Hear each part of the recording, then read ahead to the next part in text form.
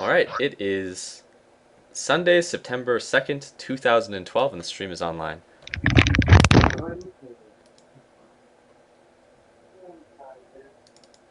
I am on I guess not the Smurf account anymore since its MMR is really high, but I told Doibs to be online at 7. He said he'd be on, and lo and behold, Doibs has ditched me. I am in Skype with Ollie right now, who just ended his stream.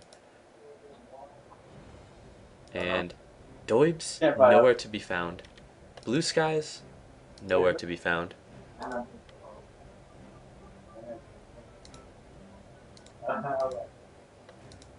Let's see what happens when I call Doibs in Skype.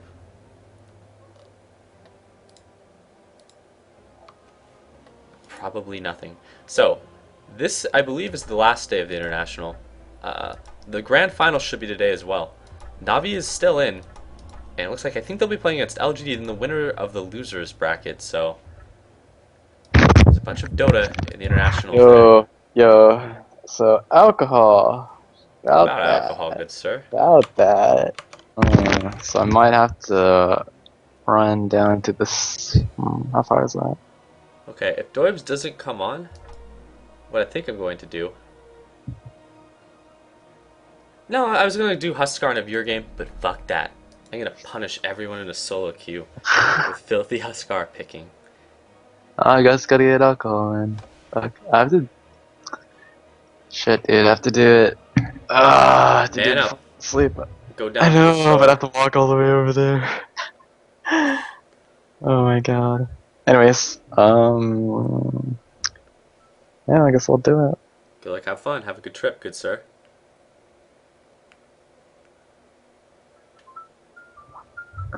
Wait, give me a sec. Nice ringtone, bro.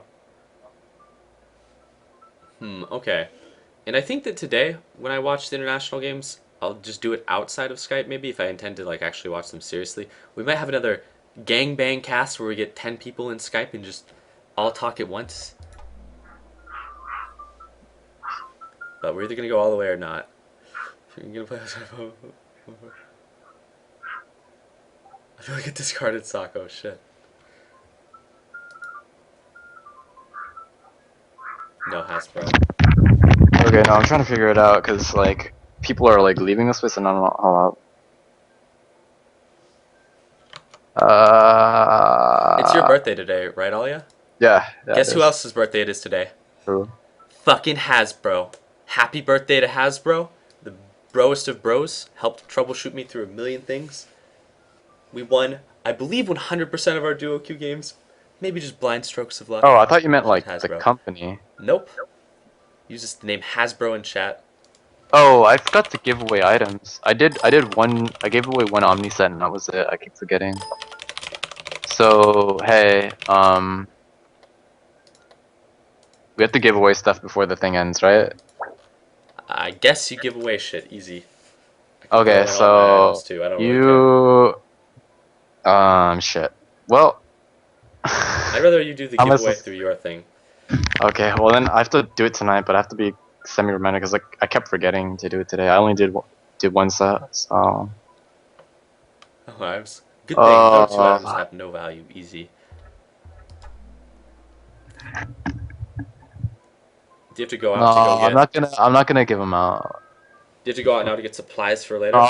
I'll do it. Yeah, no, I have to do that, but I have to like, I have to like get physically ready to go, and then like actually have to go there and like come back and like. All that hard work. Where's Doibs? Doibs fucked me over. He said he'd be online in a Skype call yesterday. And now? Now he's gone. Calico says it's his birthday. Alright, happy birthday to you, Calico. I find it hard to believe that everyone was born on September 2nd, but... Alright, so your stream's on now, right now, right? Yeah, it's been on for a bit. I'm searching for a solo queue game. It is taking forever. Because... US West... early morning, etc. Everyone's waiting for the international.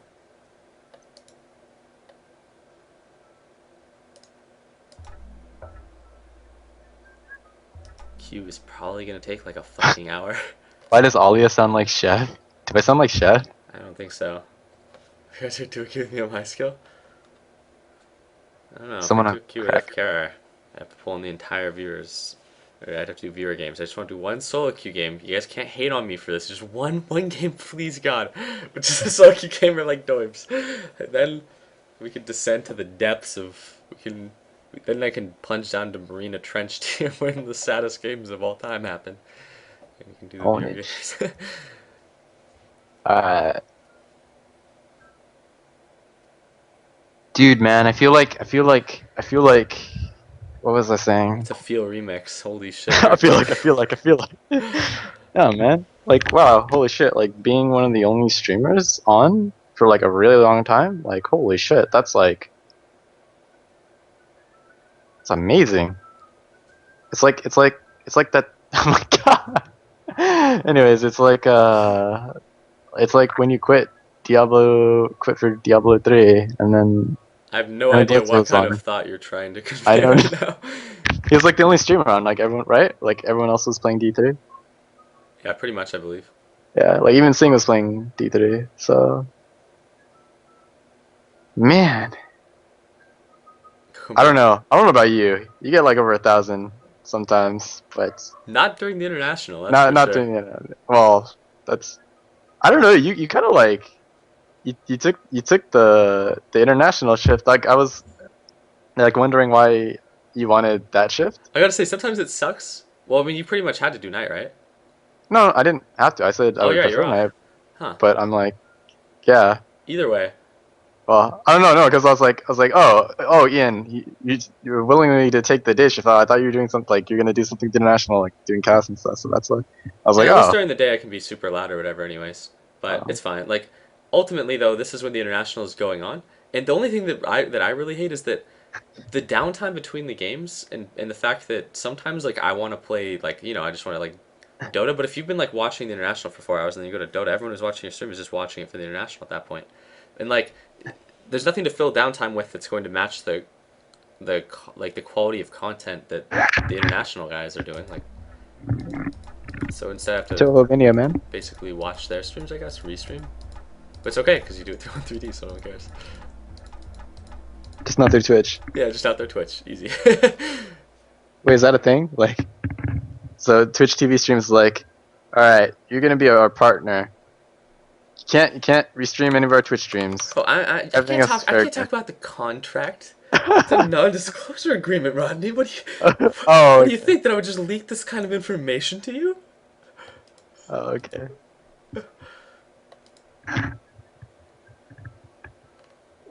32 wins account. Which account is this? Is this the low MM the starting out low MMR one that you did with Doibs? Yeah, that is now actually a pretty damn good MMR.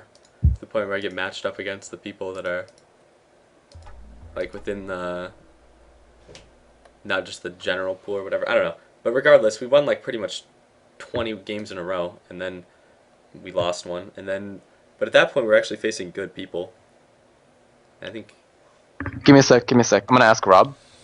Be right back. Something. 25-2, I think, or something to that effect. But at this point, we're dropping games. It's gonna take forever to find a match though, because higher MMRs, especially in the morning. This is a real problem like during the early beta, but now it's probably just a problem because it's the morning just before the international comes, and there just probably aren't that many people that are finding matches right now. Everyone's probably waiting for the international.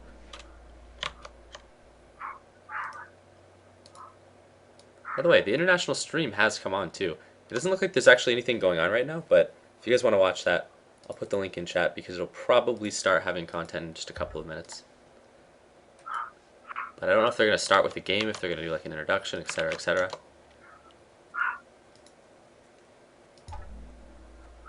Uh-oh. This is never a good sign when the search Oh my range bar god, that is full. fucking dog hates me. Can you hear that shit? Oh, I can hear the anger in the dog's barks. Fucking Christ. I, Anyways, good. I love when the search bar hits the max range after like a Hmm? 9-minute queue, because you just know that Dota has found you all of like the Brazilians and the Russians in the world, and you're gonna get matched with them. Wait, But how go long on. are you staying up for? How long are you staying up for? Do you know? I don't know. I guess maybe till 8 p.m. Probably a bit longer, but I probably as long as there's games going on. To be honest, What time did you wake up? like 8 a.m. You're gonna wake up for 12 hours and then No, I'll probably be on for as long as I feel like, honestly. Okay. When Because does the I'm game gonna start? I don't remember probably when the game gonna start. need help giving this stuff away. Just saying. Uh-oh. Because like there's like a lot of items that Kurgoth like ended up giving me to give out to people, and I only gave one set away because I kept forgetting. So yeah. Okay. Let's see if the Anyway, game are you actually... actually gonna get a queue before the international starts, or is This this? is... I know, like, is this like a 9-minute queue? What is this, like, early beta? What was the No. longest queue you Wait, ever wait, are had? you joking? Are you joking? I These know. 9 queues are like 9-minute my queues are like... normal These might... queues. Yeah, these are like short queues. If you got one of these during the morning, though, you'd be happy. What was the longest queue you ever had in Dota? That's not low priority and not a server bug. Not a server bug would be the only stipulation. Um, does it have to be like specifically stating that, or just like okay? So if not a server bug and not low priority, Yeah. it would. I don't know. Yesterday it was like 30, 40 minutes. I don't know. I've one time... I've had this shit go on, like, regularly, like, 40 to 50 minutes during, like... Really? Back in, like, the beta. Like, because I would play during that, like, that dead zone time, like... Oh, finally, after 10 minutes of queue. It's not that bad. I never solo queue on this account, but whenever we queue with Doibs now, it takes fucking ages, too. Shit is annoying. You're too high skill for everyone, Too or high too skill. They can't find anyone that can beat the Barney or Doibs too low deck. skill. It's one or the other. Okay, we'll see. So, my only thing about playing on this account, and generally when I solo queue, is I just want to win. So I don't want to do, like, some clown shit that's going to be highly entertaining.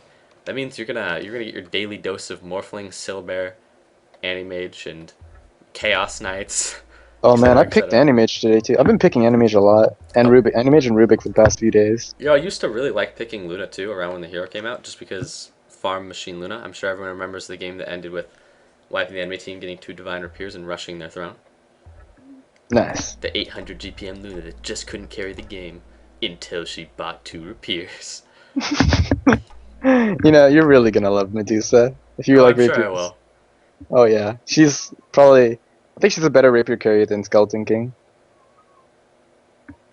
Because she basically has 2 lives, like 1 life through health, 1 life through mana, Yeah. and her split shot is, well, it's split shot, so you're. Actually, Gyro is actually a pretty good contender for rapier carrying. I would say Kunkka is like the apex rapier carrier. Maybe I think maybe Medusa might be better. Really? It's better than splashing that shit all over your entire team? Well, your Your split split shot is shot? splashing, Yeah, I guess so. yeah, Just the but it's great not on a clicker. 4 second cooldown. It's God, I just can you only run. imagine how this hero's gonna be. One, having like split shot and just her spells in general probably make her like a god tier farmer. And I would imagine that she's one of the heroes that just farms up super high and then 1v5s, just based on how she works. She probably Yeah, takes forever to get enough items. mm, I don't think she's good anymore, but if she gets items, she carries ridiculously fucking hard. Like excluding if there's no anti-mage in the game, she's probably the best 6 tier or the best 6 item carry, I think. Yeah, but I would imagine it playing Cause against an anti-mage as a Medusa would just be a nightmare. yeah, just because of mana burn, that shit sucks. And his mana void would be quite annoying as Oh well. yeah, mana void, yeah. The combination of the two would just murder you. Imagine like an anti-mage and a beastmaster on the Yeah, same team. you don't need that. Like you can be down like 1 tier 4 item or 2 even and still kill Medusa. It's pretty ridiculous on an anti-mage. Indeed.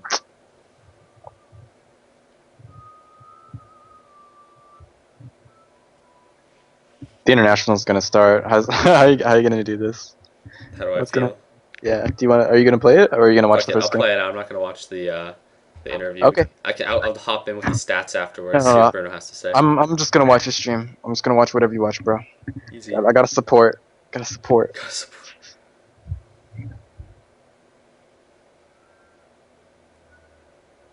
It's just against all magic. Why are spells magical?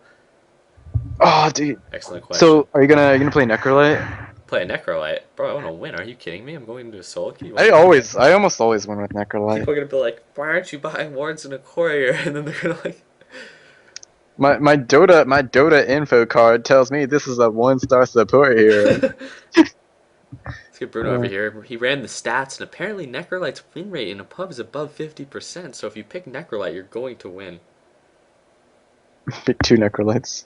You have like 110% chance of winning. Yeah, you put Necrolite together with another hero that has a hell. You could have a 40% win rate. You put that guy with an Alchemist, it's a guaranteed win, and hands down it's 100%. Nice. 55, 45 together, easy. I really want to see some sick necro buffs next patch, Oh yeah, and that'll make me day if necro comes back to Dota. if Like, Necro holy becomes a shit. hero again. Yeah, man. Necro plus 3 at 112% win rate. You can't lose. Oh god. No, but Necro used to be one of my favorite heroes, favorite carry players. I still like playing him whenever I random him. I won't go out of my way to pick him because you need that random gold to win. But yeah, yeah. But he's He's one of my that favorite. good. You just need the random gold. Just need the random gold. It's actually kind of nice. You start with like +6 more damage than you would normally. You can start with like a full Basilius in the sideline, or like more regen or whatever. And my favorite matchup is safe lane Necro versus long lane Potom. That's just so good. Or for the Necro. I love that. Like for some reason, whenever I random Necro, I always play against a solo Potom. It always happens, and I don't know why. It's like Then you the just stars offlane against align. them and then rape her because Necro Yeah. shit stomps that matchup really hard, especially if you're in the Well, safe it's lane. because you're safe lane. It's because you're safe Yeah, lane. exactly. If it was the other way around, then I mean you're gonna get owned. But you're never gonna put a Necro long lane anyway, so it's not really that big of a The deal. bad thing about that is it feels like your whole team would have to pick around you if you wanted to do that. Yeah, there was a day when Necro, you just pick him because he's Necro and he's good. Now it's like, oh, if you gotta use a crazy wacky hero, you gotta pick around it. I miss Necro. One day Necro will be good again. And when that day comes, you'll be there, Yeah. waiting. Skinner. I don't know if you know Skinner. You don't know Skinner, do you? No, I don't think so. Oh, John Skinner, Frozen. Oh, I think No, so. Yeah, yeah, Skype. Okay. yeah. That's when Skycom. He used to pretty much only play that hero. Like we would pick him. We would pick that hero for him in scrims like every game, and he fucking loved that hero so much just because of the mind games with death pulls. That man, I cannot pronounce. I can't pronounce. Can't pronounce death pulls. Anyways, just mind games with death pulse and that all. He was really good at it too. Like People I don't. feared him. He put the fear in him. He put the fear in people. Busted out the Necrolite. We won games that we probably shouldn't have because of Necrolite. Because that hero was legitimately good back in the day.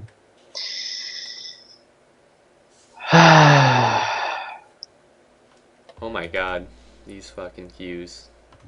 If they give Necro his range back, I'd be the happiest motherfucker in the world.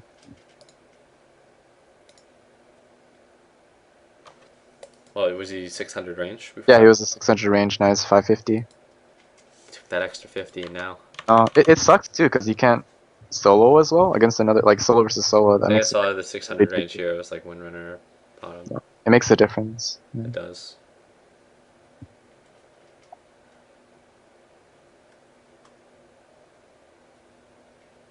Another hero I want to see do well again is Weaver. I like that hero too. What's up? I Why do you used, like Weaver? I don't know.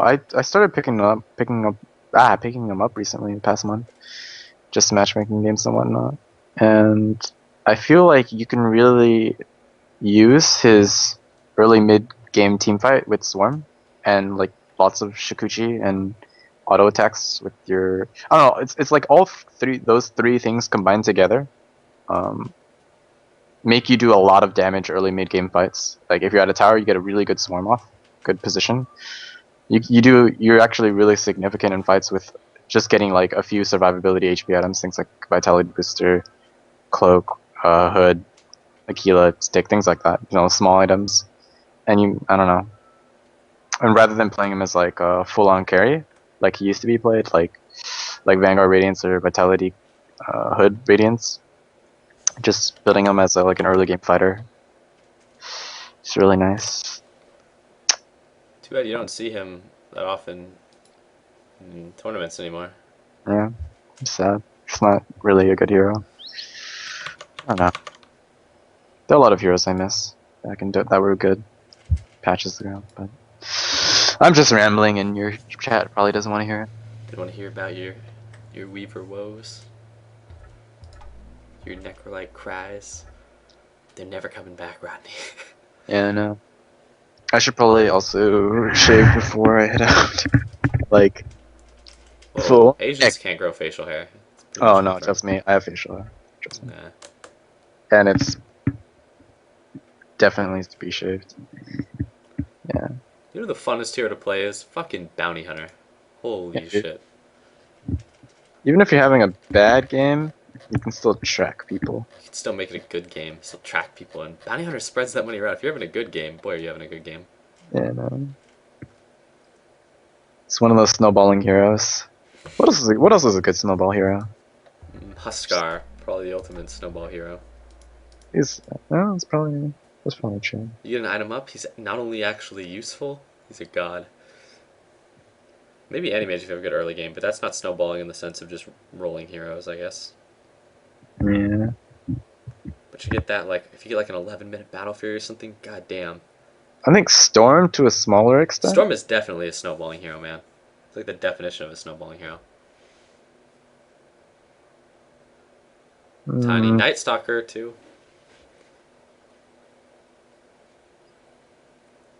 All heroes that just rely on getting those early kills and then they just roll around. Okay, enough of the Toho Classic. I've been playing too much of that. These people were whiny. If you feel the weeaboo music. You have time for filthy Weaver music.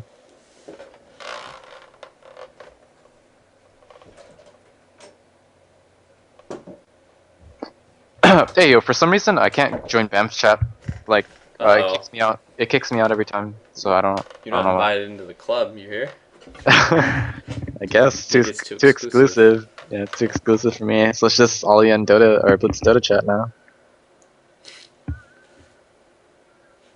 Jesus fucking Yo, Christ. they're legitimately a lot of people in Blitz Dota chat, like 130 to 150. 190 and he hasn't even streamed. Wait, really?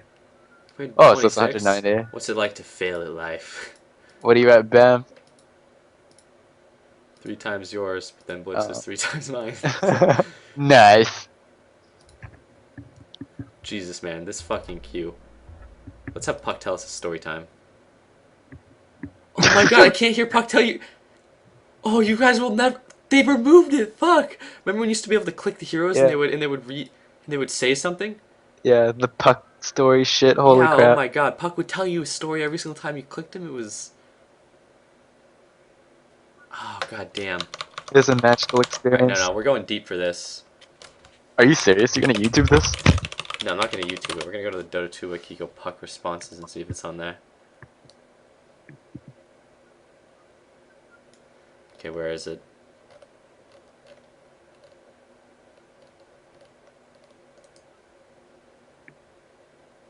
God damn it, Puck, don't fuck me here.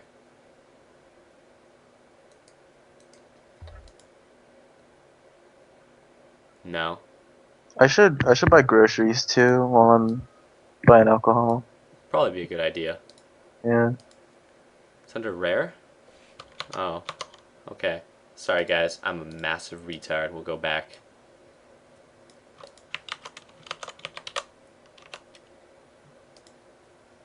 Oh, here we go. How did I miss this? It's okay. So you used to be able to click Puck, and then he would just go off on a rant. It was really annoying when you were like trying to stream because you'd be trying to say something about Puck. You'd be like, okay, you click Puck, you check his illusion, then he just starts talking, and you can't actually see what illusionary orb does.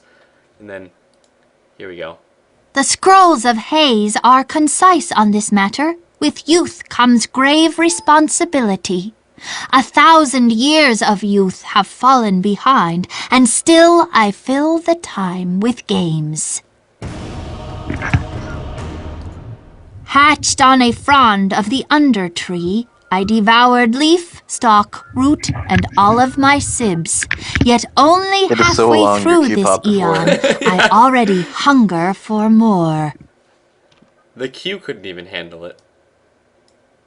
Yo, your Dota 2 load screen looks so much better than mine. Oh, I 'Cause know. mine's on the lower res. So watching you play Dota looks way better than me actually looking at from my computer screen playing Dota. Just saying. Uh-oh, this guy has Also- Navi as his avatar. He might be a Navi now. This is the full bar Q. which is never fun when full search bar happens after 20 minutes of queuing. So we're gonna see what kind of good shit I get for this game on my team. So common strategy when you solo queue is to just pick a mid hero and go mid or I feed. This really helps you to distance yourself and assert yourself as being the alpha player. So here I'm just gonna instantly grab Tiny, and then I'm gonna go. I will go mid, not mid.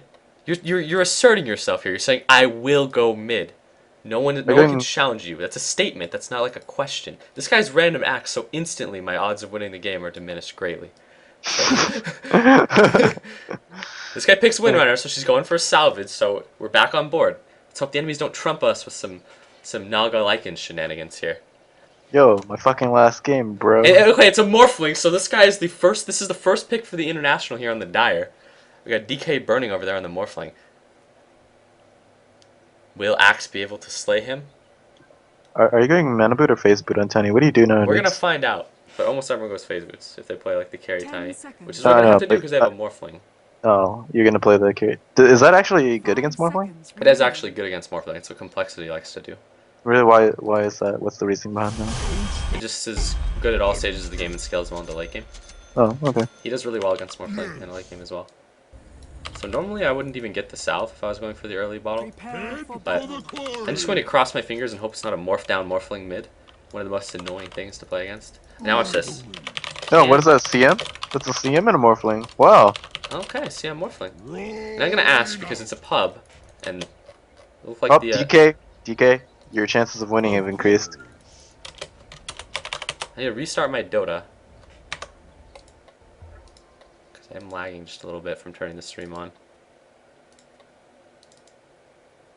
Always have to do this. Every time. It's okay because you do it early. Hopefully your team doesn't spite you and drop your items and destroy them while you're DC'd. I've had that happen to me. It was not fun. Some cloudy Tiny build? Oh, I'm gonna go the I wanna win Tiny build. Phase, Drum, Yasha, Ag, Manta? Yeah, a lot of people will skip the Yasha, but we'll see if I'm getting free farm or if I'm up against Morph Down Morphling, who will have a very fun time. Wait, what do you get if you don't get Yasha? Just to go right for the Axe is that's what TNC does, so it must be good. I think TC do Yasha though before X. Yeah, he does, but he does it both ways. The Chinese almost always go for the Yasha though, so that's the China way of playing. Are you It's weird. It's a rock that carries the green samurai sword. Well, that makes him a true samurai. Okay, so we got a Juggernaut. I'm not actually gonna check this rune. I just want to see. I just want to get a look at the view, you know, sit on the high ground. Who willingly solos top Windrunner? I don't understand. I think that's the most awful thing. Blue Skies do it. He does it. We get a Rubik, so a powerful wizard. We'll see what the enemies decide to pick as their last hero here. I hate being useless, you know. I'm gonna go down to begging for it because if I don't get the square, I'm gonna be a sad Tiny. And they got a lot of cold wizards and some water wizards. That's the hypothermia combination, so you gotta be afraid of it. Both those two cold wizards make you a little bit wet, but the Dragonite just doesn't fit into their team comp. I mean, he blows fire and cools everyone down. I'm gonna go for the most medium. Oh, dude, a level 16 ult. Oh, you're right. That's when he gets to join the Cool Kids Club and get a Super Soaker. We'll have to watch out for that.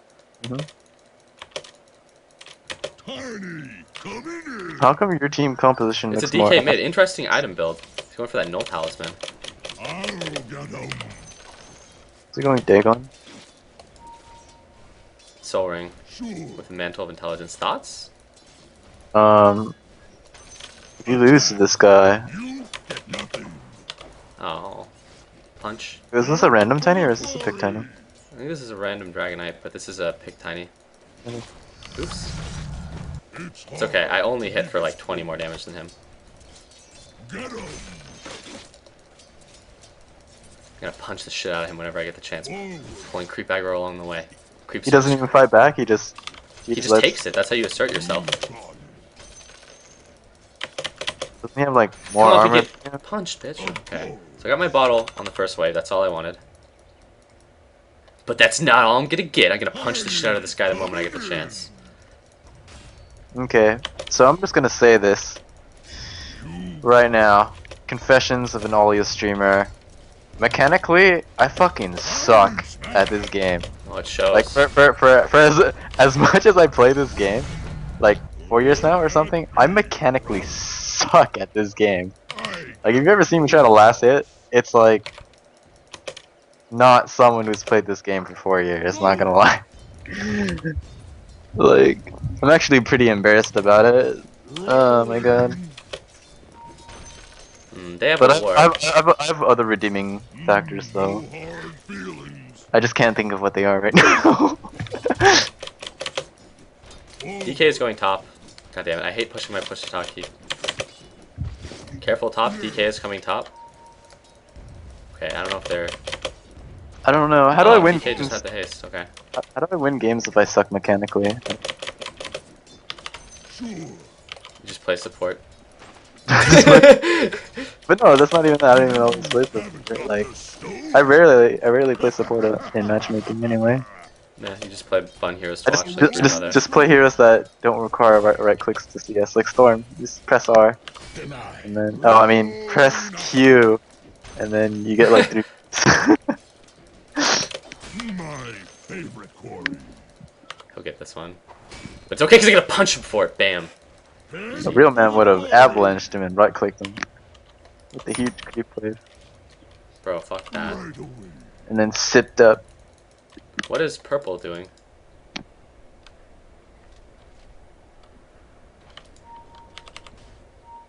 I think the only thing I can last hit with. What is happening in this game? Okay, next time the search bar hits full, I gotta dodge. Anyways, I think the only thing I can last hit with is a Quelling Blade anti-mage that's a few levels up. I think that's about it. If you're wondering why I don't play hard carries as much, that's part of the reason why. Hence my choice of anti-mage with a Quelling Blade. So it looks like we just got first blooded. It probably won't just end there. Rock on. We've a Just quarry. goes to show that you don't need mechanics to win games. Just need relatively okay decision making compared to your opponent's decision making. Public service announcement. Come on. Listen to this guy, making decisions is hard. Right away. Damn it. Can we get a ward on the rune? I don't know why I'm asking in a pub, but I can hope. You got it. Got my boots, but this guy decided. You put 2 wards on the pull and the side thing, so you're not gonna get a rune ward. The rolling stone. Toss him back. I'd rather toss him straight up so he takes more damage. Going. I thought See. I thought I could get him because if I toss him back, it's a guarantee the Rubik gets the kill. I see. Not for number 1. I like that. Like I almost got it that last hit. I feel like good solo middle players look out for number 1. Like when they go gank a side lane, I feel like they need to come out at, like, sure it's kind of nice, like just killing someone, but I feel like, you know, if there's 3 people getting the experience for like 1 kill, you're not getting very much out of a solo middle, like running out to side lane, you might as well farm mid. So I feel like I way prefer to kinda just have start to like guarantee. win my lane and just farm it up. For the quarry. So- I way prefer like in pubs. A lot of people have the misconception. I'll get the rune bottom in a second. A lot of people have this misconception that mid is like their personal gank fish. I'll come down in just a sec, dude. Rock'em Socko. Yeah, no, you know, it's just like I feel like if you're gonna play a good mid, it's okay to be a little bit selfish and try to make sure you come out ahead in a gank when you gank a side. Going. Otherwise, it's kind of like a waste of time for you, and Exactly. you're the highest level in the game, like solo. You're pretty much the most important person on your team in most cases. Sometimes it might be the carry, but Rolling stone. you know, they can farm creeps and stuff, but you need Yes. the gold experience. Gotta look out for number 1. Easy. Oh. But more importantly, though, like it just doesn't make sense to like throw your farm away really, because if you're getting like good farm, then there's like not a whole lot of reason to leave. Tiny, coming in. Oh, that's an important Especially rune. if you find a really good momentum-based hero like Storm, or Crush 'em. yeah, Storm. Storm's the example I use a lot because it's pretty common solo middle, and he can Into the ball. carry if he's got kills and a little bit of farm. Of too. course. I always see you go mana boots on this guy, but I'd like to. You said you're Not gonna gonna go. do it this game. There's no reason to. Solo mid with the bottle. Nah. Tiny, coming in.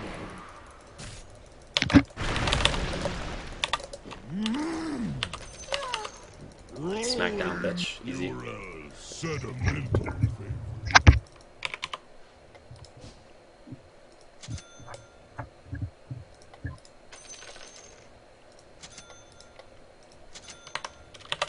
Rock on. Ooh, treads this game. What's your reason? Go hit me. Reasoning for treads? Yeah. Because it's highly likely that I'm going to be in more fights in the early game, and I think I'm going to be able to get up to people. Ultimately, like people like the Morphling, it won't matter if I have phase boots and drum or not. I got But I'm also a big fan of the treads because it's better for auto attacking in late game. But the phase boots are just way more better in early game. Are you gonna drum to or no? Yeah, probably. I don't necessarily have to. I could always opt for a blink dagger since I'm not really committed either way, but I'll probably get a drum. killing spree. Right away. Nice. Using those tread switching. Tower has been denied. Rock 'em. I gotta make that comment, just so people are constantly reminded that tread switching is good. Especially on a hero like Tiny. Rolling stone. Oh, whatever, fuck this guy. I guess I will face check for rune for the I don't know what time this game. I just You can get your ult at pretty much any level at Tiny, it's just mostly when you feel like you need it. yes. Here I instantly regret the decision to get the ult because now I can't actually do what I'm about to do. What are you gonna do? Tell him to fuck off while I get the rune. Just take out all of his HP on the way down, easy. But having a ward would help me greatly. Okay. So here's the thing about getting an invis on Tiny. It's pretty much a guaranteed kill. If I pop the rune, I'm not actually gonna have enough mana. So this is a good time for me to just go back to the well, heal up, and then decide that I want to kill a lane with the TP invis. But a lot of the time, I would almost guaranteed use this to kill my lane, just because I want to kill the Rolling lane. stone. But here, I'm going to just say, fuck it. Head And for TP the gank somewhere. glory. Is it called the Well in Han? I think so. Rolling. Your top tower is under attack. Well, Dota's the fountain. Oh, and I think it's the well.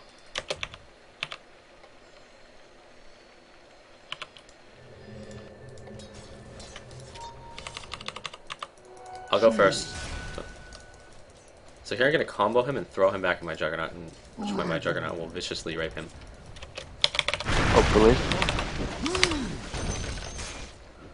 Go to the bottom right. And that's all I wanted to do with that. First you.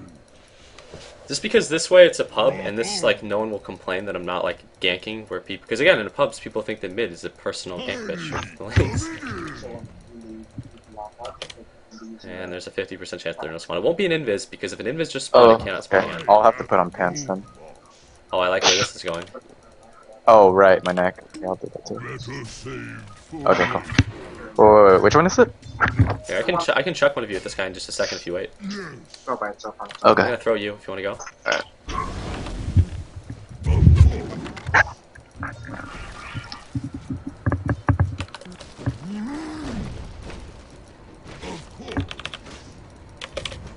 Now I have 3 heroes mid for a gank that didn't happen, which sometimes leads to these big pubby stalemates, since this game is obviously, everyone is pretty terrible. If you want to win, don't be caught in the stalemate. Yeah, exactly. That's the thing. Unless you're getting... You let your teammates get caught in the stalemate, and then you go from the side lane. Looks like That's our just the best. Axe has had a bit of a hard time over here. Sure.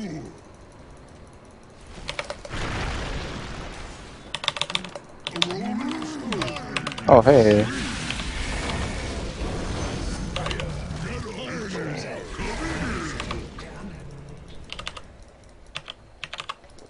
I gather Yeah, you never want to get caught in those puppy stalemates. That's a big thing that I see players do, and you want no part of that shit in general. I mean, it's okay if you're a support, but if you're on a carry or something influential, then you need to be getting ahead constantly, not Yeah, especially if sitting at mid, staring at each other, getting one creep wave per minute because everyone's gonna be clearing waves with like power shots and shit.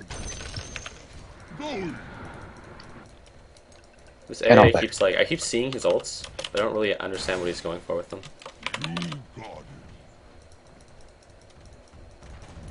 Maybe he's new to the hero and he just wants to see how it works over and over and over again. Target practice maybe? Oh my god, this is a fun tiny game. I can get that invis bot in a sec, or not. Did someone else take it? Yeah, I wasn't quick enough. That tiny night's time vision. But now I have to be super careful because there's an invis motherfucker on the map. Do you not have an ice tiny?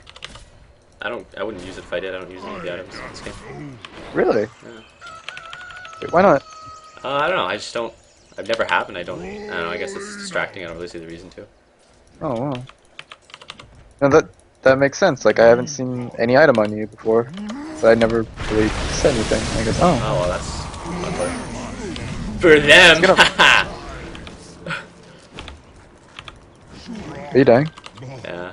Oh. There happened to be an invis guy there. Well. Well, you just. It's like you gave them a dagger on Tidehunter by throwing him in like that. All It's part okay. of the plan. Alright, so a lot of people opt to not get their craggy exterior on tiny. It comes down to the game and whether or not you think that people are going to be auto-attacking you in melee range for you to craggy them. If you're doing a carry tiny, a lot of people like to do it, so I'm going to just opt to do it, despite the fact that it's highly unlikely that I'm going to be proccing craggies on a lot of their heroes. That said, craggy has 300 range and Morphling's thing is only 350, so... Interesting item decisions by Dragonite, to say the least. What?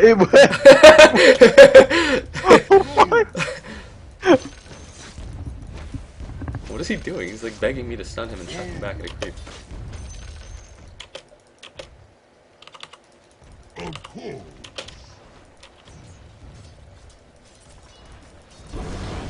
Going. Tiny Tide is really, really fun. Head for the quarry. It is. Oh, just Really? wait till Techies comes into the game. Tiny Techies? Holy shit. That sounds pretty high skill. No, you know, wait, Techies has Suicide, which does like a billion Oh. damage. That guy just tried to spit at me. I'm afraid. I can get that And- DD because now that I'm level 11, that'll... Yes, I do. It'll And you make can me also, over 400. Toss people into his mines. That's always fun.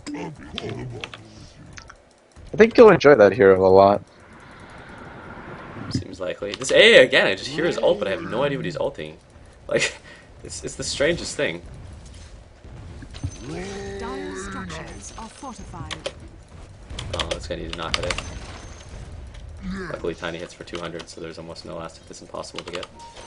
I hear him just kind of waiting for a fight to happen. The enemy's bottom tower has fallen. My favorite quarry. Tiny coming in.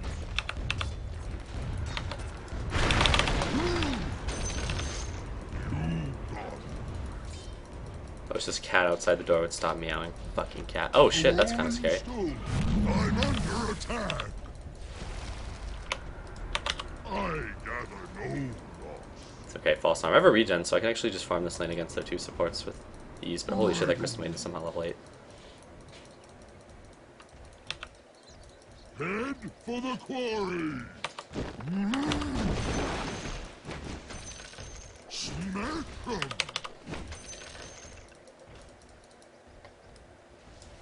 Going.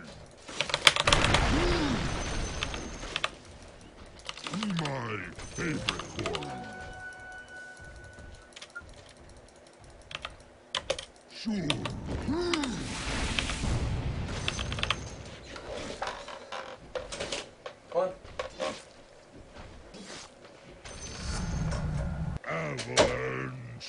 cat problem is solved.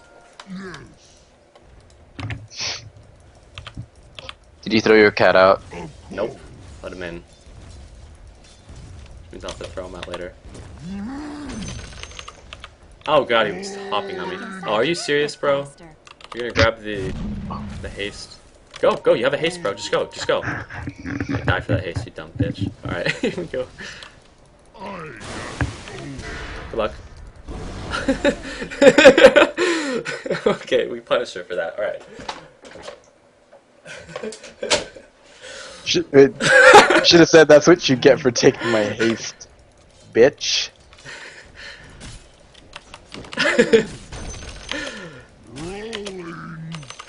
Your top tower is under attack. Radiant structures are fortified. Your top tower is That under barely attack. not hit you. Tower has fallen. A rolling stone. Time's hash. Oh, suddenly AA. He has his passive! What the fuck is this game? What level is he? I mean, nothing he's happening at any level. He's level 8 and he has his passive. I don't... I gather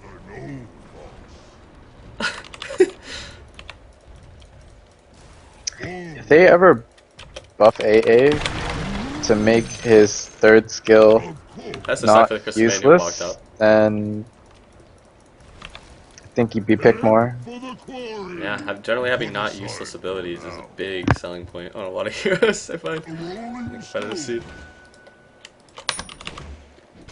I'm sorry if I'm making really, really bad statements. A little out of it right now.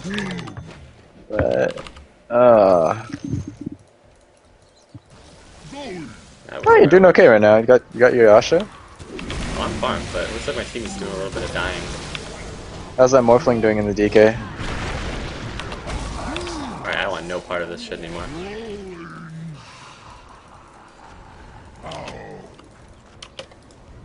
DK is just building retard items still. Tide tanking the tower? Yes, a little too hard too. Oh my god, you killed him. What the what kind of game is this? This is the 30-minute queue. This is what it gets you. Rolling out. You run really fast. Oh, I know. Attack. Rock on.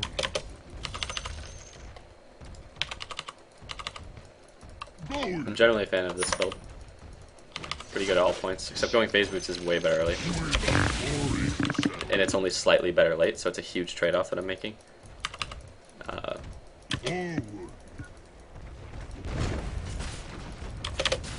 The best part about Carry Tiny, no one ever gets the last assist on the towers except you. Has fallen. Because of building attack speed and damage. And toss, just for good measure.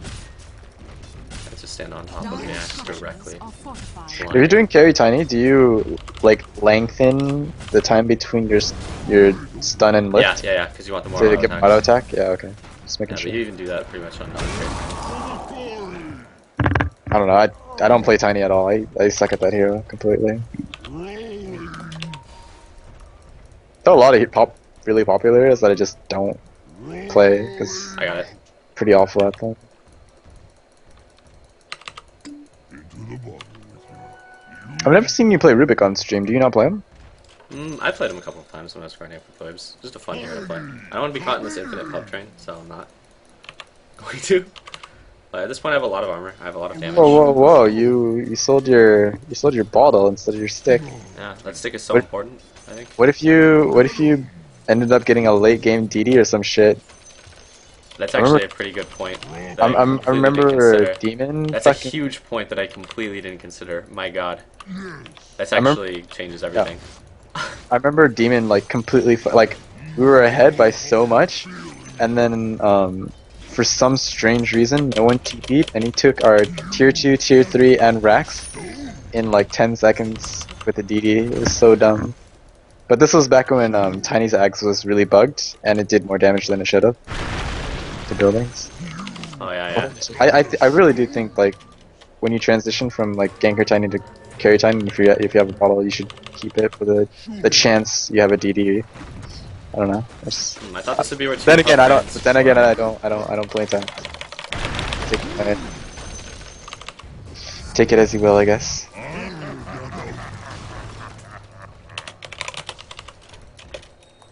Thanks.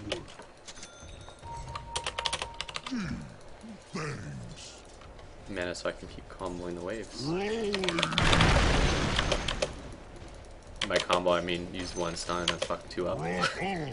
So come up Oh god, behind. I totally forgot Demon streamed. I haven't seen him stream in so long because of the boot camping plus international. Yeah. Seems like to They be ready, didn't stream son. boot camp, right? They didn't stream the boot No, camping. of course not. What kind of team would stream their boot camp? Yeah. Or I mean, not during boot camping, not the actual boot camp, but like pubs. I gather I no. remember Universe did it for a while, but I remember Demon not actually playing pubs. Yes. Just a little bit weird. But Rolling out.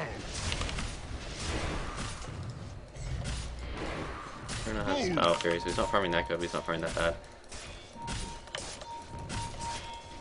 They have a smoke. Smoke? what are the Morphin DK's items looking like? DK is just building shit items. He has like a helmet with a Dominator and pretty much nothing. But the Morphling is looking fine. He has a Ghost Scepter. Of course. And this DK is actually stacking. Nice con, bro. Sick Ravage. For the quarry. Like how like you're like running away and like, oh, I'm not gonna get hit by this, and you walk back in. There's a Bye. carbon footprint for Are you dying? No, I'm fine. I always worry about Ian. I don't want you to get hurt. you. The AA ult and the Ravage certainly owned us, but I'm okay with that fight. I didn't die, and I got a lot of experience for it. And I'm going to be level 16 with my Axe, at which point I'll be far and away the strongest hero in the game. I gather no loss. But this has been a pretty pub level game so far. I think everyone is pretty awful. Hard currency. And also the build that I did opting for the treads instead of the phase boots is going to start paying dividends relatively soon. As soon as I get the Axe on level 16, at which point having the marginally higher attack speed is much better than the damage the phase boots gives you. However, being able to phase is a pretty big deal, and the run speed synergizes. Surprisingly, it's weird to think about, but run speed synergizes really well with more run speed. Well, that's a good rune. Invisibility. Might have ran by that. I Coming in. wonder if he's actually clearing it. Because he has this thing standing guard. And what do we have here? Going. What do So we- how's this gonna work? I don't know. Hopefully, Axe, I need you, bro.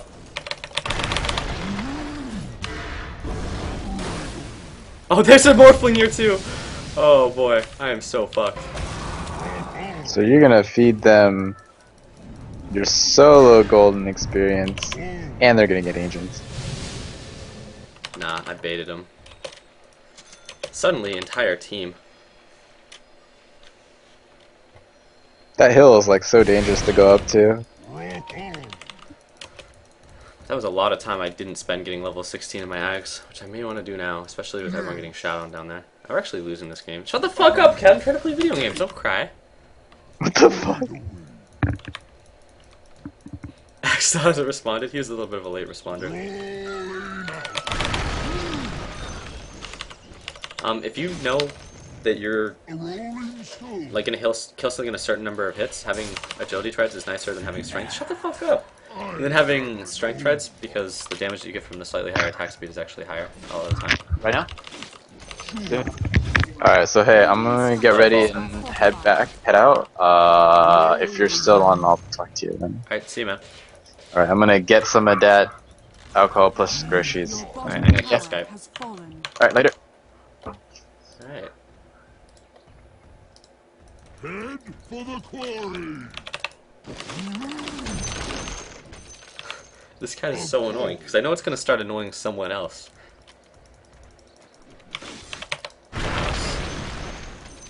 He just sits just outside of that door. It'd be fucking annoying. But I really want the level 16 Ags. I want it so badly this game. Especially now this DK is going to start getting big. My favorite core. Get after this wave. No! Forward.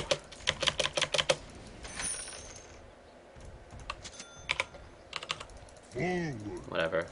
I have to wait another couple of seconds to get it. Not waiting on the courier, rather, but just waiting on the camp spawn. And then I'll be much stronger than I was moments before. Don't block the camp. Thanks.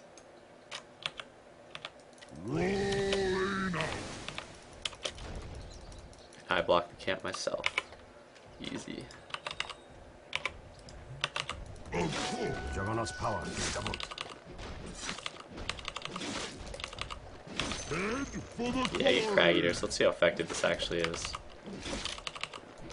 2 craggies. But the stun on craggy is actually really, really long. Even lower. 1.2 seconds is a Would big you deal. look at that? And bam, I'm huge. I'm enormous.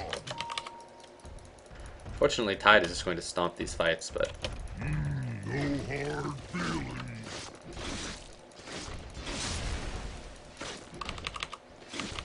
I can farm this relatively efficiently. My capstone. Next, I would either go for the Manta or the AC. A lot of people just get the Yasha and leave it at Yasha. Don't block the game, then I block myself. Oh, I know. Going. We've a quarry to settle. My Deeps is huge now. I farm pretty much as fast as a Battle Fury hero, but the problem is that you don't get it early enough in the game. Sure. Juggernaut is going to get kind of a shit item build. Like, he needs a BKB with the Ravage. It's weird to think about needing a BKB so much on Juggernaut, but that is still a thing, I guarantee you. On. Smoke. Hardy. Coming in. Yeah, I'll draw a battle plan because a lot of pubs get confused and they smoke. Now I run super fast and like Sonic the Hedgehog. Somehow Axe is keeping pace. I guess it's those Tranquils and Axes innately low run speed. Tiny's actually base run speed is really low. Coming in. Oh, she got shot. Rush 'em.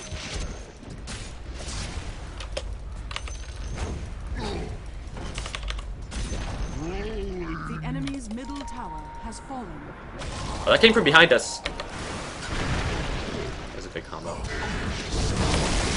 was a big Ravage zone. I'm gonna get frozen up. And that is bad because if I can't auto attack, we're gonna lose the fight. Uh-oh. And they're going on the Morphling, who's pretty much unkillable because he can morph. Yeah, everyone was trying to kill Morph. The reason we lost the fight was because everyone was trying to kill the Morphling in the back. But short of getting ravaged into cold feeded, I think that we're actually gonna have a good chance in the fights.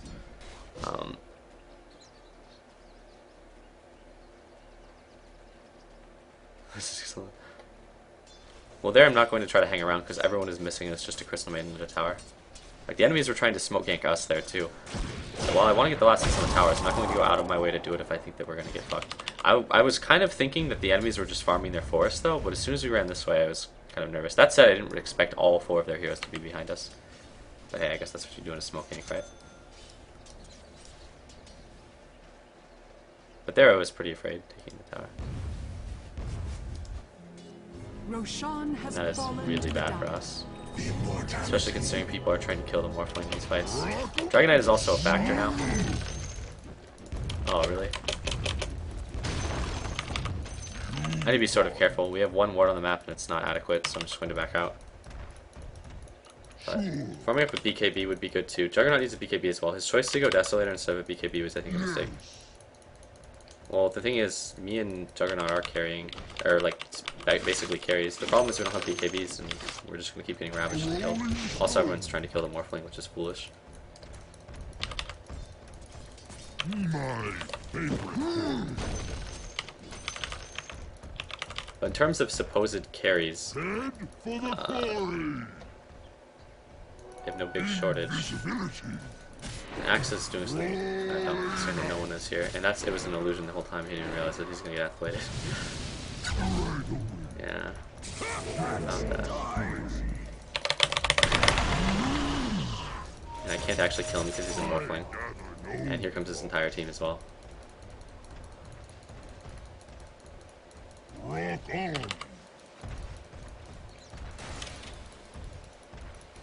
We've a quarry to settle.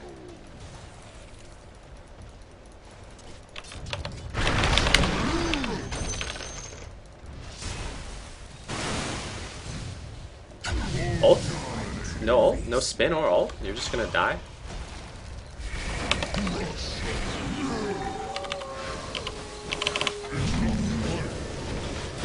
Use all of their stuns, and then they get Adapt Destruct just by the end. Spin is instant. I think we lose this game though. I don't know what this guy's actually doing. And it's been a pretty low level game actually. I didn't see that coming, but then again it was like a 30-minute queue. In terms of levels, we're massively behind. The Tidehunter, Dragonite, and Morphling are way up in levels, and no one is on par with that. Juggernaut is actually at okay level, but it's just the fact that the Dragonite, Morphling, and Tidehunter are really, really strong. The Morphling also hasn't died yet. He's pretty much given a free farm lane, which is to be expected against a Windrunner when he has the support, and the Windrunner is hard lane, but I think we lose. And getting Deso Vlads. But we're still up in towers. That's kind of expected, though. Your top tower is under attack. The game isn't unwinnable, it's just that we're horribly behind. And when this guy gets a Scotty, he's going to be way stronger than me. At least temporarily.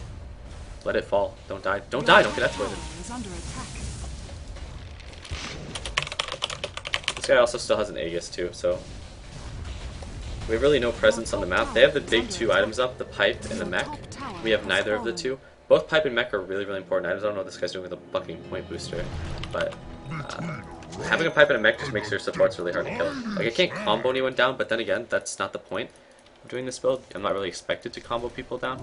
It's just that I can't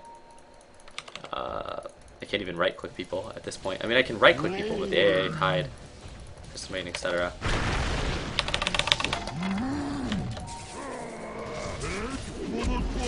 Axe is taunting the creeps. Spin? Oh, nice.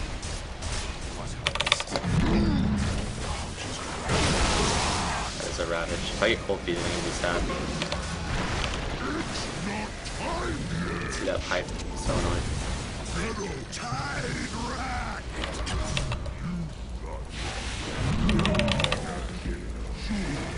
But we're gonna toss her back. Just toss her Going. Dominating. This is all we can do. It's the best trade that we can get. We actually got the Aegis there. It wasn't a horrible fight. Now it's about to be a terrible fight. This guy thinks he can win. I could have gotten away because he's a Windrunner with the 4 staff, but instead he opted to die. Generally, I prefer not dying, but I guess he felt differently. This Cast is now level 16, which compounds the problem. When they get a Scotty and that, Tiny stops being very powerful or effective. I can blow up the creep wave and that'll slow them down. I don't think it'll stop them altogether. It has a chance, but again, their levels are just through the roof. Like level 18 Morphling is huge. But the thing is, in a game like this, oh, anything can happen.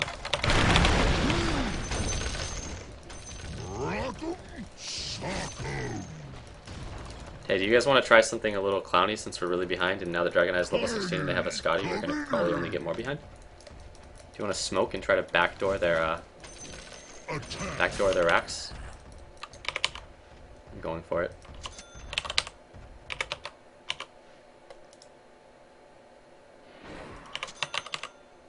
Oh, I agree.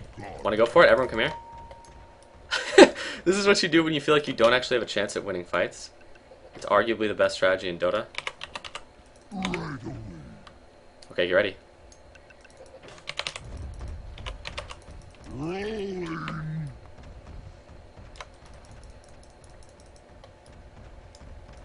It's okay. Axe's presence this game has been questionable from the beginning. We may actually be better off. No intent Axe. This is typical Axe picker. Okay, they're here. Just go.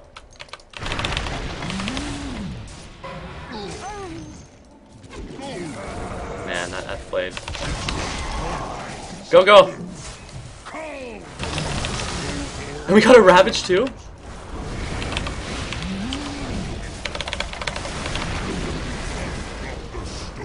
Come, lifesteal, lifesteal, lifesteal, lifesteal!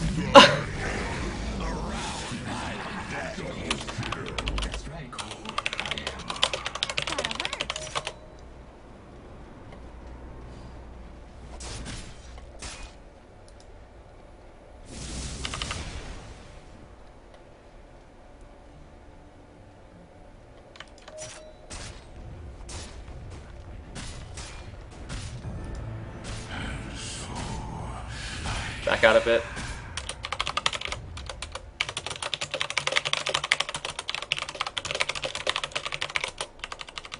Hey, ulted? Yeah, but it expired towards the way end.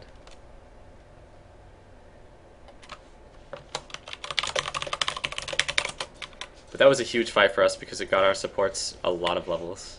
Also, Rubik has finally stolen Morph, so now he has 1800 life, so he's a scary Rubik.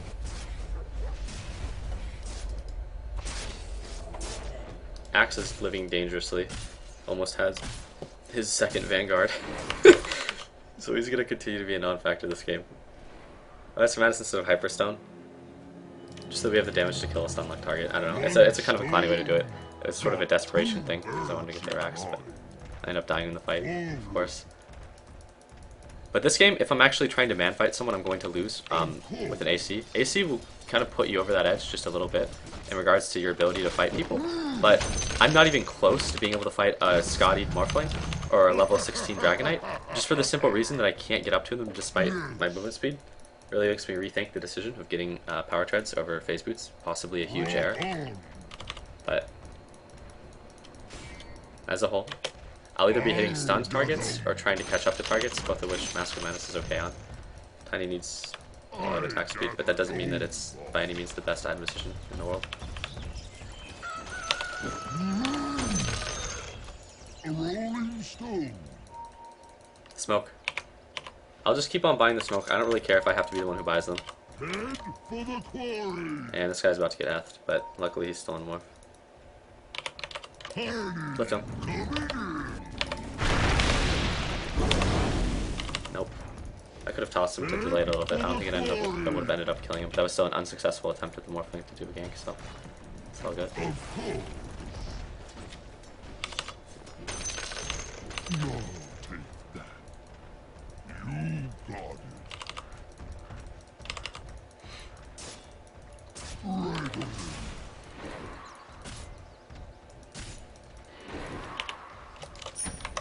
I gather no loss. So normally I would get probably the plate mail before the Hyperstone on Tiny, but in a game like this where I've already bought a Mask of Madness, it would be pointless since all I'm looking for is a lot of damage on a single target. But I need a buyout first and foremostly. Radiant structures are fortified. That was a waste of the fortify. Axe is going for a heart so he can continue to be useless for this turn, maybe not die as much.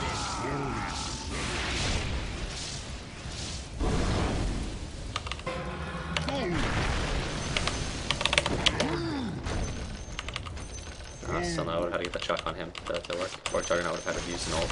I don't think Juggernaut expected that to go as well as it did. Rock on. I can actually forego having the buyback if I choose to go that route and just pick up the Hyperstone, but I'm really not willing to do that because it has a lot more potential to throw the game.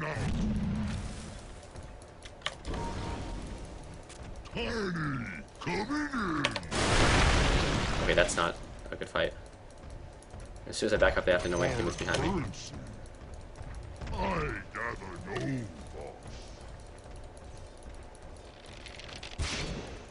loss. My team isn't behind me, rather.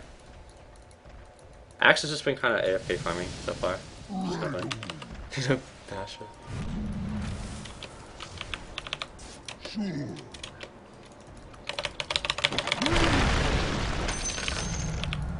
Rock on. We do have a ward covering Rosh, which is good. Of course. Ty just went to Rosh. Never mind, he's just fine. Get 'em.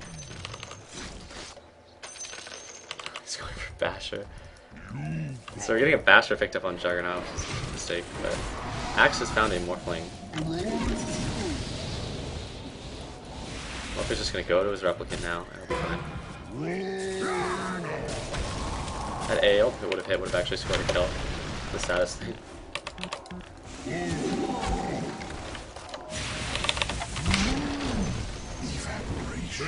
For the cause, you.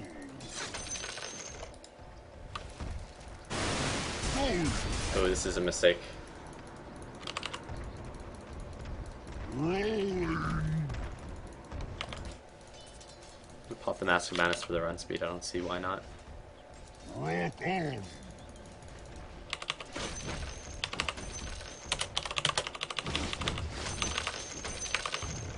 Rolling out.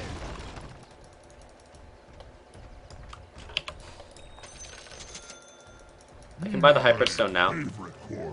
but I'm gonna need to be near the Rosh pit in a second because it's highly likely the enemies are gonna look to Rosh. Hardy.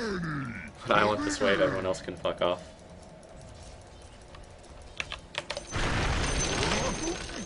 Yeah. Nice try, bitch. It's hard to be this good. They can still F-blade. Cold.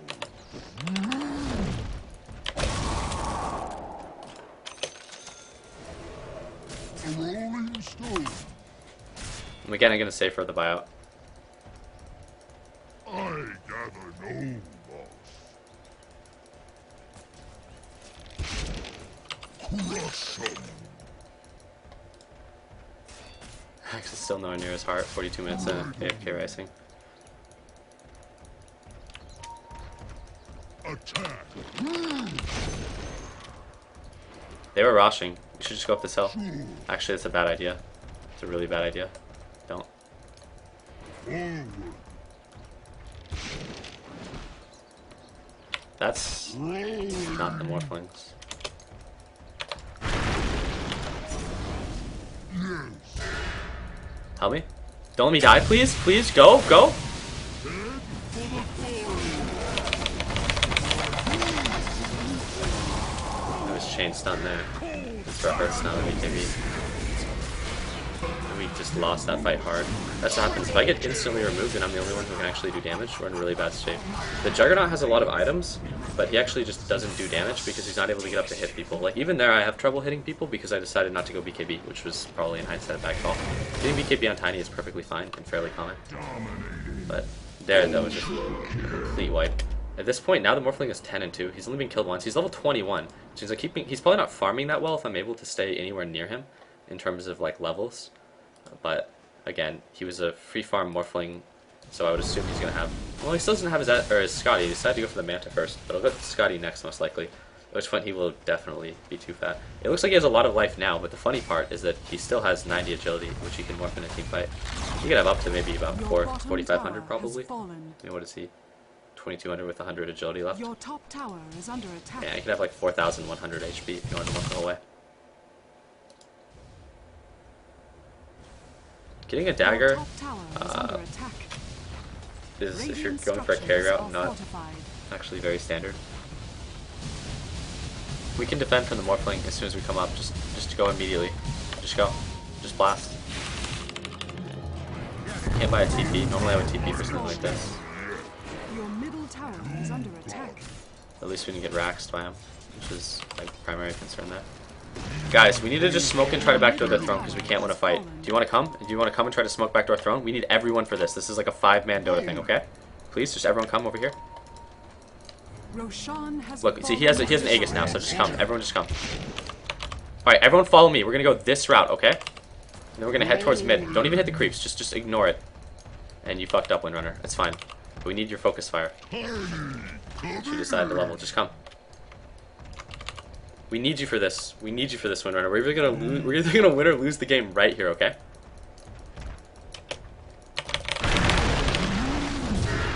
Sons?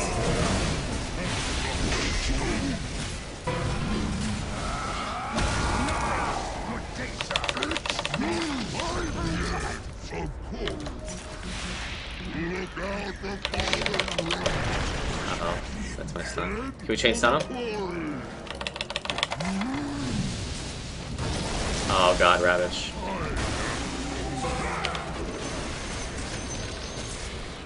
Are we hitting 2 different targets? Yeah, I guess we are.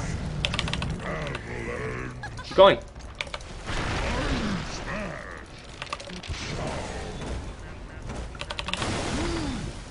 Oh my god, he got picked up and instantly put down. I could have thrown him back though. Dire's structures are fortified. Just keep hitting it. Drop a healing ward if you can. Oh, never mind, it's not cooldown. Just get the melee racks and thrown. Just get melee racks and go. Or just keep going. Just try to throw. The enemy's middle barracks has fallen. We've a quarry to settle.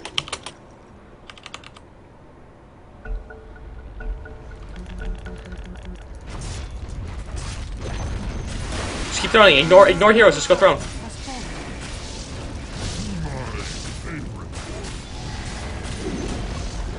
The enemy's middle Let's tower run all standing on top of one another.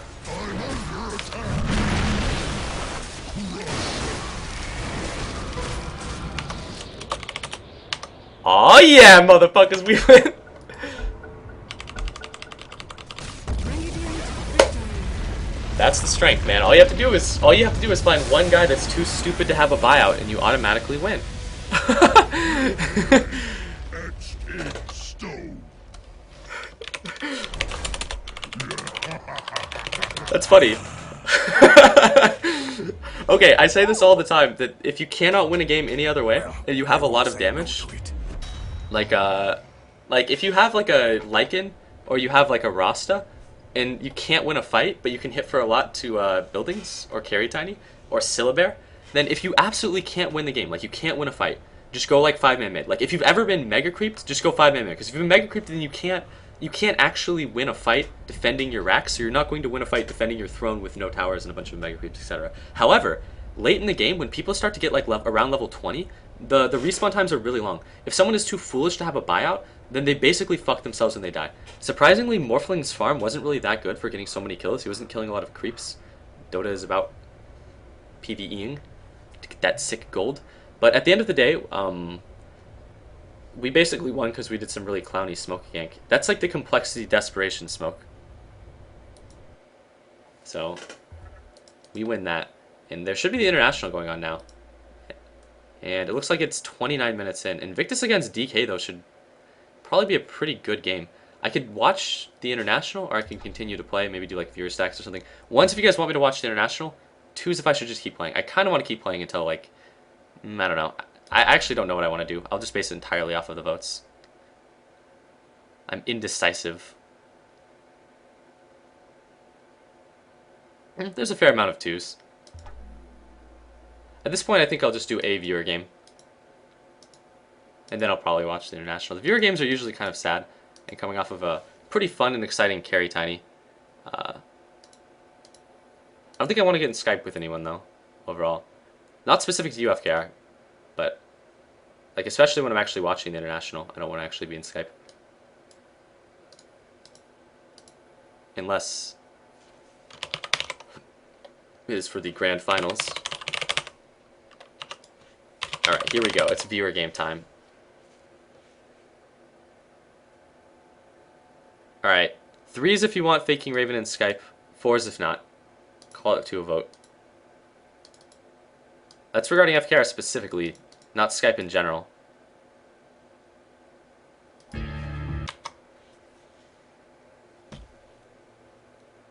That is way more 3s than I thought it would be, to be completely honest, but it's still vast majority 4. I'm just going to base it entirely off of begging in the BAMF chat with FKR. He gets automatic invite, no begging required. I won't give preference to people that message in game or anything. Okay. Actually, fuck US East.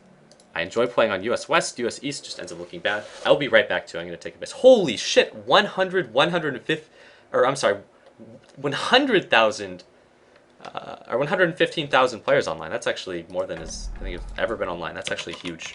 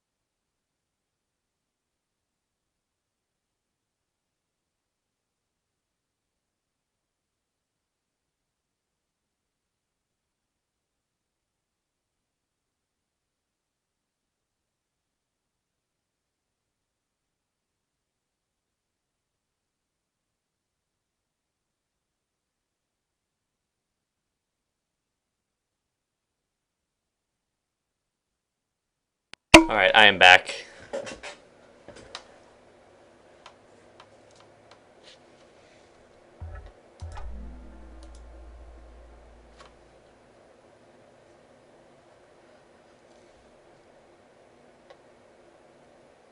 I wouldn't be surprised if DK ended up winning.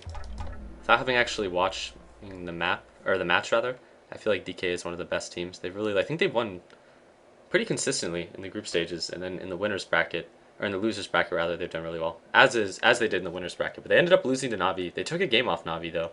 I won't actually watch the game. I just want to quickly see what's going on while the queue is still taking forever.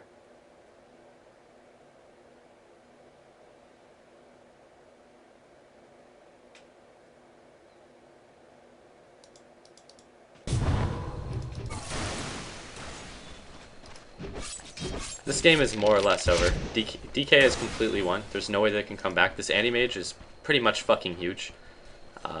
Morphling is only farming at 390 GPM. They have a Chaos Knight too, but Chaos Knight is completely shut down. Chaos Knight's gonna get a BKB, it won't matter. Morphling already has BKB, which is... you don't always see the Morphlings go the first time BKB. If they have to do that, they're losing. Yeah, Anti-Mage is won. There's no way they can lose this game. In fact, he's even opting for the Butterfly instead of the Heart. And Invoker is not exactly huge, but he has a good amount of items, so yeah. It's not even worth watching. DK has won. It's just a matter of time. There's literally no way that IG could win that unless burning single-handedly through the game, like dying without a buyout. But there's no way that that will happen in the International, especially when DK is a good contender to actually win the full $1 million.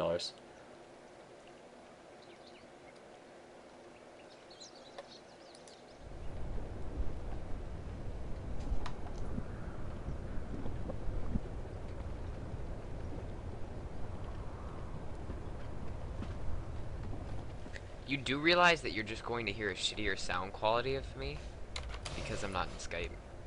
I'm not intentionally avoiding you. All pick. I'll let the people decide. There was an even amount of 3s and 4s, faggot. I don't think that's true. I don't know. I don't know what strategy I want to do. Right now they have Enigma Darkseer. So That's completely untrue. This is unfun to play against. Oh, we got a Huskar already. Okay, we got a Huskar off the bat. Normally I'd play like a Chaos Knight, but it's inevitable that I'll play a Chaos Knight later in the day anyways. So I'd rather just pick a hero that is powerful. Alright, they're gonna have a melee mid, so I'm going Earthshaker mid. Okay, so I got Earthshaker mid and a Huskar who's going to be taking farm for me. So this is looking really good already.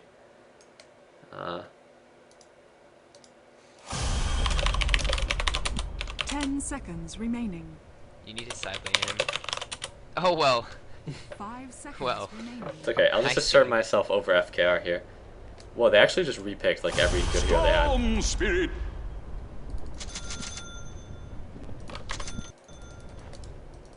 Forward. Prepare for battle. Look who's turned into a support for bitch again. God forbid the support Earthshaker. Without a doubt. Unfucking heard of.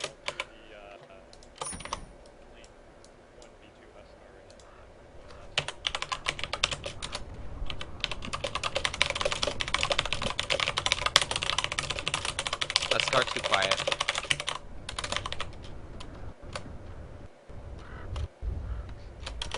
If you're up against a solo Darkseer, oh, well, I guess they don't have a thing that's going to jungle, so never mind. This is going to be really weird. Uh-oh. Oh, God, we have Joshy Dark. Joshy Dark! Oh, What's up? God, it's Josh. Okay, so right now we're in the Joshy Dark, Dan Registrations, Fake King Raven stack. I actually feel as though there's no chance we're going to win this game. I'll let you guys... What do you guys think? Ones you think we're going to win, twos you think we won't. These are probably the lower echelon of the viewer stacks. And that's pretty low, considering it's a viewer stack. And this is Dude, we can kill, like, level 1, I'll stun, and then... actually fine. Now I'm going for 4 branches instead of 3 because 3 branches is like the bitch mode. Like I want to make sure I get the bottle after the first wave. But for me, like I'm playing a Storm Spirit who's one of the best like last hitters on the first wave because you can actually just throw down a remnant or two to guarantee that you get your bottle. Like Storm Spirit is pretty retard proof in fact for the laning phase. Just in general, there are a lot of matchups that do really well against him. In this game, it's almost a guarantee I'll be up against like a melee here with the Quelling Blade. which is fine. We are Which agreed. means they'll outbase damage me heavily. And there's no hero mid yet. Storm It's a spirit breaker. Let's kill him. Still no hero mid. Ha ha! Ooh, who's that handsome devil? I grow stronger. Oh, they're getting a little aggressive there. There's no hero mid. Careful. Stormy It's weather literally a time. free farm lane, as it would appear. I don't play a whole lot of Storm, Get set but for Storm is a heavy really weather. good hero. He's also a really good hero to play in solo queue. Looking good. Especially because if you're not confident with your I think team. Visage is going mid.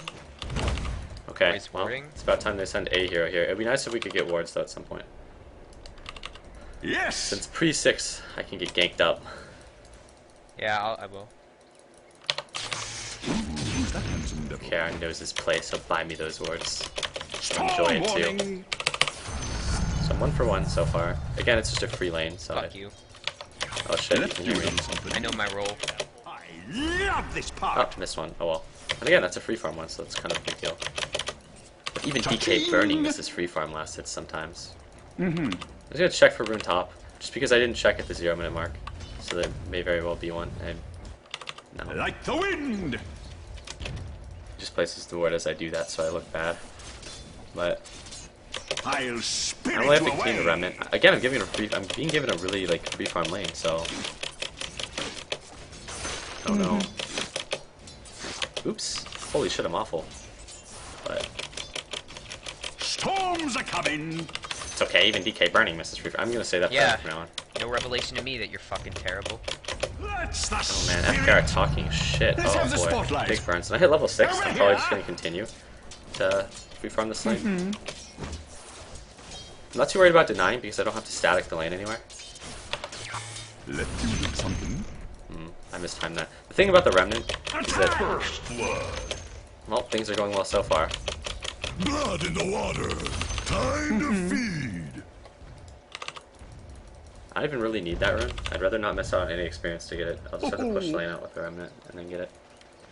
Someone's using the courier, so they're using the walking courier for whoever boots the lane that's farthest away. Let's see if I can time the remnant. Looking good. Okay, that lasts way longer than I expected for it to actually go. Without a doubt. One of the reasons being some other streamers like explicitly avoid playing Storm Ha Spirit just because you're always going to get compared to Blitz at the end of the day. If your Storm Spirit isn't 50-0, you die. So I'm just going to do the Blitz Dota, and I'm just going to get a lot of items, and then I'm going to go fucking own. Except he doesn't get a lot of items before he owns. decant this He pretty a much bit just later. owns every time he gets an ideal rune, I guess. But no Storm Spirit wants to leave his lane before getting level 6. But if you look, I missed 2 creeps and some experience just to get this rune, which is arguably not worth it. Well, I guess I only missed 1 creep of experience, but I missed 1 potential last hit. Such greatness deserves to be shared. The spirit moves me. Again, I'm kind of surprised that there's literally no hero in this lane.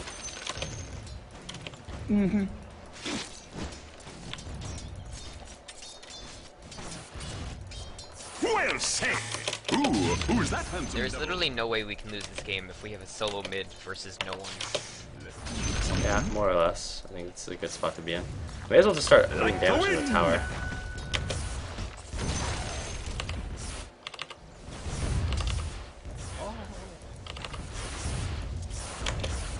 Stormy weather time. I Yes. don't want to lose the Alright, illusions. free farm for me.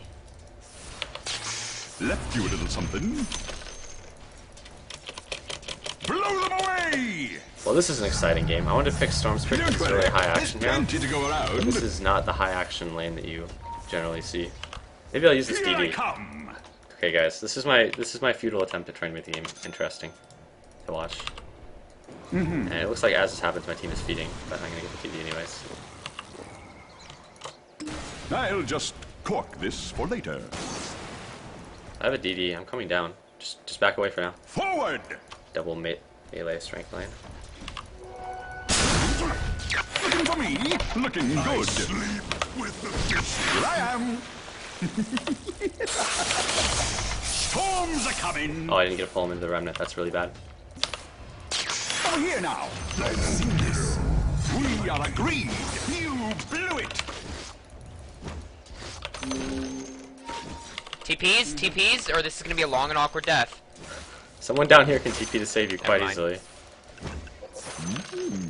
Alright, I'm alright. Calm down, Faking Raven. Jeez. I'm alright. Alright, so He decided not to man up. the blitzing has begun. This is where The wind. I have literally free farm into kills. So if I fuck The this up, spirit moves me. well, this is actually a game that can get fucked kind of hard. Because Void is an annoying hero. But Let's the I'll just free farm up like a Bloodstone, and then I'll fill it with charges and win. That's my game plan.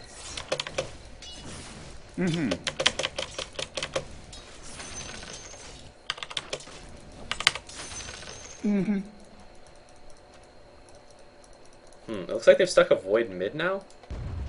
Oh, he's level 5, what the fuck? Did I get first blood or something? No, he got experience for it. He's level This ought 6! to come in handy. Jesus, this Void is getting way more experience than you should ever get with the lane he had. But all he has is a Morbid Mask. What the Forward. fuck? Suddenly Visage as well.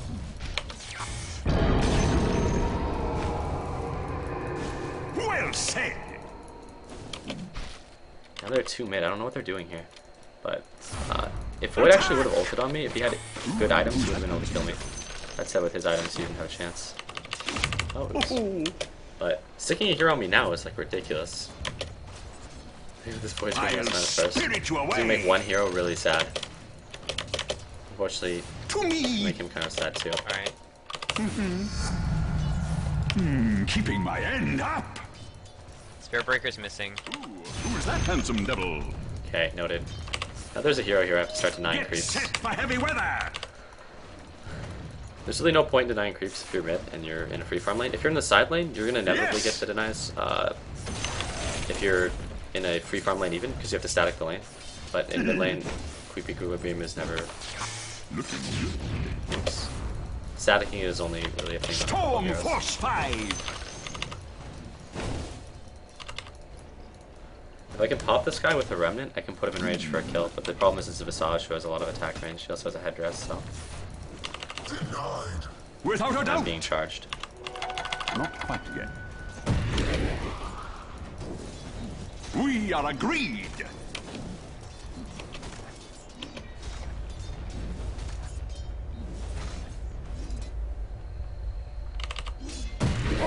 There's a mystery rune bottom. Who's that handsome devil? Here I come. Everyone missing, I'm not going to go for the mystery rune. Well, I guess I can, but this is dangerous and it's actually foolish for me to actually try to go for this, especially when I'm free farming relatively safely. Forward. Can we get TP's This bottom will and get kill better bot? with age. Like, Earthshaker just TP bot? Yeah. Well said. But I don't have any mana, so... Scar is farming extremely poorly. Without a doubt. Oh. Note he's level 7. Well, actually, he's keeping up on levels, but he's basically been jungling Huskar, which It's is... getting awkward for me. Wow. Are you serious? He just got Spirit Breaker charge. He sounds a little bit upset. Left you a little something. I don't know about the jungle Huskar. Storm Tashi Dark warning. calling up Garfield, he's reaching new lows. Oh god, missed another one.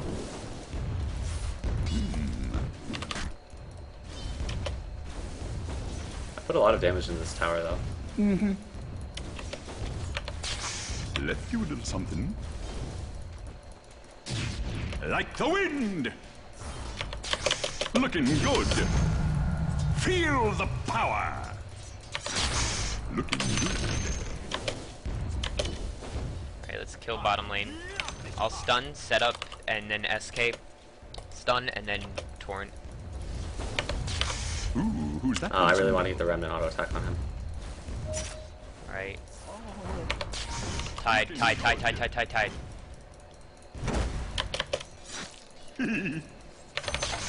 Left you a little something. Oh, he's gonna get to walk away.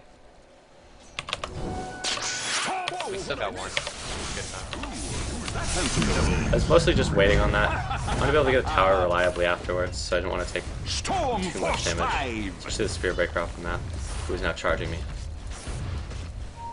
Oh god, I wanted that courier. Oh well. Where's the party? Radiant structures are fortified.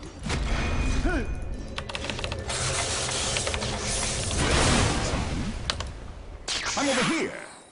Sand King? Yeah. Oh, that's fine. Oh. That's the spirit. Leave it. I realize there's an illusion in there, bro. I'll get it in a sec. What the fuck, dude? Are you fucking downy now to go back to the pool? Joshy Dark, you fucked me. We are agreed. Oh god, Joshy Dark.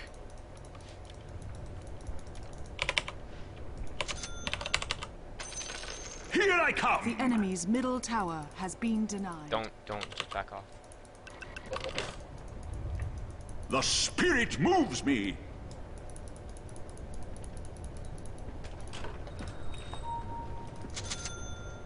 Send illusion in to bait out the gush. It's not time.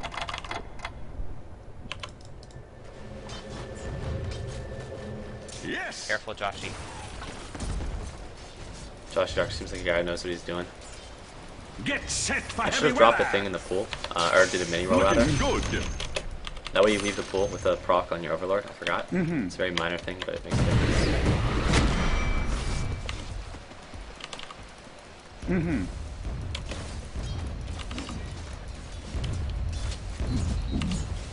Yes. Yeah. Roshan has fallen to the Immortality. down. Looking good. Let's do something. I'll spirit you away. What about Venom? I don't have a TP. Well, I mean, I do, but it's on cooldown. We are agreed. Why is no one helping him? That's like the longest death of all time. Left you a little something. Did Tide use Ravage for that? Like the wind. Who's that handsome devil? Oh.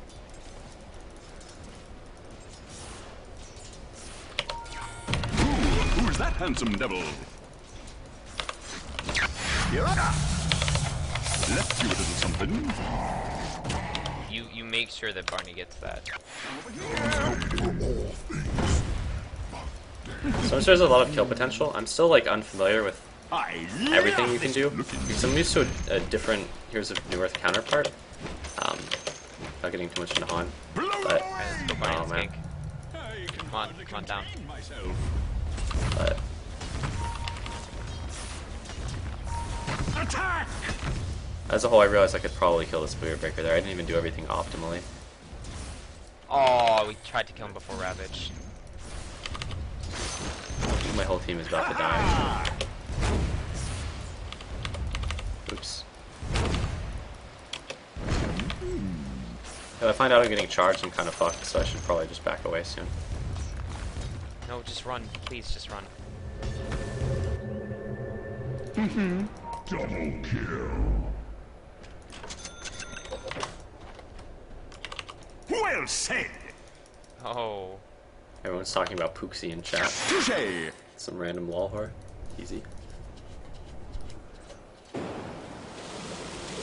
Why no pause, bro? You ain't gonna let it sink in? Forward! Nice job. You have to let them know, It's man. not time. Really feel it. Hello. It's not time! I almost have my Bloodstone. I'm about 1,000 gold away, so I'm 2 minutes off. It's gonna be really fast Bloodstone. I've been fed a couple of kills. Overall, Storm Spirit's just a really, really good hero. I've also been given relative free farm for a while. This is Without a doubt. Huh. Pudding pop! I noticed that some of the teams that do Storm who's Spirit, that even handsome Music, who devil? does really good Storm, actually just gets his pull to 4 early on. I actually think it's a little bit... the reasoning behind getting only... I got it. The reason behind only getting spirit 3 moves me. into your Remnant, or into your pull rather, is that that's all you need to pull people into your stun. But the thing is, there's no denying that just having a 4-second, or not a 4-second stun, but having a 2.5-second stun has its utility. Your middle I'll tower save is this under till it's attack. 5 o'clock. Somewhere. Looking good. Stormy weather time! Your middle tower is under attack. Who's that handsome devil? I just solo killed Void. Ho-ho! Over here now. Ha-ha! The enemy's bottom tower has fallen. That's where I take my leave. Did about all the big dicking I was willing to do to get that Dark Seer. There's only so far I'm willing to go when I don't know where their heroes are. I was mostly worried about Storm Spirit, or not Storm Spirit, rather, Spirit Breaker charging me, because I'm the Storm Spirit, he is the Spirit Breaker. Can make me very Your sad. top tower is under attack. And I'm just going to finish farming up my Bloodstone, probably. I want to get charges for these kills I'm getting. Notably, all of my kills have been... Nice. all of my kill participations have been kills. That's just because every single kill I've done has been a solo kill. No team, GG, etc. Let's do something. Blow them away! What's Huskar have? Alright, Huskar is actually getting pretty huge. He was behind. I think that he should have the items that he has now, maybe 3 Barney, minutes check earlier. out our levels. But Thoughts? interesting. Left you a little something. Ooh, who's that handsome devil? Radiant structures are fortified. Killing spree. Bloodstone. Well said. Beats away the hunt I give willingly. Well, I assume that was an Aegis as well. Ha ha! Please don't tax me, FKR. You nearly messed up that last hit for the both of us. I hope you know that. Don't guilt me into it. I'll spirit you away. Never forgive myself. Was that a spot? Ooh, who's that handsome devil? Oh, didn't even get the siege creep. Oh well. At any rate, I like going the Bloodstone I'm first well because on my way to... it's a better snowball build if you get like a 17-minute Bloodstone. Orchid is better for just general kills. If you can throw a thing out, I'll follow. Actually, no, this is way too dangerous. Let's just see if we can kill Darkseer. I'm just gonna haste into us in a Tower moment. has fallen. Let the fun begin. Left you a little something. Looking good. Alright, time for us to just bail immediately. Without a doubt. Looking good. Just grab it. Just grab it, Sand King. You can use that. Well, you're level 7, but you can still We use are that. agreed. Invisibility. I guess I'm going to tax my Huskar. I need like 500 for Blink. Like the wind. I'll cut the lane and fuck over my Huskar ever so slightly. Ah! Forward. Stormseer is actually a really fast farmer, something people don't realize too, if you do decide Yes. to go that route. Ooh, who's that handsome devil? Let's do something. Oh, that actually fucked up a bunch. Something. I don't know how I feel about pushing this tower blind, so I'm just going to back away. Or at least relatively blind, more blind than I would like to be. I'm in no rush to try to end the game, although they do have a Faceless Void. He doesn't have a huge amount of farm. Like the None of our wind. heroes are super farmed, but overall, I'm not that afraid of a long game. Faceless Void is one of the best carries, but he has to have the farm to The back it up. spirit moves me. Also, this is a very typical game. Well, it's a typical pub game, rather, I guess, or a typical viewer game. Forward! But in a typical game, Faceless Void is also really scary because you generally only have 1 or 2 Let's heroes do a little plus of your farm, something. but that is not the case this game. This game, everybody gets a little bit of Who's that farm. handsome devil? So I'm just gonna Got farm up Blink. Travels, probably. Taking Raven actually is a blink. That's a pretty damn well blink, in all seriousness. Looking good. Ooh, who's that handsome devil? Ha ha! Mud Golems, my arch nemesis. Careful, just don't get picked off on the map if we're all spread out farming. Stormy weather time. You need to be down there, FKR. Blink dagger. Storm warning. I don't have TP. I bought Blink Dagger. Yes. Never mind. I guess they're gonna back up. Interesting. I love this part.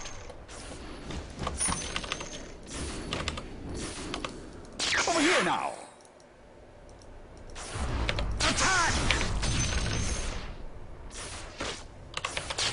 Looking good. Alright, I'm just gonna deliver Boots of Travel now. This is another just snowball-oriented item where I feel like I'm way ahead, and I just want to continue to extend my lead, knowing that the game is going to just go on for a long time. So, it also lets me be really greedy about farming, because I can participate in team fights without actually being anywhere near. So if the game goes on long, the split push element is quite nice. Someone just fucked with the courier. Kind of annoying. I don't need it, just grab it. Well, I guess I can grab it. Alright, I'm gonna grab it now. I'm gonna grab it. Here I come. Wait, FKR. No one's near. Joshy Dark, just don't sit on that anymore. Go towards the fight. Sitting on that for way too long.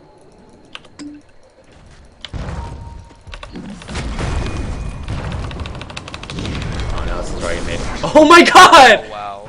Wow! Blinked right as he chronoed.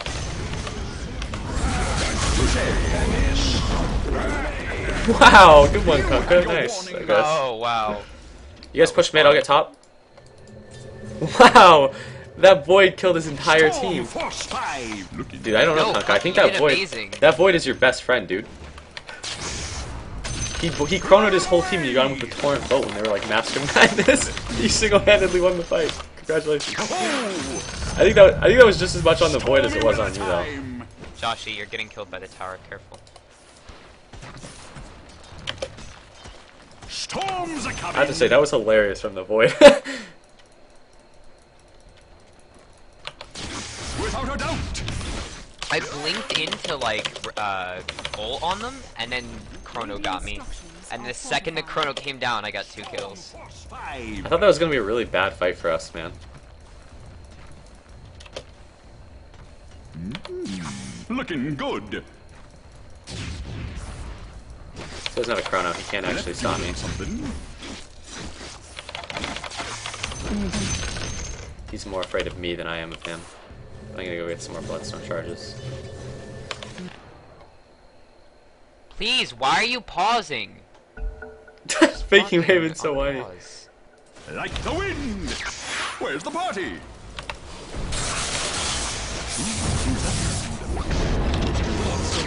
Let the fun begin. Man, Wow, I was you actually got really yourself afraid that. killed, faggot. I guess it was just a Darkseer.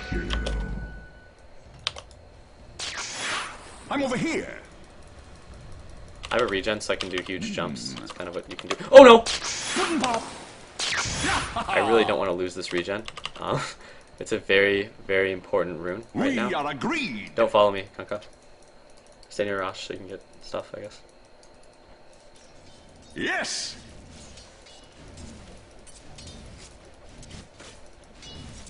I want to see that Visage ran straight who's away, that or if he was trying handsome to be devil? oops, and try to like farm a creep or something. Stormsphere is kind of annoying because I can't do as greedy split pushing as I would normally be doing. Looking good. Which is one of the only things Spirit Breaker actually does well. Let me know something. Without a doubt. The fact that he actually decided to use his vacuum suggests that I may be charged, and I'm being charged, so yeah. Whoa, what'd I miss? You should use ice armor on yourself, friend.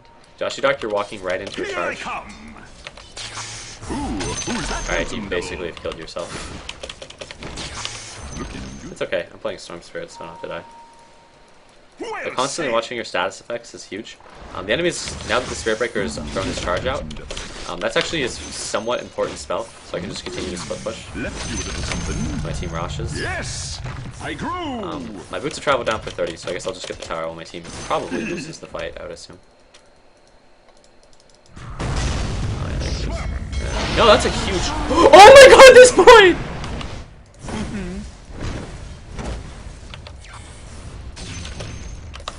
Over here now. This Void is practically on our team. Looking good. For tower by attacking an ally creep. Ha ha! Team member number 6. quite yet. The enemy's top tower. Oh has god fallen. damn it. Oh well. The spirit moves I me. thought it was Boots of Traveling from the minimap, but I actually clicked and then Boots of Travel to the creep that just died. But that'll prevent me from Forward. doing another tower. Also it'll prevent me from being a part of the kill on blue, potentially. Get set for heavy weather. But I think we can get this tower. Joshy Dark probably won't get his Blink Dagger at a reasonable time. One of the problems with having an SK and an Earthshaker is that one of them won't get it, just because there won't be enough farm. But you rarely ever see both heroes. That and both heroes kind of like, not really conflicting roles, but... Left you a little. Looking for me. Getting it down so Conquer can leave it, but I don't think he gets the memo. Me and He doesn't wanna take Sensing the farm. operate in the same roles, not with. Yeah, but it's conflicting because you both do the same thing. Oh, he didn't get the right guy. I'm gonna back away. Sucked out with the die. Oh, here comes our Huskar! He has an Aegis, don't let him die a second time. Oh no, he doesn't have an Aegis. Oh my god, you cut it off! Looking good. Yes. I will be blown away. Looking good. I'll spirit you away. Ah! Those things have huge bounties, so picking them off is pretty big. I can go pretty much anything at this point, I'd probably All be up fine. to 20. I don't really want to go BKB, just because our team comp is not one that... Also, BKB doesn't help you snowball as bad as other items do.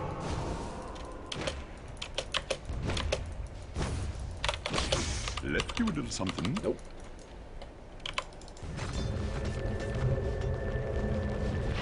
Like the wind. BKB on Storm, though, is a great item, but that said, Storm is one of the heroes that... That's Oh, the spirit. I won't get this one either. This one... no, I'll get this one. But being able to go... I'm just gonna get an Orchid because it makes me a bigger threat when I split push. But the thing is about Attack. BKB on Storm is that because of how the hero can position, you can get away with not going it more so than other carries could. But it's still an insanely good item. I'm just gonna go for the Orchid just because it gives me solo kill Orchid potential. malevolence. Okay. Also, that guy can't ult me, which is one of the... Forward! He can ult through BKB, but through this, he's shit out of luck. This creep is about to die anyways, and hasn't really done any stacking, so I just gonna let it tank for me. Ooh, who's that handsome devil? And Huskar is actually pretty big now, Storms so are coming. we've got a really, really good... like, we're not fucked in the late game, by any means. Especially considering that now I can pick heroes off quite effectively.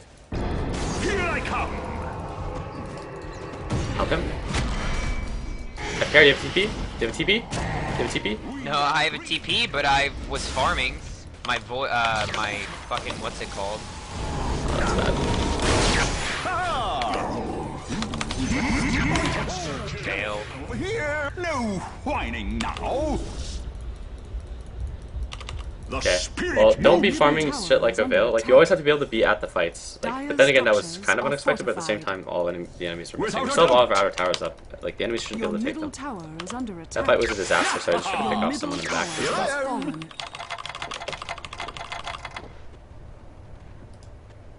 Where's Sheep? Also, of note, But Veil is like Sheep is double not as good strong against, or triple because Kunkka ult. it's not as good against Darkseer as, like, an Orchid is. Also, Orchid is really annoying on Tide. There's both heroes that want to get their one button off. Let the fun begin. Whoa, what'd I miss? Yes. Okay. Where's the party?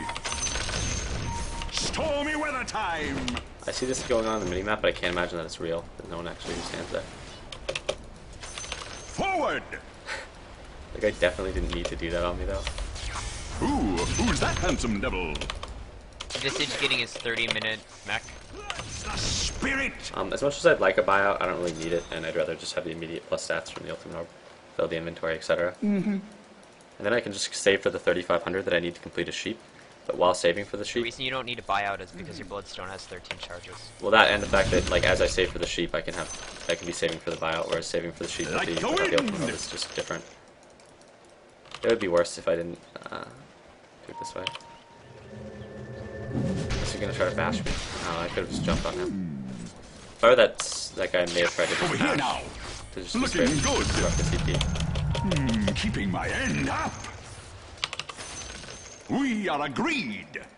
I can bait bottom and then you guys just stand behind me. Well, looks like Spirit Breaker has to pay the bills.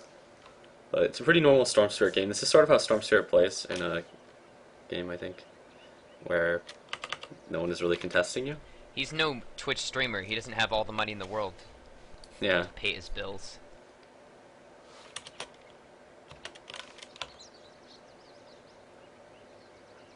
Surprisingly, that Darkseer is level 18, but I guess he's been in a lot of the kills, but still, that's a huge, huge level. I guess he's been in 12 of his team's 17 kills.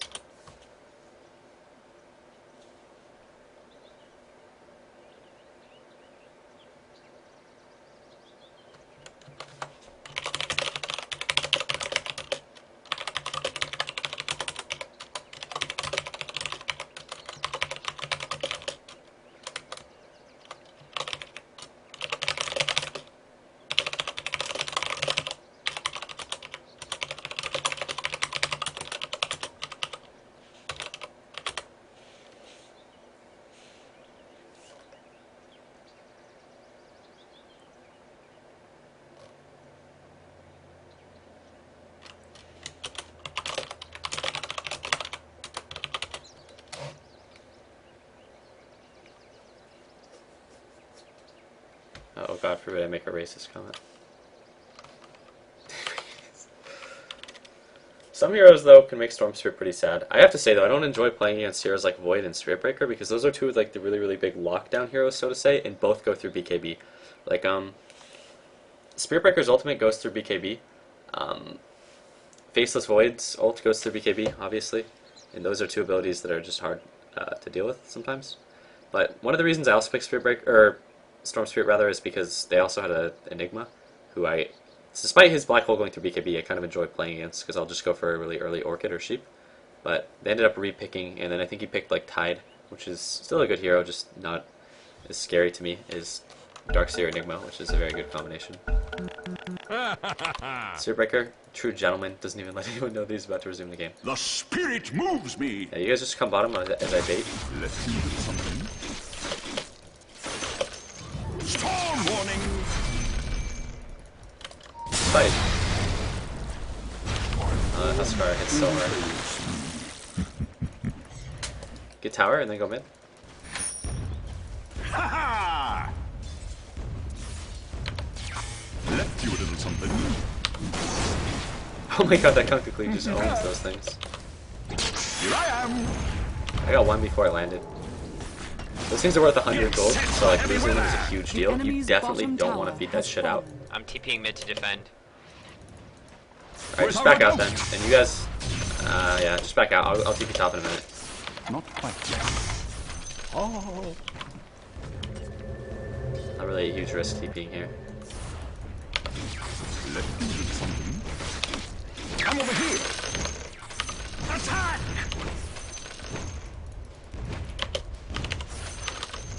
I'm super fed, and I really want to get my spirit you BKB. away. Also, the more charges I get on Bloodstone. Again, Bloodstone's a really good snowballing item. Like, now the Void can't actually kill me. Who's Not that he could handsome before, since his devil? farm is really bad.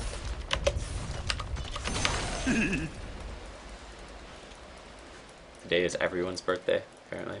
Oh. Purge owns with Storm Spirit. Title of the video when it goes up on YouTube. Sure. I'm gonna take this and dunk on him. Visibility. Everyone should go mid. Everyone should be going mid, like, to defend. Because he's going to have a lot of opportunities to an echo. I'll TP in 10 seconds, but I'll force one back. Definitely the target he wants to roar. He'll roar anyone if he gets the chance, but they really don't want that Nugget to actually go off in the fights. Right now, almost all of the Nuggets have actually been really bad.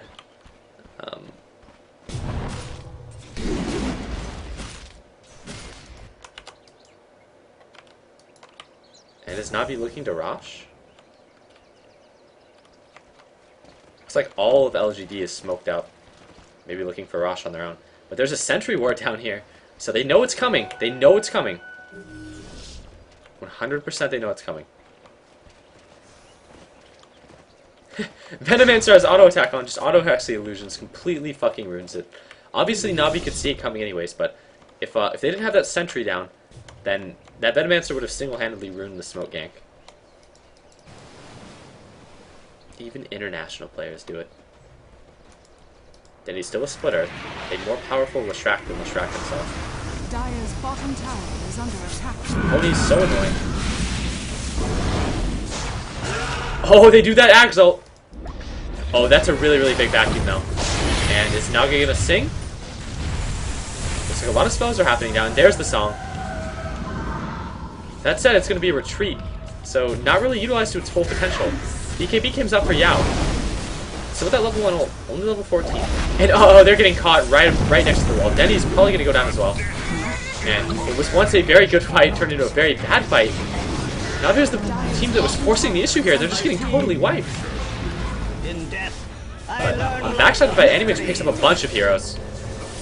He has his Mantis up in 1 second. He needs to use it. Oh, he's dead.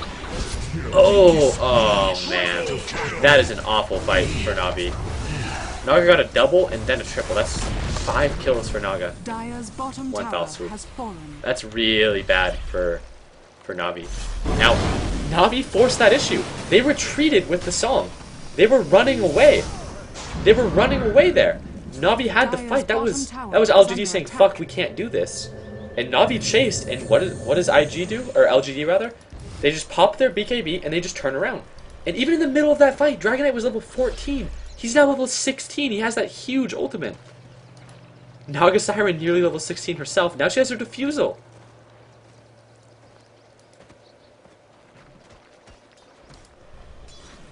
It's a best of 3, but that's almost a thrown game, really.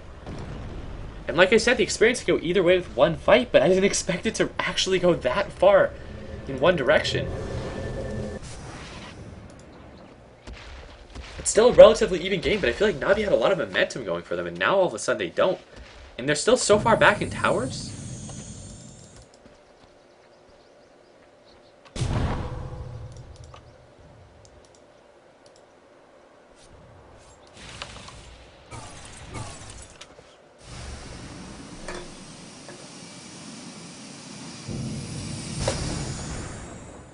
Coddle using that blast for line of sight. Stacking up Ancients because, hey, why not?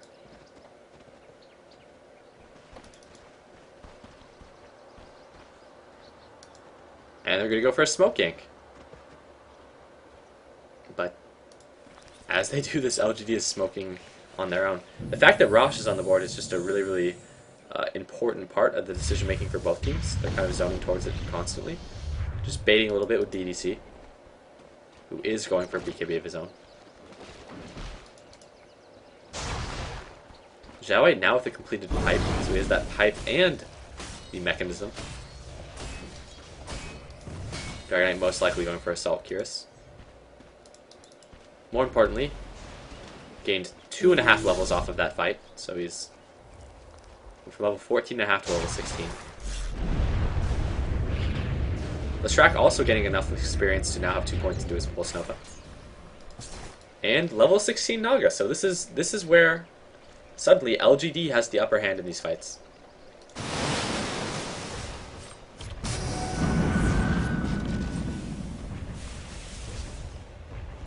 Yeah, the Dragonite I mean, the DK's role is similar to that of a Dragonite. He just tries to run around with the BKB on in the mid game and just be strong then, and lets his Naga actually deal with the super late game. That said, DK still remains relevant in the same way that Chaos Knight does, just maybe not as impactful as a whole.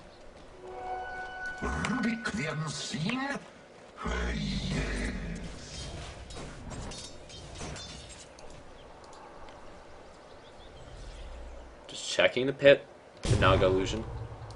Navi again just has that scout, and it's still during the daytime. And during the daytime, this hawk has huge vision. I mean, look, it's all the way from here out to here. Enormous vision circle on that hawk. My ability to draw circles is not very good. There was an invis up on Denny, but he pops to phase. I think his team wants to maybe smoke. I don't know why they'd all be running back to the base like this if they didn't. In these kind of stalematy situations, Naga just comes out ahead because she can send her illusions out to no man's land to just farm. So she's perfectly content with both teams just not really doing anything. And neither team wants to rush because both teams can really catch it out. However, a boss is still attempting to animage them. We'll see what he goes for next. Will it be a heart or will it be a butterfly? I'm almost certain it'll be one of the two. It'll either be that or a BKB. May very well actually be a BKB.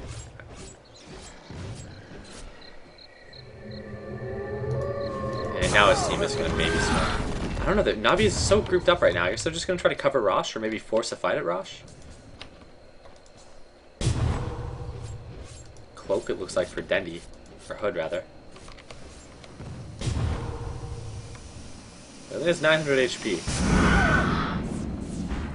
He also has that innate magic resistance from Nullfield, so I don't know. I guess Dendi really doesn't like spells.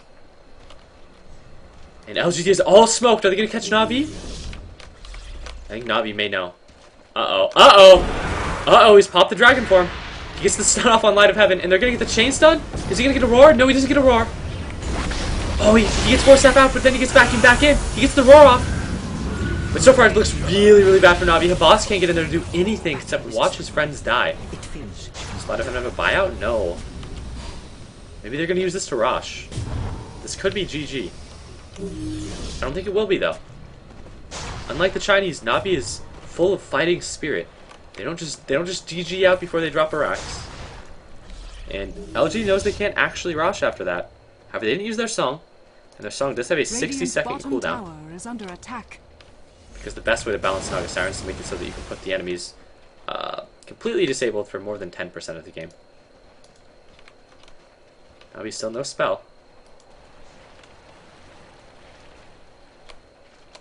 Yeah, they used all of their ultimates there.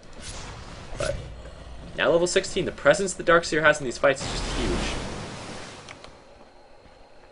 Very, very high impact hero. Puppy desperate to just get some more items. Radiant's top tower is under attack. Going down and dirty for Radiant him. structures are The boss still fortified. animaging everyone, now up to 4,400 gold, so he's still farming really well. That said, a lot of the gold in his team is just centered on him. Radiant's top tower has been denied. And uh-oh, they're going for the Rosh.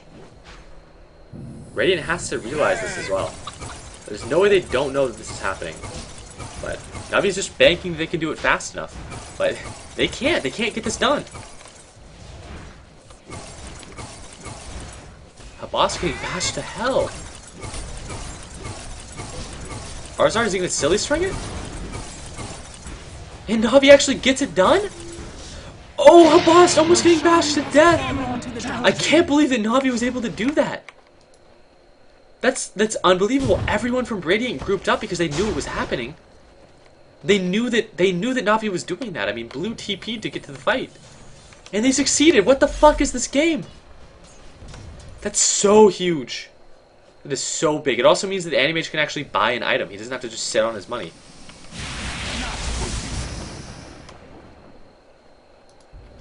They pull the courier back. They don't want to send it in to the secret shop.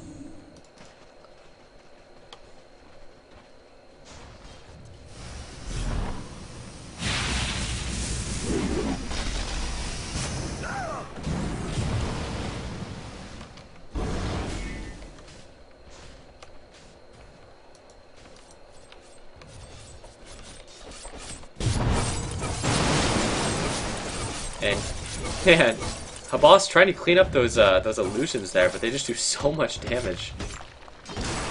As funny as it is, that's the Animage effect too. The illusions with mana burn being hard to deal with. How's it feel, Animage? And LG just going high ground immediately. Dire structures are fortified. A little bit of a bug. I can't see the HP on the illusions, but there goes the pipe in one foul swoop. And oh my gosh, Light of Heaven does the roar! They get it off with Sylar! His Lincoln's was down. Ooh, she's gonna get the roar! Is she gonna get the sing? Is she gonna get the song? Oh, she's not gonna need it! Everyone on Navi is just getting cleaned up. Light of Heaven's gonna go down now. Habas had to go away. Dire's middle barracks That sucks for Na'Vi. He's so farmed, but he has an Aegis. And now he loses the Aegis, but his whole team is dead. Oh, you have to be like the first one to die if you have an Aegis. And they call it GG? Dire's middle barracks has fallen. And he made out a heart. Dire's middle tower he? is under attack. Oh, he had almost a completed heart. But I guess Na'Vi feels like it's over. But look at that, the experience was really still not that bad. And the gold was, I don't know, I mean, I guess they don't want to play a Rax down against a Naga Dire's Darkseer. top tower is under attack. A boss doing those huge pauses. Radiant victory.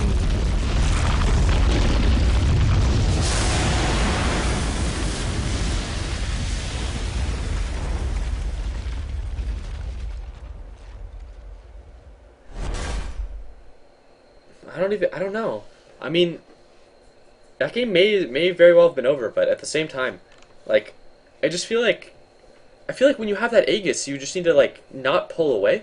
He got spewed with a Venomancer ulti, and then he blinked away because he didn't want to be sitting there fighting, like, 50 Naga Siren illusions. But at the same time, I mean, it's not a fight he would have won, but he has an Aegis, and when he blinked away, it looked like the Beastmaster just got left to die. As did, I believe, I don't know if it was the Shadow Shaman or the Coddle, but one of them. But overall, it looks like they tried to play against the Naga Siren Darkseer. I mean, they pretty much baited it once again. But it didn't work this time. They got destroyed. Should be a bit of downtime between the games.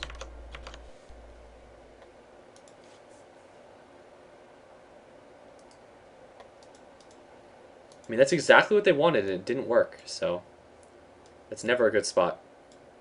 Let's see what Bruno has to say.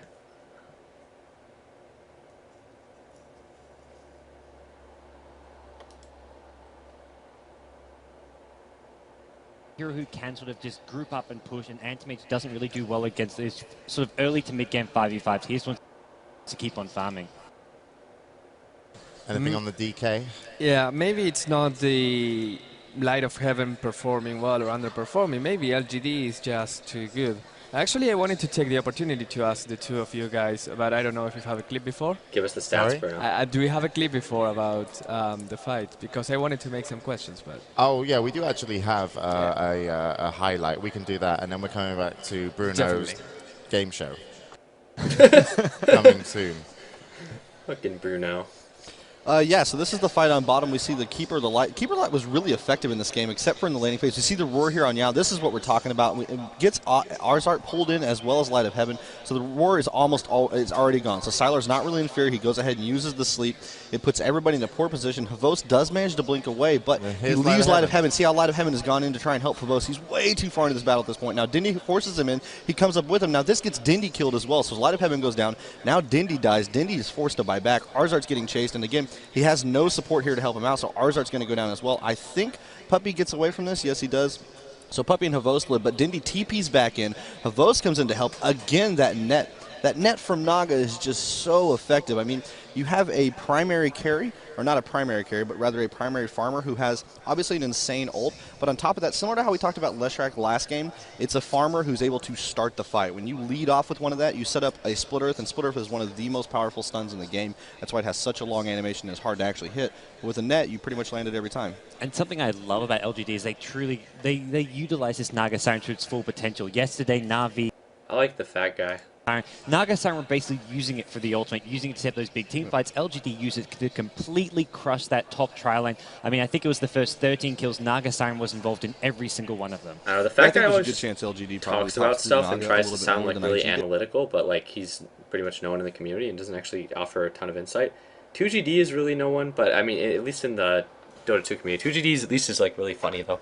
At least that's my opinion though. I'm sure there are people that don't actually like 2GD's brand of humor, but I find 2GD to be quite humorous, and doesn't really know what he's talking about anymore than Nebula. And Bruno's just the hilarious stats guy. Gods obviously saw him usually says earlier stuff on. meaningful. He was farming the Ancients. There were plenty of fights, some up top, some in middle, where he didn't have a Look at his face TP. sometimes. If he did, would he have gone? Because he was very high on level. I think when he finished the Ancients, he was all the way up to 11. But prior to that, of course, he still got Primal Roar. He can still come in. He can still help. Should he? They're calling him 2GD. Hard to say. I mean, it's one of those things where there was a lot of gold there to be picked up. But as a Beastmaster, Plenty of people call him 2GD. Obviously stands for too good, but of a game. Heroes like Rubik, sure, you can get a 4-star blink, you can really be influential early game, but Beastmaster, he needs to come to those fights in my eyes, and that was a bit of a mistake from Light of Heaven as I well. realize Yeah, I it's think too they were good, just but trying to commit a lot of farm everyone- on him as possible. well, I mean, I hear it get they called did 2G lose that for top short lane. I all feel the like time. Navi expected that top lane to go a little bit better than it did. They're in the and game. You just have Beastmaster stacking a million H's, which is what he did. And he got a very quick mechanism, but ultimately it didn't really help out. Right? They got a lot of deaths up top. Beastmaster wasn't there to help, and when he finally did have a roar, it was a little bit too late. All right, and Bruno, are you ready to start your game show? Yes, please. Here we go. Thank you. This is what we all no, been waiting actually, for. I Sorry, was we don't going have to- any intro music for you, so. I'll make something up. No, I was going to give you the stats, but that would be spoiling you at this point. So I was going to ask you guys and get stats on you instead. So quickly, each position will go team by team, and you tell me who's better, like Sylar or Hvos, Sylar. I think Silent. I mean, LG haven't lost a game, so Yao or Dendi. Dindy. Yao. Oh, 50-50, nice. Xiaoba or Light of Heaven. Zhao 8. Zhao 8. DDC Papi. Can I just like preemptively select LGD all across the board? Okay. I'm going to take DDC as well. Because the I stats don't LG think- I think hasn't Puppy's a better lost, so like captain. this is worthless because LG has won it. D or Everything. Arsart. What? I don't want to play. LG just hasn't lost a game, so like these stats No, are all no, going to be in answer, LG's favor. James. Bruno? Okay, I have a question for Bruno. yeah. What is Navi's statistics when they lose game 1 of the best of 3? I'll be back to you on that after they win game 2. But while you wait, Bruno, have a banana. Oh, definitely. Matches. All right, then we're ready to go back into the game. We'll see if Navi bring it back. Of course, they're down 0. The worst part is that Too Good, like, I mean, the worst part is that rather, what is it, Nebula really didn't catch what was going on. I mean, I'll say it in a minute, but it's almost sad to miss it, just because, Reserve time. like, obviously Bruno's stats are just based on, you know, the win rate of the players in certain roles, and LG has won every fucking game. So LGD's even taking the turn to ban. stats just feels useless because, like God's noticed, you just pick LGD every time because they've won every fucking game.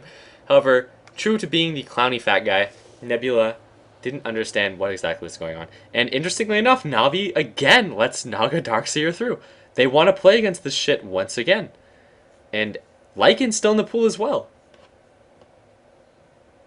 10 seconds remaining. What is Bruno for besides clowning? Pretty much nothing. His role is comic 5 relief. seconds remaining.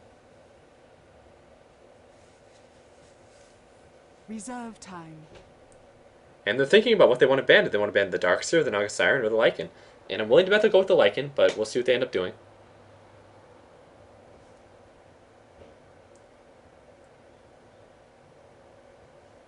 I mean, the Naga Siren worked for them last game, but that was because their tri-lane succeeded. Like I said, well, actually, I don't know. Like, it felt like in the first 8 minutes of the game, Anti-Mage was getting the better end of the tri-lane, just overall, and he was 8 minutes in. And LGD bans out the Darkseer, leaving Navi's Navi with turn first to pick.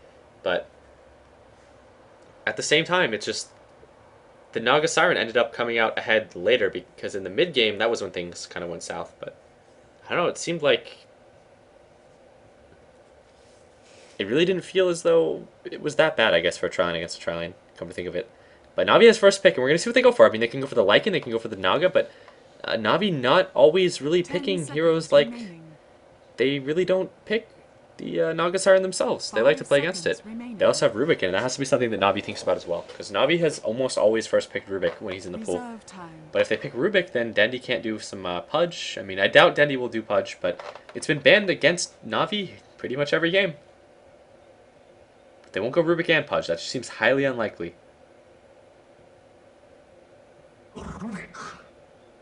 And they pick up Rubik, and that's LGD's Dendi's turn to hero, pick. and that means they're going to give away the Naga Enigma. But we'll see if they actually pick up Enigma, because again, Lycan is still in the pool.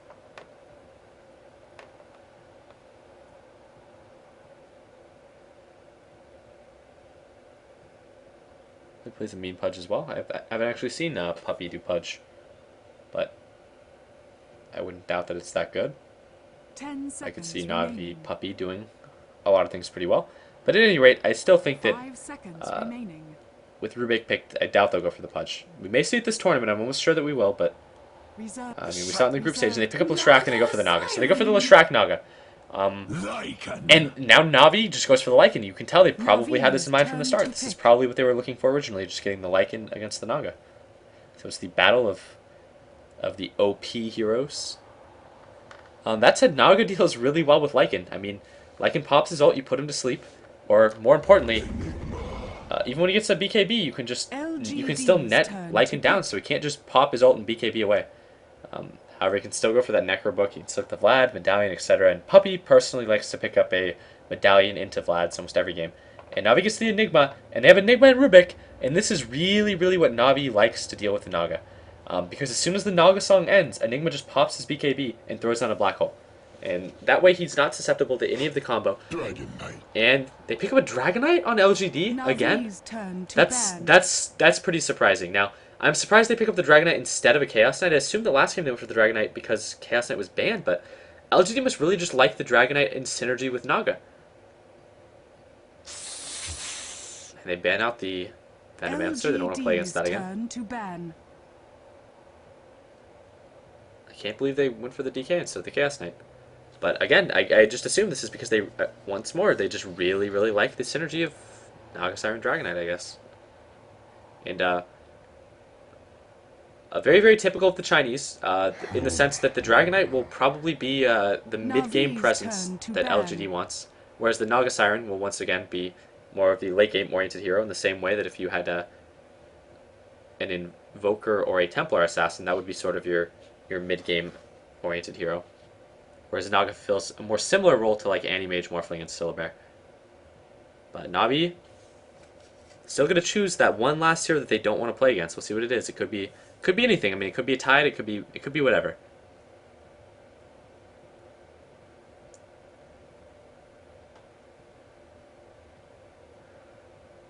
Ten seconds remaining. 5 seconds remaining. You said Navi will pick Beastmaster, but Light of Heaven almost always plays the Enigma. It'll almost certainly be Puppy on Lycan and Dendi on the Rubik, which pretty much just leaves a hard support hero for Arzart and a hero for Habast. Now, Habast could actually end up playing the Lycan as well. It'll depend on what they want to draft, but with Chen and Enchantress banned, I doubt we'll see it go that way. I'm almost certain they're going to put Enigma on the offlane. And they end up banning out the Tidehunter from LGD. And a Shadow Demon ban from Na'Vi. Interesting. They really don't want to go up against the Shadow Demon Leshrac Naga trialing, I guess. And they pick up the Shadow Shaman. Now, this is again what Arslan will be playing in. I'm not exactly sure why, but every single game, Na'Vi picks up a Shadow Shaman that they've been up against Na'Vi. Or up against a Naga, rather. And LGD picks up the Beastmaster. Really solid offlane there. And it looks like they're going to do a tri-lane with Naga Siren Leshrac something, with a Beastmaster offlane and probably a Dragonite mid once again.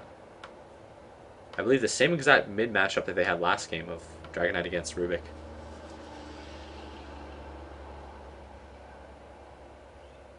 And now they just have to get that last hero for Habast or Puppy. Most likely a hero for Habast. 5 seconds remaining. We'll see. We'll see if they want to go.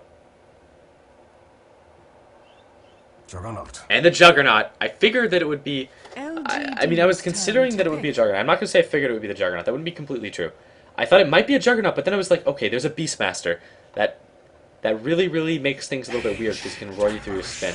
And they pick up an Ancient Apparition as the final pick. So it'll be an Ancient Apparition, Naga, Leshrac tri-lane. And the lanes are fairly straightforward for both teams here. And this is almost identical to the team that Na'Vi ran against... the Naga Siren they played against a while ago, but it's a little bit different. They have a Lycan this time, which is maybe better, maybe worse. One of the strengths of this lineup, however, is that Enigma will almost certainly just rush a very early BKB, so as soon as the song goes down, she can just, or he rather, can just drop an ultimate. However, it's going to be different this time. It's different because there's a Beastmaster. And Beastmaster's ult goes through BKB, so he can shut down any kind of black holes that get dropped. But, Shadow Shaman can drop his wards, etc., in or before or after the song, and yeah. Obviously, Juggernaut can just spin and 5 avoid any kind of seconds remaining. AoE clusterfuck that happens as soon as the song goes down. And the lanes are going to be really straightforward for both teams. So Light of Heaven is going to be off laning on the Enigma. Maybe go safe lane, we'll see. Puppy is going to be most likely jungling on the Lycan. It'll Prepare for probably be battle. Dendi mid. Or maybe not. These aren't really mid items. We'll see if Dendi items are going mid. These aren't really mid items. And I would assume it would be Habast with the Shadow Shaman. And I would assume that for LGD they go Dragonite mid. Leshrac is a tri-lane support. The more farm-oriented tri-lane support. Nagasaran being the tri-lane carry. And Ancient Apparition being the less farm-oriented tri-lane support. With Beastmaster either off lane or short lane, but yeah, these are definitely not mid items though for Dendi. So I guess he'll be souling safe lane. Ooh, this is interesting.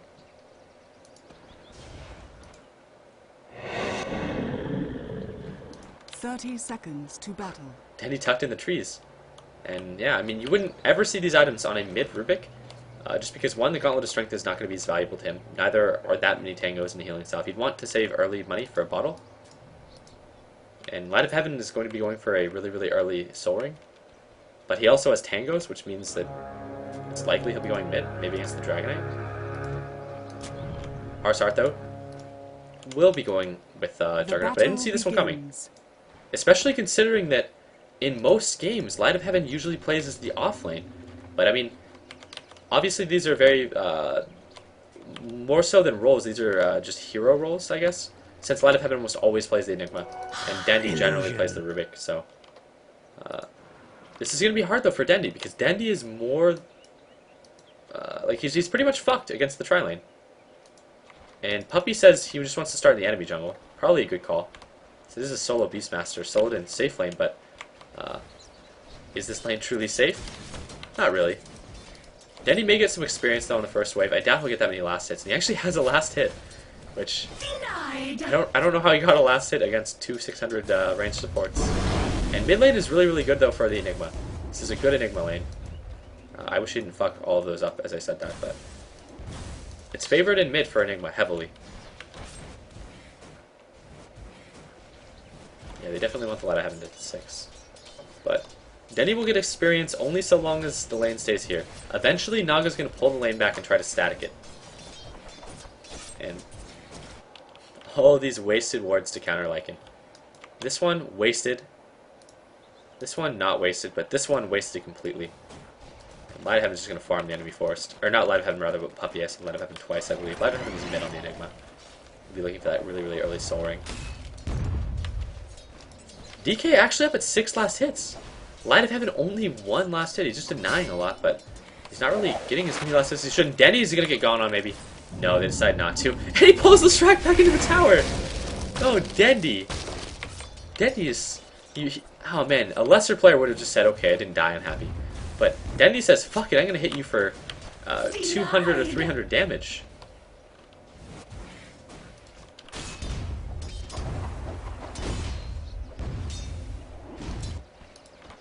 Joey just chasing Lycan out of his forest. He can't slow down the Juggernaut from farming. That's some really, really good blocking by Puppy, letting him get in 5 free auto attacks, just blocking with the Wolf with his hero on auto attack. And look at how much damage he puts in. Now, a lot of Lycan players in pubs would just play Lycan because they don't know how to actually control their micro, but Puppy, on the other hand, basically takes out half of Zhao Wei's HP. I believe that Beastmaster moves faster than Lycan too. Yeah, Lycan only moves at 305, whereas Beastmaster moves at relatively fast 310.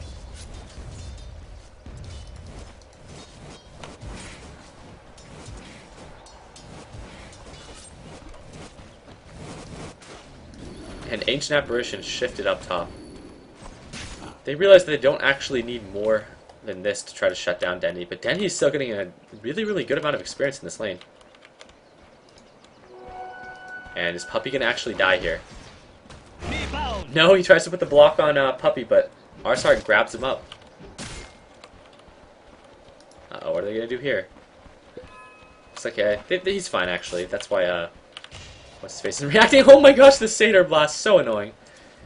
And no mana for axes, but looks like a boss just throws down the healing ward. surprisingly in the lane. Just letting a boss get the farm. That Satyr boss. It happens every time there are 3 or more units around. It's with any ability. It's always 3 or more units. And it hits for a really good amount of damage. I mean, 125 magic damage early on is pretty annoying. But cute little thing though, all of these trees being destroyed by the Beastmaster earlier in the game. The Beastmaster can't really stack Ancients if he goes here, but that's fine because the Chinese don't really stack Ancients anyways. And Denny has his boots. That's really, really big because this means that he can kind of outpace Leshrac. He's not really as much of a risk of dying, and this guarantees he's going to get a lot of experience in this lane. All of a sudden, it seems as though the tri-lane from LGD that has been broken up has just kind of failed.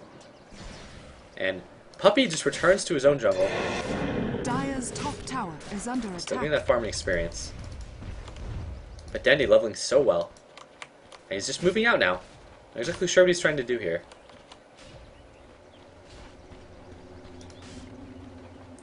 What is going on? Are they shifting Light of Heaven down bottom and putting Dendy mid?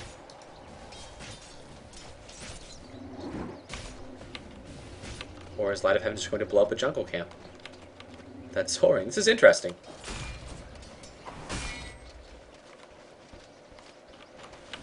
I'm surprised that they're switching the lanes instead of just starting the lanes like that, but maybe it's because Light of Heaven just wants to get his black hole safely. He's level 6 now. He's unaccounted for as well. Light of Heaven really taking a beating from the creeps.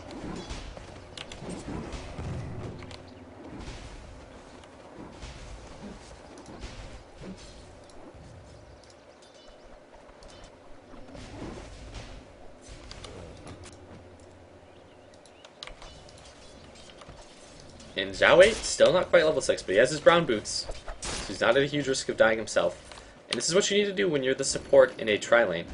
This is not really a tri-lane, obviously, but even in this setup, this is kind of what you have to do as the support. You just do this pull as Dire, and get yourself some levels, get yourself some experience, etc.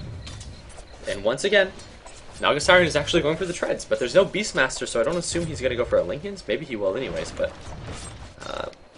last game I felt like his item build was catered to the fact that he didn't want to get roared.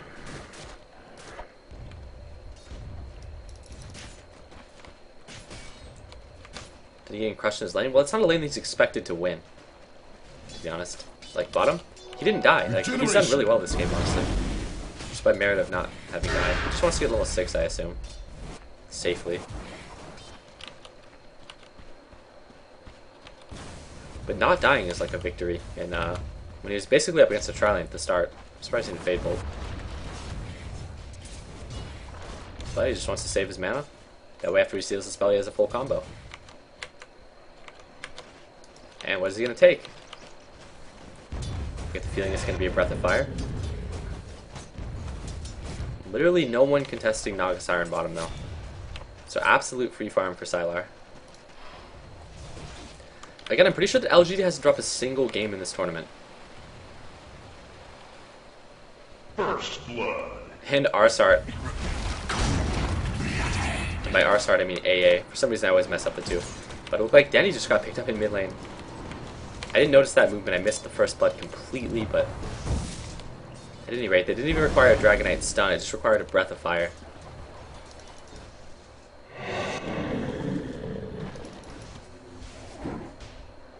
Light of Heaven's still just farming up. We'll see if he ends up going for the mech or if he just goes for the first item BKB. I'm going to assume it'll be a BKB, but he could go mech. It is Arsart. Yeah, I know. Every single time I see AA, I always think of Arzart for some reason. Obviously because the abbreviation is the same. DD getting outlast hit by lane creeps even happens in the International. Arguably the best team in the International as well.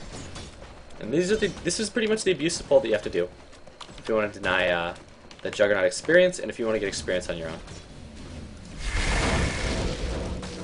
Absolutely destroying this creep. He's going to hit level 6 soon too, and that'll be really big.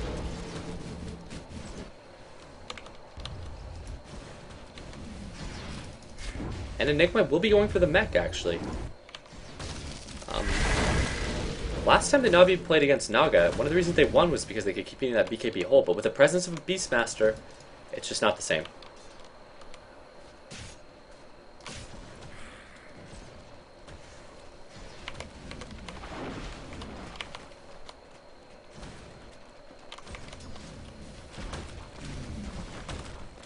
There are a lot of setup stuns, though, for LGD. Beastmaster ult, really good setup. Naga Siren Net, really good setup. Dragonite Stun, really good setup. So that sets up both feet, Splitter, even Ice Blast really nicely. And A will hit level 6 with this camp as well. I'll just go back to the well. And this is what this is pretty much what you should expect to see from like a tri-lane support. Like he's keeping up in levels really well. Like levels and even farm.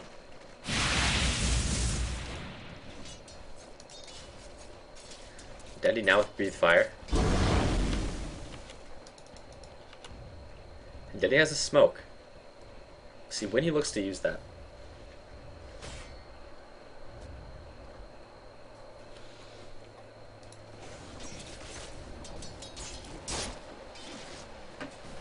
And Habas has been denied a bit of farm just by these pulls that Ruby has been doing.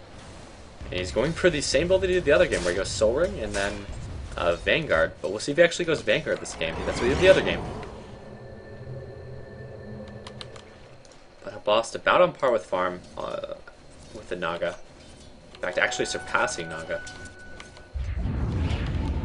Throw back from Dendy, using his full combo, almost completely destroying Leshrac in one combo. But Naga Siren just does what Naga Siren does, and that's Sing. As that happens, DDC just salves up. And the gank is successfully shut down by LGD. Still no deaths, really. Not a very high action game. Only 1 kill total. What do you think of Medallion before Vlad's? Puppy almost always goes Medallion before Vlad's. This game even he goes Medallion before his Vlad's. It makes you farm much faster. It also has a lot of merit in other ways as well. Top tower is under attack. But mostly it just makes you farm crazy fast. Also having 11 armor and 900 life is pretty nice. Dire's structures are fortified. Dire's middle tower is under And that is a really big Juggernaut ult onto Zhao 8. Zhao 8 still has a Roar, I believe. He opts to not use the Roar. That would have saved his life, since the Roar does actually go through the spin.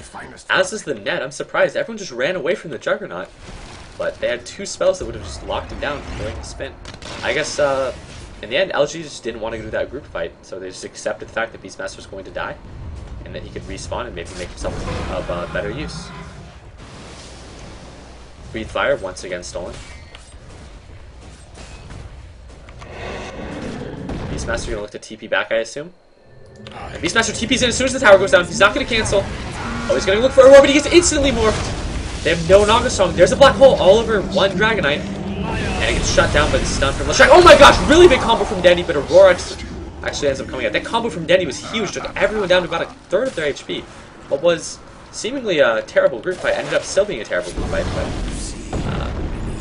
that Dendy combo took away all of Ancient Apparition's HP and all of Leshrac's HP as well. That fight just didn't go that well, but Dendy again, not to be the guy that sucks Dendy's dick all game because he's Dendy. He got a really good combo. I mean, he got 3 heroes in a Breath of Fire, Fateful. And Breath of Fire does a lot of damage because it's damage type, really. So he hit everyone for so much damage, and they still lost their group fight by a huge margin.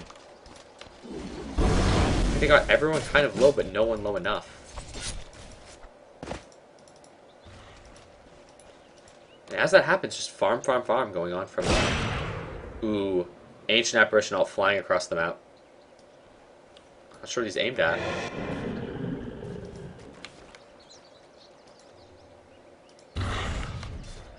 We may never know. No minimap icon when you're not actually in game.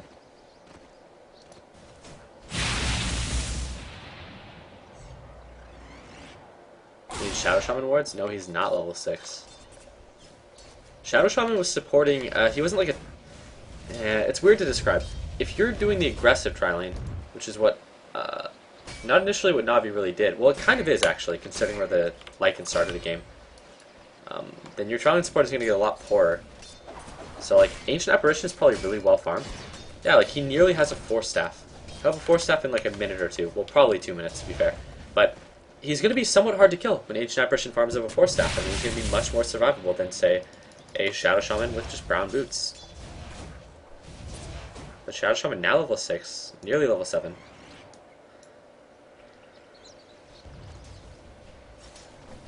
Man, this Nog is really experienced part. And oh my gosh, is Dragonite get a solo? No, he's not going to get the solo Juggernaut. The TP support saves him. Otherwise, he would have gotten Fire Breath. Uses his Soul Ring, drops Healing Word. Xiao 8 smoked up, just waiting.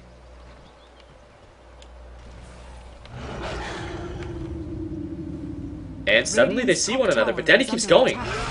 Denny gets roared! And Denny goes down. Saddler is going really, really deep for Boss here.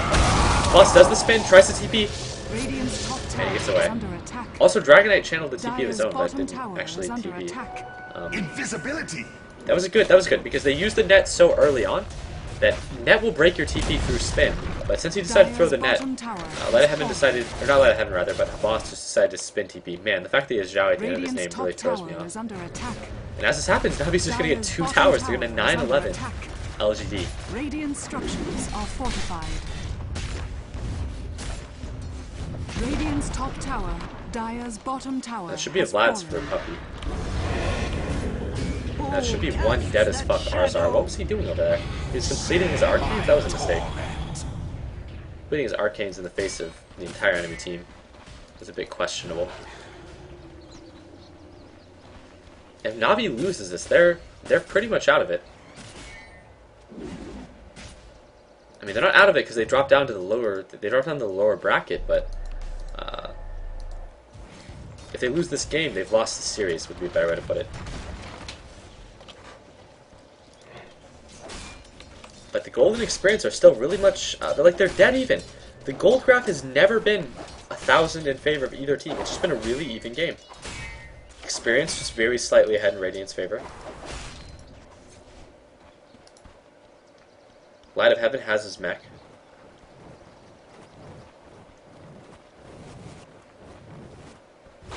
Such mimicry. And Juggernaut does actually buy his Vanguard. And I would assume that there's something for Sylar. So once again, going for the Vanguard Soul Ring on Juggernaut here for Habast.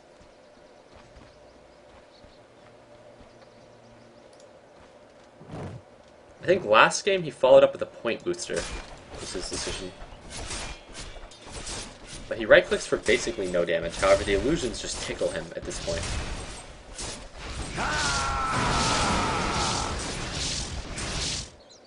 All of LGD pub training towards bottom. Bottom tower still up.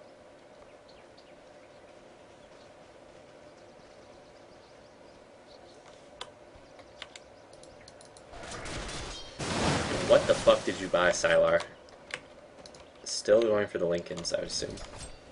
But I don't know why the Lincolns build this game. I guess there are a number of single targeted spells, like the lockdown from Shadow Shaman, and the ultimate from Juggernaut that are somewhat scary. But honestly, Juggernaut ult isn't really that strong against Naga. I'm willing to bet it's just the single target disables, like Rubik's Lift, Enigma's Stun, and just the single target stuns from Shadow Shaman that prompted him to go over this route. And this is now a dead Dendi, and this is going to lead into a tower really nice. Are they going to get Shadow Shaman as well? Oh man. That's really bad for Navi. I think that Navi is Your form returns from whence it came. still not out of it, but they suddenly find themselves in a much worse position than they were a couple of minutes ago.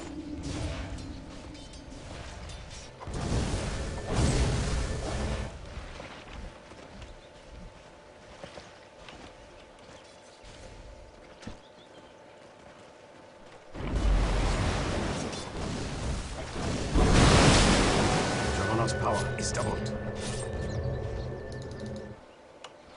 Juggernaut with a DD.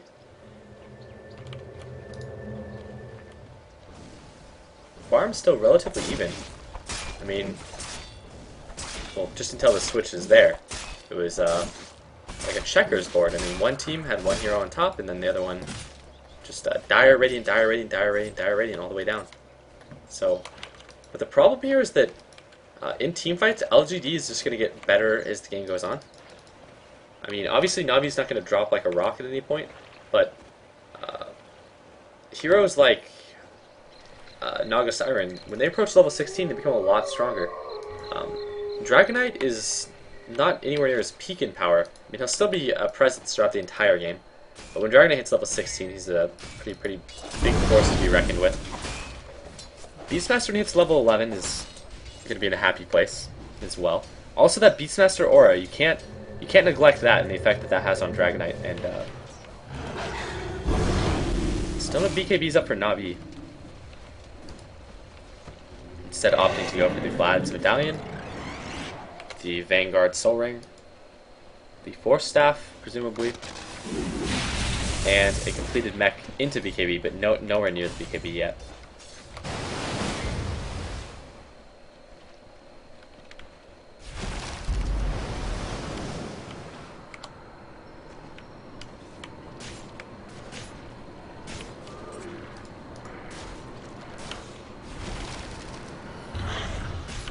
Medallion for the Naga illusion.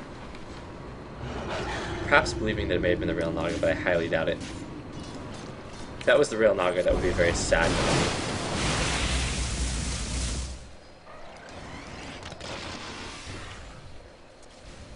But this is just the definition of 5-man Dota. I mean, as happens, Puppy's just sort of farming up with his wolves. Trying to be a little bit cute there. Ends up even, well, not getting the last hit there, but not really a huge deal. And now he's just going to kind of back away. They wanted the top tower, but LGD came in forced to defend it. And no, they're still just loitering around. This is not something you see every day in a competitive game. Tendy takes the pop. Radiant's bottom tower is under attack. Let's see what he does, see what he finds. And oh, Hawk is being hunted by the boar, who is being hunted by the wolves. It's like some kind of fucked up predator-prey relationship happening in the top lane. And eventually the Hawk does go invisible. Radiant's the vision that they probably want. under attack. And really awkward pump train still. I like what he did with the wolves there, just had them fight Ancient Apparition since they were about to die anyways. What does Dendy have? Now Dendy has an Edict, I believe.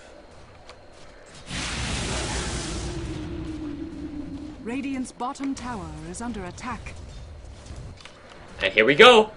They use the drum! Is he gonna get a stun? What?! Oh, they're so split right now. Oh, there's the roar on Puppy! This is what they needed. Puppy deciding not to ult. Now he's gonna pay the price. Now he ults. Oh, Puppy. Silly Puppy, that's not when you ultimate. Keep thinking you needed the ult. So just you get a free Lycan, as someone in the chat points out. He could have just ulted at any time and walked away, but Puppy deciding, fuck that, I'm just gonna walk out of here.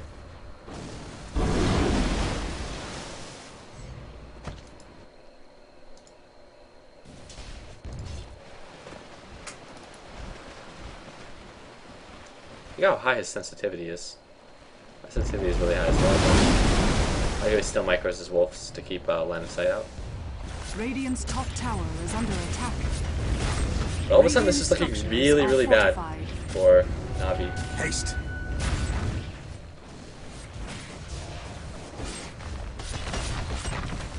Maybe what he didn't notice was that Dragonite used his drum, and he thought that he could outrun the Beastmaster. Which may have worked, but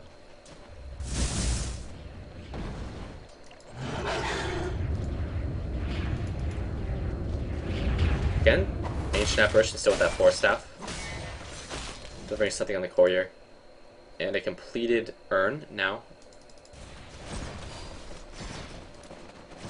A big 23-minute urn for when you have a Force Staff that's 700 HP. And Navi's going deep on the tower, but almost no damage from that. And Instantly, Black Hole gets cancelled. AO landing pretty hard. Light of Heaven. A shout coming out. Was that Dandy shouting?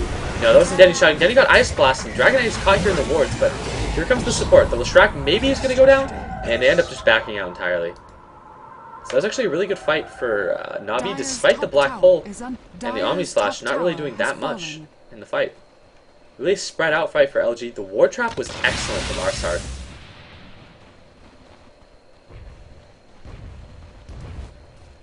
And that was a level 1 ulti too from Naga, so she's not going to have that one for a while.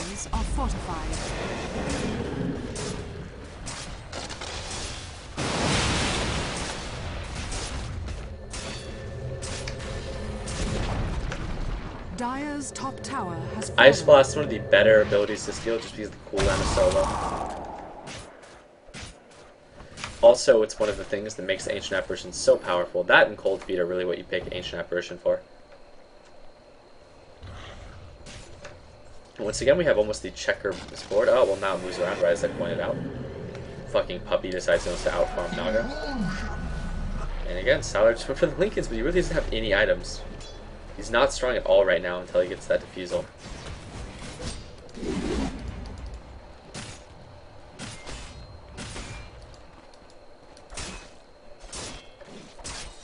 And is Boss going to be going for a very late Battle Fury or a Blade Mail is the question. Rubicans is actually getting a pickup on Leshrac right in the middle of the entire enemy team. Dandy, known for his enormous dick. 5 heroes there, he just walks up and kills Leshrac and then walks away. All of a sudden, the experience is still very even. The gold is still very even. But after that pickoff in that last fight, Navi is still doing okay, I guess? But the longer the game goes, the weirder it becomes. BKB almost up for Dragonite, level 2 ultimate for Naga. Naga not really farming that well, though. And yeah, Boss is just going for a really late Battle Fury. That's kind of interesting. Maybe he has to get geared up for the long game now.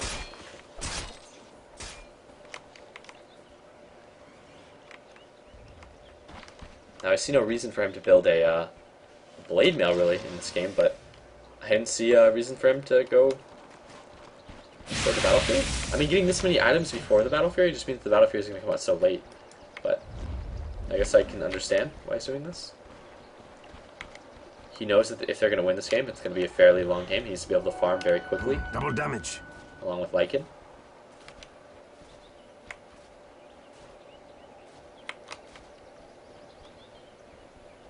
Radiant's the numbers bottom of the team tower emblems. is under attack. That's the number of pendants that people have bought, I believe. In support of the teams. Navi obviously being a pretty big crowd favorite, and LGD obviously having not lost a game.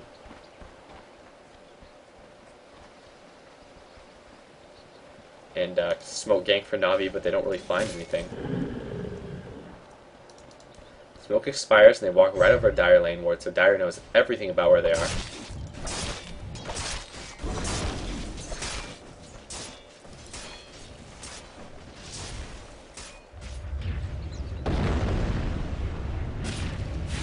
What do the pendants do? What the pendants do is, I believe if there's, well, one, that's supposed to be like showing your support for the team or something. And two, if a team fight occurs, you can get a prize for watching the multi-kill, I guess, something stupid like that. And they smoke up for LGD, they know right where Navi are, but they've been not spotted, actually, by the Lycan Wolves. There's a gem for Beastmaster as well. And are they going to get Arsart? Oh, they force staff him up. Is he going to roar? He roars Arsart up. But Denny does another force step and gets him out of the range of the Split Earth. And a really, really good pickup, actually. Throws him right. Huge stun on 3 heroes. Here comes the ultimate. The Omni Slash goes up, but it doesn't do really a lot of damage at all. That's an ultimate on the Dragonite as well. Dragonite choosing the skill of ultimate to level 2. Really, really cluttered team fight, but no song yet. Danny getting picked off there. Navi kind of winning the fight on the right end of the map. The Black Ball's still not used. Neither is the Nogult, I believe. So maybe both teams are going to accept this. And no, Puppy gets picked off as well. Oh god, the boss walks in, it's his turn to 1v5. He tries to kill the Dragon and they get him with the Black Hole from the low ground. And there's the Nogult, finally, but not in time to save his friend. The boss can't really fight, but he's getting assistance from the low ground and the Wolves. Gem drops, but it gets picked up by Ancient Apparition. All of a sudden, Arzart grabs AA, shows him who the real AA is. Habas just running around the wards with the Yakety sax playing. Gem all of a sudden hits the ground again. Ancient Apparition drops it, tries to strike, can't get it. TP away from Sylar, and he's going to make it out. And that was actually a really, really good fight for Na'Vi. They destroyed a gem. They really came out ahead there. Actually didn't destroy the gem, they just picked it up, so better off for them. They know they're going to be controlling the map, and they just have to keep the gem.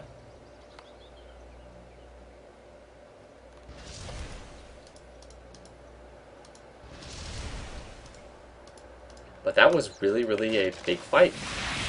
Na'Vi. All of a sudden, bam, they extend their lead.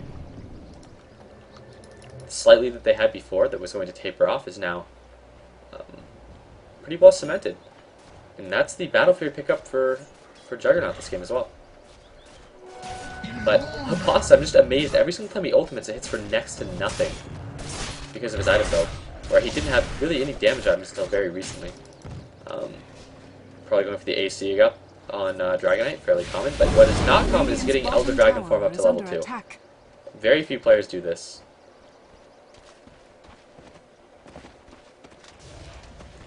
And he's setting up the Wolves to scout. They don't have a gem, so they're not going to know.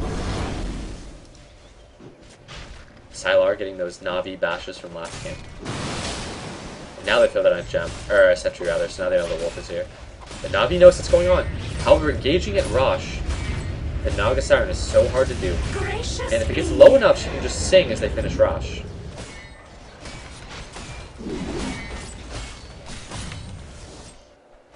Dire's middle tower is under attack. They cold feet the Rosh. Maybe this is the timing. They'll run up with the sentry, so LGD can see this. And not opting to sing and finish Rosh. And good force snap on the boss. Not being in the thick of the fight, but kind of getting left alone. Omni Slash hits for actually reasonable damage this time. Sylar getting picked, and now is she gonna get the song? Is she gonna go down, or is she gonna get the song? Oh, she's gonna get the song if she wants to. But Dragonite gets picked off, she's probably just gonna back out. Or are they gonna sing and try to steal? Oh, are they gonna sing and steal? I think they're gonna try to sing and steal. Oh, they sing! The Aegis is right there, this bitch is gonna grab it, she's got 2 shields, she's dual wielding. And that is that sing and steal, but Dendy is fucking angry. Do not fuck with Dendy. He gets the cold feet down in Ancient Apparition, shows him how it tastes. He's gonna maybe pick up AA on his own. And Joey will probably go down here as well. Is Dendy gonna get AA? He gonna drop that blast? Bam. Gets fucking destroyed. And actually a good fight for Na'Vi, but the Aegis does get stolen.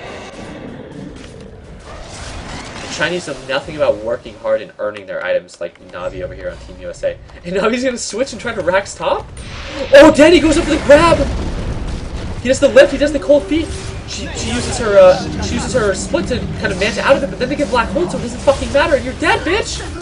Oh, that's that Aegis, you thieving Jew. Are they gonna get her again? No. Oh, Yao TP's in, but he has to instantly BKB and run away like the bitch that he is. Oh, China, what are you doing? Puppy just laying into the racks. The triple wolf gang, really, really powerful.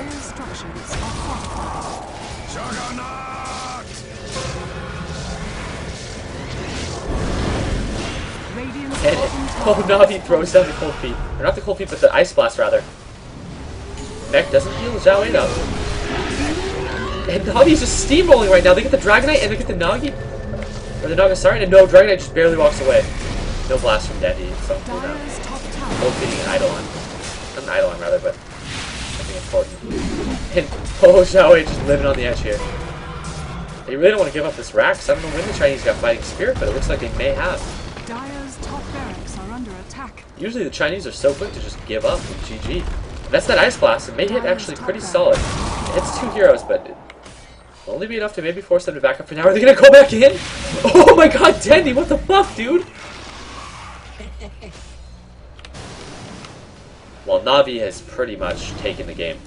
It's not over, but that sequence of events, Na'Vi just decided to flip a switch and just destroy everything. They flipped the rape switch, and it doesn't look like there are going to be any breaks either. They may just go mid, try to pick up this tower, but everyone is up, so they'll probably just back up. And that cost an Aegis too. That was with an Aegis. All those buyouts and shit. Like, the gold graph may look like, oh, it's just a 12,000 goldie, but no, all of these buyouts. Na'Vi has this game in the bag. It's their game to lose. Almost a BKB up on Arzard as well. BKB on Light of Heaven. Denny's gonna try to join the Sheepstick Club. And who the fuck knows what a boss is gonna buy? It could be anything. I mean, just looking at his item build, looks like he just builds whatever the fuck he wants. And BKB almost up on Puppy too. Well, not really almost up, but he'll get it eventually. But that Rax is huge. Now, the game is probably gonna last a while longer, just because that's what playing against Naga is just long, annoying games.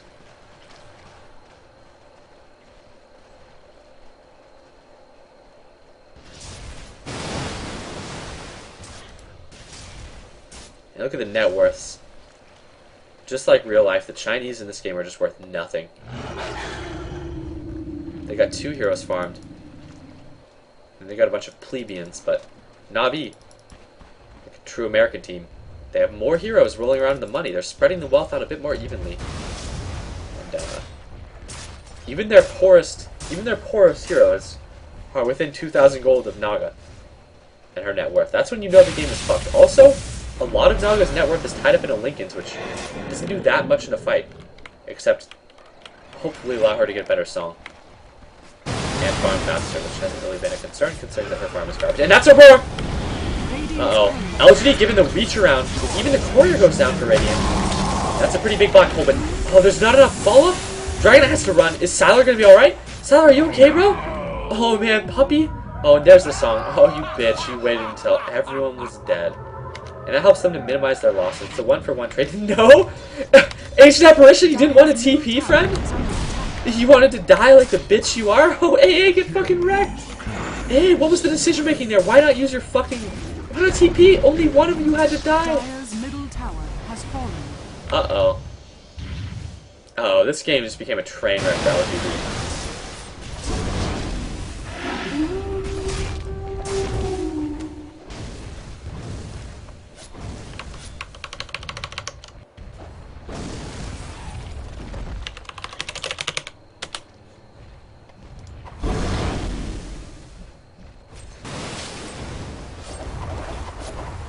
At this point, LG is just forced into their base. They can't win a fight. And it's not getting any better for them either. I mean, looking at the net worth, it's just slowly getting out of hand.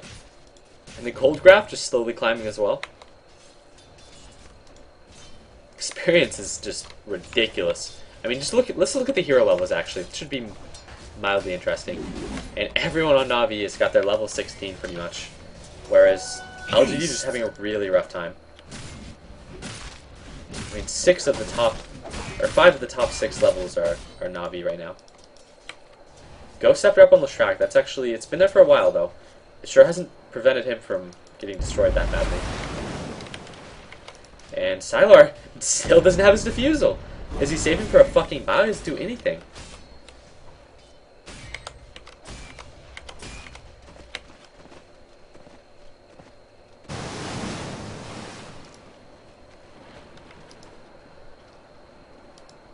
Juggernaut purchased Skull Basher. Uh-oh.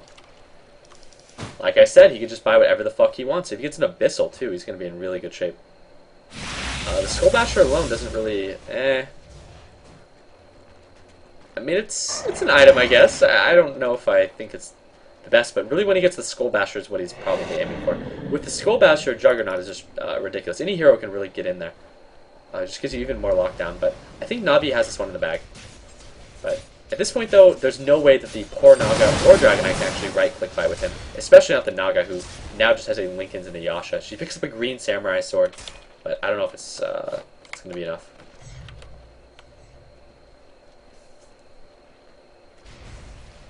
Buddy, prepare your anus for the pub trash basher. Oh god, I can't wait to see this in a pub, where people go Juggernaut, Vanguard Soaring.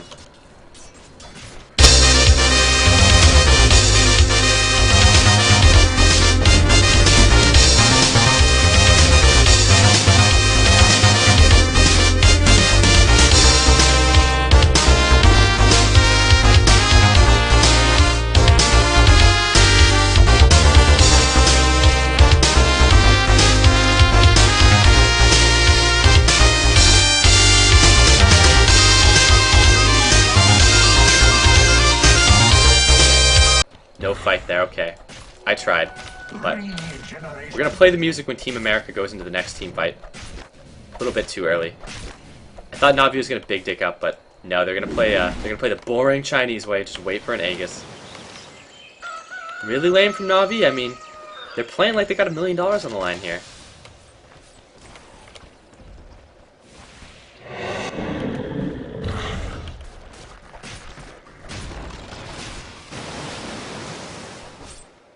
Come on, Navi.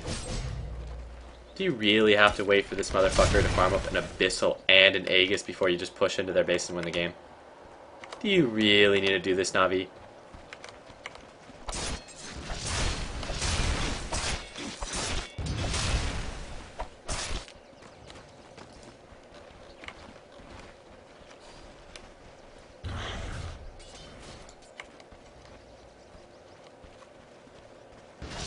Navi is rolling in those pennants.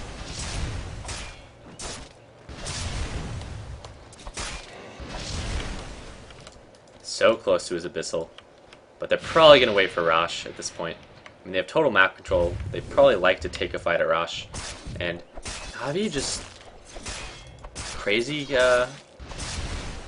crazy lame. Everyone's buyouts are on cooldown as well. Big fans of buying out. They got the money. Why not spend it? And, is he going to get the Abyssal now? Is he going to go Abyssal? Will he go like a BKB or something? I would imagine he'll just finish Abyssal. I mean, I wouldn't see why else he went to Bash for this game. I like that attempt to cancel the crit hit. Here comes the Naga army.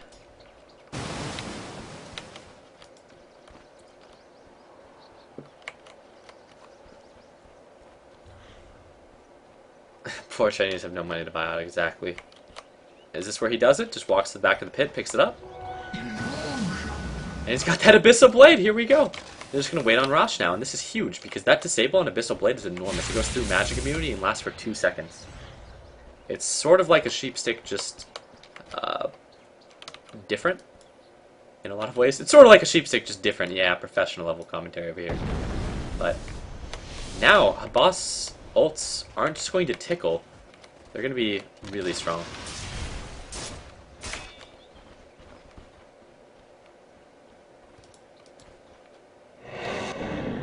They are seen right now by the Hawk.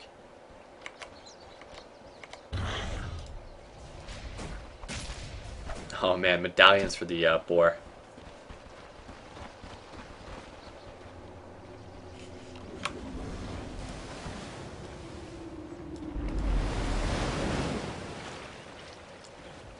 And is something going to happen here at the Rosh pit? We'll find out. Cubby 1 talking about how they do have that ward and that Dire's middle tower down. is under attack. I mean, Navi will know.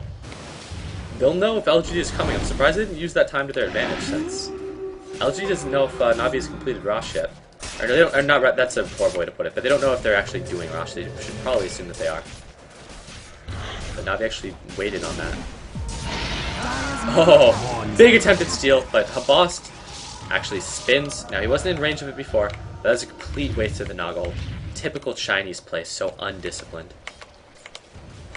Now she's going to go back to her sweatshop, a complete failure.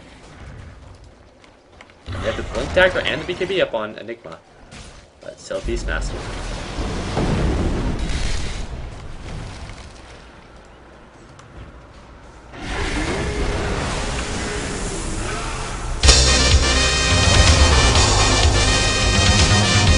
Huge flash hole.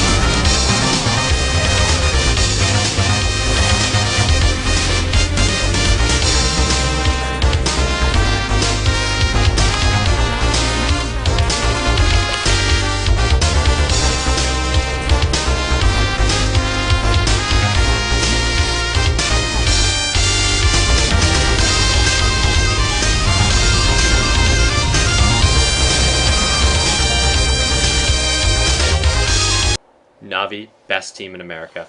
Looks like Team USA wins once again. Let's take a look over in the No Emotions booth and we'll find out exactly how the Chinese don't feel right now.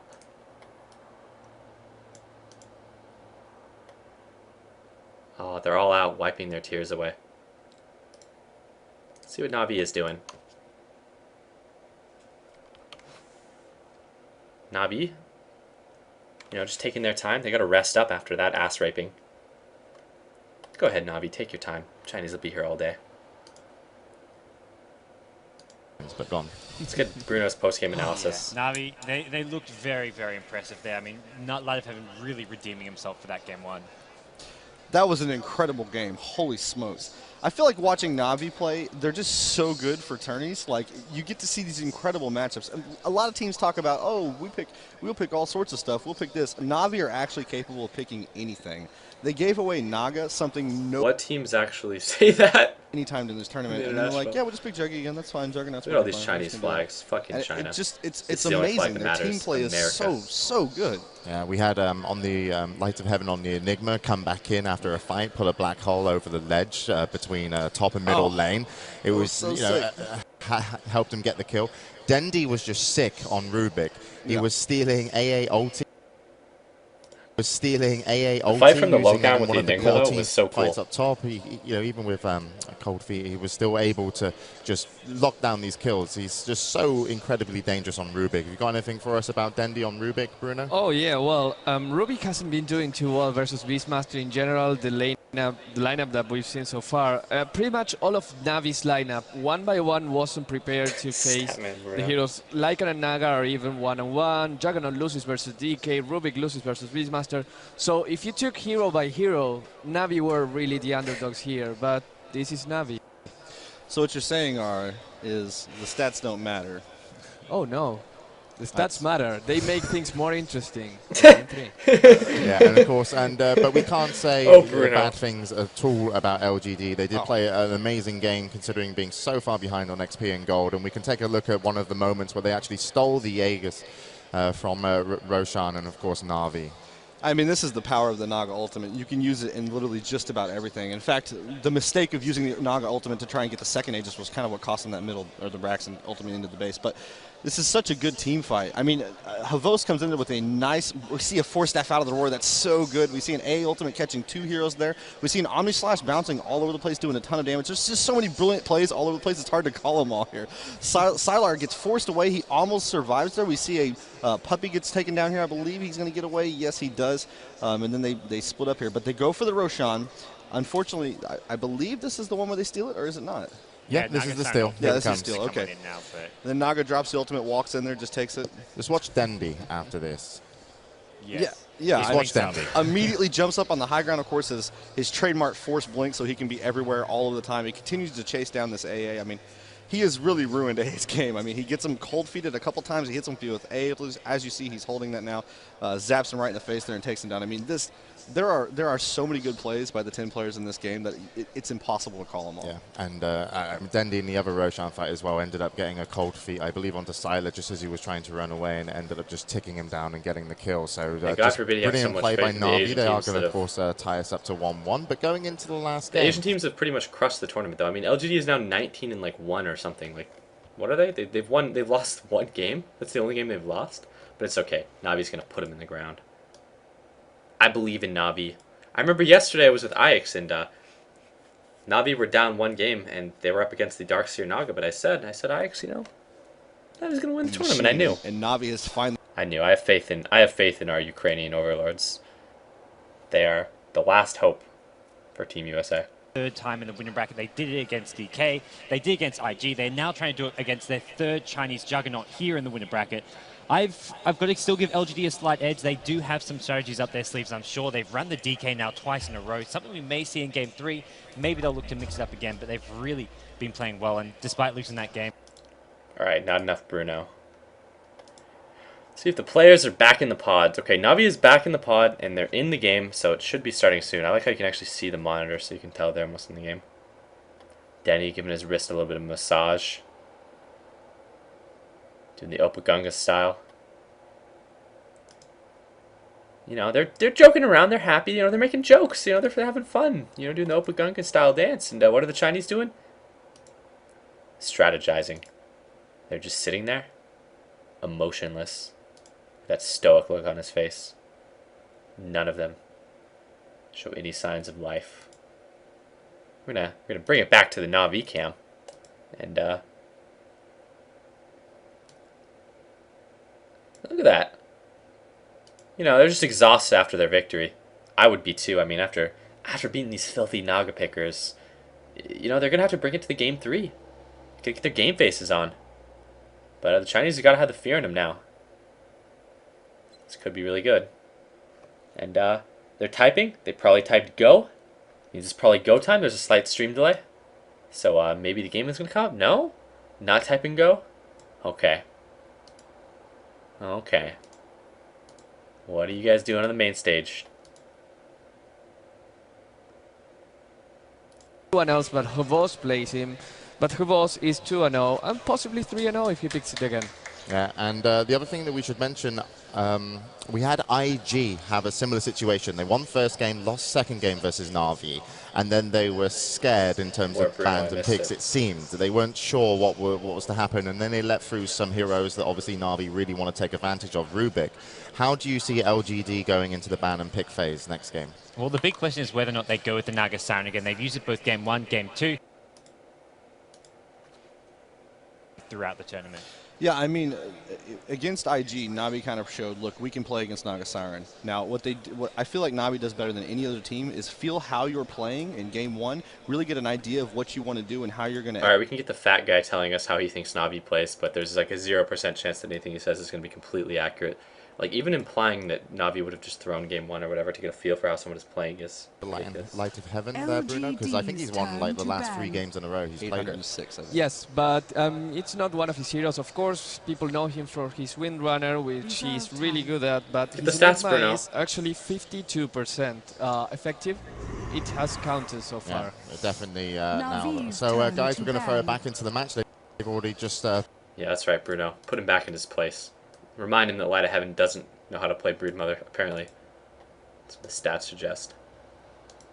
Alright, so again, they banned out the Lycan actually this time on LGD, but Na'Vi is going to end up letting Naga or Darkseer through. They're going to have to let one through, and LGD actually bans out Enigma too. So they take out the 2 heroes that they don't want to play against if they let Darkseer Naga in. I hope that this entire series isn't just defined by Naga Darkseer, but it's looking like it will be.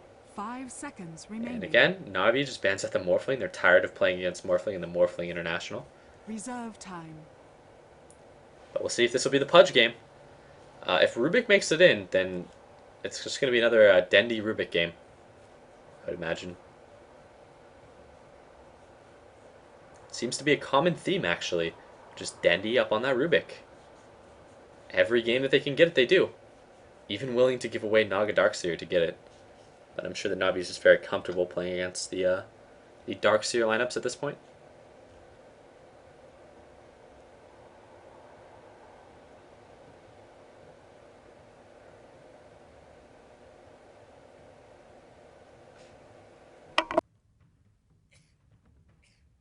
Navi is thinking long and hard, though. And eventually they just ban out the Prophet, which is, I believe, what I banned out last time as well.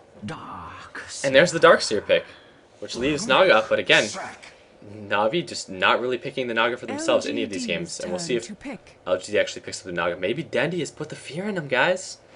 We'll see. We'll see. They pick up the Rubik for Dendi, and I assume for Arsart, the Leshrac. They could do it a couple of different ways, but I highly doubt it.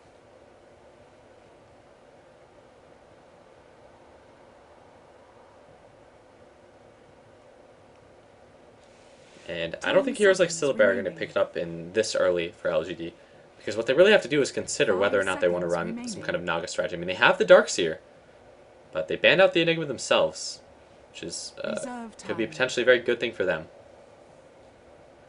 Also, maybe they'll ban the Juggernaut in the second phase of bans if they do get the Naga. I mean, they have a lot to think about right now, because this is where they commit to a strategy. It's not like Darkseer only synergizes with one hero. I mean, I even believe at the time that that Navi put the fear in DK. They still picked up the Darkseer. I mean, just because you don't want to run the Naga doesn't mean you have to run the Darkseer, or you can't run the Darkseer. They pick up the Darkseer and the Naga Siren and the Venomancer. In all of these other games, the Venomancer's been getting banned out, so they actually get it this time, and they do go for the Darkseer Naga once again.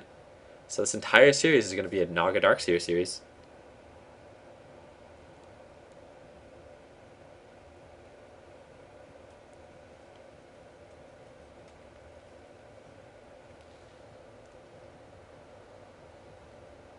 And this is the last pick for Navi.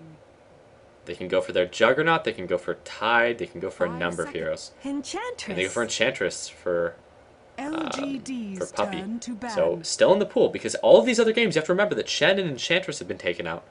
But this game, no. Enchantress remains in the pool. Navi opts to pick him up. But this is where we'll see if LGD decides to ban out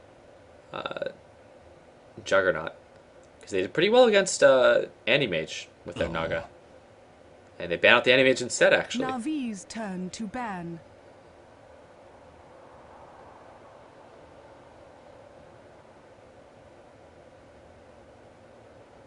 so Navi has to be looking to ban out a solo mid hero probably. They might actually look to take out TA, but Templar Assassin being a very, very popular pick for solo mid in the Asian teams.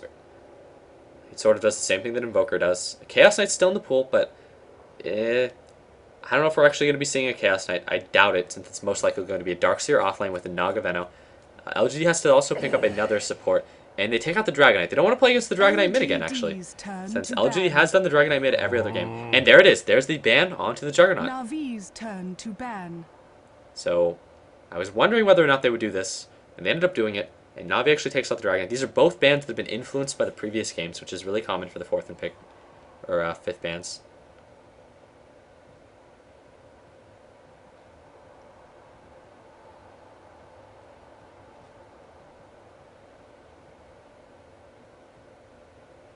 And Navi doesn't know what they want to ban out last. Again, LGD still needs that hard support, and they still need a mid. I mean, obviously Venomancer is one of the supports, but it comes down to what else they want to stick with it. Now, Navi also might look to pick up the Shadow Shaman, 5 seconds remaining. but I highly doubt that they will. I highly doubt it, unless they want to offlane their Rubik.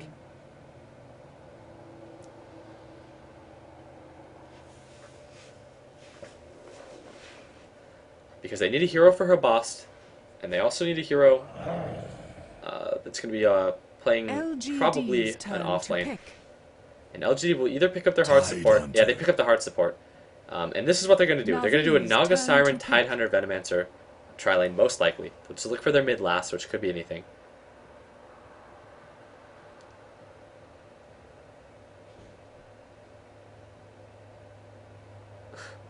Try a couple thousand years, oh boy.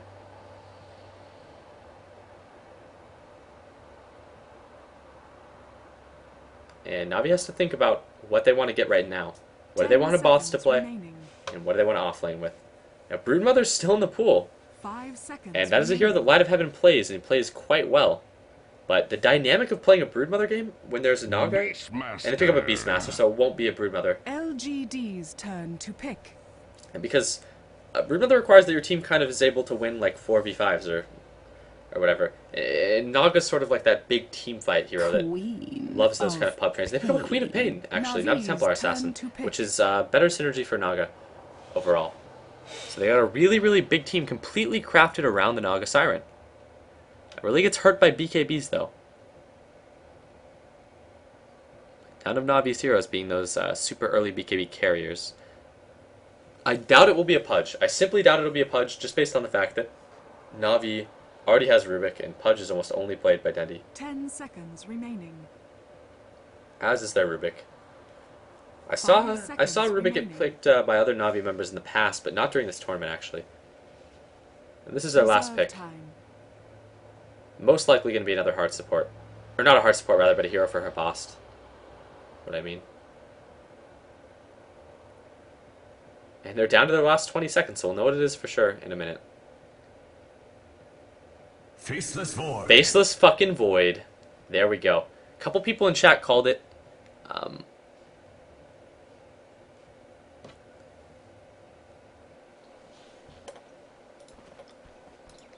Believe it or not, Lone Druid is actually not that great against Naga as a hero. Denny will be going most likely mid on Rubik. That's what his items would suggest, at least leaving the pool with 100 gold. Light of Heaven will be offlaning as the Beastmaster. He's saved at 200 gold, so we'll see what he ends up going. Maybe he'll Crow a bottle, so he might be in the safe lane. RSR is looking to probably do the more farm, or the less farm-oriented support, rather, in the tri-lane, whereas Puppy will be on the Enchantress. Habas is going to be playing the Void. Pretty much to be expected, but we'll see if LGD looks to go tri-lane on tri-lane here. Sort of like an anti-mage, a Void doesn't really contribute anything to a tri-lane. And Salar did pick up a mana potion too, so it might be what they look to do. You can read into these small things a little bit. And are they checking for level 1 Rosh? Oh man, they check for level 1 Rosh. They don't find it though. I like how they face checked for it though. 30 seconds to battle. And Yao will be soloing mid against Dendi, doing the exact same item build that Dendi is doing. It looks better on Dendi though. DDC is on the tide.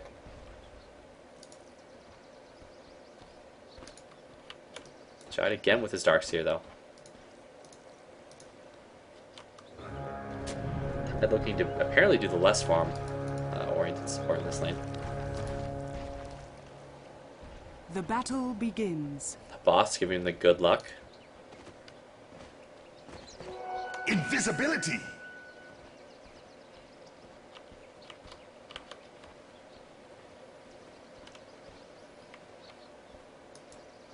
And this should be a free farm lane for Void. So this is going to be a pretty boring game in general. It's going to be a free farm lane for Void. Light of Heaven is going to be totally fucked against this tri lane. Probably won't be able to get that much experience. Might feed it, who knows. But either way, he'll stack Ancients. He'll get not really that much experience. Whereas Darkseer is going to get a really good amount of experience in this lane. Unless Arsart surprises him with the Edict. Oh god, no! Level 1 Edict does so much damage. Run! Oh, there goes all your HP, Xiao 200 HP just down the fucking drain. And as for this mid matchup, I would almost always rather be the Queen of Pain. But Dendi's a really good mid player, so I'm sure he'll make do. But I think the Queen of Pain is slightly better off. That said, it's not so much so that you're going to notice a huge difference in their farm. Enchantress is going to get farmed in the jungle. She's also going to go for that Basilius, which is indicative of looking to take a tower rather early. And again, Light of Heaven actually level 1 with 0 experience, and then huge dick move. LGD straight up just blocks the Ancient stack, which is going to hurt Light of Heaven's ability to just come back in the game. One of these other games in the series, he stacked those Ancients up a lot, ended up getting level 11 before pretty much anyone. Had phase boots and a mech. They still lost, but...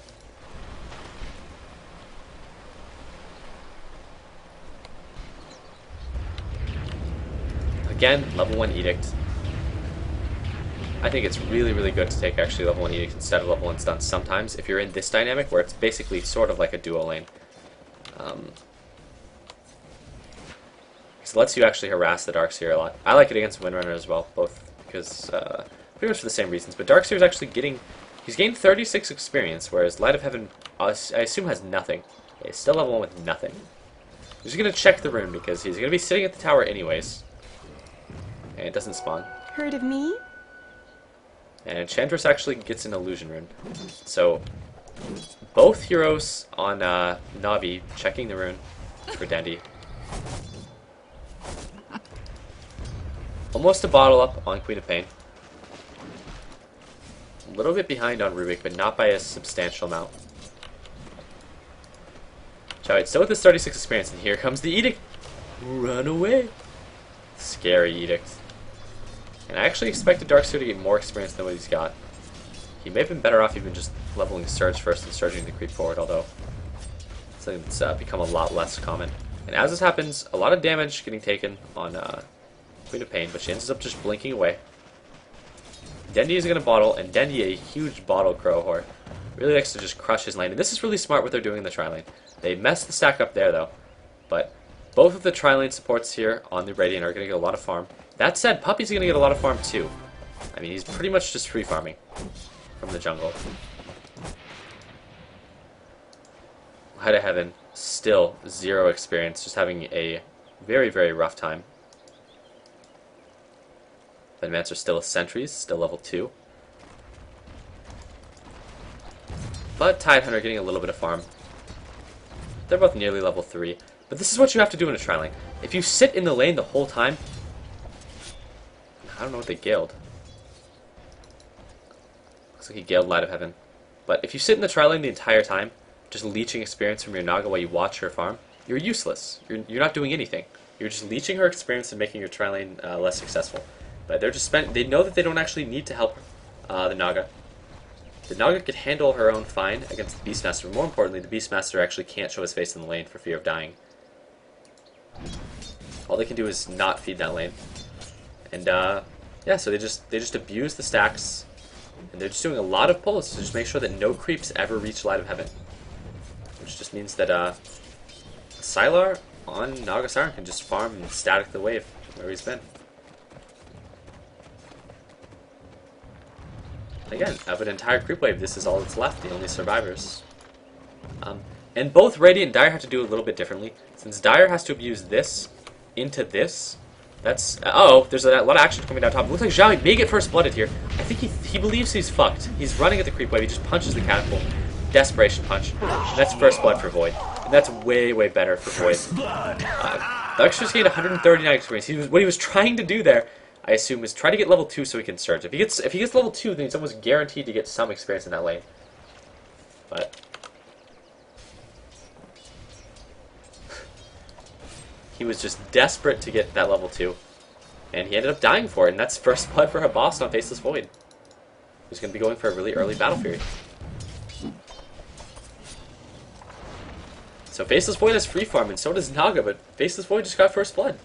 And both of the offlanes are having a hard game. I mean, Light of Heaven is level 1. He's gained 31 experience. Now he has his brown boots up. But so is Darkseer. Well, Darkseer's level 2 now. He got it in the force. He just really wants to get that surge. And he realizes that that lane has been completely fucked. He's not going to get any experience in that lane anymore. All he can do is potentially feed. So he's going to try to abuse the camp that he knows his team isn't going to need. He already killed the yellow. And is Zhao going to lose to the jungle? No, he's fine. Looks like they were trying to bait a dive there on Beastmaster.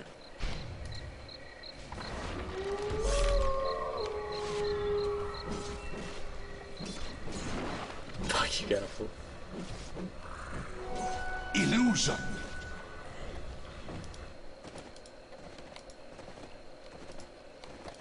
Radiant's middle tower is under Three attack. Leshracs now, but yeah, the Radiant abuse this, and they pull the creeps into this, and then if they're really good, they can pull this too.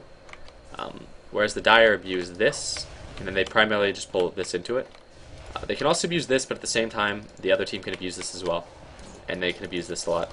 You can also pull this into this, and you can pull this into this, and this into this, but this one is really hard pulling this into this. You have to have almost immaculate timing, and even at this level of play, you still see people, you know, fuck up last hits and make small mistakes, and just the margin of error for pulling this one is so low that almost no one actually does it.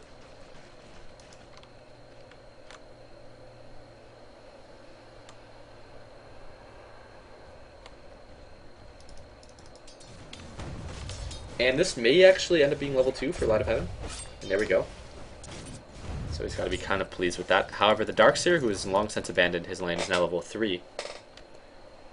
So it is a poverty battle going on between Darkseer and Beastmaster. Both of them have the exact same items. However, Darkseer able to afford a TP scroll as well as 2 more tangos. We'll see if Light of Heaven descends into IX Mike levels of play, becoming the tango beggar. Now, Puppy not in his force anymore, just waiting for the dive to happen, but it's just not happening.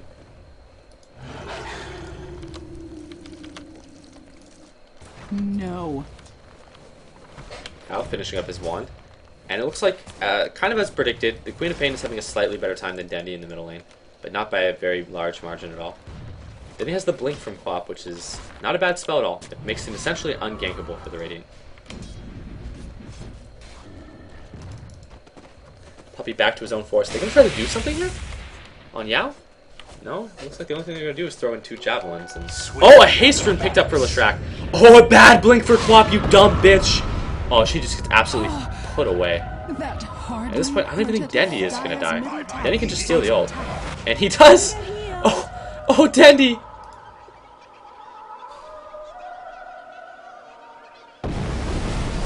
That timing completely fucked. Navi actually getting fucked there. Maybe a bit of a miscommunication. You saw him cancel the split earlier, but then they tried to go big, they ended up going home.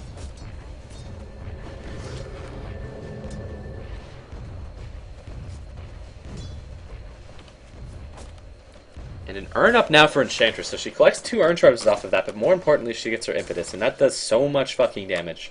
It's also pure damage, so 15% of the distance in pure damage. And Queen of Pain says, "Hey, I'm just gonna kill you." And she doesn't have the deeps. She doesn't have the deeps to kill Puppy.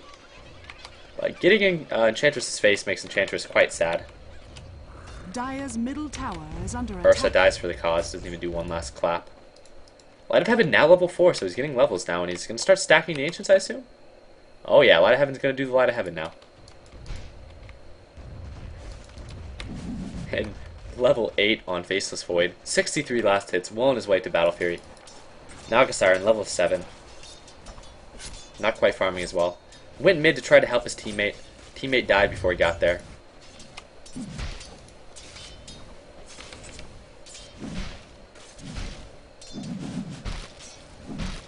Probably doesn't play Naga, how should they know the fucking timing? Kind of valid, actually. They almost never play Naga. But Faceless Void's ult is really, really good as well. Like, Naga's ult does a lot in teamfights. I mean, it shuts everyone down for 7 seconds, lets you set up. But Faceless Void's ult, to a lower degree, just lets you get a kill, kind of. But this game, the Naga has to go Linken's as well. I know that she's done that in the other games, but this game she has to because of the Beastmaster. Dire's bottom So they have a tower choice. is under attack. Whereas the other games, it was arguably not that good a decision. This may be Light of Heaven's first step. Ground Boots don't exactly help him. He's pinned before getting anally ravaged. And Denny decides to actually come into the fight. Split Earth and Void? Oh, Denny throws the Quap Bolt down and there's the Void ult? How'd you get a Quap Bolt, Denny? How'd you get a Ravage? What the fuck, Denny? Is under attack. Denny's so good. There's the stomp. Double kill for Leshrac. Denny just pulling out all these big abilities that he has no place in actually having. And Puppy's gonna run down Quap? Dire's top tower Is he gonna get is it? under attack. No, uphill miss. I don't even understand how Denny gets these spells. He could Quap ult and Ravage. What is this game? And he smokes up too. He's gonna get it. He is gonna make the plays for days. Yeah, what are Bruno's stats on how often those spells get stolen? And look at this ward coverage from Navi. They have absolute vision too, not counter-warded at all. They're just sitting on so much vision right now. Light of Heaven must feel like he's map hacking. Faceless Void level 9. What is Naga's level? Probably not level 9. Level 8.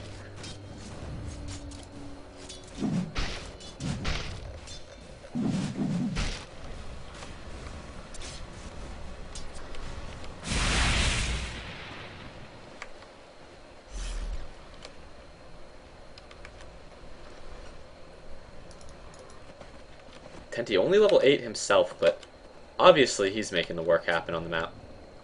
They're just creating space for Faceless Void to farm as well.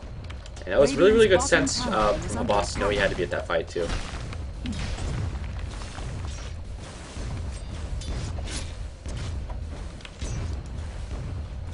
And what kind of hard carry wants to farm against a hard carry? He just decides, fuck it. I'll go to a different lane, I don't want this. And almost level 6 on Beastmaster. He has to want it so badly right now. The boss not actually getting decided. Actually, maybe. And Arsart trying to make it a big prey. But is he going to get the solo kill on Zhao 8? Do you even need a team, Arsart? Radiant's middle Uh-oh. tower is under Big attack. TP's right into that. And there's the shout, but Ravage is still on cooldown for just a couple of seconds. Denny's Ravage is down for another 13 as well. But Denny's in the middle lane. Can't drop the Tentacle Rape down. That was actually a really good shout. And a really, really good fight for Navi in general. Maybe the Split Earth on the dead Darkseer a bit unnecessary, but that's just Arsart, this huge dick. Basically fucking up though. Because dropping that Split Earth on those heroes that teleported into the Void ult would have been pretty good. Dire's bottom tower is under attack. My sprites are with us.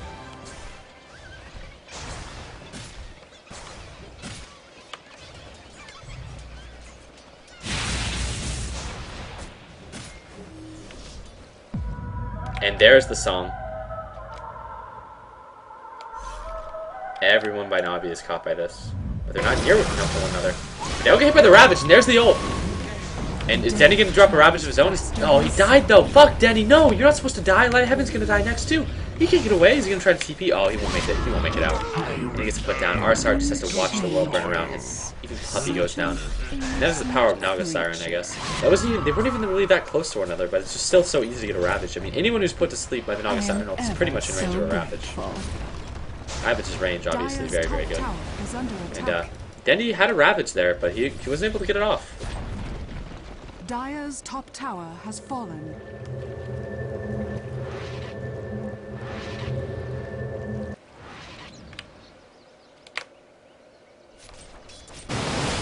Arsart absolutely hates illusions.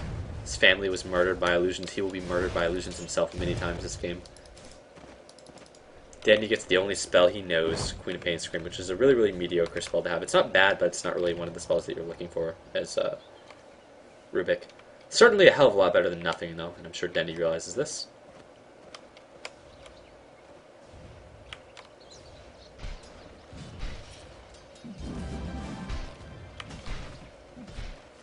And he's just going to blow up the wave using both of his nukes here.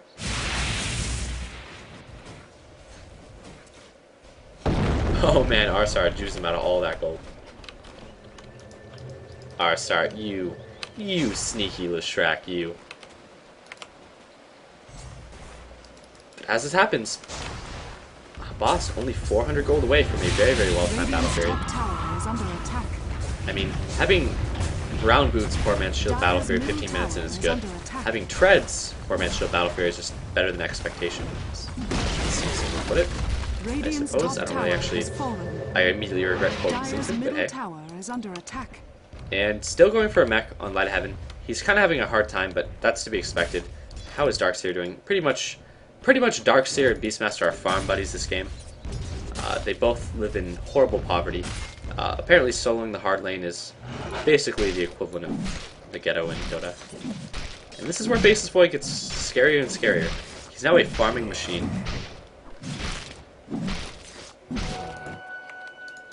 Luckily, Dendi's still a very powerful wizard. A hero-killing machine. Speaking of powerful wizards, let's see how Quap is doing. Level 10! Wow, level 10 on Quap. When she gets level 11, it's gonna be really scary for Na'Vi. Puppy inside of Void's jungle.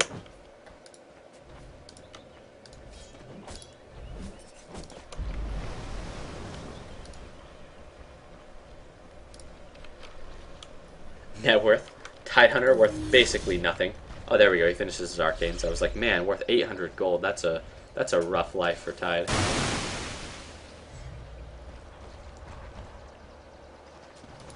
And Na'Vi may look to push mid.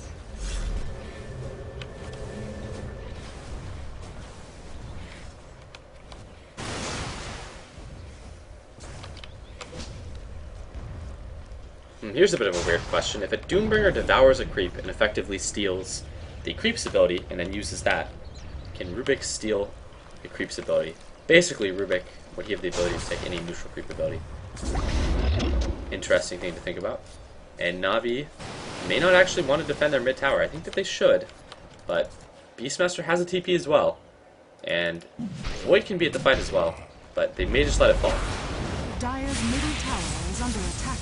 Sylar does still have that ultimate, and I hear TPs, but that's a TP for Radiant Queen of Pain. They're gonna let it fall. No, they're all here! Are they gonna let it fall then take the fight, or are they just gonna go now? Faceless Void is just looking for an opening. But all those wards getting thrown on the high ground by Venomancer really make it hard for him to get in there. Dire's middle tower is under attack. And they lose it. Dire's middle tower has fallen. Radiant's top tower is under attack.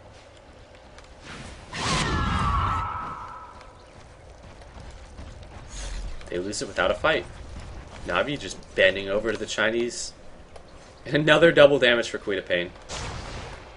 This is basically how the Chinese win their games. They go for those lucky DD runes. Fucking China can't win a real game. Just gotta hope for luck. I haven't soaked this roar up.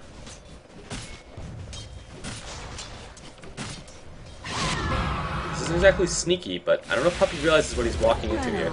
He throws an enchant on Venomancer, really, really aggressive. And Void has a tower to TP to down here, but Na'Vi doesn't really have to force the issue here. I mean, their Void is farming faster than Naga, and Naga has to pick up an item that isn't really that farm-oriented. It's very slightly, but more so it's just a very defensive item, whereas Void is able to pick up aggressive items. Like, she has to go Linken's because she's up against a Beastmaster. So her farm is, it's on par with the Void now, but it won't be forever. It's actually not on par with the Void, but that's just the effect of First Blood mostly. And will Navi defend this one? Come on, Navi, you wanted to fight against fucking Naga. This is the Naga, it's coming to you. Oh, what are you getting, Light of Heaven? At BKB. Or not Light of Heaven, but rather Boss. Uh-oh. Uh-oh, Light of Heaven drops the Roar. And there's the Queen of Pain ultimate, and he couldn't even get the illusions off. And that is a dead Beastmaster, and I believe a Roar. No, he didn't get the Roar, actually. But as this happens, they get the trade for Habas. Habas gets the tower, but again, it's just not looking. It's not really looking that bad for Navi, but it's not looking that good either. I mean, it's almost dead even in gold, and it's almost dead even in experience. This is not significant at all. You know, it tells you that a 1,000 or 2,000 experience leave is significant as a retard. Unless it's like a game where both teams are like teams that benefit so heavily from level 16 that it completely changes the game. Denny unable to really get anything but this Queen of Pain spell, which is again not the best spell to have on a Rubik.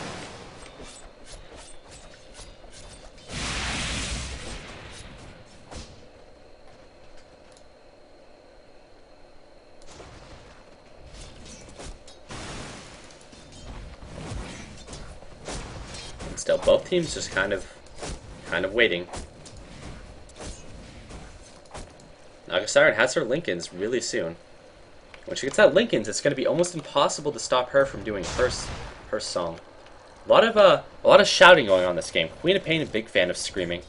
Naga Siren also a screamer herself, but Beastmaster likes to just shout at bitches, put them in their place. He can still do it to Quap, but he's not going to be able to reliably stop Naga from doing it. However, Queen of Pain is going to get really, really close to her sheep stick, but it's not going to come out before Habas gets his BKB, and that's what really matters. Getting the BKB up on Habas lets him drop up his ultimate not only aggressively but also defensively if he wants to go that route. Yeah, Ty likes to shout water. I agree. Now, actually, very surprised he's not getting a point in his Kraken shell. Getting 1 point to purge debuffs is really common, but I guess he doesn't see the need this game. Just want to take off Enchant and doesn't think he's going to be getting destroyed off. And is Navi going to look for this fight? Puppy doesn't get spotted out by the courier, but he sees the courier because Enchantress has 1800 night vision, and here he comes from behind. Oh no, he's going to back away. Oh god, Puppy's getting caught! Oh, what a miscommunication. Puppy basically just dumb-fucked into 5 heroes. Oh, cancels the Roar from Light of Heaven. Are they going to go on Light of Heaven? Oh my god, this is the exact same place that Navi got fucked last game. And, oh god, Light of Heaven saving himself with the mech and the wand. He throws down the Roar on Darkseer. That's a big Roar, and there's the Light of... Or not the Light of Heaven song, but rather the Sleep Crown. Naga, that's a big wipe. And Void now decides he wants to try to 1v5. I don't know if his 1v5 ability is actually going to be strong enough. And, wow. An awful fight for Navi. A terrible, terrible fight for Navi right there. This is exactly where Navi threw the game in Game 1. And it seems to be where they're looking to throw in Game 2. Gold, it will update in a minute. I can't imagine that it's still so even after that.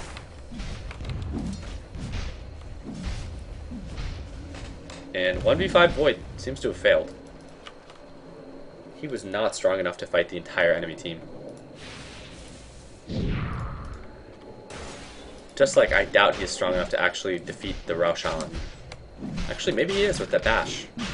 I guess Void is one of the better heroes to roster since he does actually have the Bash and the Backtrack, so he's surprisingly resilient. But I'd be surprised if Radiant didn't try to contest this. However, even if they do want to contest it, even if they suspect this despite having no vision, even if they suspect this, it's going to be hard for them to actually deal with it because all of their ultimates are down. But Navi is doing this so slowly. Is that a smoke coming over? No, it's a TP. And DD. Uh-oh, they're running right for the Rosh. Oh, Navi, finish, you fucks! No! They get vacuumed. The Faceless Void does get the Aegis. Denny's gonna get caught. Denny's dead. Denny's fucked. Oh, there goes Denny. And a boss again. He's trying to big dick the fight. Is he gonna be able to do it? Denny buys back, TP's back into the fight. Oh, this is awful. Our Swart's getting picked off. Habas is unable to do any damage. Denny comes back and cleans up. A Queen of Pain in the back of the fight. Back of the bus doing a lot of work, and Habas is chasing a Tide Hunter as his team tries to fight without him.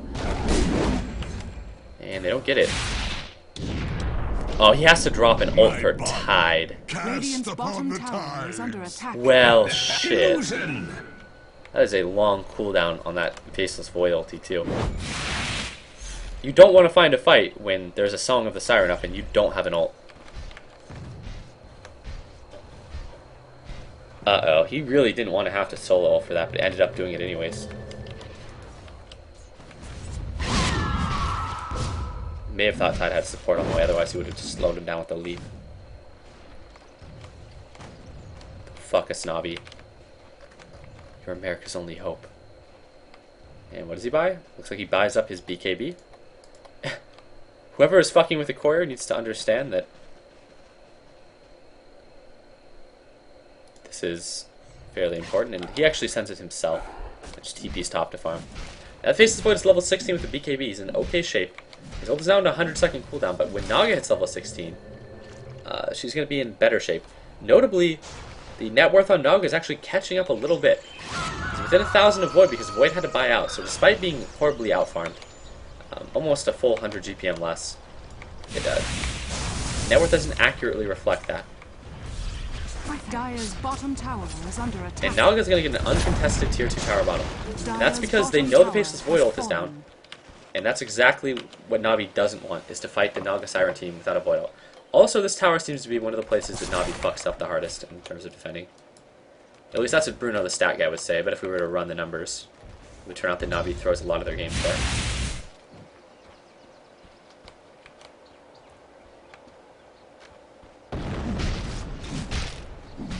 Well, you're retarded, oh god. And Rubik picks up a Blink Dagger, that's big. That'll let him get in and get the spells that he wants, and get out, without getting mauled by Queen of Pain. And still BKB up on a boss Naga. Maybe we'll look for the Manta, maybe we'll look for the Diffusal, we'll see. I would imagine that if there was a Manta game, this may be it. But, still, could pick up the Diffusal, no one knows. Anybody's guess. Rubik now with all of this mobility though, Queen of Pain Blink, 4-staff Blink Dagger. He is going to be all over, and still an Aegis on Habas too, that's worth thinking about. Is this some kind of bait from Habas? Why is he going in alone?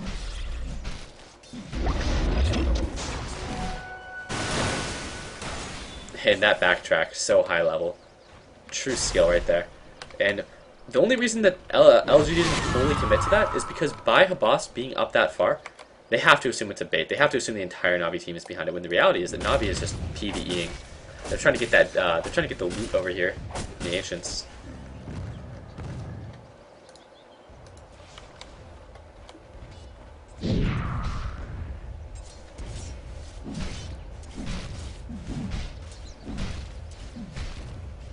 It looks like Void is getting some loot of his own. He's farming whites over here. And this is what I would assume that LGD thought was happening before. Where it's just the entire team sitting behind Habas.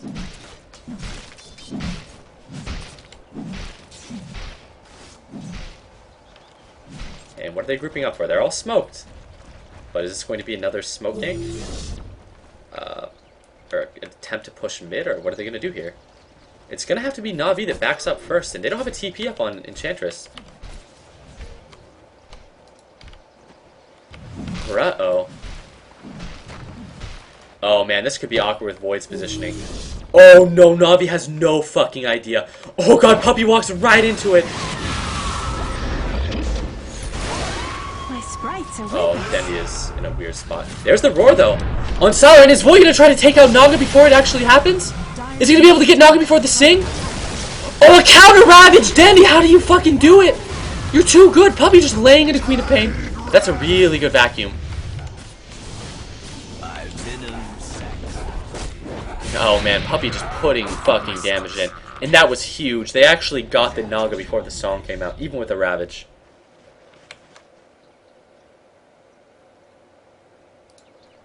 Radiant's bottom tower is under attack. And it was that Ravage that made the difference. That prevented the supporting cast from just stopping Habas from doing what he needed to do there. And Radiant's bottom tower has fallen. Habas really had to be able to kill the Naga before she ulted. However, they still do have a Naga Siren ult up, and without that Void ult, they really can't engage. The disparities in the cooldowns is going to be a really big thing this game when Naga finally decides to hit level 16. And look at this, she even had a reverb for that. She's going right for the heart. This is such defensive play in terms of itemization from the Naga. Void is able to have free reign. Void can build whatever the fuck he wants. I mean, look at all this gold per minute he has. He's pretty much selling drugs in the forest over to the Satyr, you know. Just do a little bit of a trade-off over there. And the fucking Naga Siren has to go so defensive. Doesn't want to get roared? Has to go Linken's. Doesn't want to die in Chronosphere? Has to go Heart. She has no deeps. She can't go for that Manta. She can't go for that... Diffusal. Navi is really just showing that there are ways to fight against Naga Siren. And the entire team is drafted around Naga too. If Naga Siren fucks up in any way or gets killed, then the fights just fall to shit. Especially with the BKB up on Void for so long. I mean, how much time does he still have left? He's only used it once. And they're going to get an Axe up on Light of Heaven. And they may be able to prevent either the Ravage from going off, or the Song of the Siren. And if either one, if they shut them down, they're in good shape. Almost a BKB up for Leshrac too, and that's huge. Those BKBs make such a difference in this game.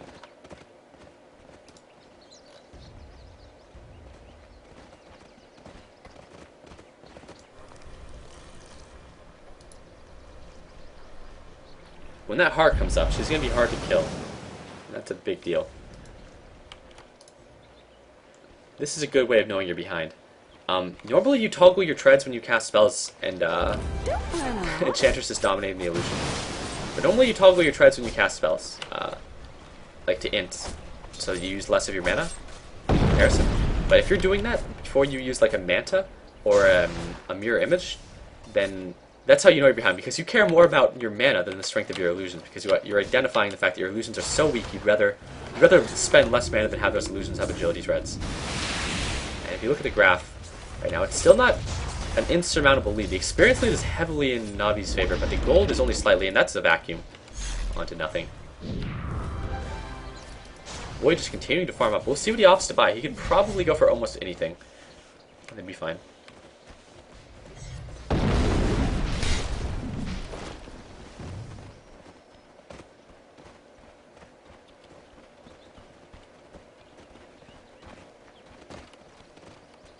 You know, a great pace to ask for beta keys is Dota 2 streams, I hear. Most people are really genuinely willing to just give you beta keys. In fact, I find that 90% of people who ask are just giving keys without any hesitation. In fact, I sent one to you. Blarging, you'll get it soon. Rapier Void, I doubt it. There's a smoke on the courier here, so Navi's gonna look for some aggressive smoke play, I assume. And no, he's going for Butterfly. Faceless Void, not a big fucking thrower. The thing about Butterfly is that it's mildly defensively oriented, but it's also a great offensive item. It gives you a lot of damage, but the fact of the matter, though, is that a Butterfly gives you a lot of armor from the agility, and it gives you a lot of evasion. And in combination with Magic Meat, it's really good. But more importantly, it lets him just man-fight Naga, and it lets him destroy Naga in this Chronosphere. And again, Chinese, it's the luck of the Chinese. They just get another double damage on their carry. I don't know what it is with Chinese. They can't win a fair fight.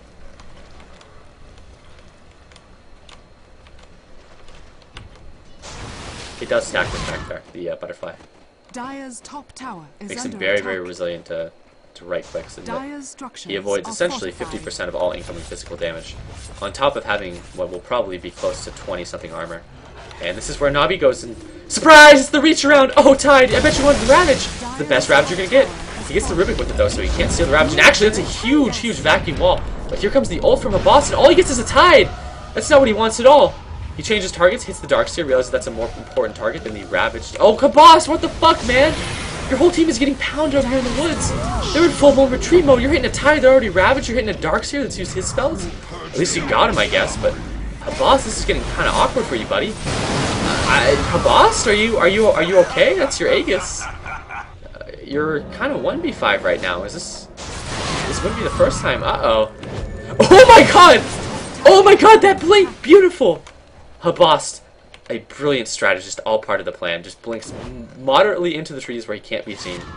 And just TPs away as soon as he gets netted down. But that wasn't the fight that they wanted.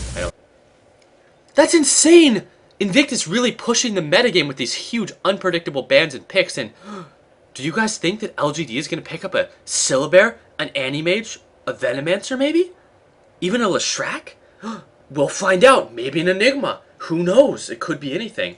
So long as anything is one of those 10 5 seconds heroes. remaining. However, Nature's Prophet is still in. That's a valid point that someone in chat brings up. 5 seconds remaining. Venom. Reserve. Whoa, a Venomancer! And an Animage! Who knew? IG's turn. It could have been any one of those 5 heroes. That's insane! Will it be a Leshrac? Will it be a Prophet? Could be anything. Will it be that mid-game hero? Maybe a TA? It'll be any one of those 5 heroes, I guarantee it. Could be anything. So long as anything is one of those small handful of heroes. I would be blown away if it was Ferrari's Templar Assassin. I mean, no one would expect that one. It could be a CK as well. I'm willing to bet they'll pick up their mid-game hero, but they could do a couple of other things. Reserve time. It's safer to do their mid-game hero, though, just because Ferrari plays like 3 different heroes. Okay, that sounds like really mean, but whatever. Wow, it's one of Ferrari's heroes. That's actually kind of surprising. I didn't see them doing a Broodmother this early, but that's one of like the 4 heroes that Ferrari plays.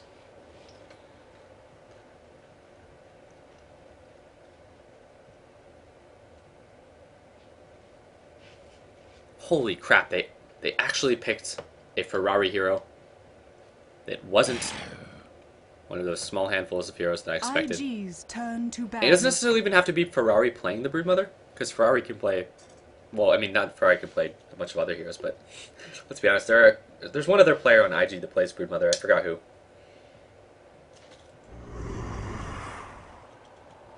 LGD's turn to ban. Enigma gets banned out. That was one of those 5 heroes that I thought that LGD might pick up.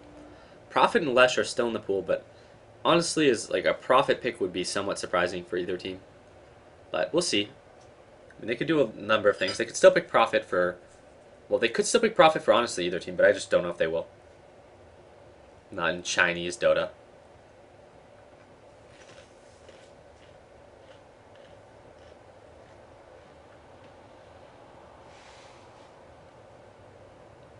It's the last ban for LGD. 10 seconds. They may look to ban out some of those tri-lane support heroes since... Honestly, it's rather likely that Tidehunter will be played as a tri-lane support for Morphling. That just tends to be how the Chinese teams do it, especially IG. Reserve time. But we'll see. Their lanes are still not really that set in stone. LGD's lanes are fairly obvious. It'll be an Invoker, most likely mid, with a Venomancer, Animage, and then another hero on the tri-lane, then an off-lane. But we'll see what they opt to do on Invictus, because they can put a Morphling mid if they need to. They can even do a couple of cute things with Tidehunter, but again, the Chinese teams are really... The whole point is that they're not exactly unpredictable as teams, so... I wouldn't be surprised if they did a Tidehunter, Morphling, something else, tri-lane.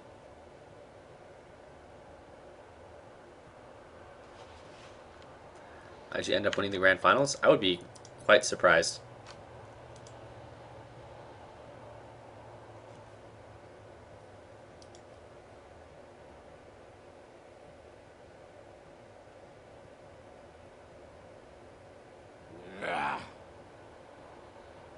IG's turn to ban. And a Panda actually gets banned out, which is a hero that Invictus could have picked, but... well, actually, that would have been extremely hard to deal with if they would have gone that route, so I can see why they would do that.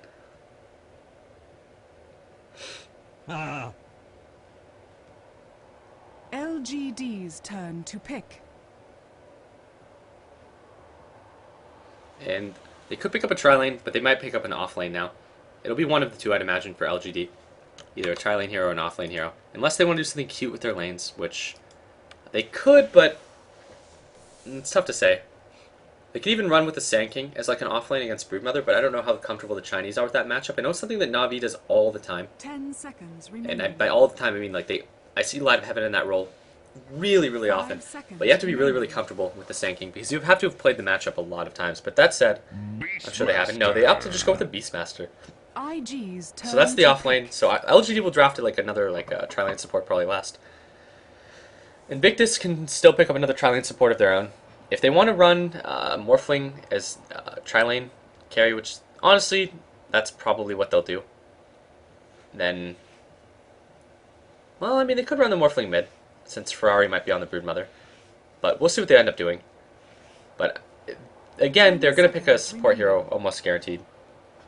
Maybe not with this pick, but as a whole. 5 seconds remaining. Like, Lesh is still in the pool. There's still a bunch of heroes. Isn't just Leshrac. Crystal Maiden. And it's a Crystal Maiden. And it's going to be probably a LGD's cute way they're going to land this. turn to Crystal pick. Maiden, Morphling mid. They could do a tri-lane with Morphling, Tidehunter, Crystal Maiden, but I'm almost certain it'll be a Crystal Maiden, Morphling mid. But we'll see. I mean, we can find out what they're going to do, I guess, as the game starts. But like I said before, there were a number of ways that Invictus could have laned this, and this was one of them. This is why I didn't want to call out explicitly being a tri-lane. And I'm basing this on the fact that Ferrari may be playing the Broodmother, so he's generally their mid player, so they'll probably just stick their carry 10 seconds and remaining. Crystal Maiden mid up against Invoker, and that's really, really good. It's actually a 5 sick lane for seconds IG. remaining. Reserve time.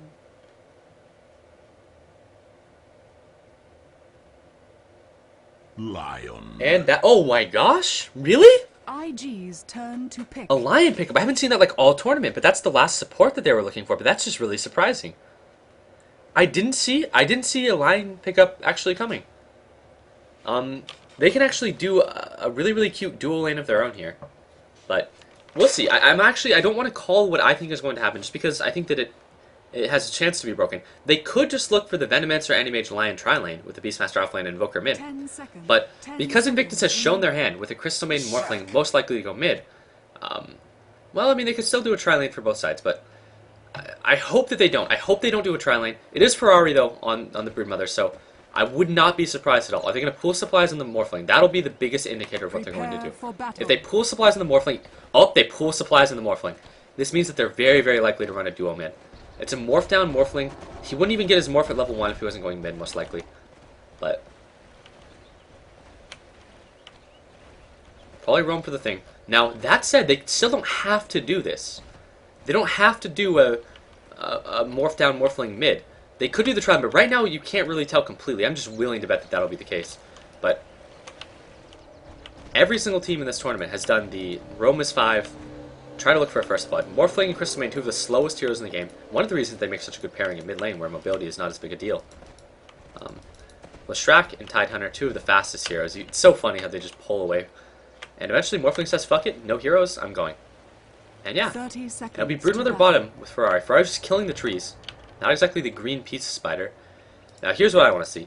I want to see if they're actually going to commit to this tri-lane, or if they're going to run the dual lane mid by sticking the Venomancer with the Invoker, which is something that they could do, and that's pretty much what I was wondering from the start, but I didn't want to call it because I didn't know if that... Again, I feel like there's a good chance they're just going to do the very standard tri-lane just with the Lion as a kind of an unconventional support. The battle begins. They do need the wards. They need the high ground ward for Crystal Maiden, which is why she's actually not picking up that invis. They might just leave it for her. I wouldn't be surprised if they did. And yeah, she goes for the high ground ward. And this is a really, really aggressive ward that's important for getting kills. I'm going into hiding. And they see her get this. They know she's invis. And are they going to adjust to the lanes? I think they are. I think they might put a Venomancer or a Lion in the middle lane, but we'll find out.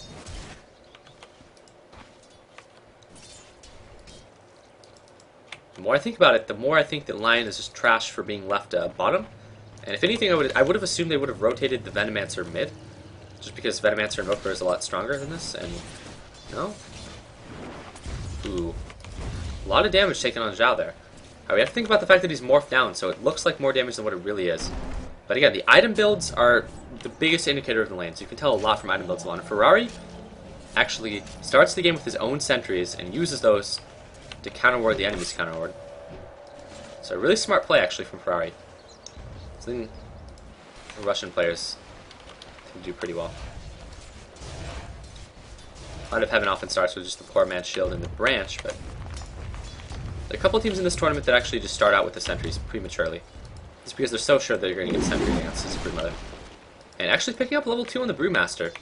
But that said, if they're going to get the farm on the Leshrac, which is what they're doing, they're getting the farm on the Lesh, the Tidehunter does so little to actually zone effectively in this lane. And Ferrari's not getting like next to anything. But if he gets an opportunity, he's going to kill this enemy sentry. But it's not like Venomancer doesn't see this coming. That's where the sentry is, so he just creates a little bit of space with his web. And at first blood happens, it's either going to be mid, or it's going to be bottom. And as I say this, it looks like Beastmaster's finding any way to die that he can. Even the Satyr joining in. But I just can't see Tidehunter Lesh getting a kill unless Brewmaster or Beastmaster really fucks up. And I don't think that this is the Silver player from the last game, so I hope we can hope for these kind of fuck-ups. And Crystal Maiden with the DD, though. This is where the big plays may happen, but Invoker's very aware because they have that ward.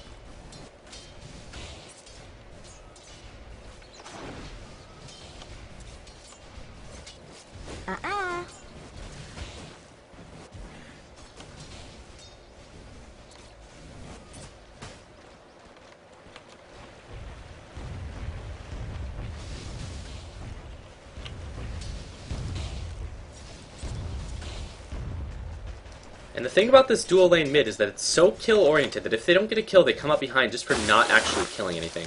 And she has the DD, so she just throws down a freeze. You don't actually have to follow up because that freeze costs so little. Your mana pool is really, really large as Crystal Maiden. Is that a cold snap? Who did he snap up there? Oh well. Ferrari, level 2. Probably better than the Beastmaster, though. And he's getting a bit more experience than the Beastmaster, but none of them are really getting farm. I mean, Broodmother has literally nothing. He decides not to waste his other counter ward, trying to deal with the enemy's counter ward. But Sylar, farming up total free farm. Morphling pretty much free farm as well. It's a little bit worse because you're never going to get the same level of free farm in a mid matchup. But up here they go! And they get the blast, they get the freeze, they get the waveform, but they're not able to kill him. At this point he has a ghost walk too, so I mean they're not going to kill him no matter what. And they're behind now. They're behind just by not being ahead. IG is behind because they have to kill this lane for this to work. And this guy now has a ghost walk, so they're not going to kill him, which means that Crystal Maiden has to maybe look for something else. She's going to look for the rune, and that's one thing that's important about this matchup too, is that you generally give the bottle to your support so that she misses out on the experience while she gets the rune. And look at that, Invoker just bullying, and no, Morphling is mad as fuck. But he'll probably use the bottle charge, then he'll go, hey Crystal Maiden, give me that fucking rune. And here we go. This is how you do the duel. No, they're really gonna crow and there's a fucking regen over here? Oh, well, I guess Crystal Maiden picked up the regen. Or did she? What happened to the regen?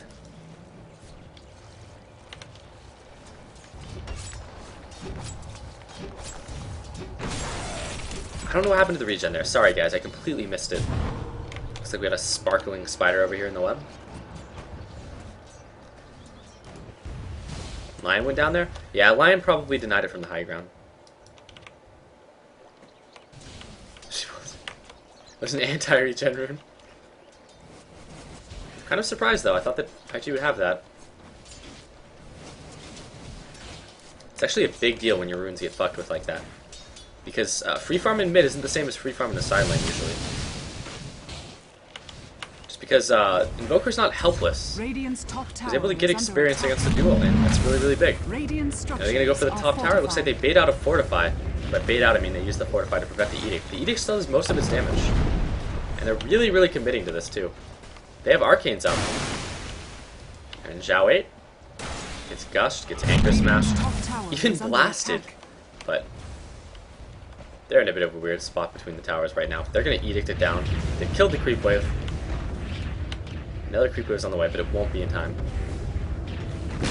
And it's total free farm for Leshrac as well. It's free farm for Lesh, but it's free farm for Anti-Mage as well. And the trade-off is actually it's actually not that good overall for the Radiant. But that said, they're probably getting more experience but less gold on Radiant. That would be my assumption. And no, the Dire is ahead in experience and gold. That's actually mildly surprising. But the lead is really small both ways. I mean, always being within 200 experience is like 5 creeps. And the gold lead is pretty much influenced almost entirely by tower. So it's still a really even game. And no kills have come out. And the game is super, super even. Ferrari not quite in the web there. Invisible Lion. And uh-oh. Uh-oh, this is really bad for Ferrari. Ferrari's going to get out first blood with the Anti-Mage. And that is not good. First blood! FKR went to sleep, but I told FKR he could castle him.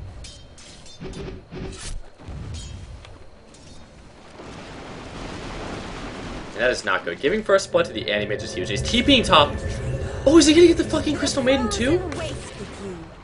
No, he's gonna go out forward. He's gonna do nothing, I guess. Somebody ends up going down to Invoker. And all of a sudden, IG, a kind of a weird spot.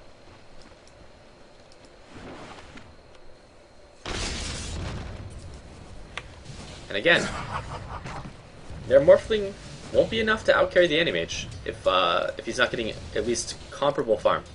Normally the Morphling against Anti-Mage is a really even matchup, but that operates under the assumption that until Anti-Mage gets his Battle Fury, you're farming on par. You're not expected to keep up with farm in the Anti-Mage when he gets his Battle Fury, but you're not expected to be too far behind either. But this Anti-Mage is going to get Battle Fury before he should.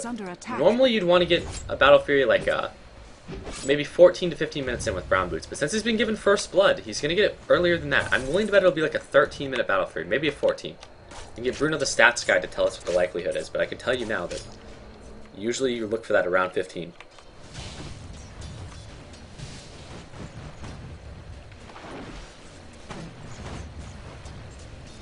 I hope IG wins as well, because I think IG is the easier team to beat for Na'Vi.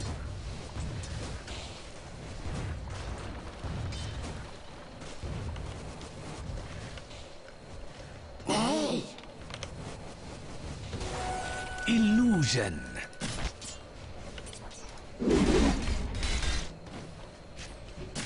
Looks like they'd move Beastmaster down to deal with Broodmother rather. Which they're giving Broodmother a bit of space, so I expect she has some last hits down. She does, but deciding to go for the Magic Stick and not like a Soul Ring, so she's really afraid. I don't really blame her either. She has reason to be afraid. But if you think you have to go for the Magic Stick first, it's because you think you're going to get killed. And you really need that 150 HP. Only level 4. Beastmaster's sitting at a much higher level. Level 5 and 3/4. Almost level 6, actually. When he gets level 6, this is what they want. They just want to get him a really, really easy and reliable level 6. He's not going to get it top. That said, there's a really, really big commitment on this gang towards the Anti-Mage. They're just hiding heroes in the trees. Crystalbane actually maybe revealed herself there. I don't know. We'll see if Sylar goes for it. Is he going to go for the wave? And he goes for the wave. And they have enough lockdown. Oh, he gets the stun! The Leshrac actually lands! Oh, but he gets the blink away anyways. That was a really tough Leshrac stun to land. But that's actually going to slow him down just a little bit. That kind of harassment just keeps him from free farming at least. Reminds him there still are other heroes on the map. They know that he's big and they don't want him to be able to just completely fuck with the Morphling. He was about to get a kill? No, Chinese Dota too passive. No surge in. Denny would have surged in. No, they tried to get the kill with the heroes coming around from the side, but they failed completely. A Gale? No, he already Galed. This is a dead Leshrac. Here comes Schwan though. He's not level 6. He can't actually fight Anti-Mage. Anti-Mage is a poor man's shield and mana burn. Middle tower is under attack. They have to just back away. An Invis rune for Morphling. That's pretty useful. I don't think they're gonna get a kill with it. Maybe they will on Invoker, but again, I don't see it happening. Especially not that when he walks into tower range, it gets aggroed by creeps. So he says, fuck it. He walked down to here. The creeps actually aggroed him when he was invis, so he fucks it up. Very standard Morphling item build. Again, there's pretty much no chance I'll see him go for shotgun. I'm almost gonna say it's 100% Linken's this game. I mean, you don't go shotgun against a fucking Anti-Mage. You don't go shotgun against Beastmaster. It's even hard to kill Invoker. Probably be another boring Linken's game.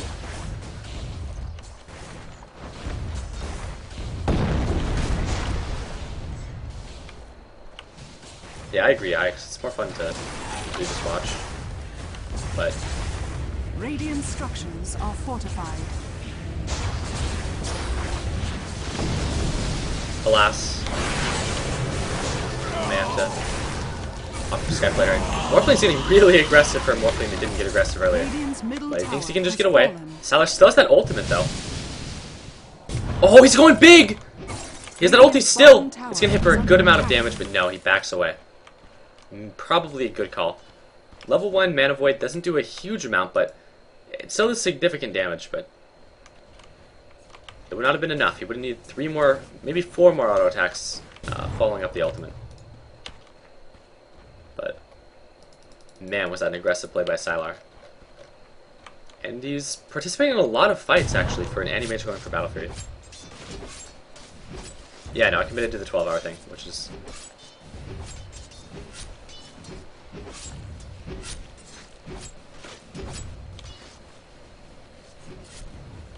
Valid point, right? As confirmed earlier, people actually seem to generally like IX, whereas I think people genuinely dislike FPR. And going for a Bloodstone on Leshrac, but not quite there yet. Still has free farm though on Leshrac.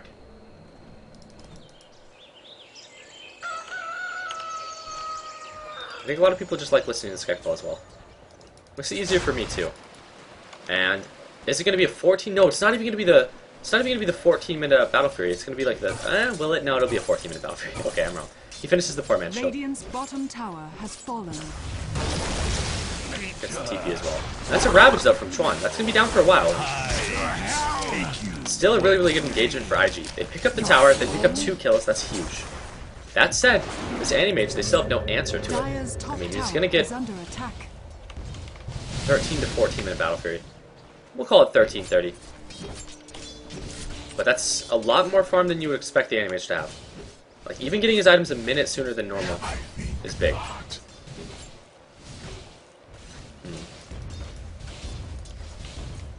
The lower base damage Morphling, it says, fuck you, Anti-Mage. But Anti-Mage going dirty for that 1 kill. Now he has his Battle Fury.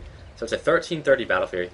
Korra gets used. This is where he needs to say, no, stop. You don't need your Force Staff. I need my Battle Fury. And I don't see this every day. I see all the time Spiderlings going to jungle, but actually killing the Ancients is, I don't know, it seems like a bit of a losing battle for the Spiders. We'll keep ourselves tuned in since nothing else is happening. I don't think Ferrari made a good call there. And on top lane, there's some action going down now. Morphling is so heavily morphed up, but he's still gonna die. At 83 strength Morphling. He had they cut through 2300 HP. Maybe that's what they're going for with the Lion pick. It's the burst damage. But not a support that you've seen picked a lot so far. Dire's top tower. It's also going to be really effective when Morphling finally does go for that Linken's, which I assume will be his item build, just given the fact that there's a Beastmaster in the game. And there's some action going down bottom lane. Dire's structure. This may be where IG just backs out. Maybe they'll try to commit to it. Dire's top tower is under attack. They really want to get this. But more TPs, this is where they should just back away entirely. There's no reason to stay. Has fallen. But they throw down a ward on their way out, so they're going to see if Radiant pushes up a little bit too much. Middle tower is under attack. But they're hanging around in the area. They want to see if they can get a pick, but Bloodstone nearly finished for Leshrac. Anti-Mage now farming up so fast. Just a minute ago, he had finished his Battle Fury. It was a 13:30 Battle Fury, and in 1 minute and a half, he farms 1,000 gold. 1.5 minutes, he farms 1,000 gold. That is the power of the Battle Fury Anti-Mage. He's one of the.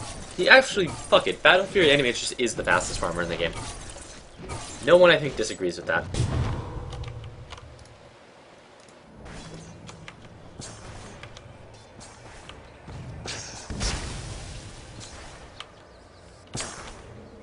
Ferrari actually goes for a Midas. I have no fucking idea. Why? Really? It's not something that... I've seen it done once before in this tournament, but that was as a desperation measure. I don't know if they... I guess they really feel like they're behind. It's still, though, it's... Yeah. Yeah.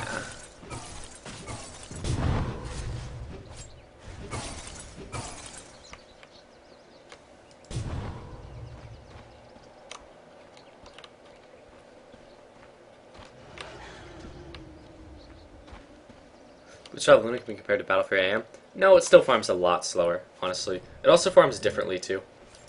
But Luna is one of the fastest farmers, but even at that, it still farms slower and it farms differently. Also, Anti-Mage only needs 15 minutes to get online, to being the fastest farmer.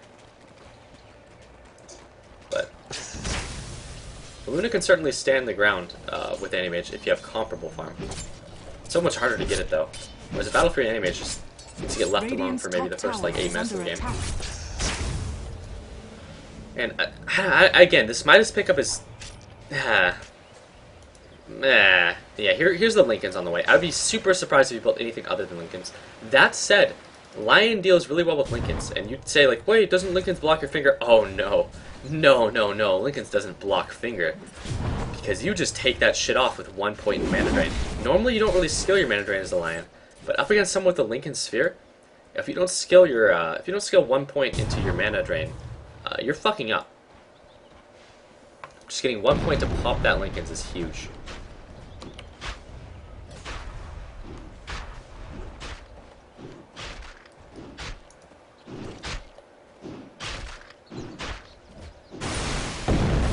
Lycan doesn't farm as fast either. Lycan just has a lot of single target damage. He always gets a lot of gold for towers and such. There was actually just like RRing. Like if you had to play a PvE mission in Dota, Anti-Mage would be your best bet. But that said, there are heroes who farm up fast, they just farm up differently, a different kind of fast. Dire's bottom tower is under attack. And using these spiders to tank Rosh is pretty smart, especially considering they don't really have the damage to do a quick Rosh here. And Radiant knows. And he may just have to back out. And that's a lot of wasted time for the Morphling. I feel like IG is feeling really desperate this game. Like, they pick up a Midas on their Broodmother, they try to go for a sneaky Rosh attempt. Even the illusion gets killed, or invisibility rather. I don't even know.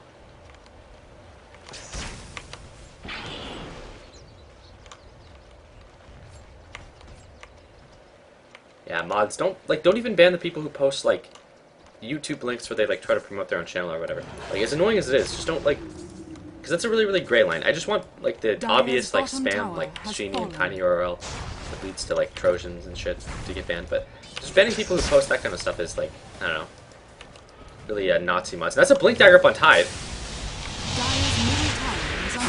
And he revealed the Blink Dagger. That's such a raw Blink Dagger too. Like, you almost never see this. Like, Brown Boots Blink Dagger on Tide? I don't even know when the last time I saw this was. Actually, I don't think I've ever seen someone go like this raw Blink Dagger on Tide. Now, you see it sometimes on, like, Sand Kings, but honestly, on Tide Hunter, this is just not a common thing. And is there going to be a fight on mid? Doesn't really look like it. Zhao getting hit a lot. Ooh, level 1 Adaptive Strike. Level 2 Adaptive Strike, interesting. I wonder why. Oh boy. Uh-oh, Zhao. I wonder why his Adaptive Strike is level 2 and not level 1. Does he not value maxing them more?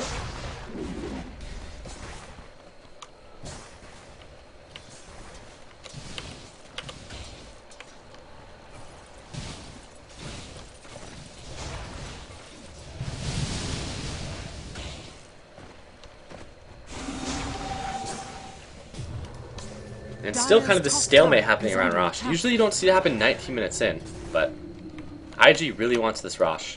They also have a Bloodstone on Leshrac, and they have a Blink Dagger Ravage up on Tide. Like a level 7 Tide with a Blink Dagger. Oh man, he tries to TP away, but he gets caught! Uh-oh, this is not a good start to a Bloodstone Leshrac, but I don't think they're able to follow up, and that's all of the mana.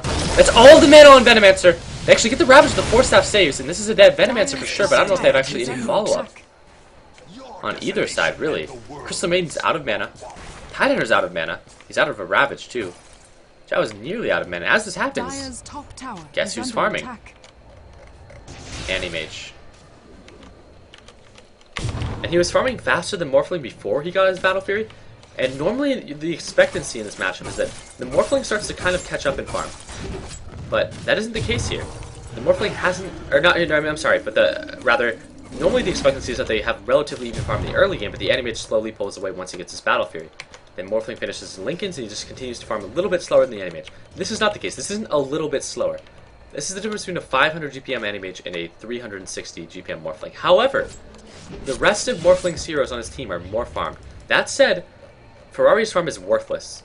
He may as well have a net worth of like 2,000, because this Hand of Midas doesn't do shit for him in a team fight. The Soul Ring actually doesn't do that much for him in a team fight either. And 2,900 gold just sitting in the bank doesn't do shit for him in a team fight. So, effectively, until he gets an actual item, he could be a 100 gold per minute Broodmother, he could be a 320 gold per minute Broodmother. It wouldn't make a difference. Lesh, on the other hand, is farming up really well. He has a 7 charge Bloodstone now, so he's starting to get a couple of charges. Level 2 in his ult. He's actually going to go for the max lightning build as well. So, he's a factor. He's really strong, but eventually the BKBs will come out. And, Invoker, kind of poor. again, when the Chinese pick Invoker, they just try to get a good experience per minute. Let's see how he's doing. And he does have a really good experience per minute. So he's doing really well in that regard. This is how the Chinese do it. They pick up that really strong late game hero, who is, in this case, the Anti-Mage. And then they pick up this hero that gets a really good mid-game presence, which is the Invoker, and he just continues to stay competitive on levels.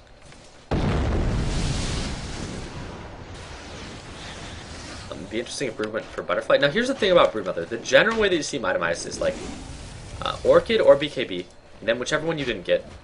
And then if you have like a really common build that you could see on a Broodmother is like maybe like a Poor Man's Shield, sometimes no Poor Man's Shield depending on the lane. And then like a Sori, and actually there's a teamfight going on. Dire's middle tower is under attack. Zhao just going to continue to farm it. All the Broodlings get cleared up though. He has to back away now. Or he'll just go into the fight. Ravage is up. They have a Blink Ravage. That's pretty big.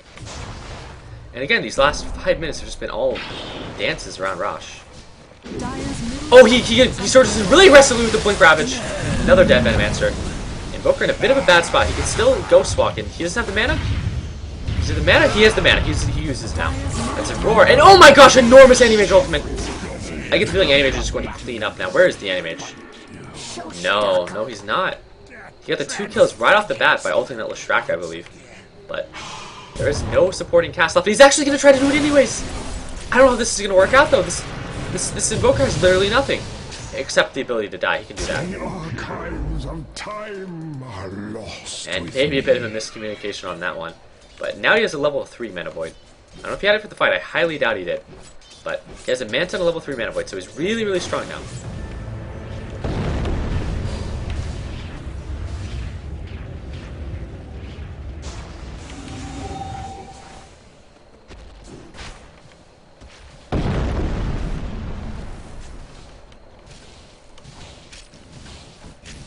Using his Replicant to tank up damage while he farms, fairly common. Looks like he wants to save up for a buyout instead of having a Linken's up, but he's morphed up really highly right now. He farms so slow. Especially compared to this guy. This guy farms fast as fuck. Invisibility. He's just gonna try to flash from the enemy jungle right now. Or is he just gonna go towards top and try to split push? This may be a good idea to just kind of alleviate some of the pressure around Rosh. Still, everyone's kind of grouped up around Rosh. Still. Both teams know that this is a constant threat.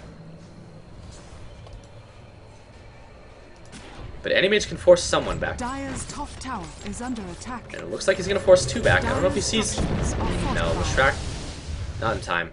Dying there, so he lost a lot of Bloodstone charges. He's down to 5. He was much more than 5 before.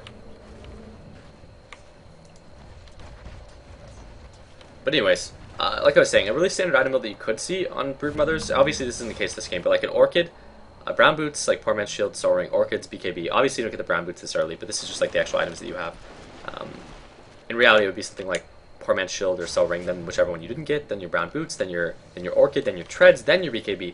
And then if the game keeps going at that point you can actually get a Butterfly. It's not even like a weird pickup. It actually goes really, really well for Broodmother because your incapacitating Butterfly is a mischance, which is really nice with your evasion and your lifesteal and your magic community. But that said, like Broodmother doesn't really hard carry that well. She just kind of is an annoyance that scales well into the late game. But this game is going to be like Anti-Mage against the world because the decision to get a Midas on the Broodmother was pretty desperate. But I mean, she's going to have the farm. Like, she's going to have the farm to make it work, and she's going for the BKB. So her Midas ends up netting her a 25-minute and 40-second BKB.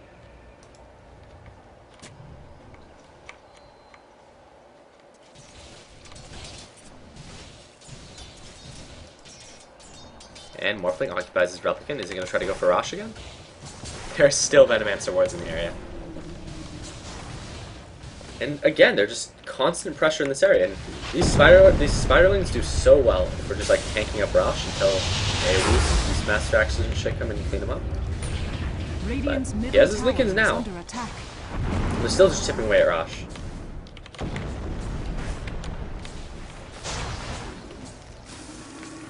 And Anti-Mage on the top lane. Is he gonna try to trade for a tier 3? Are they just gonna let this fall? I think they're gonna let Rosh fall. No one is sleeping back for Anti-Mage. Buying a little bit of time with Invoker. And he's gonna get the tier 3, so actually a really bad trade. Very, very bad trade actually for IG. or for LGD rather. Anyways, wasn't able to get the tier 3 tower. I mean, he put a lot of damage into it, didn't take it into deniability, not that they would deny it anyways, but as this happens, Ferrari is farming, as usual. Morphling gets a free Aegis, and Leshrac is still a factor actually, just 1600 gold off that BKB as well. So, now here's the thing though. Anti-Mage is wildly effective against a Leshrac, and this is a farming Leshrac too. Now if it was a support Leshrac, it wouldn't be the same. If it was a support Leshrac, saying that would be like, oh yeah, I mean, no shit, but Leshrac isn't very strong anyways. But a Leshrac that gets a lot of items is a Leshrac that puts out a lot of damage when he gets ulted. Anti-Mage has his his BKB now, so he's not really at risk of dying to the Ravage, and he's very, very strong because his Manta is level 3 ult. He has a lot of what he needs to do, or a lot of his really core items, and his entire team is smoking, or is at bottom tower rather, but IG is all smoked up, so there can be a fight here. There's a Replicant as well, but Morphling needs to go to it right now, and he does. So they've committed to this now. They're either going to get the tower, or they're going to concede it. Because if Anti-Mage doesn't TP like right now, or right when the group fight starts, however, if they don't commit hard enough on Dire, then Anti-Mage can actually get a tier 3 tower top. They fortify to buy us some time. Anti-Mage doesn't really look like he wants to TP back right now. And they lose it with no contest. If they TP back top now, Anti-Mage is going to be kind of sad. He'll get the tier 3 tower anyways though. And they TP.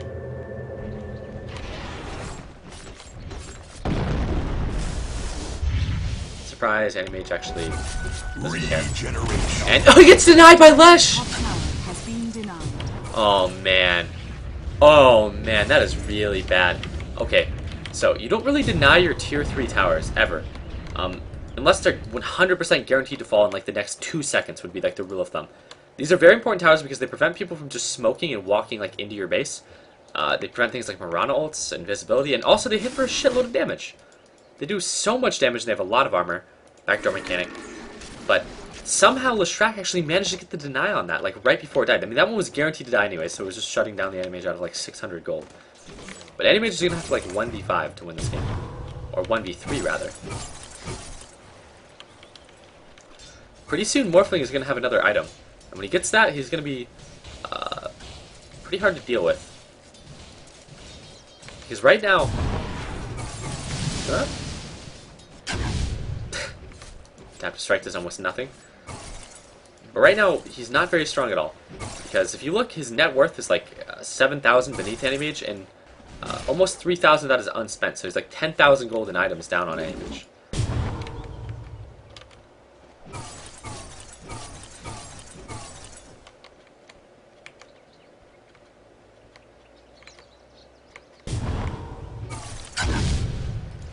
Still, virtually no one denies a tier 3 tower that's guaranteed to fall in just a couple of seconds. There are a number of reasons for it, like fortifies. Now, Anti-Mage hasn't died yet, but is that going to change? No. So now the entire Dire team just finds themselves on a wild goose chase, kind of just watching the Anti-Mage farm. Oh man, that was daring. He knew that he was being followed, but he stops to like kill the ogres anyways. And this is a massive waste of Dire's time. That's 3 heroes that aren't doing anything on the map, including the Leshrac, who's kind of a farm Leshrac. Instead, they're just watching Anti-Mage farm. As this happens, Ferrari gets his green samurai sword just sort of chilling on the bottom lane. In fact, I don't feel like Ferrari's left this lane in the longest time. This is a really, really nice web placement too because it destroys the trees, and during the daytime this means he has day vision to basically give him free reign. Now he's going to be getting gold for this, but he's got to be like dropping behind on levels. Well, actually that Midas is keeping him in the game pretty well. But during the daytime, he can see if anyone's coming to gank him up. He's got a ward here. He can see if anyone comes. If they smoke or anything. It's just such a good ward placement. Or such a good web placement, rather.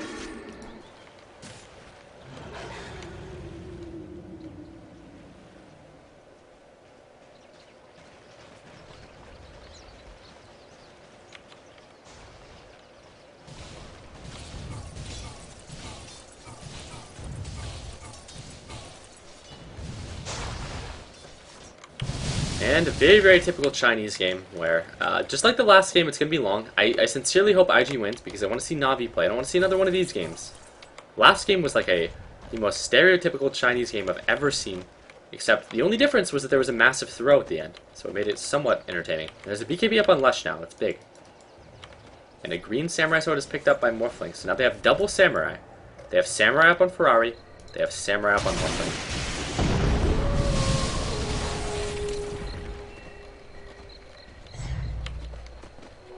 Illusion.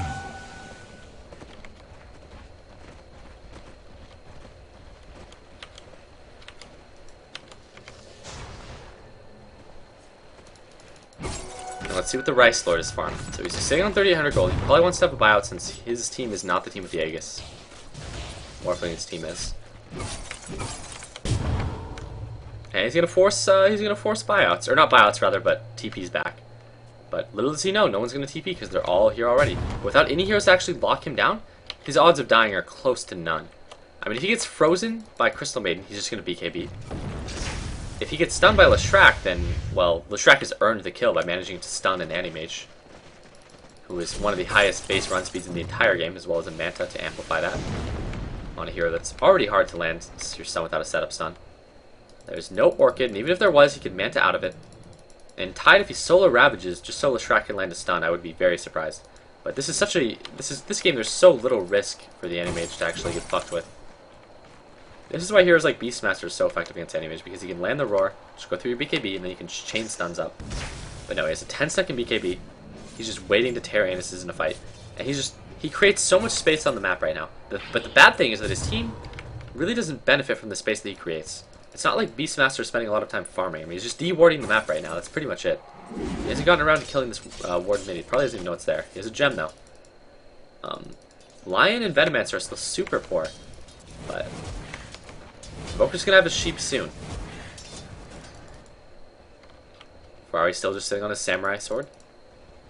Nothing really new picked up on YYF either. Again, still just a Blink Ravage. That's all he's needed.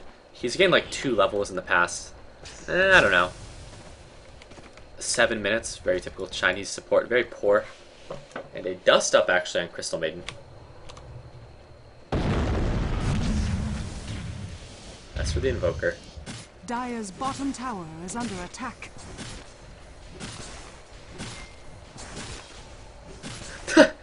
He has no vision and the crowd goes, ooh. Okay, that's actually hilarious. So Tara's in chat says, he has no vision, the crowd goes, ooh. And he backs off knowing that he's in trouble thanks to the super words known as the Observers. And it was suggested yesterday by Zenith that, and definitely was the case that they could hear the crowd.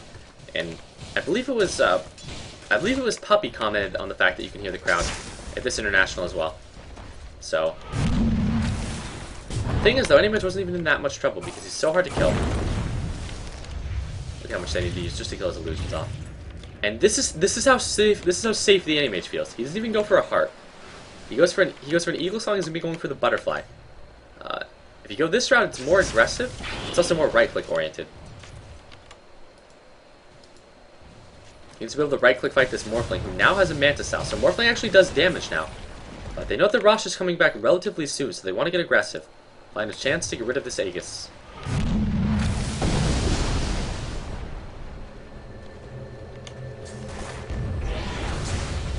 Radiant structures are fortified.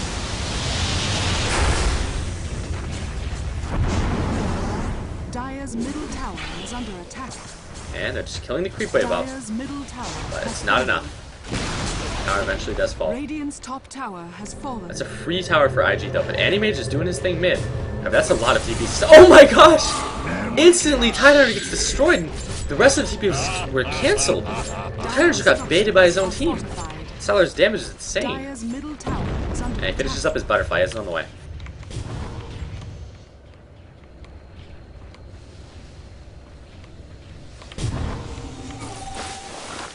Uh-oh. This is gonna get kind of awkward in a minute. And that's Animage, just animaging the Crystal Maiden. Thou art purified. Realize it's a Replicate, just backs off, but all they got there was 2 supports, and these supports are, I mean, they may be like the brick and mortar of a team, but the Chinese are willing to let the brick and mortar die. I mean, you guys know how the Great Wall was built. More or less, the Chinese just don't care about their supports. They just want to get these super rich 3 carries. So they got the 2 level 9 supports, super poor, but then they have Farm and a Morphling, Farm and a Broodmother, Farm and a Lesh. Super poor Venomancer, super poor Lion, but Farm on an Invoker, Farm on an Animage, Farm on a Beastmaster. So this is how the Chinese are doing things this game on both teams. These Manta illusions alone, really, really annoying.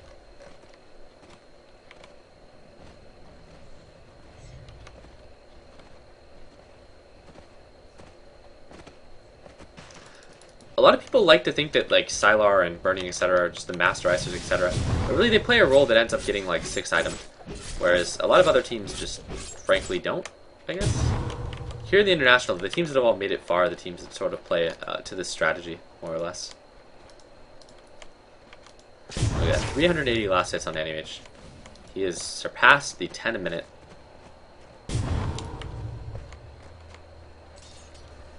But now he has a buyout too, and he hits for so much. They can't stop him with just 1 TP on any of their heroes, honestly. They would need probably 2 of their big 3 just to stop Animage from split pushing it. As this happens, Rosh is going to get chipped into a little bit, but they can't actually do it, I don't think. Just because of this. They need 2 of their really big heroes at least. They take their biggest hero back. They bring their Morphling back.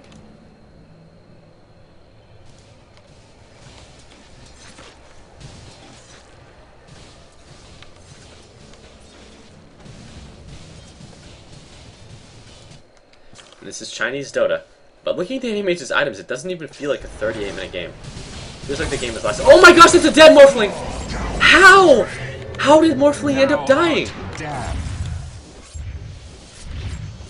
Is Animage gonna solo Rax? No.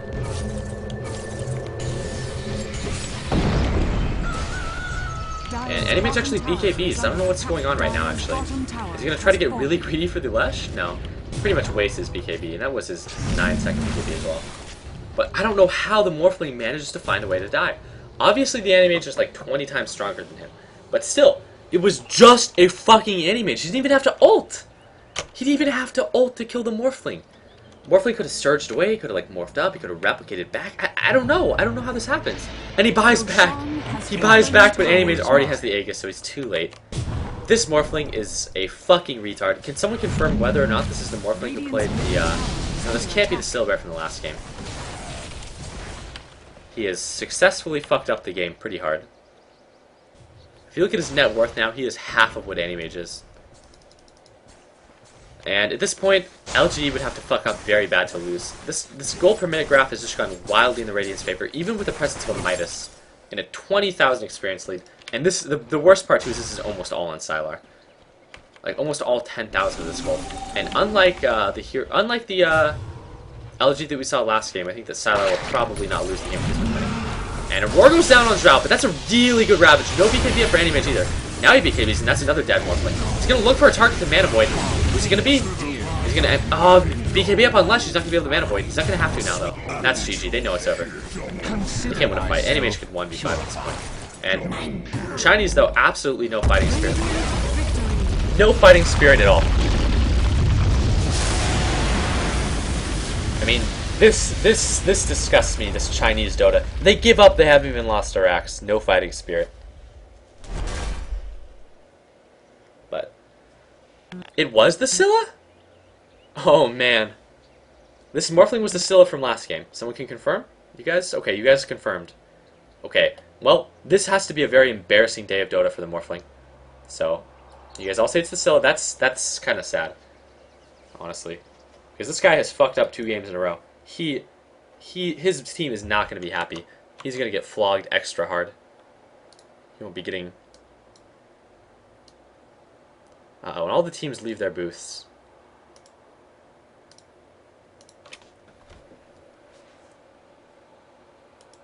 Oh well. Let's hear what they have to say. Let's see if Bruno's got some stats. I was starstruck just because Idra from StarCraft 2 is here watching. Are you really? Really? If you take the jib cam and you go up and you go around, I'll point him out. Oh really? Yeah. Look, yeah. I think you're a liar. He's right over there. He's talking to Ice Rock right now. He's saying. Are you sure it wasn't because the bar? He's saying the game's broke. He's saying Ice Frog should buff Zerg. Yeah, look, we go to the jib cam now. Go to the jib cam. He's not. No, he is. He's here. Go to the jib. Right, okay. There he is. Idra, wave. There that's Idra. That's not Idra. You're not. He's totally there. I saw him in the crowd. I like how the camera actually missed him. He's off to the secret shop to spend money. Well, not missed him, rather. They moved it right when 2GG started he's talking about definitely there. I want a screenshot and I want Reddit to prove me right. Maybe you're dreaming, James. Maybe I am. Maybe you saw some hallucinations in your Right. hand. Well, let's go to some content that isn't me just pointing people out in the crowd. Fair enough. Let's check out the highlight then of the GG, and you guys can break down the game for us. Yeah, so generally what happens here at this point, I mean, Anti-Mage just gets so much farm. We see actually a very nice initiation ravage by IG. And they for always just show a the games moment, I after thought they're they like might take already this, over. and then I realized that Anti-Mage was actually in the fight and just decimating everybody, and I was immediately like, oh, no, back to where I thought we were. Yeah, there was a few key things here. Right at the start of the fight, Morphling gets a replica of the Anti-Mage, who at this point is completely massive, but immediately Lion uses Mana Drain, which gets rid of the replica, and that means that they didn't have that tool at their disposal, and even with a nice Ravage initiation, well, IG at that point, it was all about the Anti-Mage. 11-0-1. His GPM was 662, and it was just a bit too much. Yeah, I really like the Lion pickup here. As you mentioned, it does disperse the Anti-Mage illusion, so as long as you cast on it, it's going to go, or not the Anti-Mage, the Morphling replicate of the Anti-Mage. Likewise, it's also very strong against the Broodmother. IG kind of went for a dual. I mean, you pick a Broodmother, and Broodmother's going to hang out in one lane the whole game. You're basically going to be playing 4v5. Well, Morphling has a similar potential. If Morphling's kind of AFK farming, wait, I want to hear the rest of this guy's thoughts before I bash him. You have Anti-Mage farming and pushing the other lane, and so you're ending up kind of pressuring constantly. Unfortunately for IG, that's not really how it worked out. Broodmother was very ineffective. Morphling's farm was nowhere near what Anti-Mage's was, and it became just too much of a burden. Honestly, Lion is pretty terrible against Broodmother. Like, a hero like Venomancer is pretty nice because your Gale can... Oh, wait, Bruno, fuck. Well, because he was picked for the first time. Didn't have a great game, it seems, from what I'm checking. It was a support line. I mean, he it was actually picked up because Shadow Shaman was banned, so he's kind of like, oh, we can't get Shadow Shaman. They needed a double Let's get stun. the line. Sure. But I think that the main point here is that IG lost because they picked Crystal Maiden. I haven't watched it too much, to be honest. But I was doing some math. So we're 2 for 4 as far as actually. You guys are the only guys here. Me and Bruno were off doing so many autographs. It's ridiculous. Look, the bar opens. Just be honest. I mean, I had to sign stuff for you as well. That was just embarrassing, but it's okay. Wait, Bruno, go on then, chip in. What I did is I did some math because I saw Crystal Maiden the only woman in this lineup, and I tried to sort the stats based on the color of their hair. You see, Enchantress, Windrunner, Alina, and Redheads. And they average 48% win rate. Volatile. Now, Crystal Maiden, Naga is kind of a blonde, and Invoker, another blonde girl, they average 46%. And of course, the best are Mirana, Luna, and Queen of Pain, the brunettes, that are the best at 50%. The brunettes. Queen of Pain and brunette? What about Pycat? He's a blonde. What's his win rate? He's fucking not Bruno. a woman. I don't know. She's pretty cute. Just saying. Are you sure? We're, also, we do have one Crystal Maiden here as well. I don't know if you saw. There's actually a Crystal Maiden cosplay rolling around, so there is a girl in the building as well. Yeah. Well, that is something. This got so right, Bruno, that was very informative and enlightening to brunettes say win. the least. What Thank happens you, if you combine them all together and you have, you know, a party. brunette, blonde, and a redhead together? What happens then? I can't say that on camera. Bruno at a loss for words. It's a first. Oh, God. I'm good at setting you up. Don't worry about it. Thank you. I'm going to be your agent after this career. Okay, so let's talk about the next game coming I up. fucking love Bruno. LGD, every game they go into, every Bruno is series, a I god. always still feel they're the team to beat. Yes. And everyone, if they're going to play against LGD, you just have to break. Normally, you have to execute I was like, man, perfectly. who is this guy? He knows nothing about IG Dota, have but done it at least once. Bruno can admit it and just make fucking At jokes. the end of the first Fucking match, Bruno. can they do it again? I don't know. I think it's they kind hard. of stole that first game, to be honest. I feel like LGD has played better than IG both of these games. I mean, LGD have stuck to their guns. They haven't really... They did pick up... It's like, looks at the cameras like, I really? haven't seen a whole lot of Sours Anti-Mage. Gets ran over by Nebula. But they Gods grabbed is probably the Lion most this time, knowledgeable obviously person at the table by counteracting far. instead of the Shadow Shaman. But I feel like LGD, as long as they just stick to the game plan, they keep executing, I think they're going to be fine. Yeah, I think LGD are going to be going into this now. Before that, they lost 3 games in a row, so they've now got some confidence going their way. Nebula and I were actually watching their little player cam while they were during the draft, and I mean, they didn't look as confident as they have in the past. Players are the Xiao Wei games. had this sort of worried look on his face, so I think going into Game 3, he's going to be feeling a lot better. The whole team morale, it's something that matters. It's something that can give them an edge over IG, who have They're struggled in just their last few waiting. matches. So bored and unexcited. Yeah, and of course, this match, the winner of the next game, will be moving on to the grand finals. We had 4 teams turning up today. Unfortunately, we lost DK a little bit earlier. They came in 4th, but do you know what they did after they lost? Do you know where I saw them? Did they? What did they do?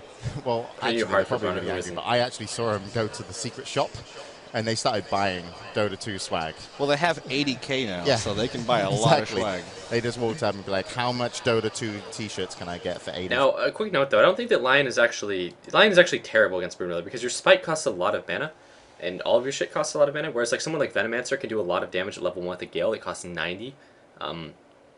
It also really fucks with Broodmother, makes her run away. But Lion is really, really good against Morph. Aside from the burst damage from the finger, your mana burn, or your mana drain rather, puts Linken's on cooldown and also instantly kills illusions. Your Morph also instantly kills illusions too. And by Morph I mean your Hex rather. 5 than they are a best of 3, just because of how they play the game. And really, Na'Vi are going to have to just The really one thing impress. Na'Vi do have is the experience. They've been at this stage before. LGD are a very young team. They've got some players who haven't really been at these big sort of And, LAN okay. competitions. I mean, they do. The they game have has played once again during entered the last picking year in the phase, Chinese so scene, but enough with them kind of wasting time. And it's the pregame, and here we go. I'm sure it'll be really, really predictable bans and picks. Another game of very, very boring Chinese Dota. But it's okay, because after this, it's a guarantee it'll be the grand finals between Na'Vi and IG's turn to ban. some Asian team. And, okay, instantly a Niken ban for Invictus. Wonder if it'll be a Naga or Darkseer. We'll find out next time. Turn to ban. Oh boy, I'm waiting for it, guys. It could be anything. It could be a Naga. It could be. It's a Naga. Who knew? Okay. Now, is it going to be an Invoker? Is it going to be a? Is it going to be a? Well, is it going to be a Enigma? What are they going to do? Balls in their court. They banned out the Given. Is it going to be a Prophet? Who knows? They banned out the Given heroes, the Chen and Enchantress, that the Chinese seem to be banning out a lot when they're on Radiant. But it's okay because it's a guarantee that Invictus is going to ban out Darkseer next. I mean, Bruno's new face of Dota 2. Yeah. And actually a Silver ban. That's actually somewhat interesting. IG's turn to ban. And will it be a Darkseer? We'll find out, guys. Now, Invictus Gaming might do what they did last time, where they just burn into their bonus time, and they're like, do we really want to ban the Darkseer? And then they decide at the end, oh, yeah. Yeah, we do. But we'll see what they do. Rubik is usually the ban that people do instead of Syllabar, but Rubik has snuck into a number of these games. LGD might actually be setting this up to be playing against an Invictus Gaming Morphling, notably because they ban out the Syllabar, and oh wow, surprise, a Darkseer ban. Now, we'll see if they pick up the Rubik. And they do pick up the Rubik, and now they might be expecting Invictus to pick up the Morphling. Like, it could be a bit of a bait, because they ban the Syllabar out, and they get the Rubik, who is really, really good against Morphling. Both stealing Morph and Waveform. Really, really good abilities.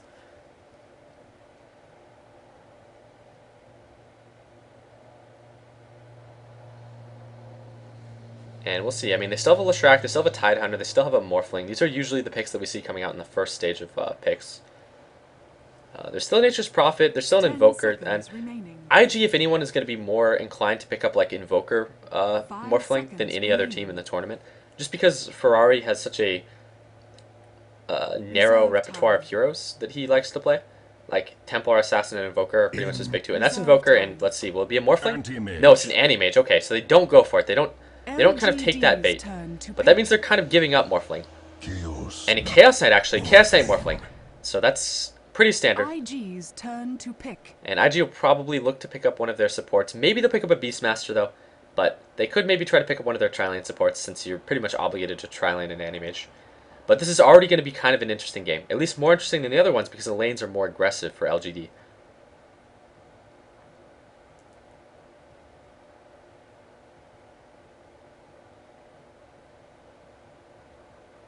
Ten seconds remaining.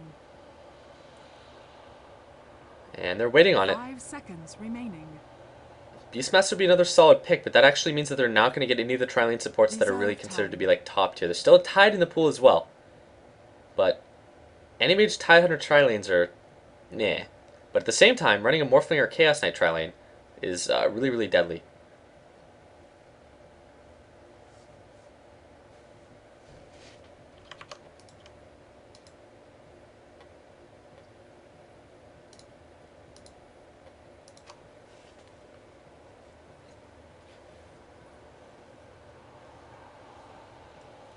And they're still waiting on it. I'm going to go ahead and say they're probably deciding between whether or not they want to pick up a Tri-Lane support and maybe a Beastmaster. And they go for the Beastmaster. Or not the Beastmaster, rather, but the Tidehunter. I think it was down between Tidehunter and Beastmaster, honestly.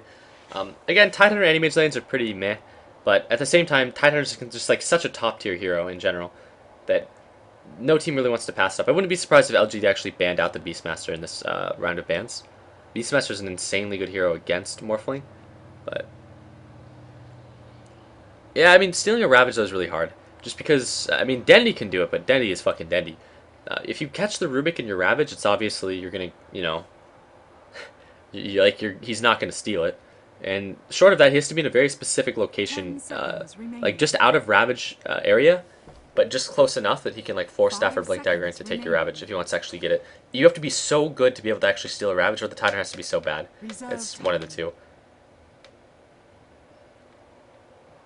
But these are really, really standard picks. They're so predictable. It makes it really, really easy to do my job, I guess. Because the Chinese never do anything unique. And Shadow Shaman actually banned out, which has been a really, really common support pickup for Tri-Lanes in the tournament. Also, one of the best heroes with the Anti-Mage. And a Queen of Pain ban.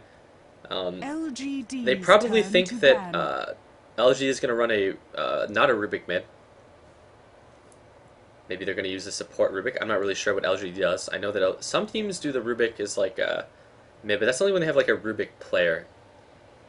Like Dendy, Ferrari. Actually, I didn't even know that Ferrari was really a Rubik player, but hey.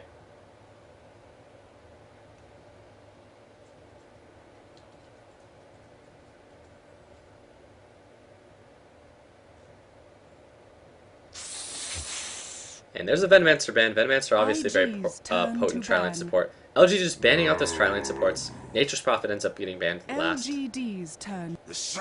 And Leshrac, that'll be one of the Tri-Lane supports. Also a deadly combination with Chaos Knight on Leshrac. Very, very scary lineup.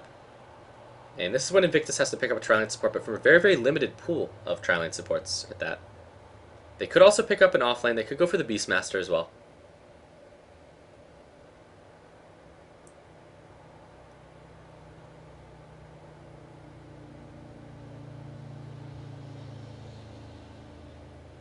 Seconds remaining.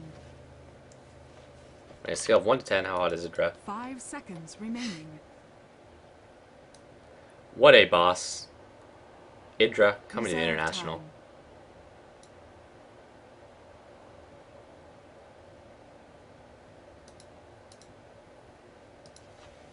Now they're busting into the reserve time. They have to be deciding. This is where they're going to commit to what they want to do. I mean, they're obviously going to probably, but they're probably going to run the Invoker mid. They're probably going to do some kind of trial with Anti-Mage. They can offlane the Tidehunter, but it's not really that common. They pick up an offlane in Windrunner. LGD's turn to pick. Okay. One of the reasons they probably do this is because they think that maybe they can get some experience up on the Windrunner, but more importantly, Beastmaster's like free kills for any kind of Chaos Knight aggressive lane. But so far I'm actually liking LGD's lineup a little bit more than IG's, but actually, the more I think about it too, I mean, there's an Enigma too. That's huge. IG's turn to pick. That is enormous. And that's... I actually really, really like LG's team. And this is unfortunate as well, because... Like, I feel like for IG to actually win this, LGD would somehow need to have a worse draft. Just because LGD is such a good team, they're really, really solid. I mean, the game that LGD lost, it felt like they almost, like, threw the game. And it felt that way because they did. They basically threw the fucking game. I mean, they had like a 10,000 gold Morphling and they lost the game. But as soon as the Windrunner gets picked up, they realize, okay, you don't have a Roar, so you can't lock down our Morphling, and you can't lock down our Enigma either, so they just pick an Enigma. And now they have nothing that stuns through BKB. And this is when Invictus Gaming has a bit of a predicament. And they pick up a Lich as a Tri-Lane support. Okay, so they can do a couple of things with the Lich here. So they're not actually locked into what they want to do. And it's Sylar actually on the Morphling once again. DDC is going to be looking to play the Chaos Knight, who has a really, really good mid-game presence. Yeah, I was going to be playing the Rubik this game. But you could do a couple of cute things with the Lich, though. Like, you could actually just offlane the Lich and try to spam out your Deny to ensure that not a lot of farm comes out to either the Chaos Knight or the Morphling. They might look to do that, or they can lane it with the Anti-Mage and the Tide, and then just stick YYF on the offlane, which I think is what they're going to do. YYF's itemization is a bit interesting, though. So, I have to see what he ends up doing. As is Ferrari's. I'm going to go ahead and say that based on the items, maybe it's going to be a mid. Maybe it'll be a mid Windrunner. But Ferrari, really a big fan of that Invoker. One of the heroes that he is known for playing. No. I don't think it'll be a mid winner. This is just interesting itemizations, though. But Zhao Wei will apparently is going to be looking to safe lane the Enigma against the Windrunner. Unless Windrunner ends up going mid, but we'll see. And LGD doing the very, very LGD thing where they just group up as 5 and just try to look for a kill. This is a cute ward because no one will ever see them place it. And this combo right here, Chaos Knight, Leshrac, Rubik. It's so easy to score a kill before creep spawn. The battle begins. And that's a double damage. They're both looking at it in awe. And yeah, it's a safe lane Enigma against an off lane Windrunner. And this is an advantage that's way better for the Enigma. Because not only is Enigma in the advantage lane, he's safe laned. Windrunner is in the hard lane. It's also just in general better to be the Enigma here. Because Enigma has all of his Eidolons, it's just really, really good. And it's a dual mid against dual mid. Which is one of the things they could have done. And look how much damage Zhao is taking! Man, that's with a poor man's shield too. Like, they pooled supplies on the Animage and let him get a poor man's shield, and he's still getting crushed. That said, I assume that they... No? Yeah, they did pool supplies on the Morphling too. It's a morph down Morphling with pooled supplies as well. So that's... Both of the supports, or both of the carries in the mid lane have been supply pooled on. But this is a worse lane for the Animage. Looks like Rubik is doing a bit of a pull. One of the nice things about Radiant is that you can actually pull... you can pull this, and you can pull this, which is really only relevant for duo mid against duo mid. Not even against duo against single usually. Usually just duo and duo is when you see these kind of pulls be done. And Rubik can actually pull this into it as well if he does it, if he times it right. This pull is really hard to do, by the way. And Animage is getting really, really aggressive with the blink up. So they're kind of being left alone. Dire's top tower And is an under entire attack. creep wave essentially denied to Animage. But the amount of farm that the Morphling can actually get in this lane is limited because Lich can constantly spam out Sacrifice once every wave. Ferrari is off-laning in the easy lane, which explains his itemization. Right. I was kind of confused at first. So he does have so many tangos, but this is a lane where eventually it's going to become really hard to die, or not to die, as Ferrari rather. And Tidehunter's is going to be doing some abusive pulls in the jungle and trying to get his farm on. But really, what the game will really come down to is how this mid lane plays out. If it doesn't come out to expectations, then the game will be instantly over. All fears fading. If the expected outcomes occur in all the lanes, then it'll be a really, really long, boring rice Chinese game.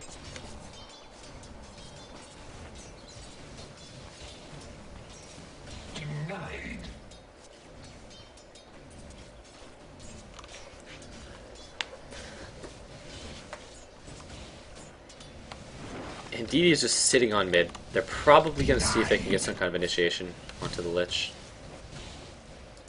Dude, he picks up level 2 here, actually. And he's going to say fuck it. He's going to go back, help his Chaos Knight out. His Chaos Knight really can't be left alone. Because he's in the hard lane, but he's up against the safe lane Invoker, which is normally a good matchup for him. But if he gets left alone this much, he's going to start falling behind, and he has. However, DD actually finds Tidehunter. If he gets the stun, he can get a kill, but he has to land the stun. That's a hard stun to land. Also, Brown is going for the flank on him now. Schwan is just moving up. Uh-oh, and there's the cold snap as well. This is really, really bad for Lesh. He's dead. And that's Animage getting first blood. That is, again, that is a not expected outcome here. Because a lane that's normally really hard for the Animage just became really easy because he's just been donated a Ring of Health. So now this harassment is going to be meaningless. He doesn't have to go for the Ring of Health, though. He could, but I'm going to bet he will, and he does. He goes for the Ring of Health right off the bat. And they've given this lane away.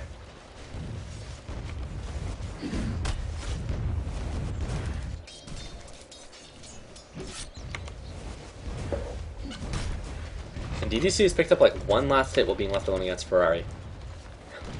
That's not good either, because the Leshrac essentially abandoned him in the top lane.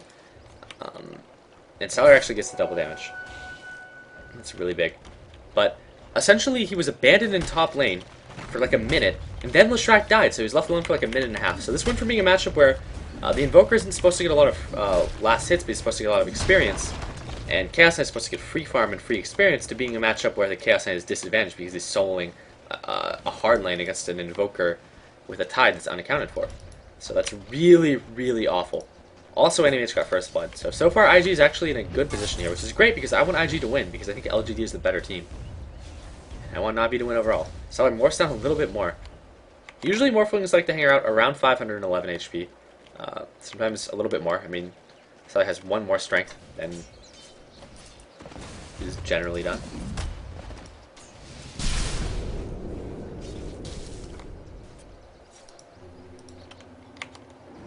In Zhao 8, 17 last hits, actually not doing as well as I thought he would be against the Windrunner. But I'd imagine a lot of these last hits are from Eidolons, with just the power shot. But so far IG is in a really good shape, because their Invoker is getting a shitload of farm. He's actually out-farming the Chaos Knight, which shouldn't happen, normally. Now that the Leshrac is back, I'm sure that he's going to have to play a little bit more passively than he was before. But he's out-farming the Chaos Knight, and that's not supposed to happen at all. Are they going to go on him? No, Lesh isn't there. And their Windrunner's bottom. He's not really supposed to crush Enigma at all. But he's winning the matchup, and he gets a bunch of Eidolons there too. Now, the Eidolon last hits aren't like Spiderlings where, okay, they inflate your last hit score like Spiderlings. But the difference is they actually give you a huge bounty.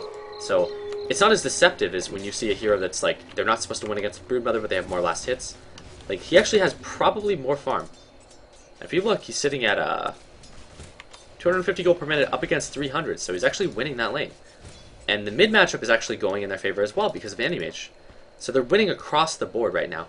And as you see, they're ahead, but they're not ahead to the point where the game can't go either way and where it won't be like an hour-long game. But like IG, this is probably about as good a start as they could have hoped for. A very, very exciting game of Chinese Dota. A whole 1 kill 6 minutes in.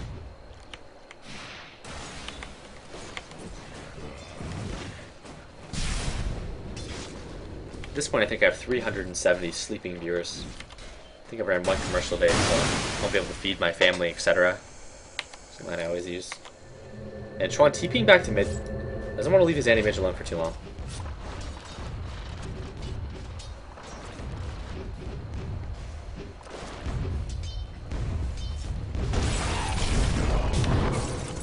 Ooh, really, really aggressive play though from Animage. Is he getting punished for it? No. He may salve up. I don't know if he will, though. He doesn't have to, I don't think. And he gets pulled for the tangos. He's a tango beggar. He's IX Mike level now.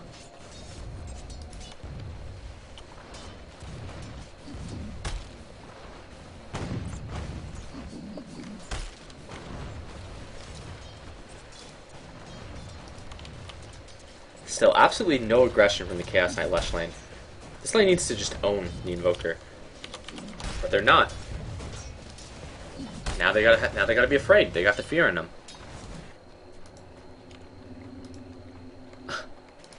By the way, a full 20 last hits ahead. This is probably the most farmed I've ever seen a Windrunner in an off lane. I mean, like as a hard lane rather, as opposed to being off lane and easy lane. She's been bottle crowing though, which is one of the reasons she's had a pretty good time. Which definitely changes things because it means that your team suffers as a whole because you're using the core, you're hogging it up. But at the same time, you will pretty much win any lane if you bottle crow. They won't win any lane, but you can see expectations. Yeah, next time I think I will just play games instead of watching the Chinese Dota farm fests. But at this point, we've already committed to watching 2 of these really, really boring Chinese Dota games. Yesterday I just played games, and earlier today I just played games instead of watching the losers bracket Chinese farm fests. I kind of regret the decision to watch these games because they're very, very boring. To be completely honest, I'm not going to try to hype it up. It's just an awful, awful game. This is a dead Chaos Knight, most likely. No! 4-second stun! He's so lucky! He gets to live because of a 4-second stun. And that required a lot of TP support, but that's never where you want to be. But at this point, I mean, we're committed enough to watching that we may as well. I mean, we're 10 minutes into the last game of best of 3. So only 70 more minutes to go. What do you think? Do they not realize they lose? Oh no, maybe. think outside the box when it comes to gameplay. I mean, honestly, Navi's just a really solid team in general, and there are a lot of things that Navi does that are really good. So I think that Navi pretty much is in great shape. Now the Enigma's getting more experience than the Windrunner, but again, he's just getting out-farmed completely. Salving up though. Oh, is he gonna go for the hole? No, he's not the mana for it. He forces out a Windrun, and this is like, I don't understand how this happened though. Because this lane is supposed to be like really, really good for the Enigma. But it wasn't. The Windrunner just worked this lane. You saw how much damage the Windrunner took right there.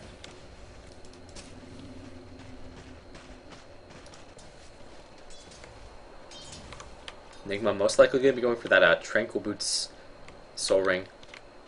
We'll see if he actually finishes Tranquils though. He could just use this Ring of Health to build towards the mech. But if you're losing this lane this badly, going Tranquils doesn't hurt. I'm actually going to go ahead and say he's probably not building Tranquils because he's already accepted the beating he's been given in the lane so far. Without actually getting Tranquils. And 64 lets us on Windrunner. That's like a free farm Windrunner. It's better than a free farm Windrunner, really. In a lane that, again, just shouldn't be this easy.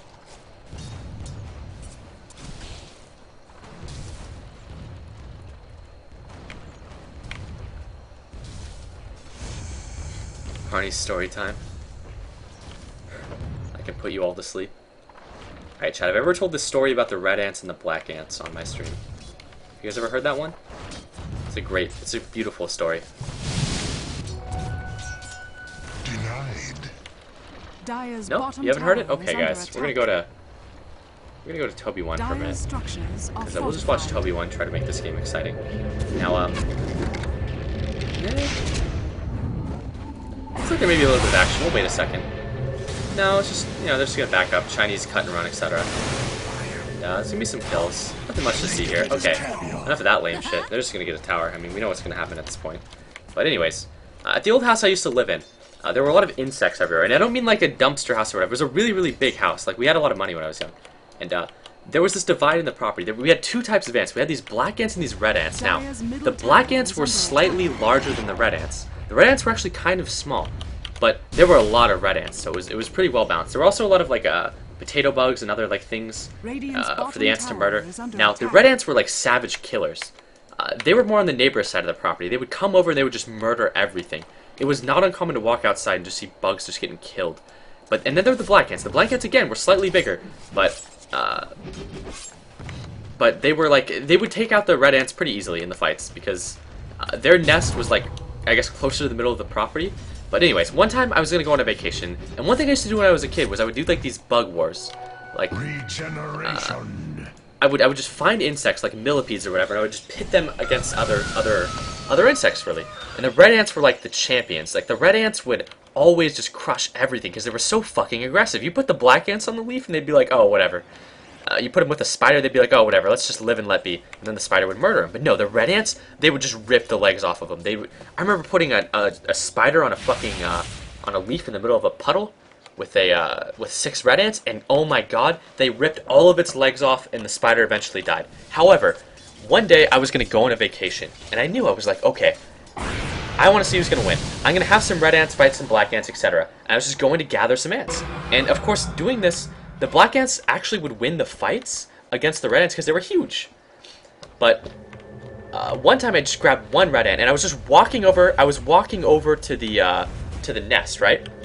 And I saw a red ant fighting a black ant. Now this was always one-sided because in general, while the red ants slaughtered everything, the black ants would win the team fights, you know.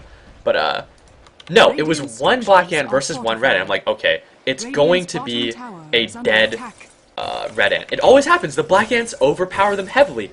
But no, that is not what fucking happened. I just wanted to kill some ants before I went on vacation, but no. This red ant fought like it was like the Navi of ants. It just outplayed the shit out of the black ant. It was all over the place. It was like biting at his legs and shit. And eventually it bit off half of the black ant's legs and then got above it and just murdered the shit out of the ant. And I was like, Jesus fucking Christ, this ant is a legend. The red ant had completely demolished the black ant one-on-one. He just man-fought and he won. I don't understand how he did it because he was so small, the black ant was so big, and he was uninjured. And I thought, okay, this is the champion. He is the strongest among his people. We're going to put him in a tournament. And I gathered all the insects I could, and I let the red ant fight them one by one. He murdered a spider. I don't know what kind of spider it was, but he fucked it up. which is honestly not that uncommon because the red ants would sometimes kill the spiders pretty ruthlessly. But hey, he fucked it up. He savagely beat down a potato bug. It couldn't roll into a ball. It didn't save it. That ant was that fucking potato bug was fucked. And then I was like, okay, this ant deserves a proper burial. He has essentially won. He is the most powerful among his people. And before I went on vacation, I went into this area between my property and the neighbor's property. Now, it's like this like really really light gravel type shit, right? I would compare it to like litter. It's like litter, like cat litter, like a really really fine like. We don't have to watch this fight. This is stupid. Let's watch where the real Chinese Dota occurs. Anti-Mage and Morphling. Wow, so interesting. Don't worry about this. This is 4v4. This is what really matters. Chinese Dota. Anyways, back to the actual interesting shit. Anyways, so the area between my property and neighbors was this really like powdery consistency, and I thought, okay, I'm going to entomb this ant. I'm going to bury him alive. He will never be defeated in battle. He has already won. All he needs now is a proper burial.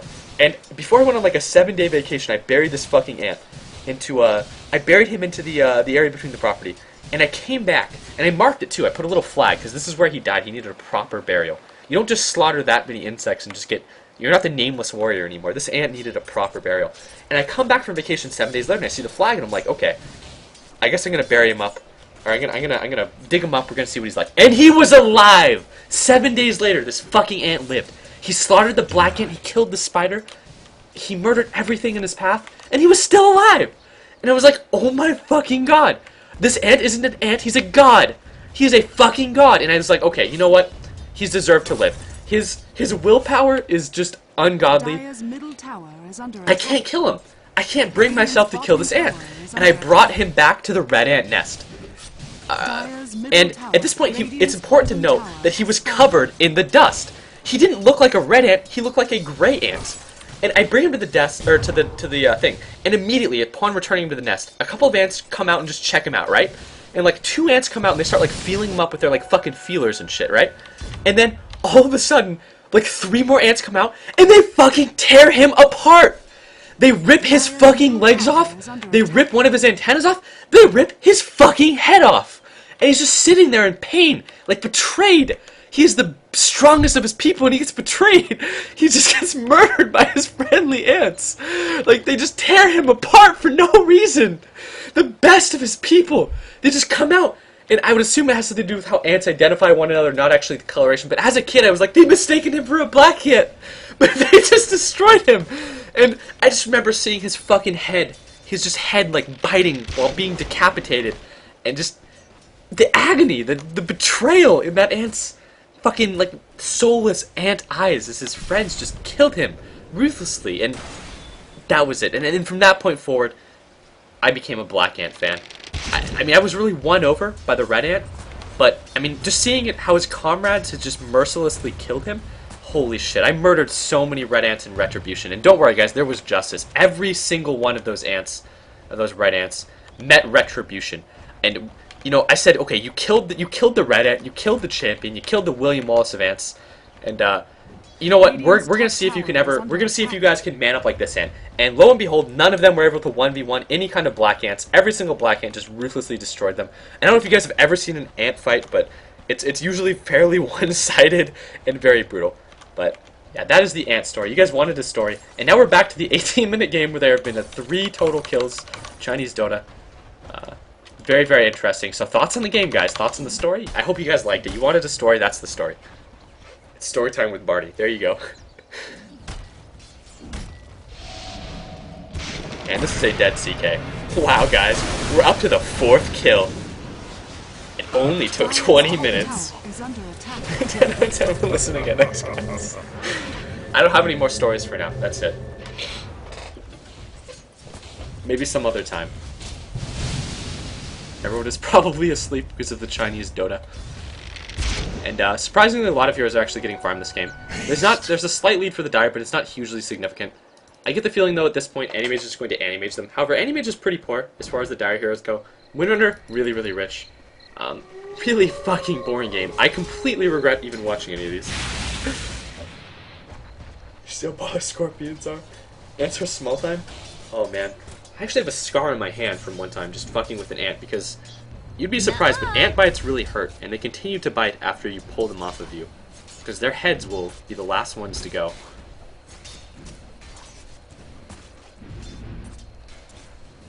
I remember when I was a kid. I've done other story times before. I've told the Cancer Fist story a million times. I won't tell it again. But people seem to enjoy the story times. I just don't have that many cool stories, bros. And overall, this game, man, it's gonna be a 70-minute game. I don't really know what to say. I wish I could say that this game is gonna be like short-lived, but at the very least, it'll be like a 50-minute game. Like you don't pick an Animage to win early, especially now when he's underfarm. You don't go Morphling CK because you want to win the game early. Like no one's gonna die here. Is he gonna surge away? No, he uses his wand. Sylar, are you okay? You're fine. Radiant's top tower has fallen. Finally, another tower goes down.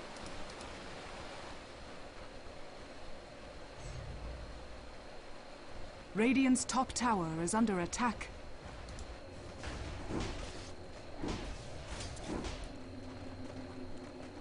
The Cancer Fist story? Alright. I could go with the Cancer Fist story. It'd be the third time that I've pulled it on stream, though. I think that everyone has heard it at this point. But ones, if you guys want to just watch me attempt to cast the most boring Chinese Dota game of my entire life. And twos, if you want to hear the Cancer Fist story. Dire's bottom tower is under attack. Well, the story can be heard many times. Okay. No, I'm not going to bail on this Dota game. Are you kidding? It's just so high action. Alright. Alright, that's a lot of twos. We'll go with the Cancer Fist story now, guys. It's story time, so I'm not even going to try to cast this game. It's just a smoke yank that's not going to amount to anything. Okay, anyways. Back when I was a kid, I used to go to King's School. It was a pretty normal elementary school. I mean, most of the people who went there had, like, some money.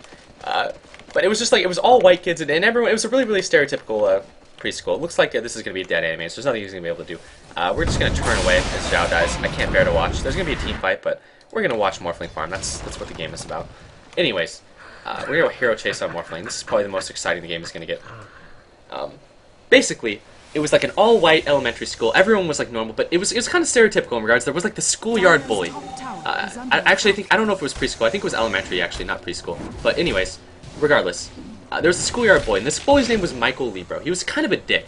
This guy straight up took my lunch money, and I remember just being like, what the fuck? My biggest concern was that I didn't get chocolate milk for the day because Michael Libro just told me to give his lunch money. I didn't know what to say. I was like, wait, are you serious? He's like, yeah, give me your lunch money. I was like, well, fuck. And I went home and I was like, okay, Dad, I got bullied today. Michael Libro took my lunch money. And first, my mom was like, oh, honey, just talk to his parents. And my dad was like, no, we're not going to do that. Ian, next time this kid tries to take your lunch money, don't let him do it, because he's gonna walk all over you. He's like, Ian, bullies don't like it if you just fuck with them. They want the weak targets. And I was like, oh, okay. I like where this is going. This isn't the advice that you want to give your kid ever for like elementary school, but it worked. He said, Ian, next time that kid tries to take your lunch money, just fucking punch him. And I was like, wait, what? Because that wasn't the advice I was expecting, even as an elementary school kid. I mean, all like the duties and everyone at King's School was like, oh, never get into a fight. Fighting is bad. But anyways, the next time this kid just comes up and he's just casually like, all right. He goes, give me your lunch money again. And I think he said something derogatory like faggot or queer, like one of those things. But regardless, he just tells me to give his lunch money. And then I'm like, no. And then Michael Libro gets a little bit aggressive. You know, he's being kind of pushy about it. And he like pushes me to the ground. Like he just straight up pushes me to the ground. And I just flip shit. I don't know if you've ever seen a little kid mad, but I made like these pouting noises like like Yoda, fucking like an angry Yoda or something. And I just walk up and I just punch Michael Libro in the face. And Michael Libro goes down, but I don't stop there, because I'm fucking angry. I mean, this guy just fucking punched me. Like, or he didn't punch me, but he pushed me to the ground. Like, that shit hurts when you're a little kid. And I fucking jumped on top of that guy, and I just started, like, wailing on him. And it wasn't even like me, like, punching him or anything. Like, it was just like me, like, fucking flailing my arms around. Like, it wasn't even like a fucking... Like at that point, he was, like, taken to the ground. He's, like, crying and shit, too. And I'm just on top of him, just, like, slapping him. And I wish I could try to say I was, like, you know, like, super manly, like, choking him out, or, like, but no, I'm just slapping him and shit. I'm like poking his eyes and stuff, like, just being, like, full-blown, like, bitch mode, but he is crying up a storm. And all the duties and stuff just rush around from everywhere. And, man, he just cried up a storm. And, like, he called his parents, and this little fucking bitch, like, he got taken home by his parents. And needless to say, no one really fucked with me for a little bit after that. But, strangely enough, Michael Libro came back to school for one day, didn't really say anything. And then the weekend came, it was like a Christmas break or something. And then Christmas break ends, Michael Libro didn't come back. And everyone's like, wait, where is Michael? And then people were like, what happened to Michael? Where'd he go? And it turned out Michael Libro got cancer. And now that's fucked up, right? That sucks for Michael. I mean, obviously he gets made into a saint for getting cancer. And regardless, people didn't know how cancer worked. Like, yeah, he got cancer for Christmas, but people didn't know how cancer worked back then. So no one understood, like, what happened. And all the people remembered was just me going fucking clown town on this guy and just mauling him. And, like, there was, like a legitimate thing where people were avoiding me because people thought that I gave Michael Libro cancer. Like, no one understood how cancer worked. All they knew is that I beat on someone, and now that person had cancer. So for a while, kids would, like, not go near me because they were afraid that I had given this kid cancer with my fists. So, like, it got to the point where it was really, really bad. And, like, the homeroom teachers had to announce, like, they had to explain what cancer was. Like, they were kind of avoiding it for a while. And they were explaining that basically it was like a terminal, like a disease that could kill you, and that you could not get it through, like, physical contact. Like, they made sure to explicitly put that in there. They had to explain to everyone that you can't give someone cancer with your fists. And eventually people understood that, you know, I didn't give Michael Libro cancer. Michael Libro ended up dying and getting made a hero. So I guess everybody wins except for Michael. And no one ever fucked with me for, like, pretty much forever. So yeah, I got given some good fatherly advice. I gave a kid cancer with my fists and he ended up dying. Anyways, that is that story. I hope you guys enjoyed the cancer fist story. Now, as that happened, it looked like a whole 2 kills occurred, and so the 25-minute game is super high aggression. Now, we've just been watching Morphling farm. Yeah, we had the shitty memorial, and the worst part was that everyone, like, made out Michael Libro to be some kind of saint. Like, it took him a while to, like, end up dying. Oh god, that sounds so bad when you say it like that, but it took him a while, and everyone was like, oh, he was the nicest man I ever knew. He was like a kindred soul. He was, like, so kind, but he was kind of a dick. Let's be honest, he was kind of a dick. But hey. Radiant's middle tower is under attack. Like, all the girls were crying. They're like, oh no! He was like my best friend. It was like, no, you bitch. This was like the guy that was like a dick to you. Are you kidding? He said you were ugly and had cooties. Dumb hoe. But those are all the stories I'm going to tell for now. I said the ant story would be the last one. I retold the cancer story. That's not a new story by any means. But we're just going to watch the end of this game. We're going to wait. We're going to wait it out. It's still a reasonably close game. I mean, it can go either way, but more importantly, it's not so one-sided that either team is going to want to end it. Like, they still haven't even taken the tier 2 tower top. Sylar basically has nothing. He has, like, treads in the BKB. But, actually, I guess pretty much no one in this game is doing, like, the 700 GPM hero thing. Even Zhao is, like, farming a lot more slowly than he did last game, but he's still farming relatively quickly. IG is pretty much... Well, actually, it felt like IG were ahead, and actually they are. For a second there, I looked at the goal graph and was like, wait, how is Radiant ahead? But they weren't.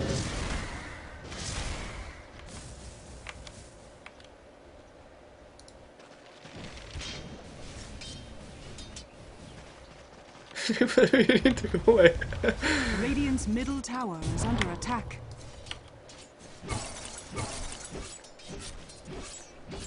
The worst part too is that you can never joke about something like that with anyone in real life. Like you can, but like I mean, only like years later, like after high school, you know, like you met someone like, hey, you know what's kind of funny? How everyone thought you gave Michael Libro cancer. But in like real life, no one's gonna say that like after the kid dies, like, oh Ian, you didn't give that guy cancer. No one is gonna say that. Like only on the internet can you actually joke about someone dying of cancer. But okay.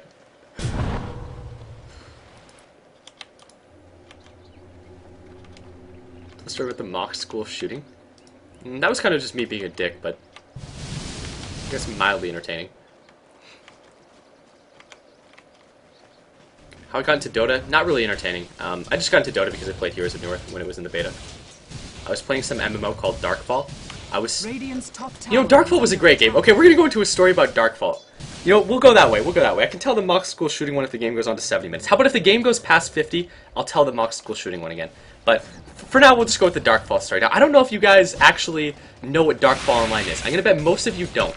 But it was an MMO, and it was like the most MMO of MMOs. We're just gonna watch Morphling farm. This seems to be somewhat entertaining. Yeah, I played Darkfall Online.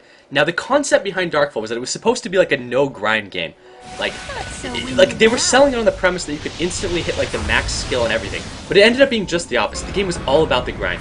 And more than anything, it was like a PvP game, but the winners were 99% of the time the players that had spent more time in the game. Now, being a high school student, I could spend hours playing this game. Like, it got to the point where I had like a fucking piss bottle. I'm not even kidding, I had a piss bottle. Like, I was strategical about it too. My aunt was a big fan of vitamin water, and this is like before vitamin water was even really that popular in the West. And the one thing I noticed about vitamin water was that the lip on the fucking like the bottle was really big. So like you could pretty much submerge your dick slightly into the bottle and fill it up. God, I can't believe I'm going into detail about how to use a piss bottle. It's right, it's right. There's a Dota game going on too, but you know, you guys can see that. Anyways, that's not the point of the story. The point of the story is that Darkfall was like the most pathetic game of all time. Like, basically it was all about exploiting to get ahead, and I spent probably upwards of like 14 hours a day just sitting there killing deathless mages. Like when Diablo 3 came out, I opened Resplendent chests for 12 hours a day, but in Darkfall I farmed Resplendent chests. And it was like, or not Resplendent chests, but deathless mages. Because there was this camp that you could sit a horse inside of a wall and just horse kick the mob to death. And you could get ridiculously ahead. And when the North American server launched, because everyone played on the European server before NA servers launched, like I just basically ground this exploit out. And it was really, really funny because there was like a top PvE list. And it was a PvP game, so everyone made fun of you for being top on the PvE list. But like basically it was some guy that was caught for hacking on YouTube as like #2. And like I was like #1 in terms of like PvE points. And then everyone else was like miles behind me, and these are all like confirmed hackers too. So, but regardless, I just spent hours and hours and hours. And I would just sit there in my underwear with a piss bottle, and I would just guard this spawn day in and day night. Or like day in and day out. Like, me and my brother took like shifts during the summer just like guarding this camp. And it was all for nothing too in the end. But I remember one day just coming home, and I used to keep the piss bottle under the bed. And I looked, and one day just the piss bottle was gone. And it was like that sinking feeling, like when your cum rag, it just disappears. Like, because you know that shit just didn't roll out of the bed. Like, someone had to actually look under the bed and find the piss bottle. And no one said anything about it. Like, so it's kind of like that awkward silence. Like where no one's like, you're not gonna be like, so, like, does anyone know where the vitamin water went? Like, you're not gonna say that. You're just gonna like, go with it. But there's like that awkward moment where everyone knows what happened. Everyone knows what happened to the fish bottle. Oh my god, the shame. I'm crying right now. But like, that was like, I stopped and I was like, you know, like, what am I actually doing with Darkfall? Like, why am I playing this game? And like after that, I played a bit of Darkfall. I ended up never even spending the like tens of millions of gold that I ground out. I ended up just selling all the gold for like $1,100 or something, and selling my character as well. And I just cashed out. I decided that it was the same thing I did with Diablo 3. I basically spent hours and hours and hours every single day, like 12 hours or something, trying to get ahead in the game, and then just like cashing out. Basically, if you guys didn't know, my gaming career has been like basically the equivalent of a Chinese gold farmer. I farmed gold in Diablo 3, sold it for real life money, the same in Darkfall, and here I am today, a big money Twitch streamer. You know what they know? They know that you know, yeah, but no one brings it up. I always expected, like, years later, someone to be like, hey, and so you're a big fan of vitamin water? But can you imagine the disgust? Like, looking under the bed, and just this vitamin water, like, full of, like, urine? And the worst part, too, was, like, at the bottom, it's like the urine had, like, oh, God, I'm, like, describing a piss bottle to you guys. But, like, around, like, the sides and the bottom, it, like, crystallized, and, like, that smell and everything. Like, oh, my God. Like, what do you even do with that? Like, you just throw it in the garbage and just stink up everything? Like, Jesus, man, it was awful. That's the piss bottle story. And surprisingly, during that entire story, not a single kill. It gets sponsored by Vitamin. Oh, I knew. Oh, I know. When you replaced the bottle. But after that, I just never played MMOs again. Because at the end of the day, like, every single MMO is just about who's more grinded than the other guy. Just like Chinese Dota. Chinese play Dota like they play an MMO. Like, over here we have Sylar. Sylar thinks he's a gold farmer this game. Just like the other game, he banked up 5,000 gold, maybe looking to sell, but he ended up throwing game 1 completely on his Morphling by just sitting on top of 5,000 gold. Are you not casting the tournament? The games are kind of boring. Dyer's just gaining incremental leads. It's probably going to be an IG final, but we'll find out. I mean, this is still a game that can be thrown. Both teams have thrown a game.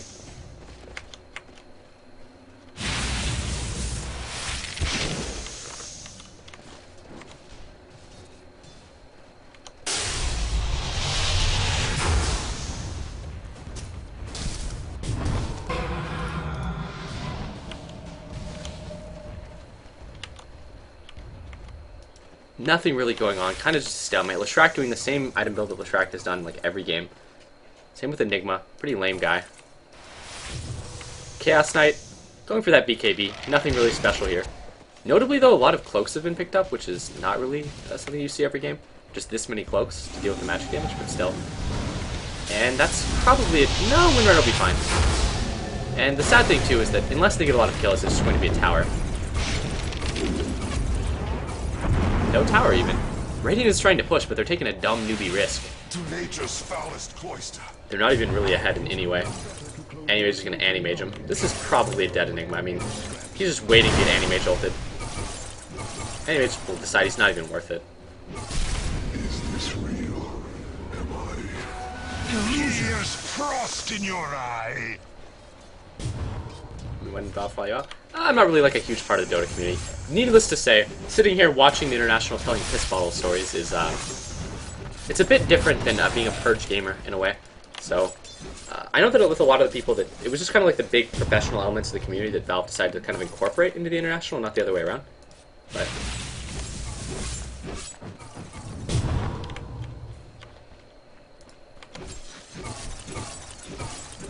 the own 3D story? Okay. I guess this is not really much of a story, but how I got partnered on Twitch TV.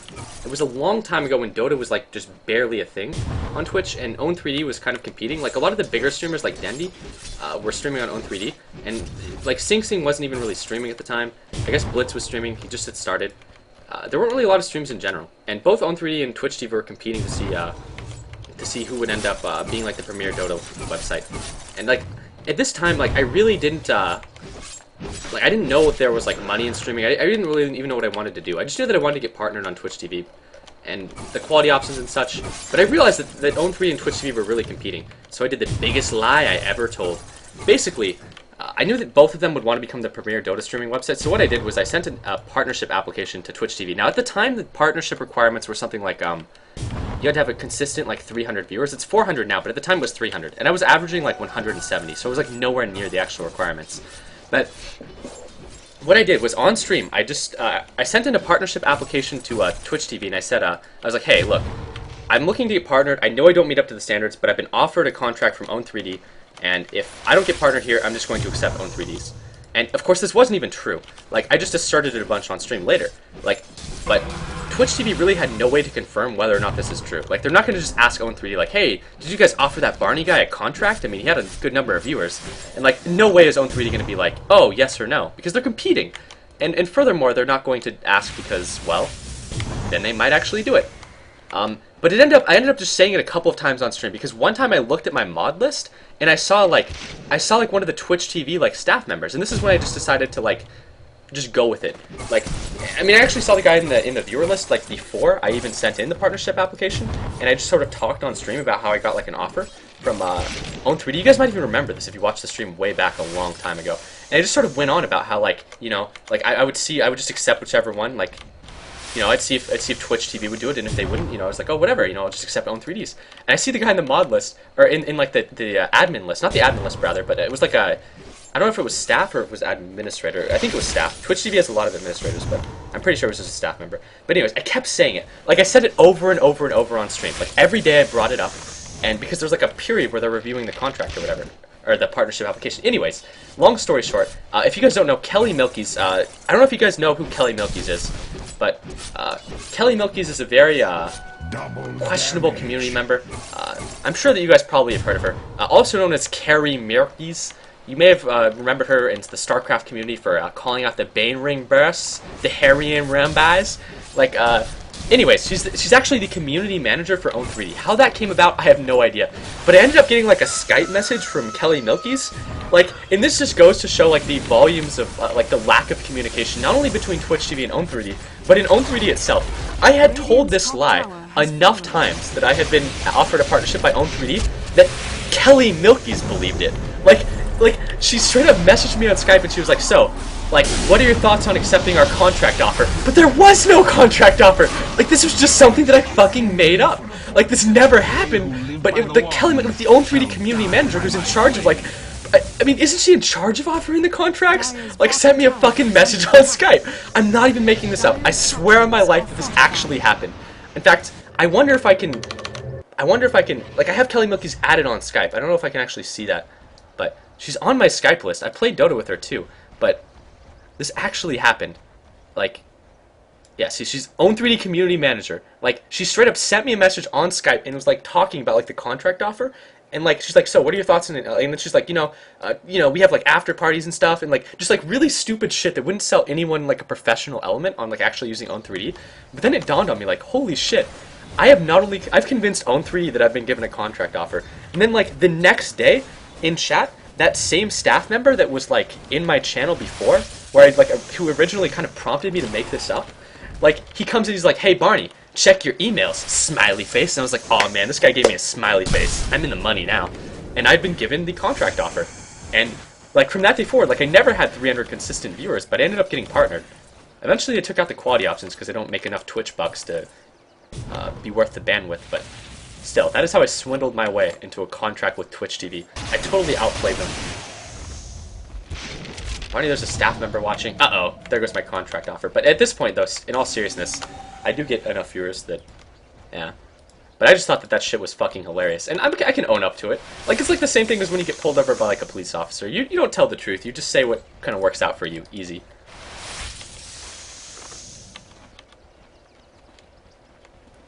But I can't even describe, like, how dumbfounded I was actually getting the Skype message from, like, Kelly Milk. Because I wasn't sure if she was, like, trolling at first either. I was like, is she serious? But no, she was serious as fuck. That's a butterfly I actually picked up from Morphling. He's got his green samurai sword. This may actually be a really good fight for LGD if Animage goes down. But they're just doing a love tap on Animage. Fucking Chinese Dota. These guys can't do anything right. Do you get invited to Twitch parties? No. I haven't got any of the LAN events, so. Can I make a Skype conversation with you? It was a long time ago, but... That's actually a really, really big Ravage, but... I think IG might have this fight. They're not going to get a black hole. I mean, he still has it. Oh my god, he uses it! He actually gets it, but he does it in front of like 5 heroes. Why would you do that? Oh man, I was like, okay, he's just going to accept the death. He's not even going to use his black hole. But no, he fucking did it. He just dropped a black hole in front of the entire enemy team. And this is like game. It's just a matter of time. But true to their nature, the Chinese will probably take it out to a 15-minute game. I said if there was a 15-minute game, or a 15-minute game, I would tell the school shooting trainer story. Or not really school shooting trainer, but I guess police training. This is an awful game of Dota. I really wish I just played Dota instead of watching this. It's okay. This is why we can't allow our Chinese overlords to win the international, guys. One's if you're rooting for one of these random fucking Chinese teams to win the international, and two is if you're rooting for Navi. Let's find out. Navi is America's only hope. Roshan has fallen to the dire. Looks like everyone is rooting for Navi, pretty much. Not surprising. I would have been really upset if Navi would have gotten eliminated early. It's too bad that the other fan-favorite teams like Evil Geniuses, Complexity, and Mouse all just happen to be pretty awful compared to the Chinese. So they get eliminated really quick, but...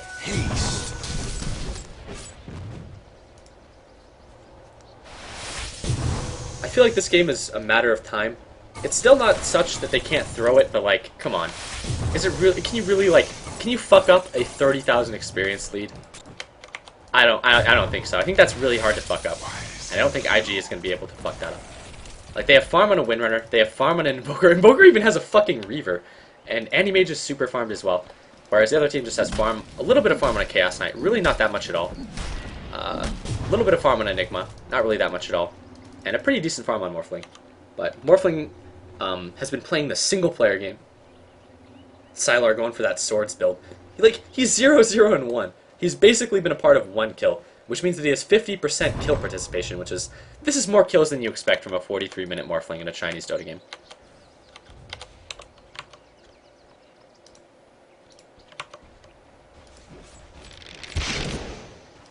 I'm so happy that Navi made it this far, too. Because that way you have, like, that kind of the Cinderella story of the team that, you know, wins 2 games. People just awkwardly, like, out there doing a little bit of clapping, but most people seem pretty lethargic. Like, over here, there's, like, no movement. Like, looking at their watches, their phones, etc. Radiant's middle tower has fallen. I mean, it's a matter of time, for the most part. IG may be able to end it. Now, the Chinese have this really great strategy where they try to get multiple cheeses before ending a game. I'm really happy I've seen any of this in this tournament. Any of that, rather. And this is actually pretty useless for Chaos Knight. He's so weak right now. And what a wasted mana void. He did it on a BKB'd Enigma, which all it does is mini stun. But even completely fucking up, they can still take the fight. Ah, my voice is going out. And true to the Chinese lack of fighting spirit, 44 minutes in, they call it GG. Not even a racks down, but they know they've lost. But you know, you'd think they would at least play it out to the end. Just hope for that fuck up. But no.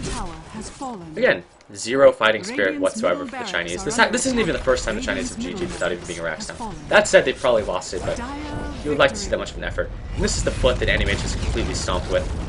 I've never seen the Animage foot before. This up close and personal. Such a high resolution boot. And he's still just grinding this motherfucker in the ground. I don't even know what this is, but... Great Chinese Dota game. A whole 3 kills in a 44-minute game. Very back and forth. Very exciting. Let's see what Bruno has to say. Bruno, Statsman Bruno.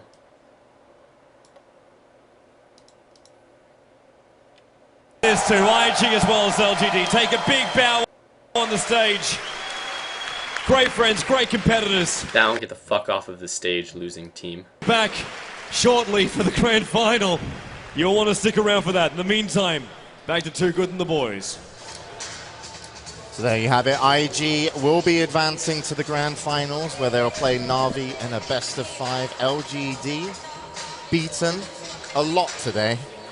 I don't know if there could be any more beatings. They don't deserve anything. In terms of beatings, they deserve the 150, but they've just had such a... The sad thing, too, is the worst beating isn't even going to be in the game. It's going to be when they get back home. They get beaten for not winning the International. I mean, I'm pretty sure that, like, for DK at least, aren't those people, like, pretty much owned? Like, they bought the team for, like, $5 million. They're essentially slaves at this point. People are celebrating the fact that the unbeatable have been beaten 4 times in one day. They finished 2 and 4 for the day, but it was a tough day. They do get 150k though, so they can't be too disappointed. I mean, as far as LGD goes, they basically played what, the 2 best teams in the world now. Yeah. Like, I mean, it's arguably LGD might still be better than one of them, but on this day they were not, and that's all that matters. I mean, you can't really ask for much more out of them. They played phenomenally for 6 games. It's my favorite racist, I guess. I think the finals is a great matchup. Na'Vi versus IG, that's going to be a really aggressive game.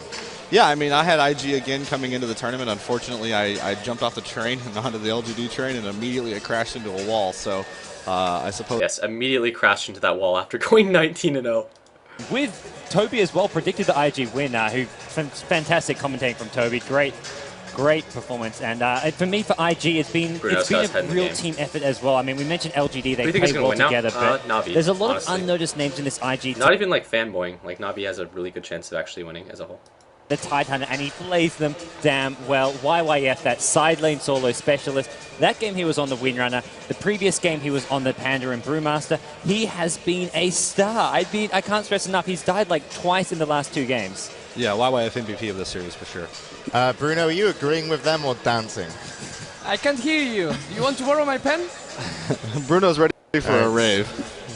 That jacket, it's time for a rave. Oh, God.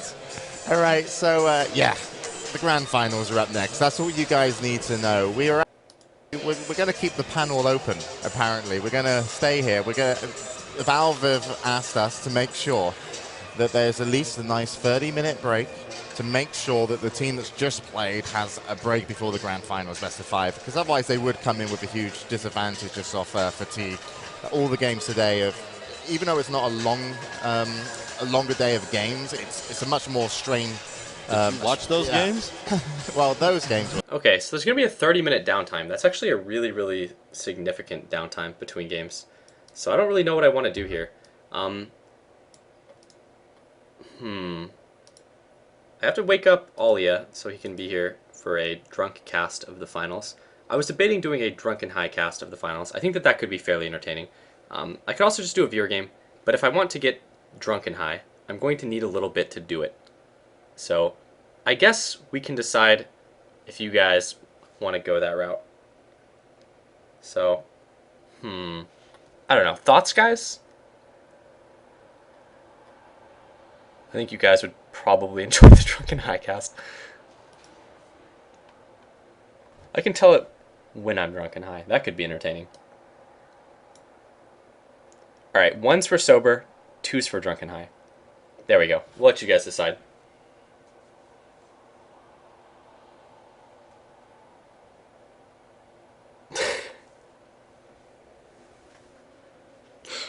This is going to be great.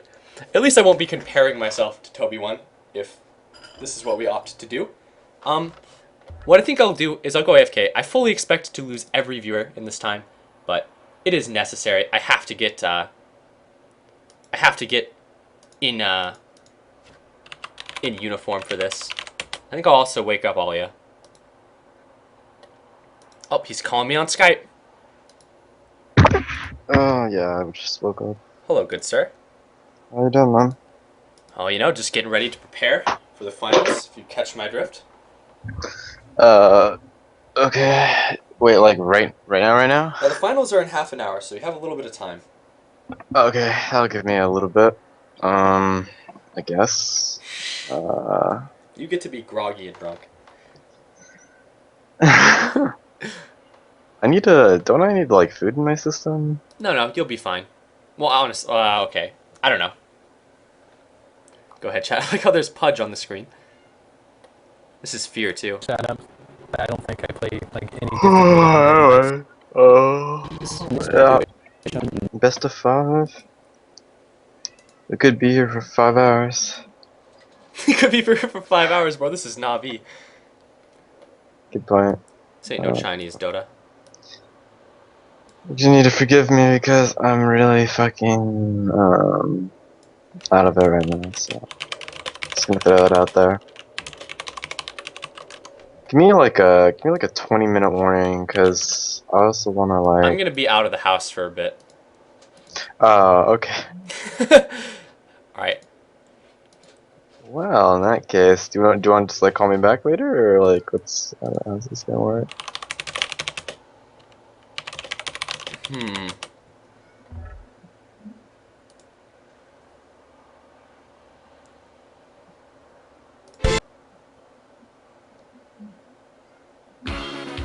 I think I'm going to go AFK for 30 minutes. Do we want to pick it back up on your stream, or like that way you can entertain the crowd for 30 minutes while I'm gone or something? I don't know. What? It's like streamed like right now? You could. I don't know. We could do this a number of ways. Like, I'm probably gonna go AFK either way.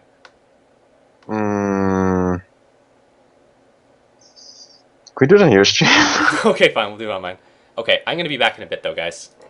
What am I gonna say for 30 minutes? I don't know. How's this gonna work? I'll probably just be completely AFK. Alright, I'll be back in a bit. Can you like? Oh Jesus Christ! I'll have stories. I'll have so many fucking stories. I've been saving so many goddamn stories. Alright. I don't have a story. What the fuck? It's okay. How am I supposed I have to enough stories understand? for both of us, bro. It's okay. Yeah, but you're gonna be gone. Okay. I Wow. have a pretty good story, but it's gonna take a while to tell. So, again, I'll leave you guys for probably like 30 minutes until the finals happen. Yeah, I don't have any stories, man. Usually when I entertain a crowd for like 30 minutes, I usually like play a game or something, but this is Ian's stream, so you guys won't see any of that. Alright. I'll call you back actually when the finals start. How about that? Yeah, that's or before, probably when I get back. Alright, guys. Goodbye.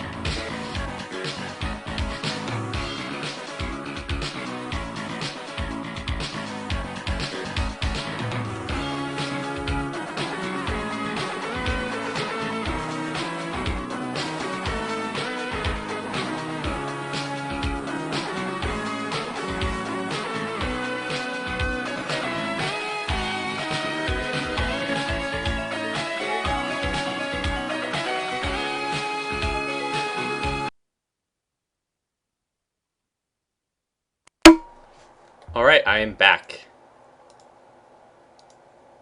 One has a count. It felt like 20. Oh, Jesus Christ. Do I have to really listen to LD talk? Okay, no, fuck that. We're gonna mute this shit. We're looking at the Na'Vi pod. There's the soulless China pod. I don't even know which team it'd buy. Was it like IG? I think it was IG. This is, I assume Luminous and LD. Because that guy is some Asian guy. And they were winning tournaments, and then they had a slump. MTW tournaments from them. And in the group stage, they didn't look good at all. No, neither team looked. I mean, especially coming into this tournament for IG, they were. Game has not actually started. Hey, ladies and gentlemen, this hall is packed. But I also want to say, so coming into this event, IG, they definitely. Oh shit! Oh no! Are they gonna have Luminous and fucking LD commentating the grand finals instead of Toby? Holy shit! Can someone confirm or deny that? At first I was like, oh my, okay, whatever, you know, it's just doing the finals. And then I saw this and I was like, oh shit! It just hit me all at once. Holy fuck! The fact that they're gonna have this. This is one of the worst casting duos in my opinion because I like Luminous as a person. He seems like a chill dude, etc. His game knowledge is pretty good, but it sounds like he has a speech impediment, and there is nothing. Like, there's nothing redeeming about LD. Like, Luminous's voice is physically grating. Oh, man. Ew. Hello, hello. Alright, how you feeling? I'm feeling good. How are you? Okay. I'm gonna start doing it right now. Would you rather do a drinking game? Like, every single time a Morphling gets picked? No, I'm not doing drinking. I'm not doing a drinking. No, you're right. No, you'd probably die of alcohol poisoning if you did a drinking game for Morphling. I'm just gonna take it slow. Alright. So, how are we gonna do this? We're gonna watch streams, load the in-game client. How's this gonna happen? Just I load guess the we're gonna watch through the in-game client when that shit comes up, but they're still taking time. I am like high out of my mind. I'm barely drunk at all though, to be completely honest. All we had in the fridge was a Mike's Hard Lemonade, and that shit is barely alcoholic. No real man would get drunk drinking a Mike's Hard Lemonade. Well, I'm Asian, so I probably don't have very high. It would kill a man like you, but here with my Russian blood, no, it is absolutely nothing. Okay. I'm like Na'Vi. You are like the weak Asian team. Look at this. That is a man right there. That puppy. Mhm. He used to have really long hair. He still does have really long hair, but this is a giant of a man. No, like waist length, long hair.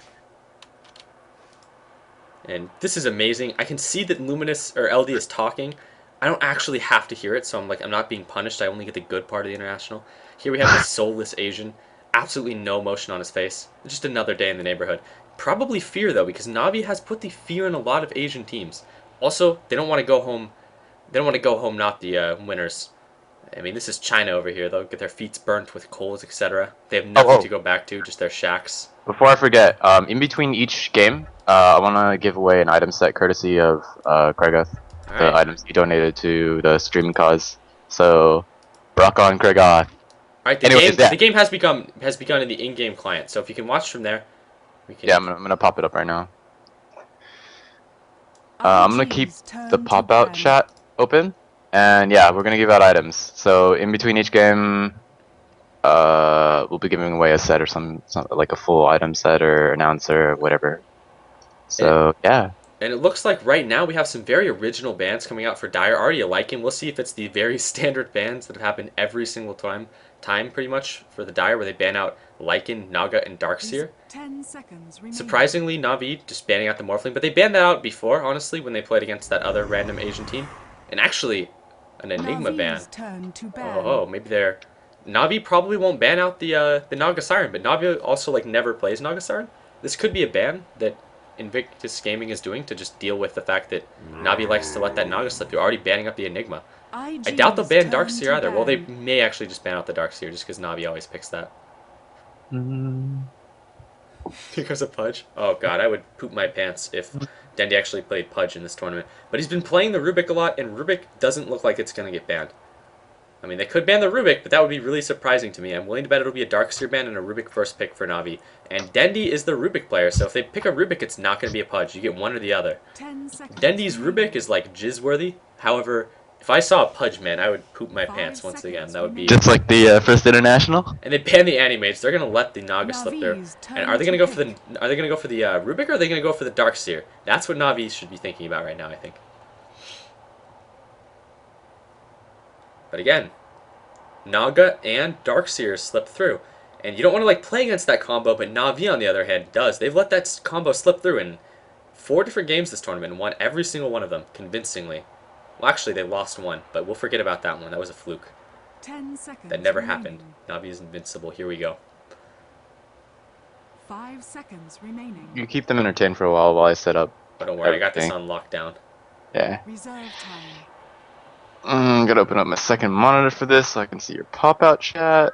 This will be good to go. Gonna be mixing some of the stuff so this can go down easier. Oh my god, is my Dota 2 not working? It says connecting to the Dota 2 network. This is awful. No, it's probably because there's so many people that want to watch this bitch. I know, right? No, there were, well, honestly though, there were like 70,000 people watching two boring Chinese teams rice. I wouldn't doubt that there will be a lot watching this. Easy. Can you save the VOD for the international or for these final games? And they pick up the Darkseer instead of the Rubik. IG's turn And this to lets pick. the Naga slip through, but I don't actually know if you can, honestly. What do you mean? I don't know, I know nothing about the actual Dota client. Like highlight? No. Oh, no, highlight the VODs? Yeah, highlight the VODs. Alright, we'll do. Okay, because I think some people wanted to watch us doing this, but can't be on at this time. Yeah, what I'll probably do is just let the VODs like sit there, like, because they're the big 12-hour chunks, they kind of stick out. I doubt I'll highlight it though, since like during the daytime I watch like, you know, I see things like the player booths, etc., which is like questionable content, like just straight up like restreaming pretty much. Oh, okay. Yeah. So, But yeah. We'll forget about that though. Yeah, that never sections. happened. We'll do sections. Yeah. Or Okay. something, yeah. Anyways, Reserve time. there's the Rubik, so that the Rubik gets picked up, and then it's going to be the Naga IG's almost turn certainly. to pick. Unless they're just, because you have to consider right now that the elephant in the room, so to speak, is the Naga Siren, and both teams know it. Fucking. Yeah, I'm still connecting to the Dota 2 network. This sucks. I'll pop on your stream in the meantime, I guess. But you gotta connect to Dota, get a part of this bitch. Yeah. And we'll see if Navi actually ends up picking up the Pudge. I mean, it's been banned against them so many games, but I'm gonna go ahead and say that if they do it, they're gonna wait, like, or maybe not. And if you don't really follow Dota 2, Navi won the last international, and in this international, all of the foreign teams, or by foreign teams I mean the white teams, have been Navi's eliminated turn like to pick. immediately. Like Mao's, EG, Complexity didn't even put up a fight against our Chinese overlords, but Navi has been battling it out to the end. And we're gonna see what Navi does. Like, there's still Chen and Enchantress on the board, which is something both teams have to think about. Even the banning phase in this game is 10 times more interesting than the other ones. And IG is like one of those. Yeah, they pick up the Chen. 10 seconds remain. Navi's turn to pick. 5 seconds. And they don't have a lot of reserve time. And Shadow Shaman, okay. This is a really, really common support that Navi picks up when they play against a Naga Siren. They always pick up the Shadow Shaman. I wish I could say definitively why. I mean, the Dark Series, etc. are understandable. But literally every single game that Navi has played against a Naga Siren, they pick up Shadow Shaman. He goes really well with a lot of things, actually, just because of the fact that, one, you can grab Naga Siren, and you can rape that bitch before she even screams, and which is one of the things that they do, and two, the wards will attack through the ult. But it's mostly just the fact that they can grip her up, the more that I think about it. In the same way that a Beastmaster rapes the shit out of a Naga Siren by telling that bitch to shut the fuck up. You roar that bitch, and you just pound her. You gangbang her, she won't open her mouth. But the Shadow Shaman, the same way. But if she can actually scream, you're fucked. Now, we'll see if they end up going for something like a Juggernaut, or if they'll go for a, they're going to go for a Void. I mean, this will be how Bost's heroes that they still need to pick up. And they need to pick up a hero for Dendi, because they have a hero for Light of Heaven on the Darkseer. And Puppy's going to be playing the Chen. Navi's turn But to who even ban. knows if Naga Siren's going to get picked at all? Because, very well, Navi may have put the fear in him. Navi is known for putting the fear in these Asian teams. But that, again, the fact that Naga's on the board is the elephant in the room. Like, both teams realize this, and it's a huge fucking thing. Okay, I'm set up and I'm in the in game, so I don't have to use your stream anymore. I'll have your Twitch chat full screen on my other computer, or I'm sorry, other monitor, and we'll see how this goes. So, again, just a reminder: in between each game, we'll be giving away item sets courtesy of Kragoth. Yeah, I don't know how we want to do this though. How do we? It's easy. We're like item dealers now. How do we do it? Just like contest wise, or like We'll just randomly, raffle. We'll or? go to like the random. Yeah, we'll just do it the same way. We'll just pull a viewer list and we'll go to random number generator and just roll. Okay, let's do that. All up to chance. Anyways, they ban out the Juggernaut, so again, both teams are still thinking about the fact that there's a Naga. And you have to bear in mind, though, that Na'Vi never really bans the Naga in their second pick. They want to like assert their dominance against Invictus in the fact that they know how to play against Naga.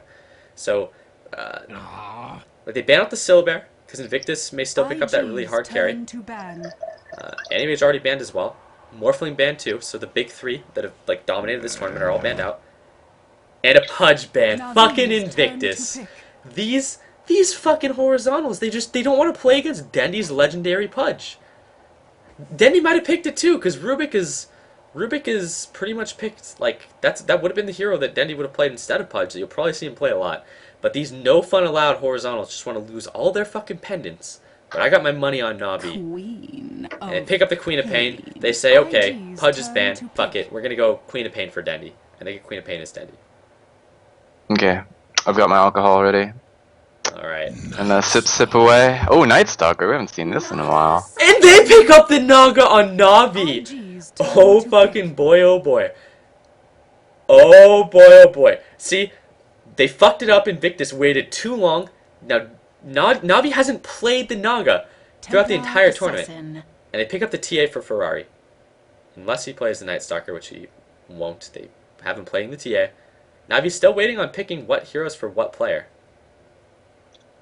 But it's most likely going to be Habast on Naga Siren, Dandy on Queen of Pain, Arsart on the Shadow Shaman, Puppy on the Chen, and Light of Heaven on the Darkseer.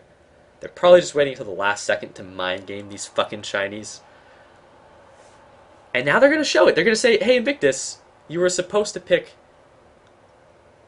the Naga, you dumb fucks, you banned my Pudge. Here we go. And IG's lineup is... It's not bad, but it's not like Navi's. Navi's is built for playing with and against a fucking Naga Siren. And Naga Siren's going top with a really, really standard item build for a tri-lane to carry. Most likely it's going to be with Puppy and Arsart. Dendy also doing it. I mean, they always head up top for this, but most likely this won't be the ending lanes. And they might actually encounter someone here. They might actually bump into IG in the forest. Ferrari's going to be going mid for sure, based on his item build. And Faith is going to be like the poor tri-lane support. And here they go, they see one another. Night Stalker in the front provides no vision. And then Nuke comes out on Dendy. Oh, here they go, Dendy gets lifted up. They're focusing on Dendy. Oh, Dendy plays away! How does he do it? He's fucking Dendy, that's how, but Arsart is left for dead. Just ditched. Oh god. You know, that split earth was really critical. It hit like 3 heroes, I think? Something like that. You know, Na'Vi doesn't really have those type of heroes that can really slay in a 5v5 situation at level 1.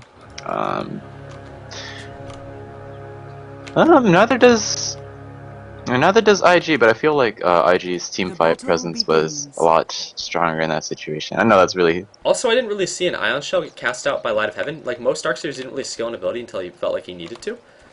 You have to imagine that maybe a haste would have actually helped a lot there. And Chen just sending back the creeps that the lane Light of Heaven will be guaranteed some experiences. And will eventually pull back towards him. And Boss is on that bottom lane. Fairly predictable. He's going to have Arsart there with him, and it's most likely Chen that's going to be around bottom lane. But this really sucks massive dicks for Dendy in the middle lane, because Ferrari was given essentially a free bottle at the start of the game. Like, there it is. It's a bottle and a magic stick. So this like lane matchup mid is not that good for Dendy. The Templar Assassin typically does pretty decent against the Queen of Pain. Not only do you have your Refraction, but you also have the Meld, so you can disjoint daggers at the cost of 50 mana. And Light of Heaven is up against basically the tri-lane top. So we'll see how much experience he ends up getting. Because so far he's at 0, and I wouldn't imagine that this would be something that may change. So he wants to get experience for the 1 creep, but he gets forced back again.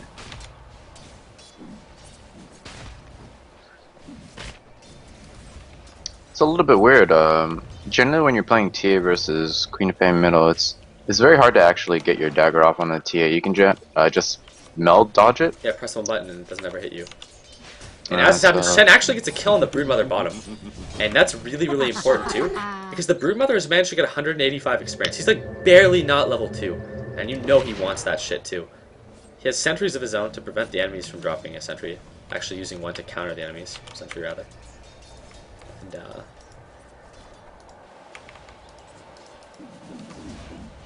where did Light of Heaven move to? Okay, looks like he's done what he sometimes does if he knows he's not going to get experience.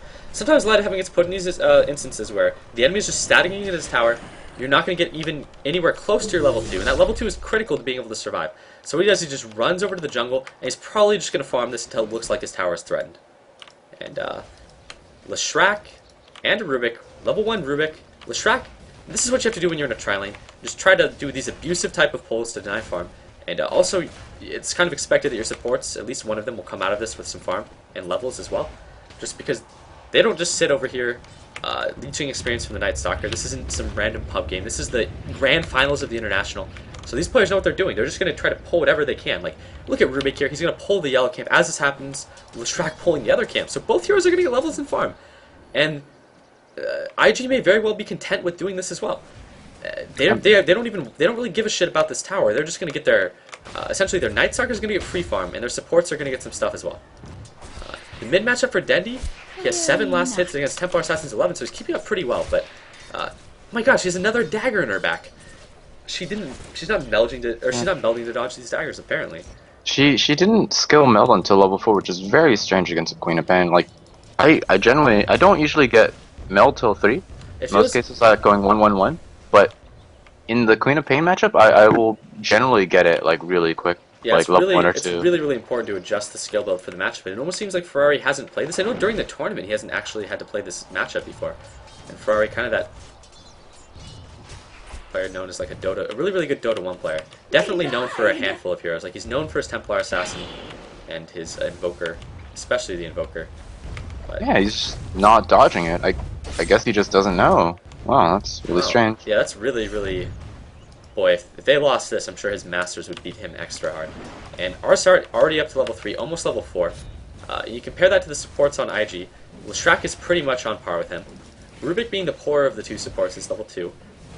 Chen, level 4.5. So Navi coming out pretty decent in this trade. Also, Broodmother actually has picked up level 4 though, which is pretty surprising because before, well, not really surprising, but necessarily, but it's a good thing that Light of Heaven has done what he's doing here. Because he's managed to actually get level 4 himself, so he's managed to keep up. He's getting farm now, but he's just completely abandoned that top lane, which I think was the right thing to do. But Light of Heaven always finds a way to do this. He's such a good offlane player. When he's playing the Beastmaster, he just stacks up the Ancients. The Ancients get warded. He either sentries it up or just goes to the jungle and just blows up shit with his axes. Because he's not going to find himself being level 1. And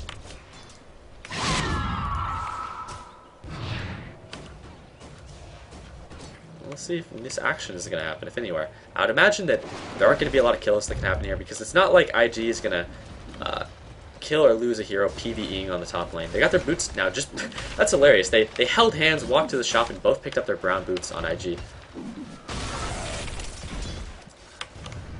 On this middle lane. Ferrari, again, not melding to dodge the dagger, just accepting his dagger, breaking his refraction every time. Yeah, I mean, he could be completely shitting on this lane if he meld dodged. He wasn't even doing that poorly, even while taking daggers up the ass, but, you know, whatever. I mean... It's actually funny to think about, too, because most casters aren't going to, like, criticize the players during the International, because, you know, everyone assumes, oh, you know, he's a player in the International, can't make any mistakes, but no. I think you would definitely say Ferrari is fucking up here and not melding the dagger ever. Like, it's really, really fucked up. And Light of Heaven has returned top because his tower is getting pressured. But it looks like IG's actually just going to get it in one foul swoop. So Light of Heaven's presence here, not really slowing anything down. He'll probably just Iron Wave this, or Iron Shell this next wave. No, not even going to do that. IG deciding it's time to emerge from the jungle. It's also nighttime now, so this is really well timed. Really cool timing by IG. They get the tower right before night. The fuck was that? That was a motorcycle passing by, the window open in the middle of the night. That guy is clearly a fucking badass. Alright, not as badass as Dendi though, who now has a regen. And man, they're gonna get this other tier 2 tower top, huh?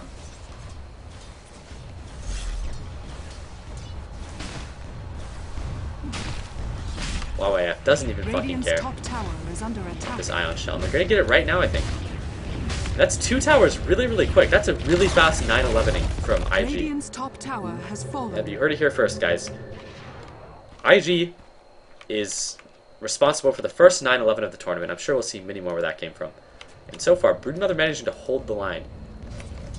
Many Spiderlings have died defending this tower. For a support Rost, he's very high level 5.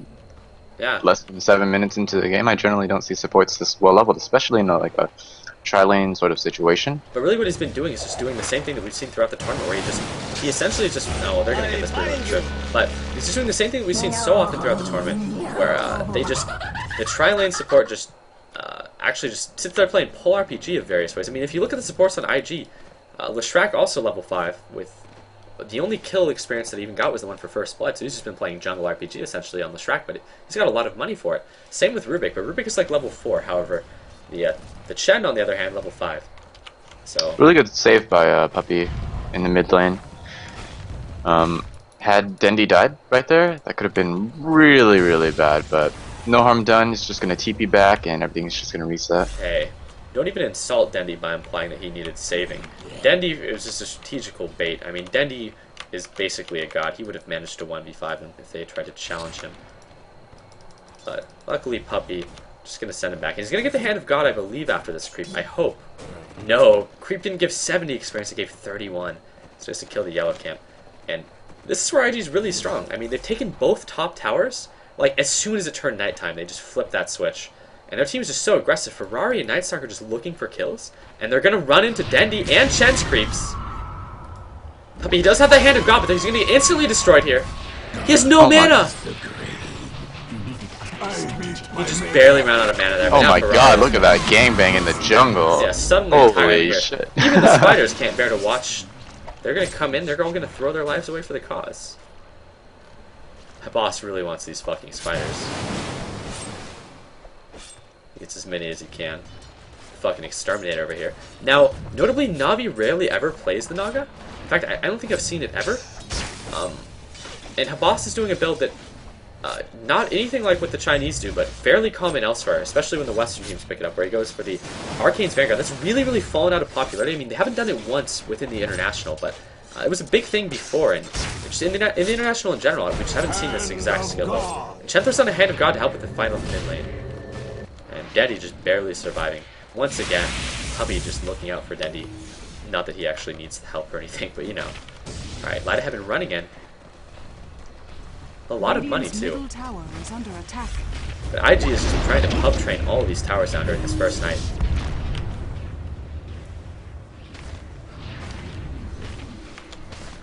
Uh-oh, big tornado is going to come out, but I don't think that's going to be enough to save this tower. Radiant's middle tower has fallen. Oh god, it's the worst feeling as a support hero. Getting a billion spiderlings sicked upon you while you have low HP. Knowing that this could be Brood Mother anywhere waiting to Soul Ring and spit on you. Yeah. I'm actually surprised to see such a large occurrence of Rasta picks in this tournament. Yeah, he's been a really popular hero. I mean, Navi and the other teams like it for playing with or against the Naga. But overall, it's actually been picked up so much. Like, a lot of the time he's been seen supporting safe lane Syllabears. That's been quite a thing so far. Generally when they actually pick up the Shadow Shaman. But, I mean, I can see why too, but uh-oh. No, nothing. The boss yet to use the Song of His People. I believe Dendi has used his powerful Scream once, but they have the double female singer lineup. Which, I don't know if we have Bruno to give us any stats on this, but I imagine very, very powerful. I imagine Rasta with Naga together, they have approximately 110% chance of winning. So. Yeah, pretty much. More or less. That sounds like something exactly what Bruno would say. Now, the Radiant is now pretty substantially ahead in experience, 3,000, but it's not a big enough lead that it's really going to mean anything as the game goes on into the stages of the late game. However, they are 3,000 gold behind, but a lot of that is tower gold. I mean, they've been 9-11, they've lost their mid tower. IG's just been relentless, and now they're looking for that team fight. And nighttime getting closer and closer to being over. Maybe this is when Navi wants to turn on the pressure and just take a team fight. And they're just going to back away. But they drop their Shadow Shaman wards for that, but they're going to get nothing from it. Ferrari really low, but getting really close to that blink as well. And that's when things would be scary, however, nighttime will of course end. I think IG would have liked to have been able to do a little bit more damage during nighttime, especially having a Night Stalker on their team. Yeah, really, Navi didn't give him any fights. I mean, they still only have 2 kills. This Night Stalker is 0-1-1, but he's, and that one is from the first blood. So, oh, Navi, Dendi, oh, completely botching. They would have really liked to have a Quap ult right about now. They can still vacuum and get a scream No, off. See how well. Oh, wait, they don't have a vacuum? Yep, they fucked up. And this fight, oh are they still going to win the fight? No, they're going to lose this fight, it looks like. Then he completely silenced. And man. Wow, they're all low too. Imagine Had they got had that vacuum and the wave Quap off ult. this be completely one-sided. Wow. Catacombs. Man. That could have gone a lot better for Navi. Yeah, Dendi should have either just landed that ult or saved it. And oh my gosh, Leshrac getting put down too? Or not Leshrac rather, but not Leshrac actually. Dendi managing to try to... Well, what the fuck? How did Leshrac die? What got Leshrac? Apparently Dendi got Leshrac, but he's dead? It was probably the Scream plus Tower creeps. Leshrac stood... No, I think he just died to the tower. Oh my god! No, this guy just straight up died to the fucking tower in the International. It wasn't even poison. Oh my god, he's gonna get... Oh, if IG doesn't win this guy's gonna get so much shit. Oh, fuck. I cannot imagine dying to a tower in a game for $1 million. Jesus Christ. Dendi, such a god, getting kills even in death. Even in death. And once again, we see a Broodmother go for the Midas. This is like not... This is probably the 3rd time in the tournament that I've seen this. But it's... I mean, the games that we've seen, it's been like a desperation thing, rather. Where, oh, your level 1 Rosh gets fucked up? Okay, just pick up that Midas on the Broodmother. But no, this has been a thing that we've seen in a lot of games, actually. Oh god. That Leshrac is going to be in a lot of trouble. He's going to get right-clicked by that dart here. Leshrac getting evaporated, but Dendi dropping as well. And oh god, now he's getting really owned in the mid lane. Once you have a Night Slark on you with TA traps, you ain't getting nowhere. Oh yeah, that was... Well, I guess it ended up being a 2-for-1, but it was still a bad fight for Navi. Navi's Siren ult really high cooldown at this point. Yeah, and Habas has his Vanguard, but they're going to get this Rosh. I mean, they hit for a lot right now. They're a good Rosh team. At the minus armor. And Navi might not even... Well, I mean, Navi probably knows, let's be honest. But there's nothing they can do about it. Man, what is Naga's win rate in this tournament? Like sub 50%? No, it was a really good win rate, but now in like the actual finals games, bad. Like in the actual in the previous games where Naga has been seen, which have almost exclusively been Navi games mostly, it's still like 50-50. But in the group stages, it was really high. Like almost no team managed to beat Naga in the group stages. The only other team that really let it through was Complexity. Didn't last too long. Yeah, he gets up on Ferrari. It's really, really big.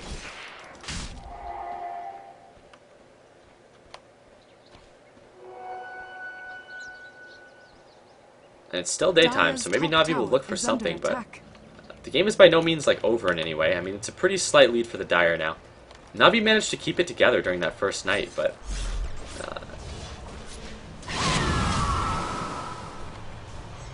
there were just 2 fights that were really bad for him.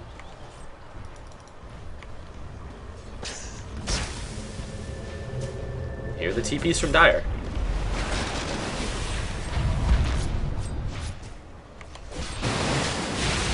They want to go on this? I don't think they do. They Finally, the Chen army is here. Reinforcements have arrived. They might go on the next wave. Unfortunately, no centaurs, which would be really, really good for their wombo comboing. And instantly one gets put down by the Midas. That's just the next level strat that Brood was thinking of. Just canceling out the Chen, you know? Yeah, I wish, but sadly we've seen it virtually every game. And the creep wave just gets annihilated by Navi. However, slowly and slowly, Chen is losing his entire army. To that Brood Mother too, no less. Oh yeah, this is Broodmother's revenge for that early game. And is Navi just gonna back out? Do they have a smoke or anything? No, they don't. They just decide to back out, I guess.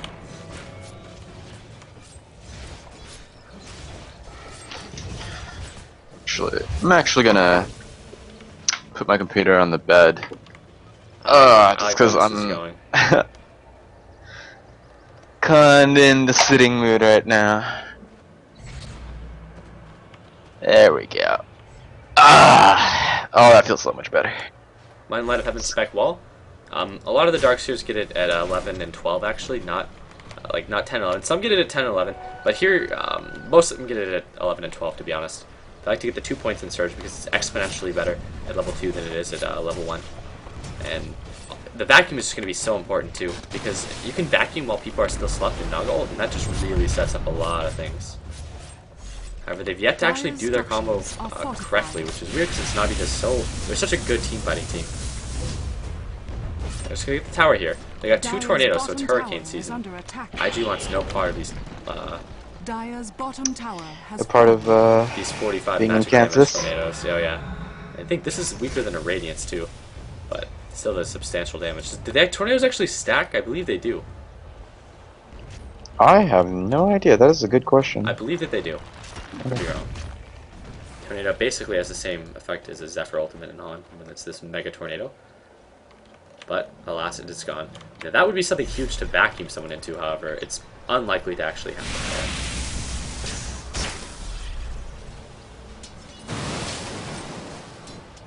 I can't see them getting the tier 2 tower, not with Rubik having Fade Bolt spamming going on, but Navi seems to continue to pressure the bottom lane, so we'll see what their plan is. Yeah, Fade Bolt, one of the hardest spells to push against. It does so much damage. Also, just the ability to do what they've done for the last, 10 creep waves, to just instantly blow up the wave with spells.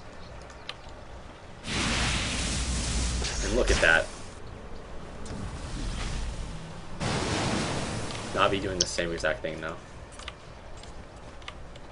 He's got more tornadoes up. Looks like one of the Wildkins died in duty, but this one is gonna hold the line. And tell Spiders he can't stop. He needs help. Oh, he gets put down. Centaur Khan actually throws out a stomp to cancel. So I thought he's actually microing him, but again, I think they're gonna just fall back here. And now it's nighttime. This is natural night. Nice stack popping his ult just to lengthen. Lengthen it by another 25 seconds. It's nighttime. No point in not instantly using the ult.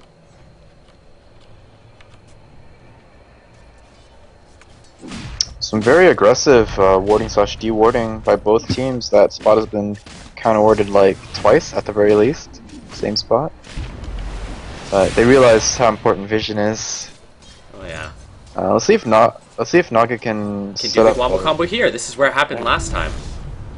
It's a good location to try to get it off from because of all the trees. Is she gonna go for it? That stalker is being caught out. Was gonna get chain disabled? No, Ross is not gonna get his Oh, that's net the off. vacuum. So if she does it now, there's gonna be no follow-up. She gets silenced up immediately, and they're bringing her down. Actually. Ross is gonna go down without. Oh, there we go. Suck. And the vacuum is still on cooldown though. That is huge. There's gonna be no vacuum to follow up. Oh god. Then the ult again, not the ult that they needed. It's the ult that they get. Now they're all in the trees. The last 2 survivors there are all dead. And now he sends it back. Oh my god, it is a massacre. A complete team wipe against Navi.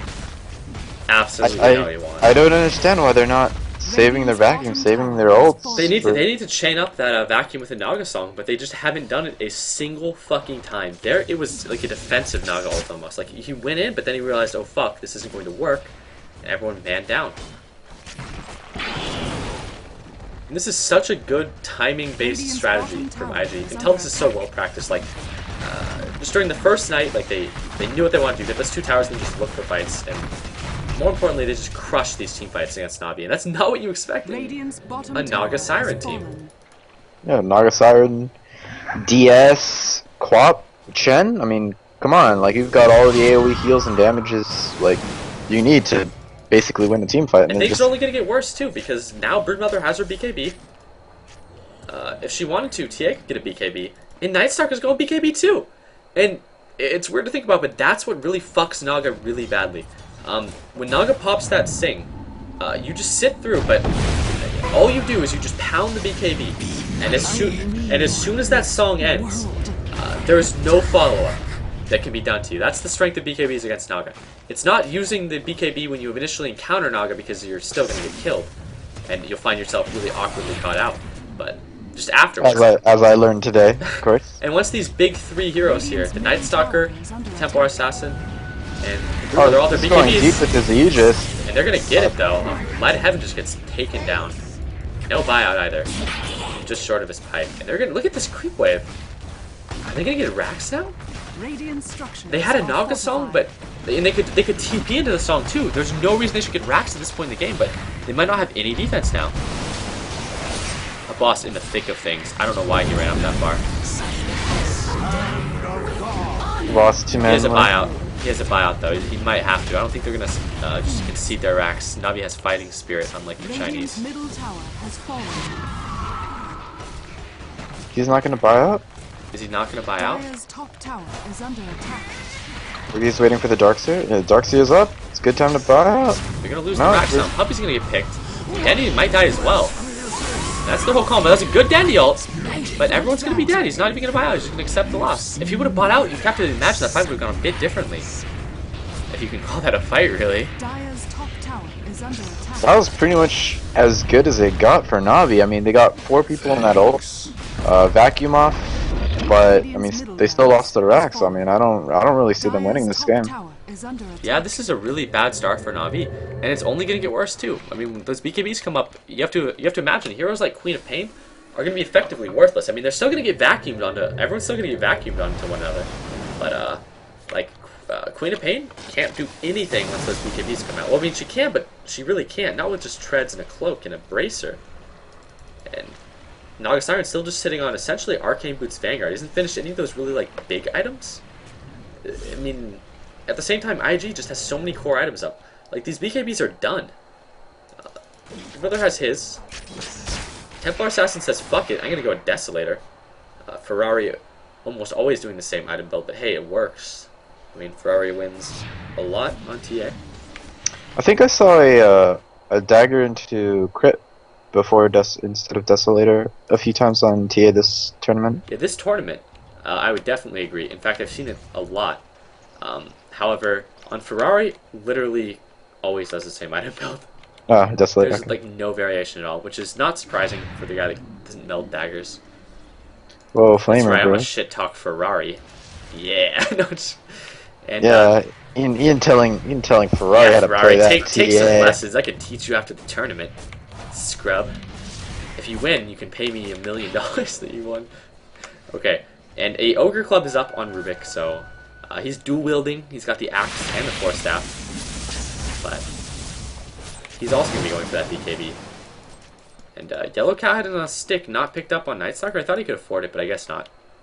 And still the most last hits on Naga, but net worth, it's just Spider-Man rolling in money. He's got 3,500 gold. What do you think he's gonna pick up? Who can say really? I don't know. He can get a fucking Dagon, they're gonna win. So yeah, and if Ferrari even gets an Aegis, as much as I'd like to hype this up, like, it's really behind for Navi. Like, that's a 15,000 experience deficit. Like I said, it was relatively early even on, nothing too significant, but this is huge. In a 15,000 gold deficit. Those aren't things that you're even going to make up for by taking, like, they could just, IG could go AFK in the base for 5 minutes while Navi took every single tower. It wouldn't make up the gold deficit, and it wouldn't make up the experience deficit. And there's the very standard Chrysalis on Ferrari after his normal items. He'll probably get Daedalus next, and he is going to one-shot so many heroes if he crits. Let's see how poor Navi is. Chen is just a walking kill for Templar Assassin. Dendi, only 1100 life. No, virtually no armor when he's not being covered by Chen's Basilius armor creep. Dire's top tower Only is 5 under normally. attack. And again, Xiaoshan is the walking kill as well. The only one who can remotely stand up is a boss, but he's not strong enough to stand up against a TA. He has his relic now. Getting really close to his radius, but he's not going to have it for this. And now are they going to do the TP Sing? No, he does a really far back TP. He doesn't go for the immediate TP Sing. Good thing he didn't too, because IG aren't stupid enough to stand on top of one another. And here he goes! No, no, not quite committing to it. The nighttime is almost over too. However, when it ends, Edgebecker will have that ultimate. If he does not choose to use it. Yup, the Knight and Hamas getting silenced up and immediately hasted. Dire's top tower is under attack. He's going up, he's gonna do the same. Oh, not quite Ferrari getting caught though, he has an Aegis. Oh, gets saved with 8 HP. Oh my god, he has a regen too. They did absolutely nothing to him. That's a regen rune on him too, the best rune he could have to get away with 8 HP. That is the Chinese luck. Uh-oh, the boss looks like he's going down. This is the He eyes out! They lose this Rax, they know it's over. After this fight looking really bad, and everyone is dead. All of your friends are dead, boss. You are now dead as well. And this is GG. They can't win. Ducati. I'd imagine they're going to call it any time. However, Navi has fighting spirit, unlike the Chinese. They may just wait it out. But there's no way they can actually win this game. I wish I could. Hype it up a little bit more, but nah. Radiant's bottom barracks has fallen.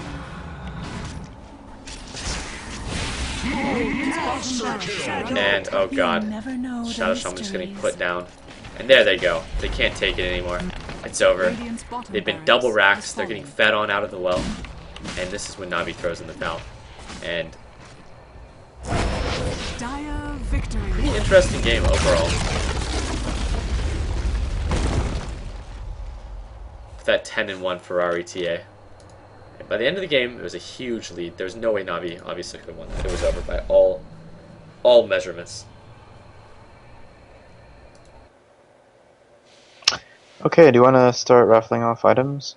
Alright, let us do that. So, I guess you'll pull up the viewer list, randomize, and then send them a Twitch message with their Steam account, and then I can... First, we'll see who wins for what. Do we just want to do like random, like how many names do we want to pull, I guess, starting out? I don't know, whatever, however you want to do it. I'm not really too big. It's not really a big deal for me. Okay. Do you this have is sponsored by Craig Oth, by the way. Yep, sponsored by Craig Orth from chat. And I'll do the random number generator on stream so you guys don't think that I'm jewing you out of money. So what we're going to do here is if you're just online and you're not in you don't have like a Twitch TV account, just register one. It takes 2 seconds. I don't even think you have to use a real email. So just get on. And right now, I'm going to pull the viewer list from Twitch TV. And here we go. Go from bottom to top. And this is everyone who... well, this could be problematic. We'll see if that happens again. What happened? Okay, good. Someone joined the chat, and it fucked it up. But here we go. This is the entire list. We'll just remove... Well, I guess if moderators or viewers win, whatever. Okay, now this is the point where people go, okay, I'm not on the list, etc., etc. There are 282 people, there are 408 people watching, so that's pretty normal. I've done this before, and now everyone's like, my name's not on the list, my name wasn't on the list. And everyone at this point, I believe, claims their name isn't on the list. Then I Control F their name, and, like, for example, here we go. Kintac. See, he's on the list. See, Captainicus on the list. Everyone is on the list. If you say something, you're on the fucking list, okay? There's no point in... yeah, okay, see, I Control F you, and this will be the last one, okay? Huh? Uh-oh. Vodka Beast, you're too slow. But it's okay, because you're pretty much the only one, you slow fuck. Deadly Snow Cone. Everyone is on the list. Regardless, I'm going to randomize a number between 1 and 282. I like how most people probably don't even know what it's for. They just hear something is free. And here we go. 1 between 282. And whoever wins, wins. Alright, 169. Here we go. And Powerballs wins. Okay. Powerballs, I guess how we're going to do this is you say if you're here, you got to claim that bitch. Do you have him added, by the way? Of course I don't have him added. This is some random fucking name off of a list of people watching the stream. Okay. I don't even recognize the name, to be quite honest. I know Doibs is watching, etc.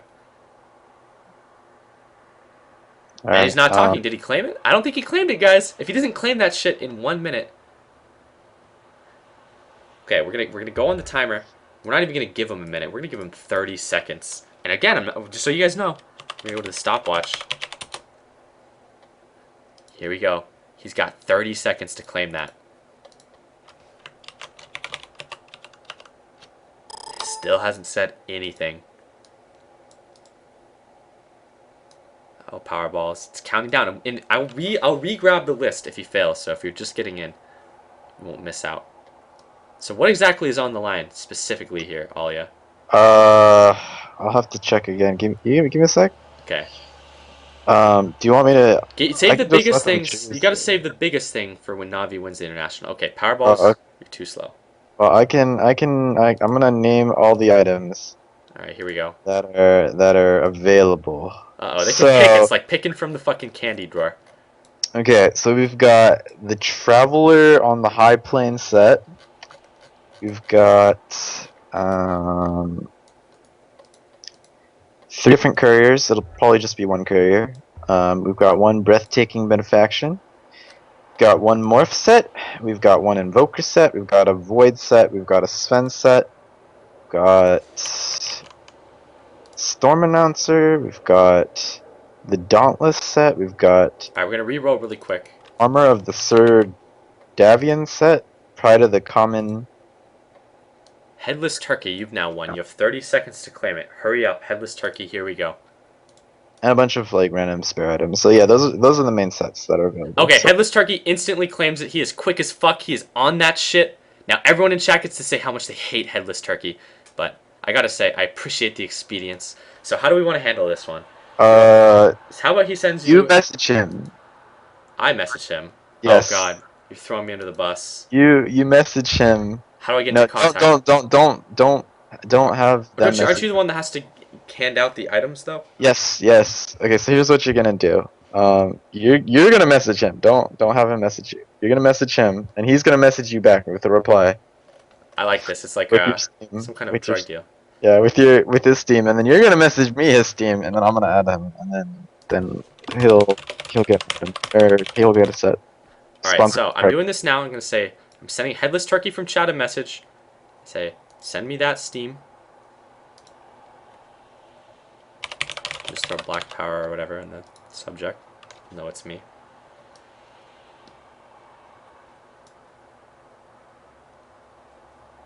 Actually, I might just like ask if they have a hero they want a set for, or if they want a courier instead. And right, the tournament is also live, so I think that the bans and picks are happening. So, okay, now he responds with what again? His Steam ID, and then I send that along to you. Reserve time. Yes, we'll do that. Okay. And I won't bring up your Steam ID on stream, so don't worry about it. You won't get harassed. So everyone who hates you. Junsu Money asking for that big unban in chat.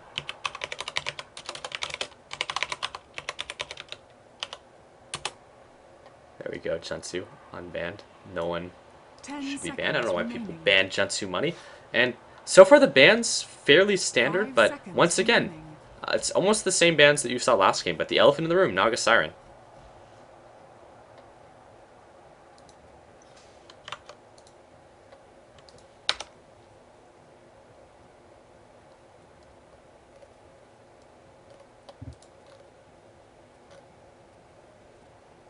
And still no response, but just send me your Steam ID. Headless Turkey. IG's turn to pick. Fuck, we did miss Bruno's insight. There's very little downtime between the games there, though.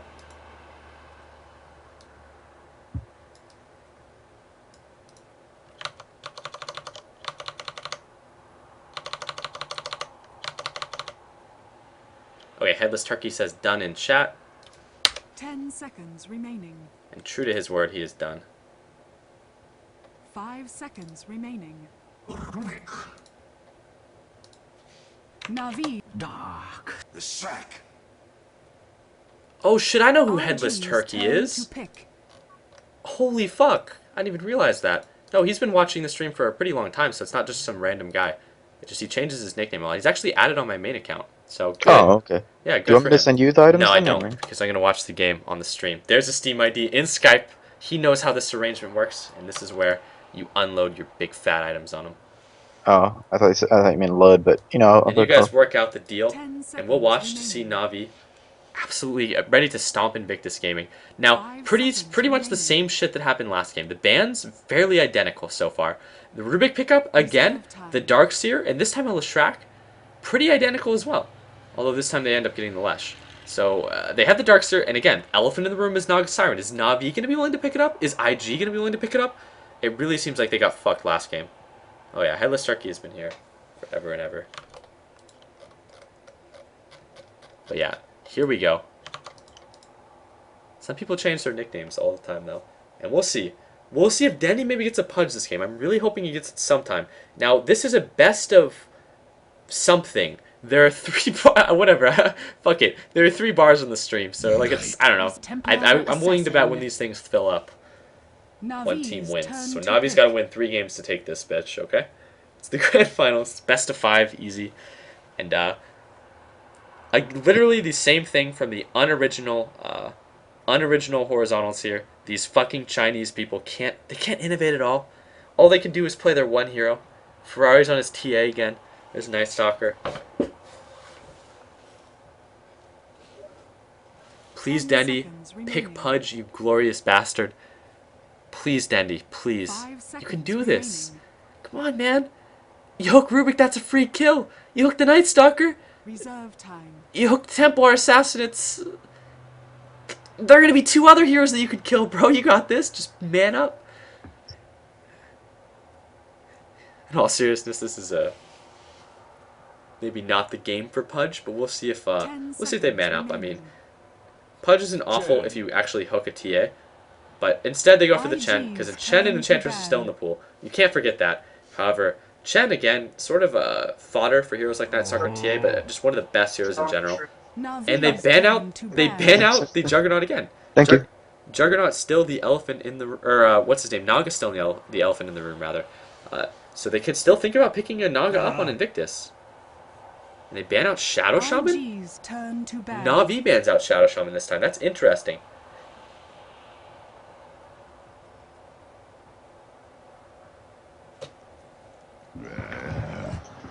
And a Pudge ban. Once again, Invictus Gaming, no fun allowed. Completely unoriginal, unfun-loving Chinese. They ban out the same shit, like literally like 1 for 1 on their bans on last game. They didn't change it at all. Completely unoriginal horizontals. They can't do anything. They ban out 1 for 1, exact same ban, same order. Picks, Oh yeah. Picks, Sorry, the core of their team is 1 for 1 the same. Now this time there's a Brood in the game. Or not a Brood, rather. Instead, they just do the Templar Assassin, but it could very well be the same team.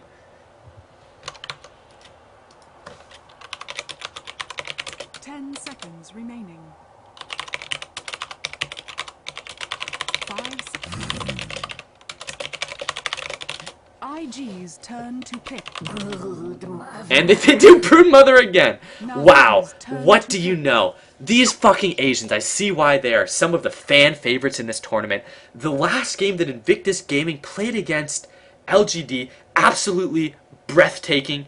So exciting. Action all around. Fuck IG. I really hope Navi wins this game. We'll see if they do a 1 for 1 repeat of their last game.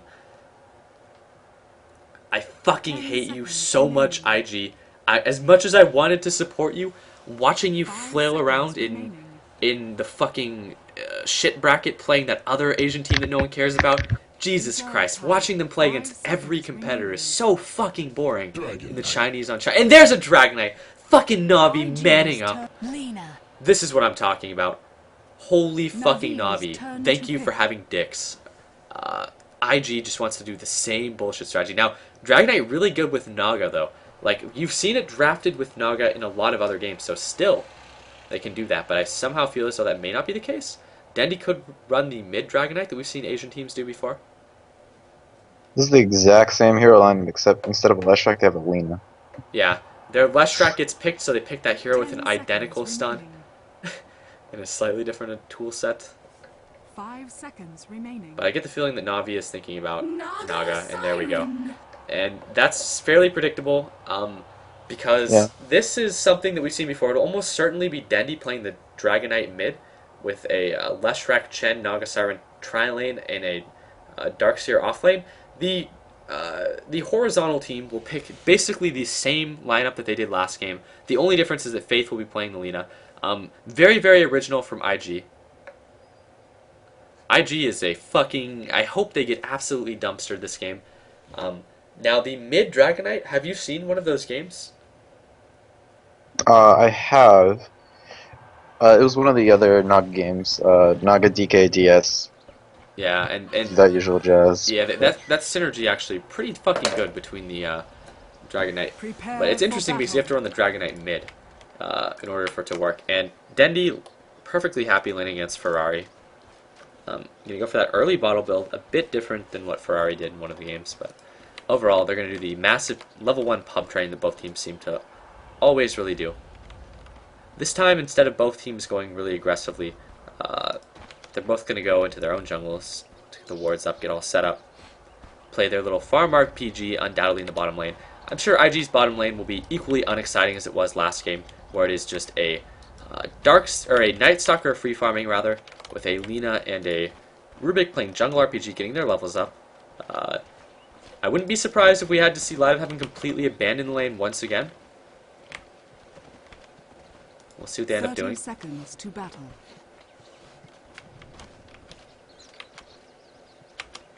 Now, they do not start with 703 golden tournaments. They start with 603. However, a lot of people like to pool their supplies. Like, Chen has clearly supply pooled with someone this game. We'll see who it is. And oh my god! It looks like Broodmother actually dying at level 1. How did that happen? This is why I came to the surface. This is why Naga Siren came. Oh, I fucking love you, Habast. Yes! Right when the creep spawn gets in the good luck, have fun. You can tell half of that is fucking mind games. That is probably the least mannered good luck, have fun I have ever seen. Welcome to the USA. This is America Central Lane right here, Broodmother. Get fucking destroyed. Navi, the last hope for America in the International. Fucking Habast, I love you so much. And I'm looking forward to seeing Ferrari get dumpstered by the champ here in the middle lane. Not actually a very good lane for a Dragonite, though. I'm going to throw that one out there. And, wow. I did not see this one coming. Lina and Rubik playing tri-lane RPG with a literally free farm Night Stalker just staticking the wave. But if you look at this, he's let it come up a bit. Sometimes you can't really prevent it. And they're just doing stacks on stacks on stacks here with Rubik and Lina. And now they're going to do the thing where they pull the lane in and then they basically abuse it from there. Pretty much kill their own creep wave. This way, Night Stalker can static a little bit harder. And if we look, Darkseer just says, I'm going to get level 2. Probably will do nothing different than last game, honestly. This is just how it works out. It's almost a 1-for-1 of the tri-lane that occurred last game. And, only difference is we'll see Arsart get to miss split us here. He's put both of his sentries down, so he's essentially got a really, really big cover on this whole area around here, around kind of like the choke point. This is Arsart's house. We're not going to have any filthy spiders coming over. We don't like your kind around here. Okay, and Light of Heaven actually is going to get a lot of farm in the forest if he doesn't die to creeps. That would be almost as embarrassing as dying to the tower. And Look at this. It's so hard for Dendy here. Just getting spilled all over. But he's farming up fine, actually beating the TA and farm.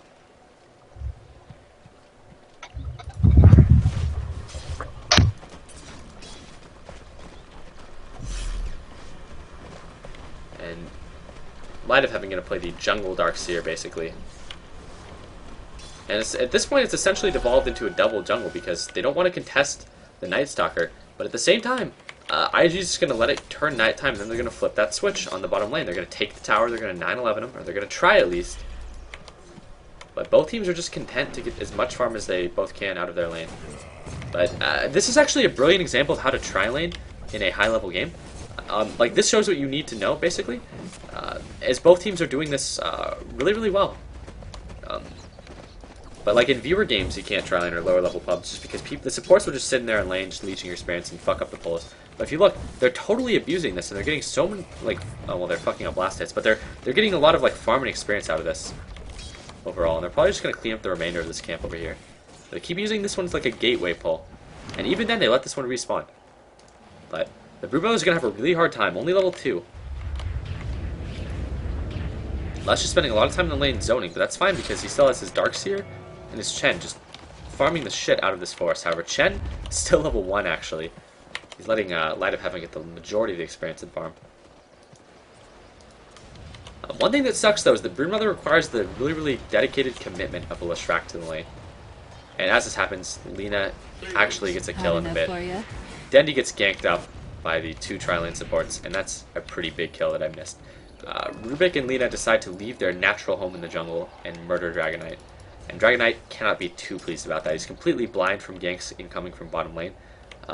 Radiant has to know this too. They know that the Leshrac hasn't left the lane for the most part. They know that Light of Heaven hasn't showed his face on the map, so they know there are no wards down there. So there's no way that Dendy can see it coming. And Nagasiren actually gets a kill on the Broodmother top. Oh, sorry, gonna get sent back.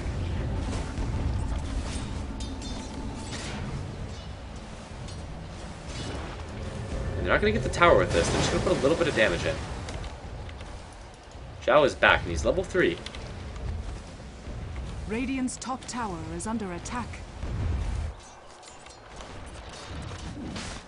Again, we'll check back in at the no heroes lane. Not a lot of action there.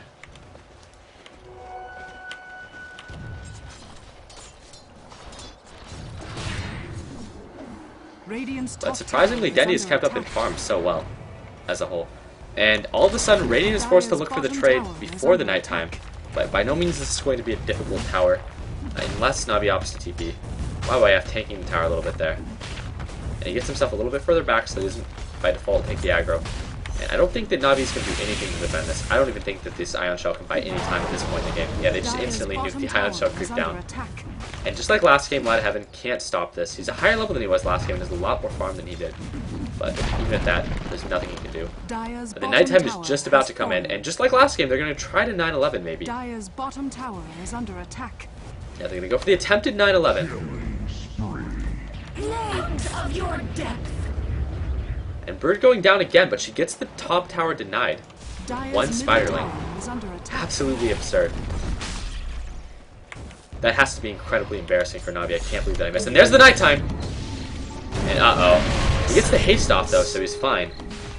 Or is he? Oh my god, they're going into the base? Boy, is this a dive. Holy shit, this is a dive for 6 minutes in the game. And no help at all. The boss picks up that TP, and this has to be quite awkward for him. Oh, is he gonna sing? No, he doesn't sing. Okay. Well, I bet Habas wished that he had that TP just a little bit earlier. What is this, a viewer game?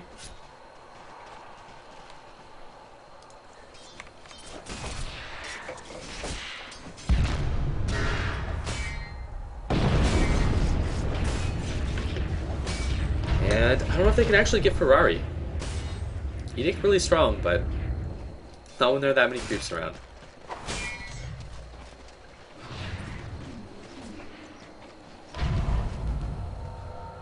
They know there's a trap on the high ground, but they can't do anything about it.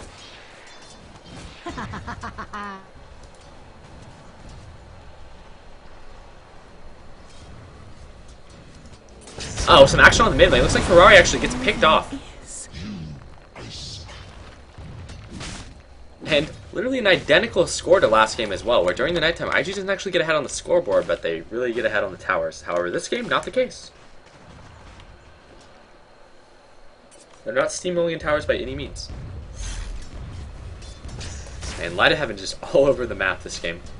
He's top, he's bottom. He is everywhere.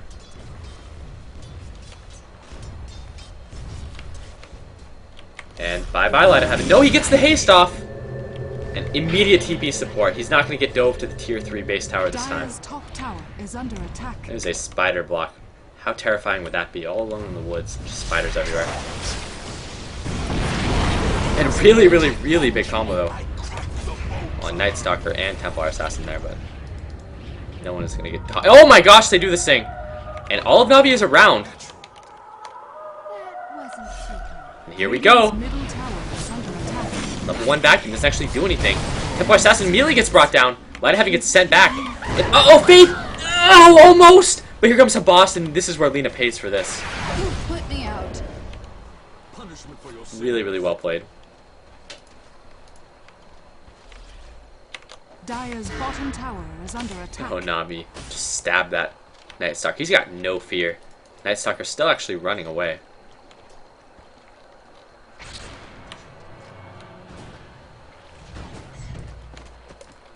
I found this game to be pretty interesting. The last game was pretty interesting as well. This Tri Lane. I was kind of disappointed it was a repeat of last game, but hopefully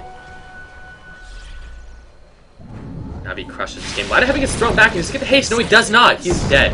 He is DED dead. There's no way he's going to get away from that. I have no idea where Ollie went. Middle tower is under attack. I believe he is getting drunk.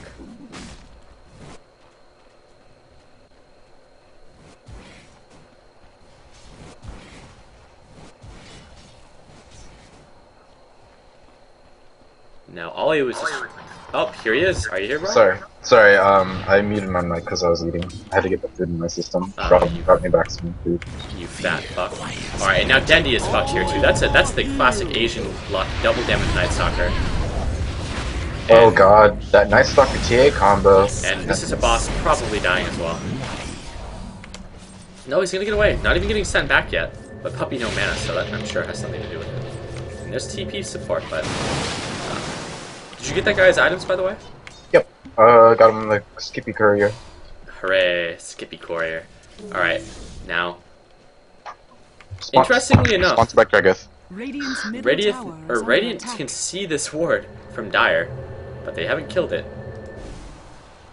Just gonna leave it there. Live and let live. Yeah, you know you're in a rough spot though when you have to put a ward there.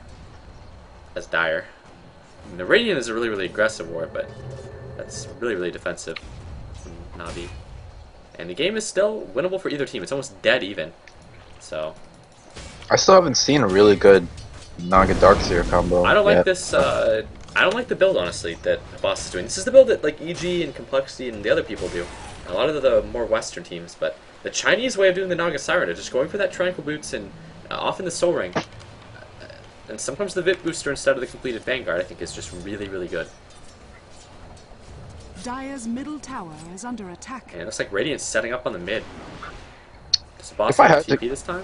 Yeah, he does. If I had to guess, he's probably getting the mana boots for the team. DK here we go. Yeah, there it goes. There we go. That's the blink and the roar, but there's no one in range of getting level 1 vacuumed.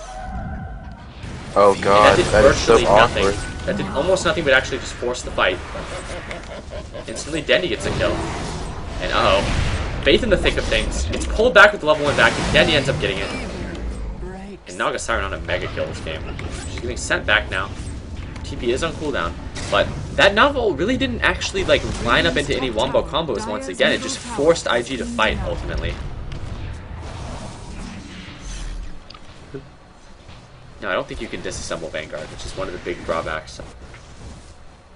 Yeah, it definitely would be a better item if you could disassemble it for a heart or something. Yeah, because like most of the heroes that you're going to get a Vanguard on are heroes that you would opt... Well, not most, but a lot of them are heroes you may look to build a heart on. Or a cloak. Not a cloak, sorry. Hood. There we go. Yeah, and then you could use the Ring of Health. You can use the Ring of Health for things like Hood or Pipe. You could use the Vit Booster for Hearts. Like, especially in a hero like Naga, who you really just... Like, a lot of people just opt to pick up only a Vit Booster, but if you could disassemble the Vanguard, almost everyone would probably go the Vanguard route. Yeah, in Han, you can disassemble Vanguard, which is... Again, I think one of the nice things that here's nerfed in, but the item is, again, got nerfed to the ground, just like it did in Dota. And that's a lot of Radiant Heroes top. This nighttime should almost be over. Oh god, Dendi. Dendi's so poor. Stick, brace, or treads. Radiant's middle tower is It's under not what you attack. want to have on a solo mid here 13 minutes into the game. Yeah, I mean, he had to do this before. On Queen of Pain last game, he literally had identical items. That's Radiant's poor bottom Dendi. tower is under attack. And he usually just looks for that mid game and then has to boss it late game, but still. He is poor as fuck, especially Templar Assassin getting really close to that blink. Not really close, but I mean, 1300 isn't that far away. Pretty much on par with where she was last game. And last game she owned it. Dandy. Uh-oh. And these are Chen's wild kids too. Radiant's bottom tower is under attack. And Radiant doesn't want any part in this now that nighttime has ended. That was their final push during the night. And now that it's daytime, maybe this is time where Night Stalker fucks off and level 5, or 5-0 rather, Naga Siren turns up the heat a little bit.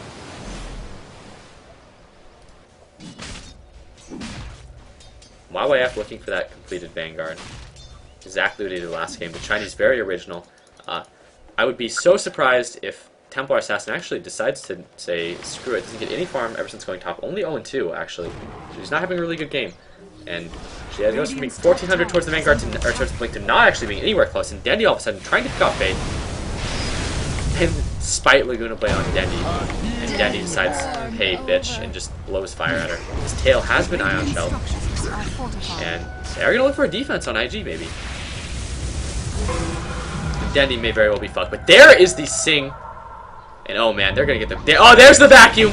And there's the Distraction! That's the wombo combo we've been waiting for. A complete team wipe, Night Stalker getting fucked, and this is the Naga. This is the Naga the teams are afraid of right here. They did it. They fucking did it. That is what happens when you vacuum. When everyone is asleep. Radiant's top tower is under attack. Looks like Navi is going to take a very early game 2. Yeah, this, I mean, it's daytime, it's going to be day for a long time, and after that ass raping on the first day, really all they had to do was make it through the, night. The night is really what lost in the game last game, and that and their shit Naga play. But this game has been completely different. And not really necessarily shit Naga play, but just not getting that wombo combo off would be a better way of putting it. And that is a early Rax. Now, the Chinese have fighting spirit maybe this game. Now, a lot of the Chinese teams have just pussied out as soon as they lose Rax, but by no means is this over. It's just now they're down to Rax, and, I mean, night ends, and they just tanked. Very poor Rubik. Very poor Lina. Still no Vanguard on Night Stalker 15 minutes in. And it doesn't look like Broodmother is, oh, he's going for his hand of Midas. It's the Midas Mother again. Thoughts, Alia? I don't know, maybe that's just the way to build Broodmother now. Yeah, Just I mean, Midas every game. Why get boots when you can just get Midas every game? And this is the same Midas that he did last game, right when the first night ends. This is maybe, I think this is just a really, really well measured strategy by IG that they've been saving. Just like, and the Broodmother, I'm sure they have it all mapped out. Like, this is what you do with the first night, etc. But their first night just wasn't as good this game. And Habas actually going for an Ultimate Orb, so looking maybe for the Manta, I would assume. Kind of surprising. I would assume that he would have went for the Radiance, or that he would have went for Hard or something else. But the Manta makes a lot of sense, because when the second night comes, he'll be able to Manta out of Silence, which is one of the only spells that actually fucked him up last game. Arsad even has an Ultimate Orb. Dendi now has his Grums. He has his Ogre Club. Help you with the mech.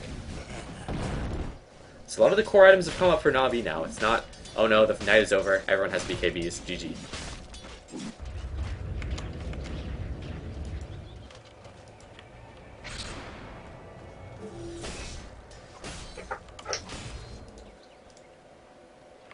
And now Ferrari just barely outside of that blink. When she gets that, she's going to be pretty happy. But one of the funny things is this strategy seems so well measured in a lot of ways, but it always results in the Templar Assassin getting the Blink Dagger at some point during the second day, which is usually a long ways away from the second night, where they like to really turn the pressure back on.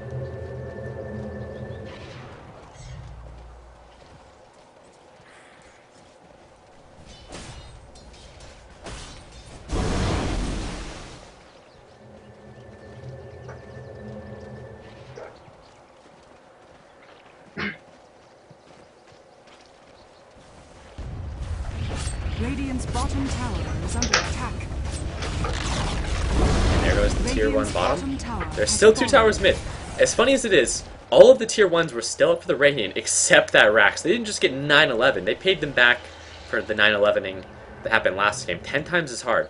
They just went right down, and Navi will probably do the same here. They just keep looking to barrel down the lane until IG gives them a fight. This is how Navi beats them to the ground. They force the Chinese to fight back, and then they just destroy them. Boss just looking for Lina, not able to find her. Dire's top tower is under attack. Radiant's bottom tower has fallen.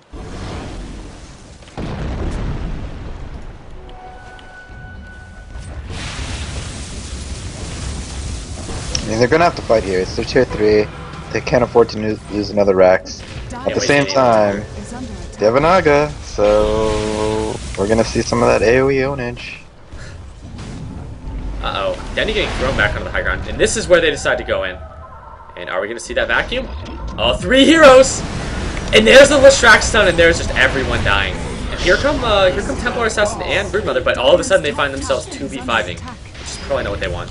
And as this happens, Arsart actually fighting the Lina, and soon losing. Templar Assassin gets picked off on the way out, and Arsart actually does go down. But who gives a shit? They get the Rax. And that's it. Chinese, no fighting spirit, don't want to hold on. They still have their tier 2 mid up. Nighttime occurs, but it was a fake night, and they just give it up.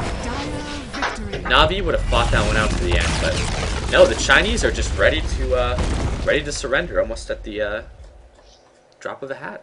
Very typical of Chinese team. Let's do another item giveaway. Alright, we're going to do the same thing we did last time. Sponsored by Kregith. Yep. Alright, we're going to go, and I'm going to pull, if you're not in the chat, you'll be in the chat as long as you're logged in, you'll be in the chat. Even if you have chat closed, you'll be in the viewer list, rather. And I'm going to refresh, and I'm going to pull the list. Here we go.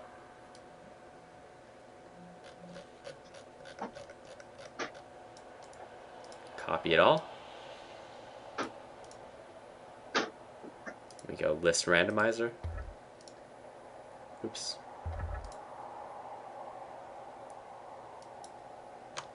Just paste that bitch in, randomize it, and bam, we have 304 people with 453 viewers. And we're going to see who it is. Now, this is the point where everyone says, "You're not on the list. You're not on the list. Please, Barney, I'm not on the list." Oh, we might miss Bruno stats. Don't want to do that. If it's just commentary, I don't care if Bruno's not talking. That's all I care about. Both teams will probably take a break between the games at some point. And that's not Bruno. So we're just going to hurry up with this. And we're going to roll a number between 1 and 304 in a moment. And, Vodka Beast on the list. Spiral Genome on the list. Everyone is on the list. And we're going to go 1 through 304. This time instead of 1 through 301, 1 through 304. Rolls of 158. Brain Eraser, okay. Brain Eraser wins. Brain Eraser, you have 1 minute to claim your prize. I recognize Brain Eraser. He watches the stream a good amount.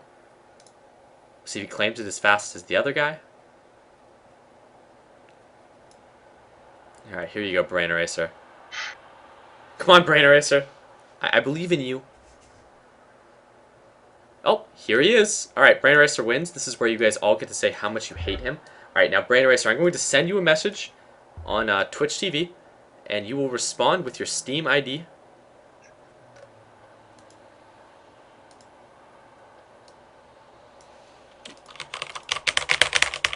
There we go, Brain Eraser.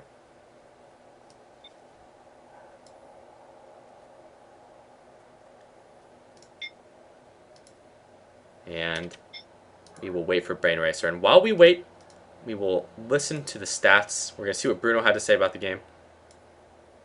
IG.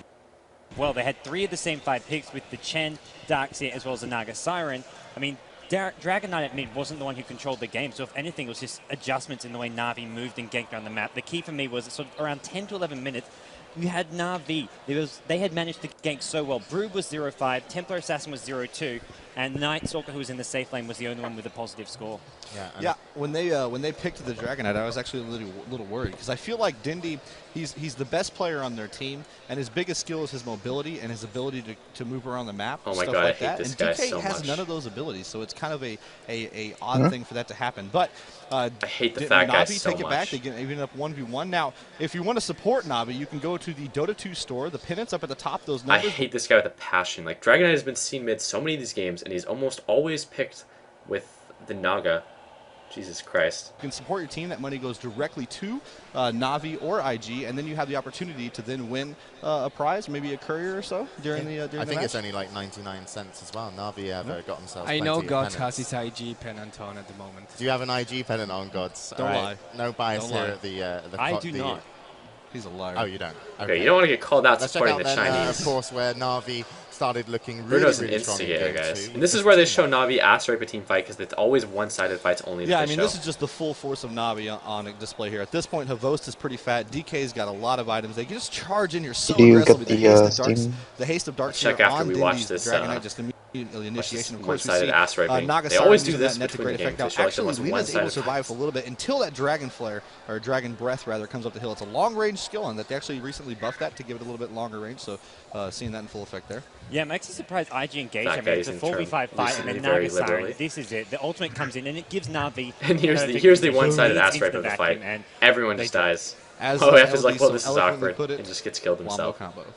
It was the first of a couple, and that was some fantastic play by Nav. I will check off stream, see if he sent you a message with his Steam ID. And he has indeed. Oh, it's Caleb. Baller. I think I have him on my friends list as well. Gosh, should I just give everything to you? No, you can do the legwork. Here you go. And it is in Skype. Navi always does. They hit you with a left punch, and then all of a sudden there's a sucker punch on the backside. And look, now we've got a Naga. Yeah, very, very and, good. Of course, let's coverage talk from about that the guy. next game coming up. What's Congratulations to Navi. The bringing it back to analysis that that 1-1, guy but of provides course, is almost on next par with game, what Bruno's do stats. IG need to focus Decent. on? What do they need to concentrate on? Was that last game just a bad game? I think you stick with what you're good at. I don't think there's any reason for them to make drastic changes. Obviously, during the pick phase, they need to adapt. Both of these teams are going to need to adapt throughout the entirety of this best of 5. But you don't want to go so crazy that you really hinder yourself. You're a very good team. IG is wonderful. They made it to the international final for a reason. And if they just go crazy and pick something random, I think it can be a hindrance. I want to see a fat guy IG reverting back to LD show in that safe lane. We'll see duo Huawei cast. maybe revert back to that off-lane solo, maybe picking up That something would be like when so his trademark is the intolerable. bounty Holy hunter. You shit. can see Zhou taking whatever carries left. I mean, you've got the Morphling, the Antimage. If they're banned out, you've still got that Lone Druid, who IG have a very nice record with. I'll give some advice to both captains. Oh. Puppy, make Dandy play Patch. They are not banning it in the first phase, but they sure to ban Templar Assassin because it's a bit annoying. And whoever's drafting for IG, I don't know who he is. Don't pick Brood Mother for Joe. It has too many legs. Very, very good from Bruno. Perfect sense. As always. I completely agree right. with Bruno. Finally, Bruno is the voice of reason that we all need.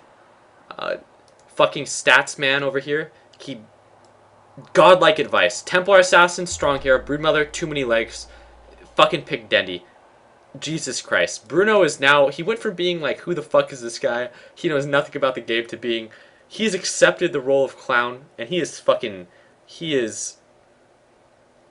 wearing it, man. I like Bruno now. Bruno is the bro of all bros. I need the person to accept my friend request.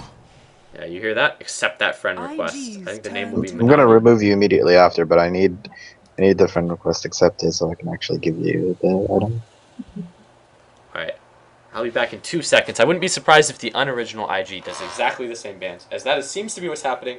In Dire, we'll see if they actually do just do the, if they ban out the Lycan Darkseer Naga, but I don't think they will. No, it's gonna be the same fucking bans. Who am I kidding? Enjoy a repeat performance of the last games, guys. I'll be back in a minute. I'm gonna fill the piss bottle.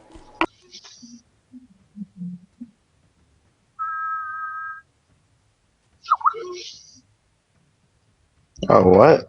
You didn't get the friend invite. That's really weird. Okay, I gotta double check with... 10 seconds remaining.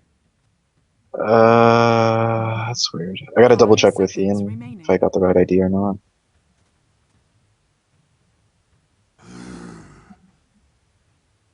IG's turn to ban.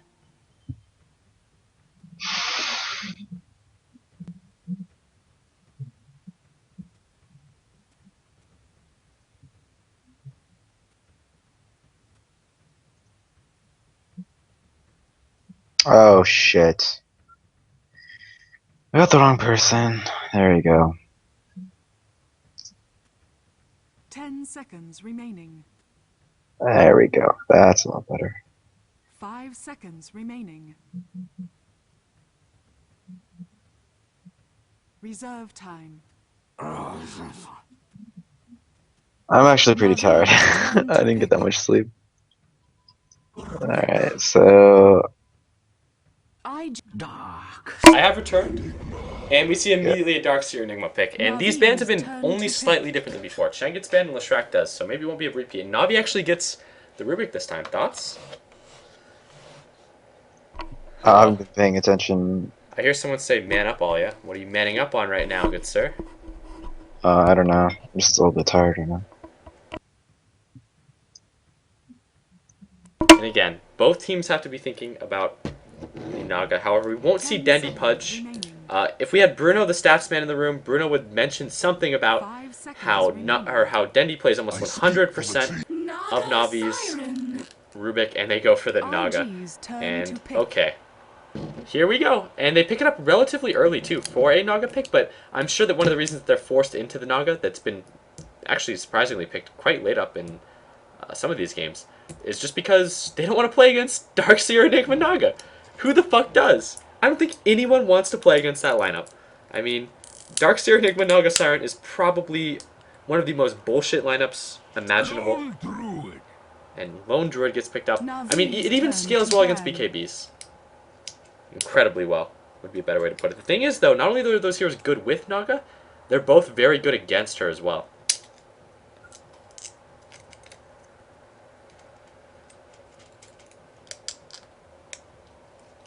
Okay, so I ended up giving away the courier.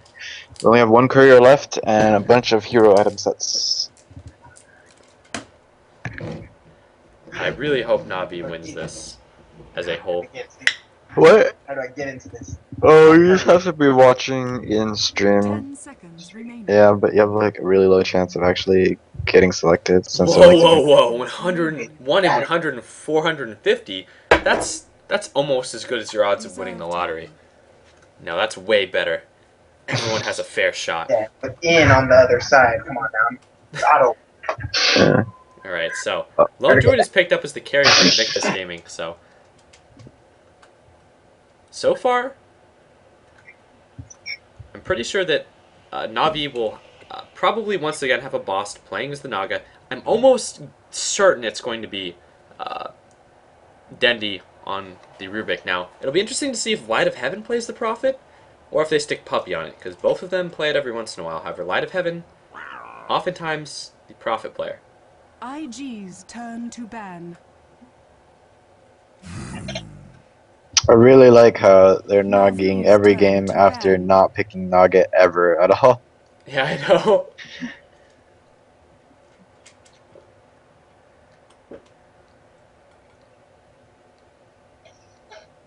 God, pubs are gonna suck for the next week or so. Everyone's gonna be nogging, enigmaing, and darkseering. Jesus We're all gonna Christ. put it on the same team too. It's gonna be glorious. And good luck finding a pub team with the coordination to pick around and play around a fucking Naga Siren. Oh boy, pubs are going to be great. But they still need a hard support for Navi. They're just taking a long time in the bans. I mean, they're not in their reserve time yet, so why not? Spend all the time you need. Take your time, Navi. Reserve time. Eat your heart out. Yeah. Just get ready to read these Chinese like the open books that they are.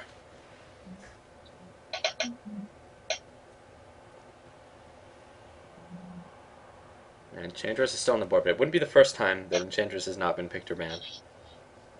Definitely happened multiple times. In this tournament. Oh yeah.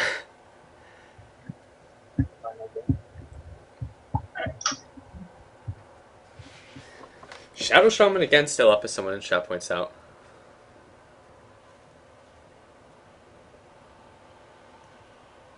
I want to see a Necrolite pick. Or a Pudge pick. I want to see a Pudge pick, but I don't think we're going to see it in this game.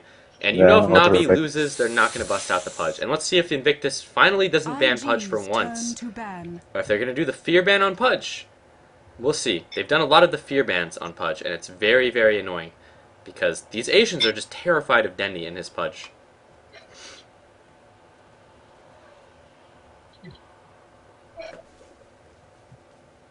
Are they going to do it? Are they going to ban the Pudge?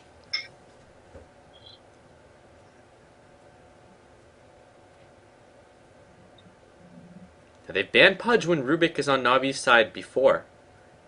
Everyone has. Everyone just bans the Pudge in the first or second banning phase. 10 seconds remaining. They're No, just... the third banning phase. 5 seconds. Oh, I see what you did there. Now this is going to be... Are they going to do it? Are they cowering in fear right now in their booths? Guys, do we need to ban Dandy's Pudge again? But the thing is, they won't pick Pudge if Rubik is on the board. Let's see if they do it. I doubt they will. And they ban the Enchantress. Okay, they let Pudge slip through, but there's almost no one that's going to pick. They picked the Shadow Shaman, one of Navi's so far favorite supports just in general.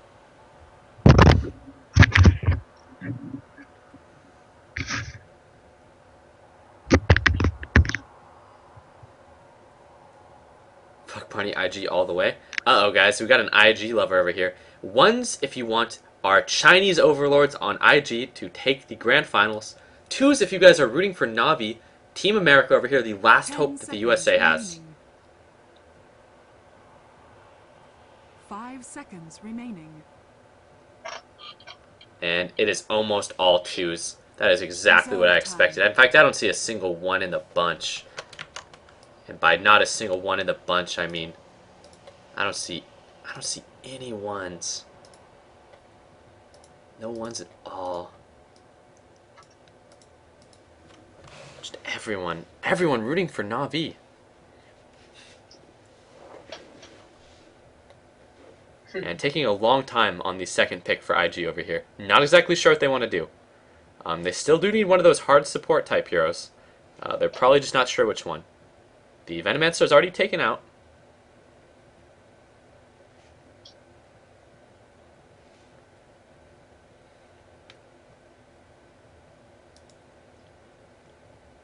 Queen. And they go for the Queen of Pain. Navi's That is a turn hero to pick. that if they didn't pick up, it's highly likely that Navi would not have, surprisingly, since they already have the Rubik, which is, again, Dendy's hero, but I'm surprised, actually. I didn't see the Queen of Pain pick coming. I'm going to be completely honest. Syllabear, Darkseer, Enigma, Lone Druid, Queen of Pain, all in the same team. Seems like a lot of cooks in the kitchen. So 10 seconds remaining. if I had to guess any hero that they would have picked, that would not have been the hero I would have guessed. 5 seconds remaining. Now they might pick the hero for Light of Heaven here. Dragon Knight. And no! They picked Dragon Knight, so IG's turn to pick. who is going to be playing the Rubik and who is going to be playing the Dragon Knight? This should be quite interesting, at the very least. Disruptor. And a Disruptor, okay. This is going to be a fun game to watch. There's a huge Wombo combo on IG. And Dendy playing the Pudge, Puppy on the Rubik. Now, one thing that makes me kind of happy about this is it means that there's a chance that we may see a Dendy Pudge if someone else is playing the Rubik. However, Dendy not playing the Pudge, instead playing the Dragon Knight. I thought Dendy had a huge dick. I guess I was wrong. Now, both teams may be roaming towards bottom. I highly doubt it. It seems likely it'll just be a Darkseer, and they'll do the Syllabear and try to pull it. However, maybe IG will fuck up colossally like they did against the SK Lush lane and lose the bear at level 1. That was absolutely hilarious to watch. I don't know if that was IG or if that was the other team. They all blend together to me.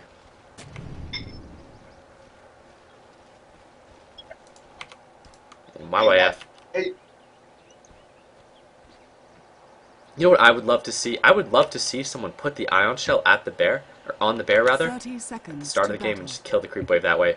But I'm sure that the Darkseers would much rather have level 2 than the creep waves.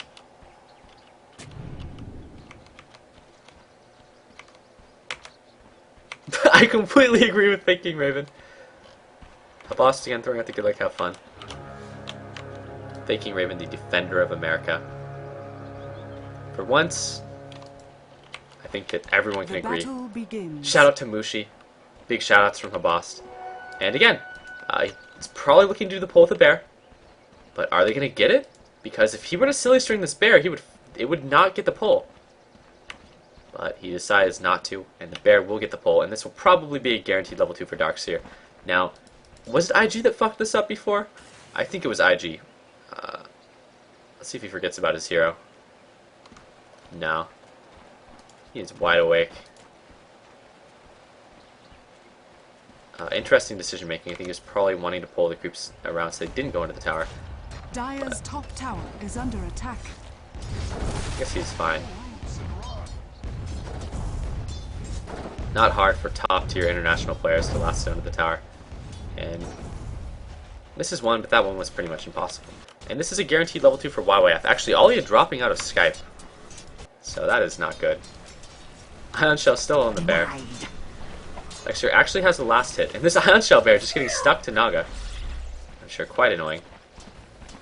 This must be so hard mechanically for the lone druid. Because not only does he have to micro two things, but he also has to have a presence. Like, he has to be very aware of what's going on. He has to be very cute with his bear as well. And again, Arsar is just going to be doing these abusive pulls. But it's possible that Silver can kind of fuck with these. Like this fucks art style if it succeeds, but the aggro priority is always going to be on the neutral creeps. But he can get the trailing ones, and he can pull whatever he can to Darkseer. And anything that he pulls to Darkseer is just slightly more farm. And again, Arsar knows how the aggro properties work. He realizes if he can get the Centaurs over, then they will actually pull aggro on this. But this is really, really good as a trade-off so far. First blood. And Disruptor actually gets the first spot on Light of Heaven. I did not see that coming. I actually don't know how a Disruptor and a bearless Syllabear can possibly first blood Light of Heaven. I'm dumbfounded. I did not expect that at all. I actually had my eyes on the mini-map there, but I just didn't think it was possible. I'm going to go ahead and say there had to have been some kind of mistake for this to have happened. Just as a whole, that is just not what you expect, and it's almost impossible for a Prophet to die to a Disruptor that is and a bearless Lone Druid. And that's level 3 on Darkseer. And he's getting so much experience though because of this bear. And Zhao last hitting pretty much immaculately. He's the most farmed of anyone in any of the lanes. Like Enigma obviously playing jungle RPG, so getting quite a lot of farm, but Ferrari having a really hard time against Dendi this game. Dendi's stomping mid, but that's a whole nother wave of experience that Darkseer gets to enjoy. You can put the Ion Shell on the bear and just tank with it. I want to take a couple hits on the hero, maybe just let the bear do it. But the thing about this is the downside to this. That bear goes down, you do not get another resummon. You are fucked. He's not going to send his bear from top to bottom.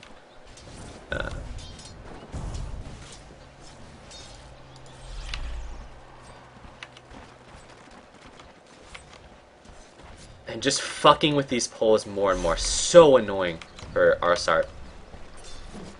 But Arsart obviously a very good support. And look at this. Ion Shell expires, but he's going to get another one.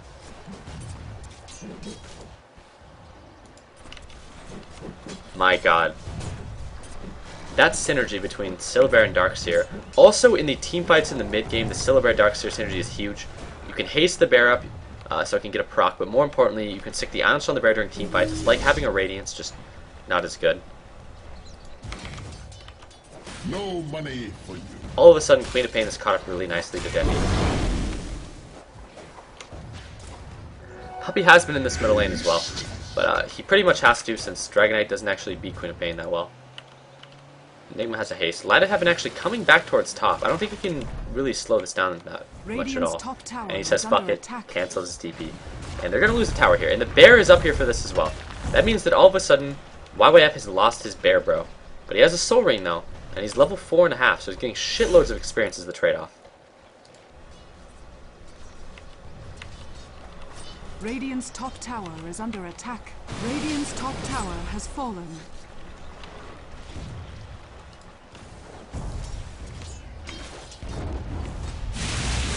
And are they going to try to go for the 911? IG, the worst terrorist known to man. And here comes the bear. You're in the Thunderdome now, puppy. But the bear just backs off. All the Eidolons die. They can't bear to look at the light of heaven himself. And here comes the fucking Dendi, level 4 Dragonite. Super scary.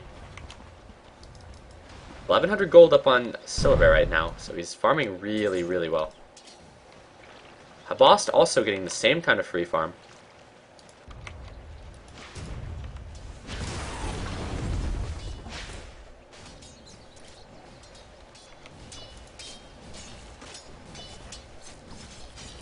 Pure leveling Sprout on Prophet. I think that having a point in it is really good, like what Light of Heaven has.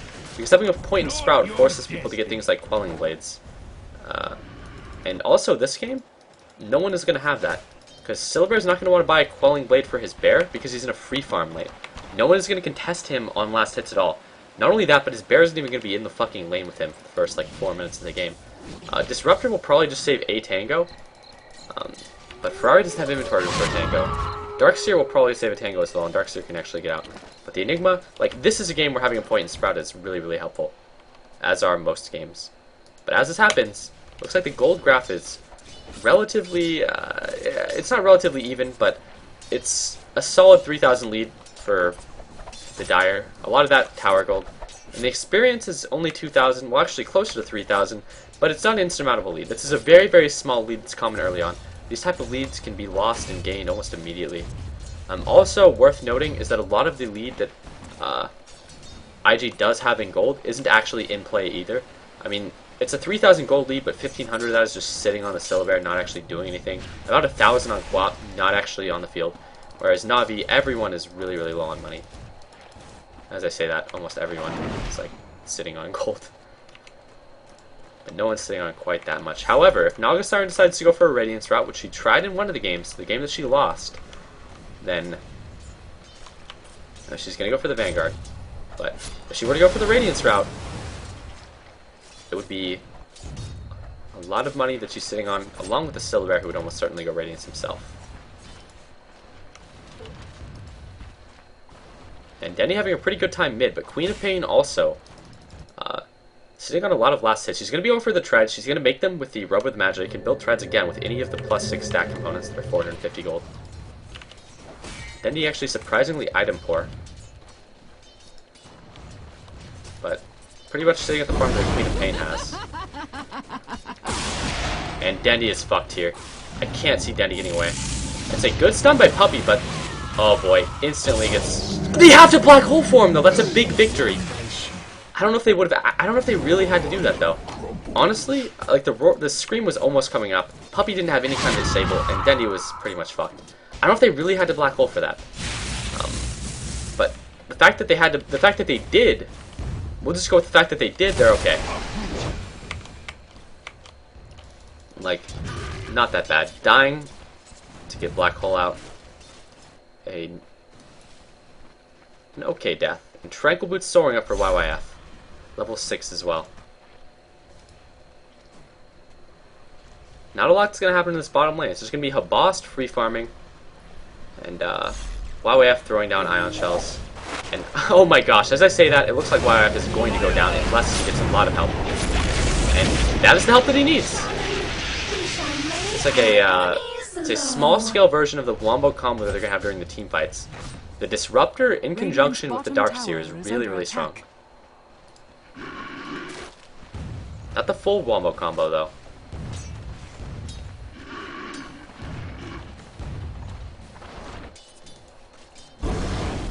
Deny. No gold for you. Dandy probably going to be going for, once again, the same item build he did last game, where he gets the Bracer, and he gets the Treads. He has the Bottle. Maybe looks for Drum. Probably doesn't, though. Probably just goes right for the BKB. Seems to be what he does in general. And Mech will be coming online for Enigma eventually. Now, Enigma hasn't really been fucked with this game. He's probably farming up really well. He's at 323 gold per minute. He actually even has a kill. So I'd imagine his mech is going to be really well timed. Maybe going to be... Usually you'd expect the mech on Enigma with Brown Boots soaring maybe around 14 minutes. We'll see what he looks like here, though. I think it'll be a little bit faster than a 14 or 15 minute mech. If anything, it'll be closer to 14 than 15. That's the general timing. Silver, on the other hand, with complete free farm, will possibly be looking at something sooner than 19-minute Radiance. It'll probably be closer to, well, shit, his Radiance is going to be fast as fuck. It could be even on the lower end. It could be like a 17 to 15-minute Radiance. I bet it'll be closer to 17, if anything. But we'll see how the fights go. It could vary. Ferrari will vary greatly just based on how the fights he goes on. Puppy's item builds, again, will just be variant based on tower gold. And Midas on Nature's Prophet is actually going to be really slow this game. A lot of the time you want to look for like a 9-minute Midas maybe if you're getting relatively uncontested, but in an offlane like this it's different. I mean, he had to pick up the Basilius because these days every team needs a Basilius to push. If you look, there has to be Basilius somewhere on this team. No Basilius up. Okay, that's actually surprising. I know that when a lot of teams play the Silver, they can get the Basilius even. Most of the Chinese teams actually never do that, but he picks up a Basilius on Prophet. Not a bad pickup, but again, this is because Boss doesn't do the same Naga build that the Chinese do either. Doesn't get a kill, it doesn't get a Basilius. Most Chinese teams don't get a kill either. Sometimes they get Basilius. There are a couple players that do, but his Midas is going to be like a 12-minute Midas. Because he gets his brown boots first, and he gets his Ring of Basilius. So that's like 1,000 gold. His farm isn't particularly slow, especially for an offlane Prophet against a tri-lane, but again, it's not particularly fast either. And only a 2-kill game, but it still feels like there's been stuff going on everywhere. But these games so far have been really slow to start. But again, in Naga game, you can expect a lot of action in the mid-game.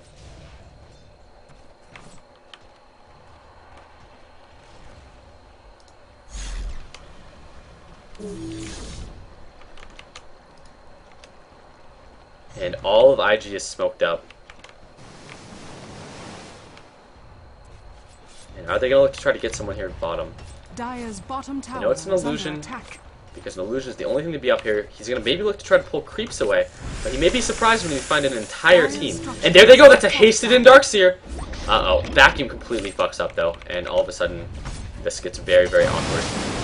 And again, Navi, boss, was just looking to pull the creeps away so they could take the tower more. Look at that Prophet ult!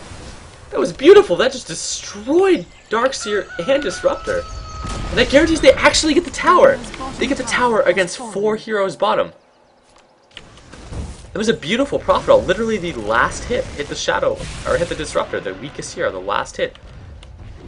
I don't know how Nature's Prophet does that. That's no quota ult, guys. That's a pushing ult.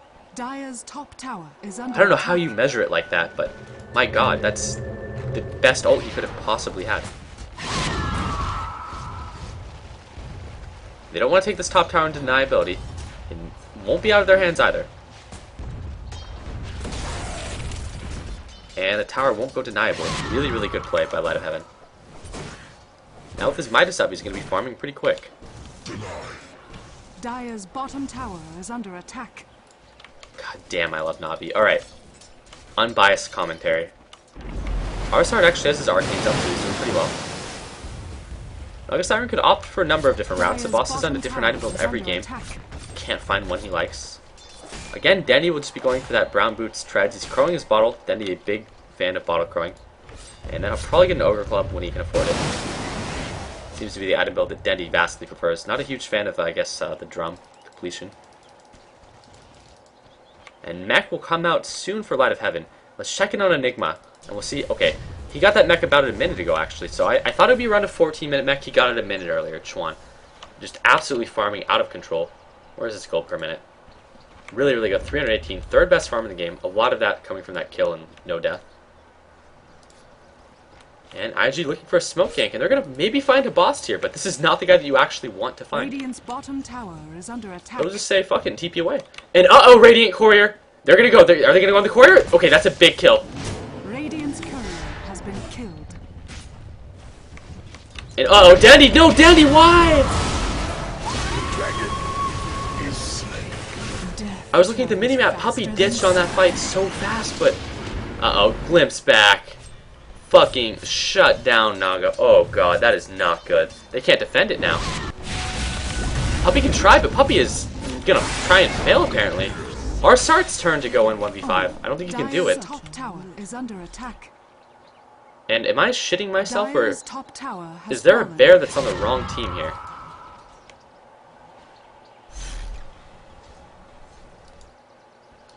Okay, there's a bear up with a relic here, but I could have sworn I saw a bear for Rubik.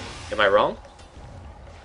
No, chat is saying Rubik stole a bear, but it is dead now because Rubik has died. When you die, the spirit bear dies with you. So an unfortunate death for Rubik, because having the utility of that bear is really, really nice.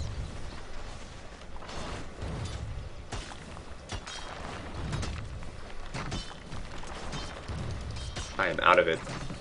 I'm seeing the spirit animal everywhere. And this is actually going to be one of the fastest, one of the faster, not the fastest, but one of the faster ratings pickups we've seen in the tournament. And this motherfucker did it without a fucking bear in his lane for the first 4 minutes. Just giving a complete free farm lane. And there it is. It's a 16-minute radiance. I thought it may be a 17, but again, IG farming really, really quick. They're like ahead. They're like 1 minute ahead on basically the standard timings for a lot of items. It's important that I think if you're going to talk about a game, you know what the standard timings are. And they're a minute ahead on a lot of the things. An interesting item build actually for YYF. Maybe it's going for the completed Vanguard, something you don't see every day. And oh, they're gonna surge in. Are they gonna catch something? I don't think so. Queen of Pain looking for that sheep. What do we got on there? Radiance recipe. Get that shit on the courier. What are you doing, courier? What are you doing? And here they come. Are they gonna do it? He's got no song for 40 seconds still. Last time he uses ult, level 11. They're gonna kill the bear. Are they gonna try to force him to resummon so Puppy can maybe try to steal it again? He resummons it. He hasn't used a new spell though. Is Puppy gonna try to get greedy on this? No. But Dendy's gonna get caught. And Dendy's gonna get glimpsed up, and Dendy's in the middle of a lot of heroes. Uh-oh. That isn't good for Na'Vi. And this game is looking kind of bad. It's a 3,000 gold lead, or 4,000 gold lead rather, and a 3,000 experience lead for the Dire. It's 5-1 in their favor, and they have, well, they've evened up the towers now. Are they going to look to Rosh? Maybe I doubt that they will. But it's a possibility in the near future. But overall, it's just looking kind of bad. The Dragon, yeah, so Denny is going for the Ogre Club. And let's see who committed courier murder earlier. It was Dendy. It was Dendy who got the courier killed earlier, I assume. He had his bottle. That explains why he hasn't had his bottle for so long. When the courier got ganked up and Dendy died, Dendy got the courier killed. Dendy was supposed to be the Opa that we needed for America, and he has just dropped the ball. Dire's middle tower is under attack. And Raptor Man glimpses back Light of Heaven, and oh my gosh, Light of Heaven. Actually, not in too sad a spot. But where's their Naga? Oh my god, they need the Naga so bad for this. If Naga was here, and they throw back the Enigma, and Enigma has a hole, and he drops the hole! He drops the hole, and there's the wombo combo! Where the fuck are you, Naga? Oh my god, boss, everyone is dead! They're limping away. So guys, just in the nick of time, or just too late on Habost. Anyone's call. And oh my god, are they gonna haste up the bear? Is the bear gonna run someone down? Oh wow, it's a good thing the bear went down and not up. Man, that would have been awkward if Light of Heaven found himself alone in the woods with a bear. Dire's middle tower has been denied. The last thing you guys want to encounter in the woods is a bear. I want is one, they just happen to have the bottle. Man, this is looking really awkward overall. All of these games where Na'Vi actually has the Naga are just awkward games. He's got no song either, and Dendy appears to be pretty dead. No, Dendy actually gets away, but Puppy is going to throw himself out. If he got entangled there, he would have been absolutely fucked. But the Chinese and their RNG not quite paying off. And again, another game where all the Rubik can really have is Scream of Pain, which isn't the best spell, but not the worst spell either. Really, really nice though for the ability to just constantly throw out Fade Bolt and Scream of Pain. Fade Bolt, one of the best spells.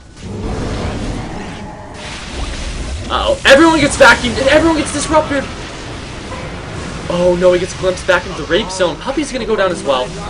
Here's the TP from Prophet. Denny looking pretty fucked. No? The boss gets actually pinned down. He has no Psalm. He riptides. And not good for Na'Vi. Two of their heroes get picked off, and I would imagine IG is just going to stick with this push. They have no reason to really back off. But the song is coming up soon. They don't really have a big combination here, though. I mean, Na'Vi really doesn't have just that big wombo combo lineup. All they have is just kind of a Naga. Is he going to do it? Is the boss going to go? And there he goes. Everyone is asleep now. TP in from Shadow Shaman. And now they get it turned on immediately. And Ferrari even just throws his ult all over the ground, just showing, hey, I don't need the ult. I'm sure he just didn't make a mistake. He was actually, and there's the Shadow Shaman wards. And now this guy's gonna. No, he's not actually being targeted by the Shadow Shaman wards. What the fuck, What the fuck, Na'Vi? That is an Opa. Could have targeted the Enigma, could have targeted the other guy, but instead just laying into creeps. Honestly, this is not the Na'Vi that I'm used to seeing for Team America. And Na'Vi loses, the worst part about this to me as a viewer is just that they're not going to pick a Pudge when they got $1 million on the line and they're one game from elimination.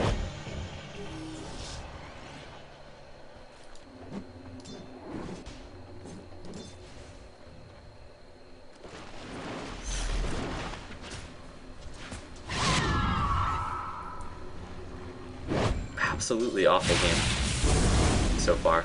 Not awful because the game is boring to watch. It's a fairly entertaining game, I gotta say. Except for the first 10 minutes, which has just been terrible. But the mid-game has just been Na'Vi just fucking up over and over, really. I mean, this Radiance on Naga, I mean, you're not gonna get the Radiance at the same time that you do a Syllabear Radiance. Syllabear Radiances are generally very fast, but, I mean, just the thing about it, though, they get their Radiance in play 17 minutes in. Actually, I think it was closer to 16 this game, and Na'Vi is staring down a 24-minute Radiance or something. Maybe even 25, if the game even goes on that long, really. But really, really aggressive Snoke by IG. They're not going to give him anyone. And they're just using the Radiance Bear to slow down the push on top. A lot of utility from a Radiance Bear.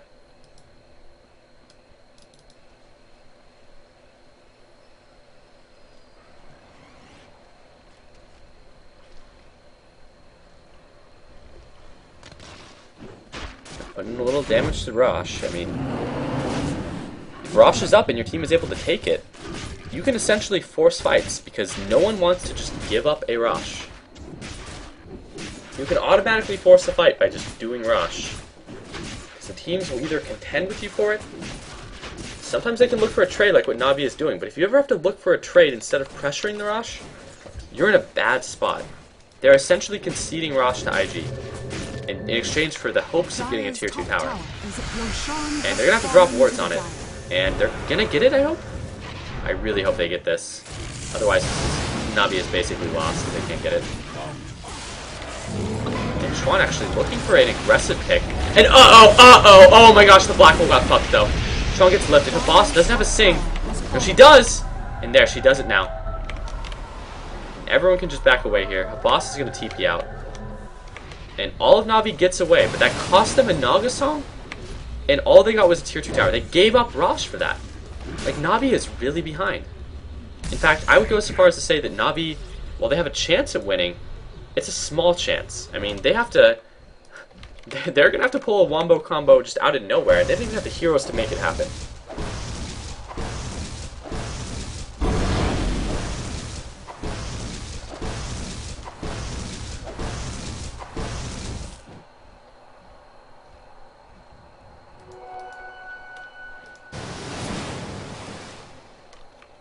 And finally she gets her relic. It's not even going to be 25-minute Radiance. It's a 24-minute relic.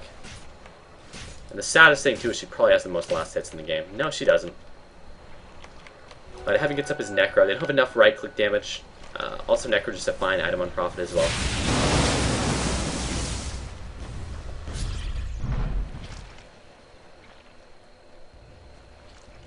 Just positioning these Naga illusions. Can't really stop him from riptiding you.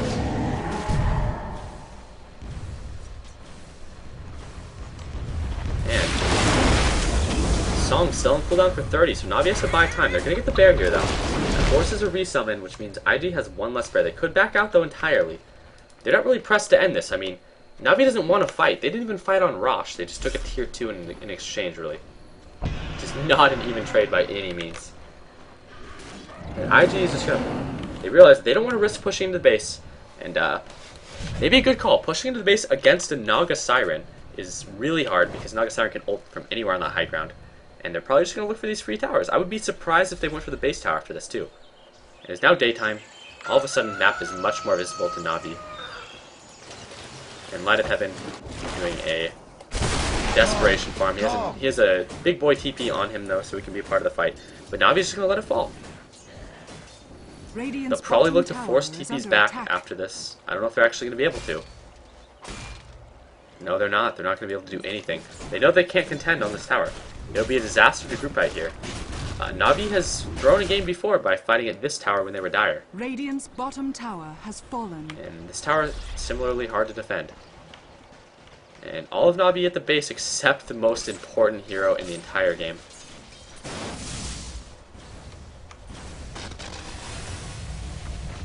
Trying to farm his Radiance quite desperately. And they actually TP back with Silver, so they're going to back off entirely here. And this means that boss may have a Radiance for the next fight. This is what he wants. He wants it real fucking bad. There's no way he wants to work this fight without a Radiance. But that may be what he's doomed to. And no, he'll probably have a Radiance. Just kind of has to clean up this Mud Golem and get one other last hit somewhere. Shouldn't be too hard. And look at this. An in-base ward for Dire. Very, very aggressive wards up everywhere. Navi just trapped in their base right now. Can't even touch their own jungle.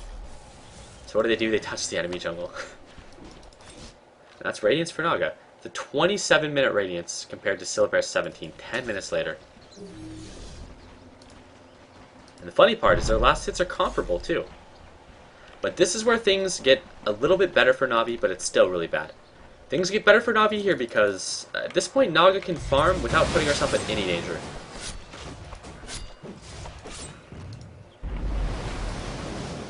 But things are still, again, not looking very good for Navi.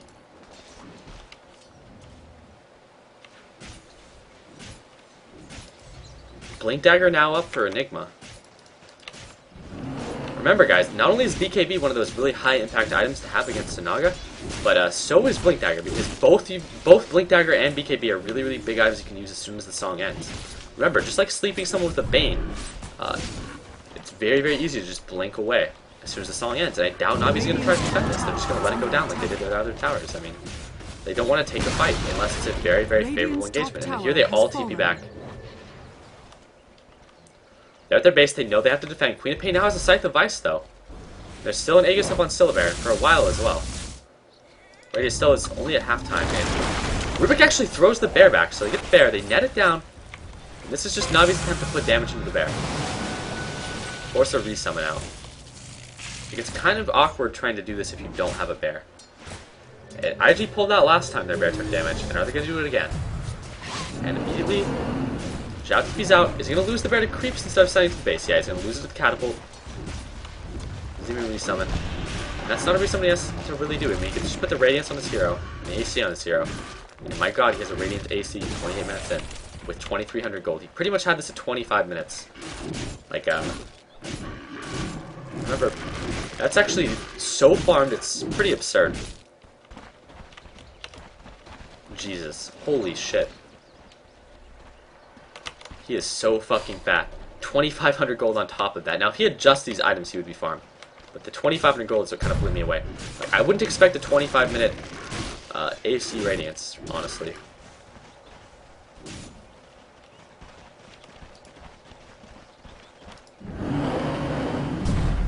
Level 3 Necro up for profit. But at some point before this Aegis expires, I think that IG rather is going to want to big dick their way into the base. I mean, look how aggressive their wards are right now too. They have complete dominion over the map. Navi is just stuck in their base completely. However, stuck in the base isn't as bad when you have a Naga. Naga can still just Radiance burn creeps unless that happens.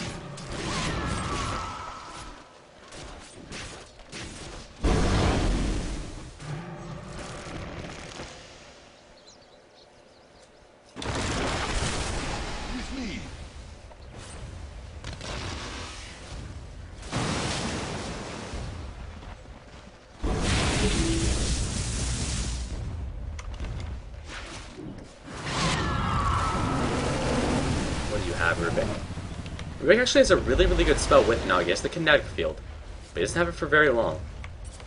He'll have it for the next fight if he wants to, which is really, really good synergy with Naga Siren. And these treants just buy time, while the Naga Siren illusions are able to just get a clap down, or not a clap rather, but a Riptide, and some, basically that, and then some burning. He just kind of bides his time like this. It's hard to push into Navi's base, and Arzar gets caught out. He drops his wards before he dies. There's 2 kinetic fields down. It's a Venn diagram in the middle lane. And Arzar actually just gets completely picked. He doesn't have a buyout either. Shadow Shaman wards are down. Are they going to make any effort to defend them? He has a tree summon. He needs to do it. They need the trees and the Nagas in order to defend this base. Really hard to push against Naga, the lonely serpent ward, the sole survivor. And huge attempt at vacuum on the low ground. If that would have succeeded, it would have been game. 15 now. Both sides over here just complete stalemate. And eventually Lone Druid TP's back. But actually, no, Prophet decides not to aggressively TP. But as soon as the enemies fall back, Navi, excellent fighting spirit, just sitting there, defending their base like champions, not moving an inch.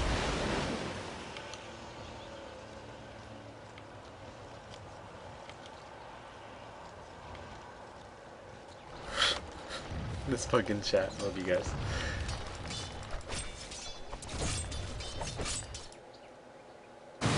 We'll see what Naga gets next. We'll see if it's going to be something defensive or if it will be something like a diffusal. But at this point, just making those illusions a little bit stronger so they can big dick on the front line a little bit is really, really important. Level 16 is going to be really big too, because that allows him to essentially... Okay, it's important to realize this. When Naga Siren hits level 16, you're going to have your ult up in every small engagement. It's like the same as when like a Beastmaster gets an Ags. He's going to have that shit up every time you fucking engage. But right now, it's still a 120-second cooldown. It's possible to make him pop it, and then for it to not be up at the next fight. And just look at that bitch. I mean, fucking amazing range on this. Everyone is locked down when you do it, and they're going to try to contest the rush. What Navi is doing here is so aggressive, but they know because they have the wards. They've had these lane wards out for a long time. This is not exactly a sneaky smoke attempt.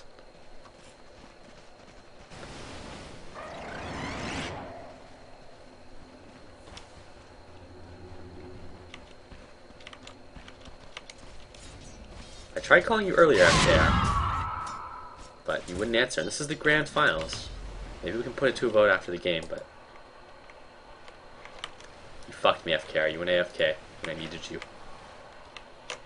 This was supposed to be a drunken high cast with Ollie, who's drunk. Instead, I am just high. Not really drunk at all.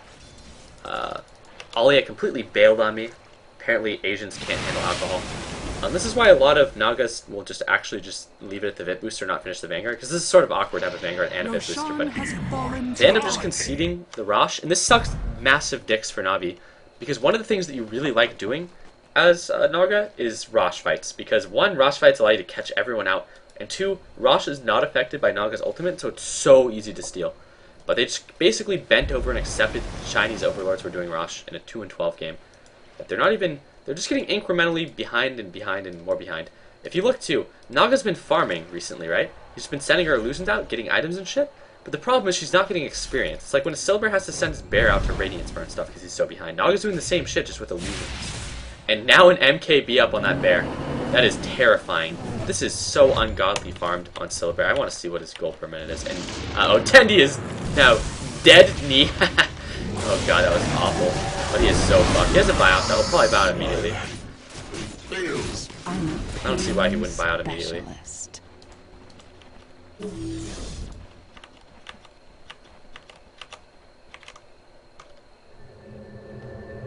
Pretty well as a drunk stream, I indeed do. Maybe it would be less interesting, more lethargic, I suppose. Radiant structures are fortified. And that's actually a... not actually very big profit ult. Doesn't hit any of the really big heroes. And he throws the bear out, and hurting the bear is pretty big, because that bear is like the core of the push. And Light of Heaven gets fucking vacuumed and he gets sheeped up. This is over for Navi. They can't win now. Unless a boss decides he wants to do the Song of His People. Oh my god, I was wrong. That's a huge sleep. Everyone is alive now, too, for Navi, rather. And Rubric, no spells?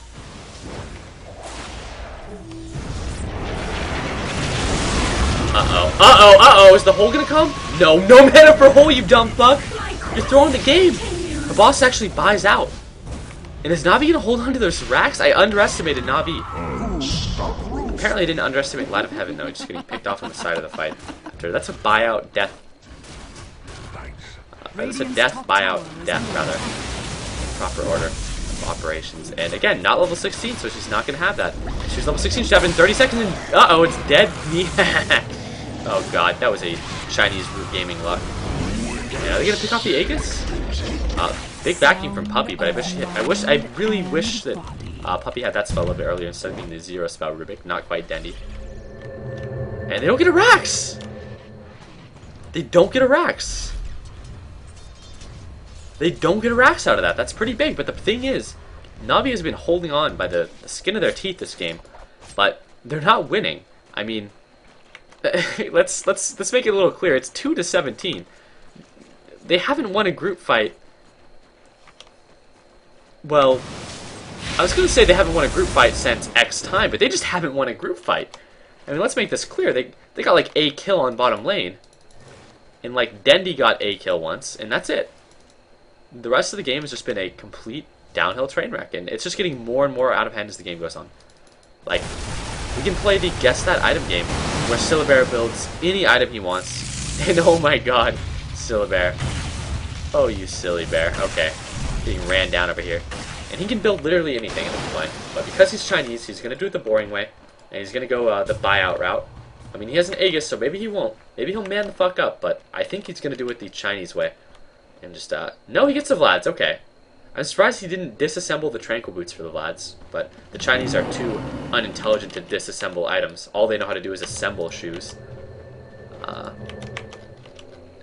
But he has an Aegis, so he decides to man up and not keep the buyout on him. And has a Shiva's now on Darkseer. Soon he'll have the Ag Shivas.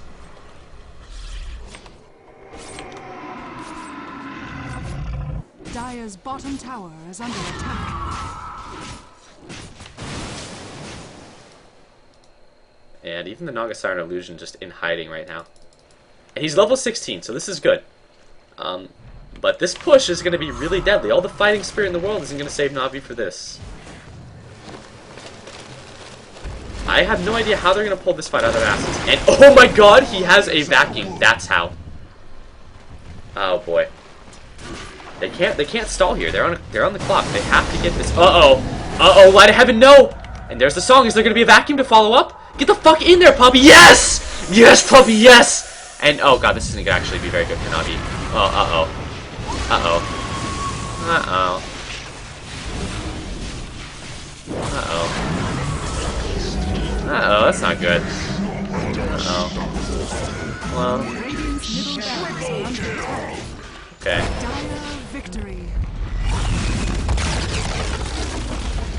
Well, it looks like Navi has lost the game. That was honestly the best combo that Navi could have done with this lineup. Like, they had the vacuum in the song, but really they just don't have those heroes that are huge with Naga. They have Dendy's 1-in-7 Dragonite, but that doesn't really do that much in a game like this. Especially if you can never hit level 16. Yeah, I mean, they just don't really have anything. Basically, the story of the game is that Navi just never won a team fight that game. Like, I mean, look at Disruptor, right? Disruptor is 2-16.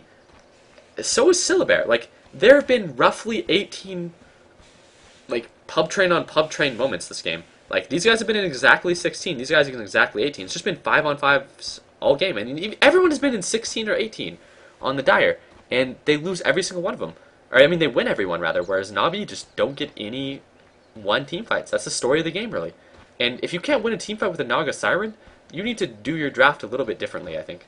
But overall, it looked like IG had the better team fight lineup despite Navi having the Naga. And now Navi is down 1-2. If they lose another game, they're out of this. They have to slay the Chinese 2 times. And in order to do that, they have to really turn into a... It's going to have to be a massacre, really, if Navi wants to win this. They're going to have to turn all Tiananmen Square on the Chinese to win this one. But I don't know if they can do it. LD has left the game. So, we're going to check in with Bruno and see if he can run the numbers. Maybe find a strategy. You know what? I got it. Fuck. You know what? They took Bruno's advice and it didn't even work. They didn't even play against the Broodmother or the Templar Assassin. Bruno said, avoid the Broodmother, avoid the TA. Be a lot bigger in this tournament. I thought Thrall, this is the guy who doesn't know what he's Disruptor talking about. rather, and Undying are going to be the two kind of breakout stars of the tournament, but really, completely neither of empty them really booth. had a big presence. But Disruptor showing up at the main stage during Game 3 had big impact for IG. I think it was really fantastic. The one question I have, why is Dindy playing DK? I understand Dinding is a fantastic player and he can play every hero. I fucking hate this guy so much. He has proven time and time again, if you give him Rubik, you are going to win. Yeah, he had a really hard time on DK. I almost wish someone would correct him, because Dendy is playing the Dragonite, because just like the Asian teams have done throughout the tournament, Dragonite is just the mid hero in this, and Dendy always plays. Oh, Bruno!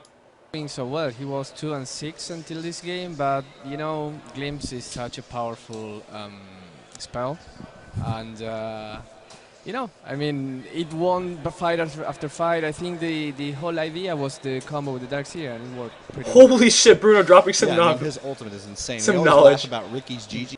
Bruno really throwing it out there. I think the whole idea was to combo with the Darkseer. Who would have known? Holy shit.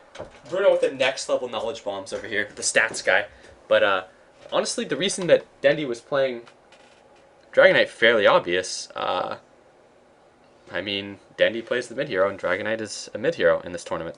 A little taste of their own medicine, just baiting him into a pick that they knew they could deal with. I think that may have happened. I think IG understood how to deal with the Furion, and they decided, look, I think if we give this to Navi, this is going to go well for us. Yeah, and of course, Naga Siren once again coming out for Na'Vi, but this time the ultimates weren't so powerful. We can take a look at one of the clips from. This is where they show Na'Vi get 3. destroyed. I mean, they can't find a team fight that Na'Vi won. I mean, all the team fights are always they always show the one-sided stomps, but there's nothing they can do here. Havos thinks he's got the perfect initiation, but they haven't got the big AoE combo, which we've seen teams use. No Tide, no Enigmas, and yeah, it quickly backfires for Na'Vi. Yeah, Arzart TP's in there. He's immediately sent right back home by the Disruptor, as he does. We see an Entangle on Dindy, immediately removing him from the battle. And at this point, Dindy's really underfarmed. He did not have a good time throughout the game. He ended up 1-7 with just 108 last hits, compared to like 180 for DS, 170 for Quap, you know, 299 on the Lone Druid. It just really was not a fat DK at all. Yeah, and of course, that was one of the big moments. It was only like 2-9. Had Na'Vi been able to. The thing about the strategy and the thing about like soloing mid on like an Invoker or a TA or a Dragonite is that he generally plays as sort of like that mid-game presence, sort of like a Chaos Knight, so he's not expected to be super farmed, but regardless, he's not expected to go 1-7 either. But that's what happens if you play the hero that has to participate in all the team fights when every single team fight is lost. It's all about the Disruptor, and I think, I mean, for me, it's really this Grand Finals. What I love most about Looks it like is the horizontals are back in their some of the booth. support play, as well as some of the See if we solo can plays find that any don't get that emotion in their recognition eyes. normally. I mean, coming into this tournament, Any excitement that they're one game away from $1 million? No, just that look of boredom. They look a little bit tired. This is just a game for them. Another day in the neighborhood. I'm surprised they're not fearful anymore. They got no fear, and they actually look really fucking tired. I'm gonna throw that out there, but regardless, they're all taking their seats. This is good. Na'Vi has worn them out. And look at all these bright and colorful Na'Vi players doing brilliant strategical discussion. Everyone's thinking about, you know, what they're going to do for the next game. They're just, you know, they're just strategizing. They're Na'Viing it up. They got the manager in here giving a little bit of a motivational speech. And let's check back in with the Chinese.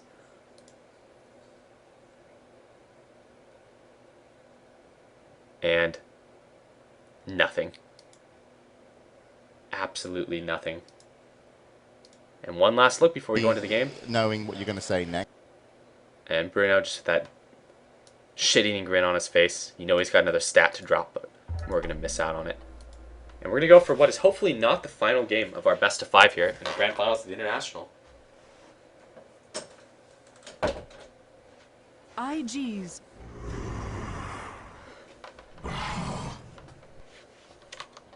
I'll take a look at this link you've posted many times. And the bans and picks are literally the same as every other game so far. It's probably the most poorly done doctoring I've ever seen.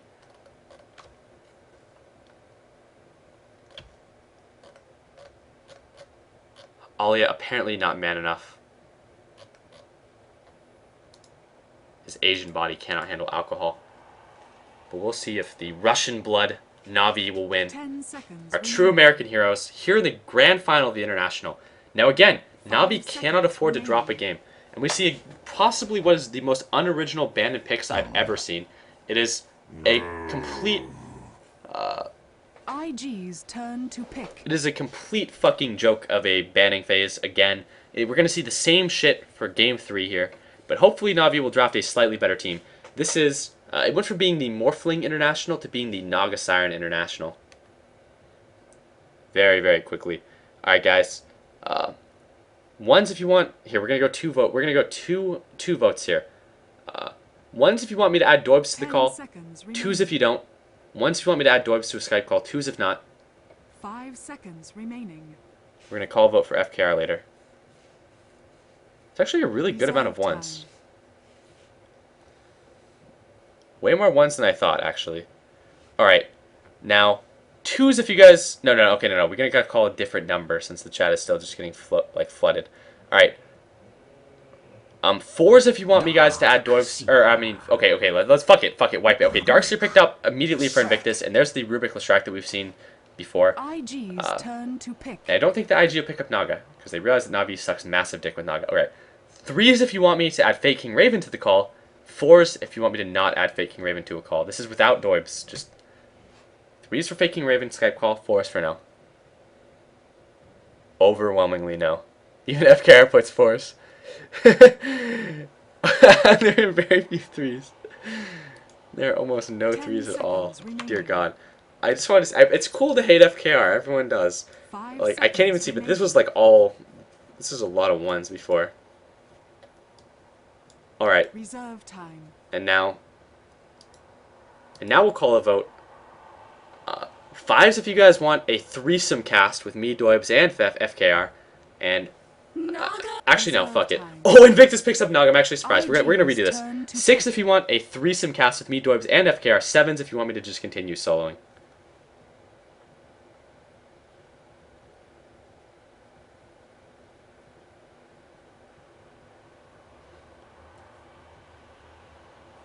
It is overwhelmingly no threesome. Okay, chat, communicate with me now. My number speak is a little bit bad. Tell me, what is the problem with the threesome cast? What about it is like undesirable?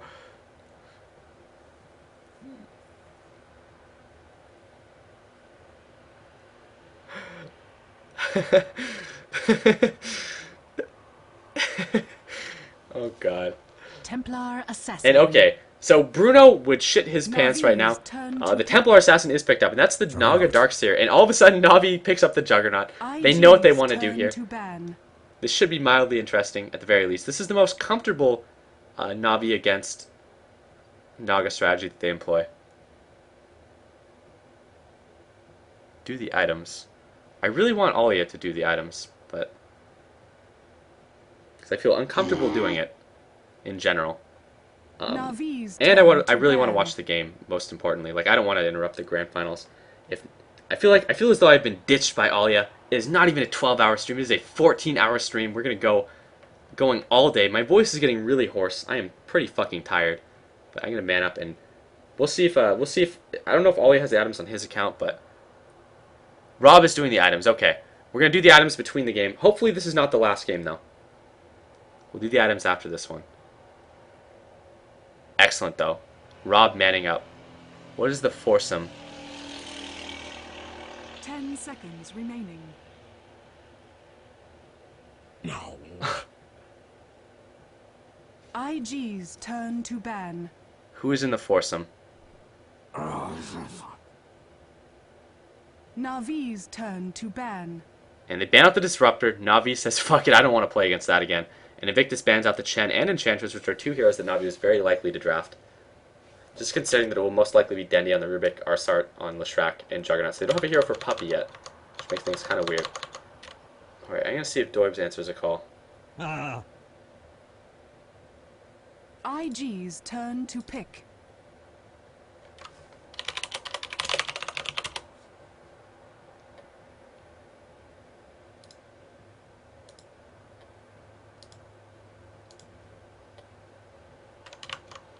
I know that Doibs is in the chat, and we'll see if they end up picking up a Night Stalker here. I don't know if they will, but they seem to have enjoyed picking up the Night Stalker thus far. Remaining. 5 seconds remaining. Tide Hunter. Do I have to sleep in Skype? Navi's turn to pick.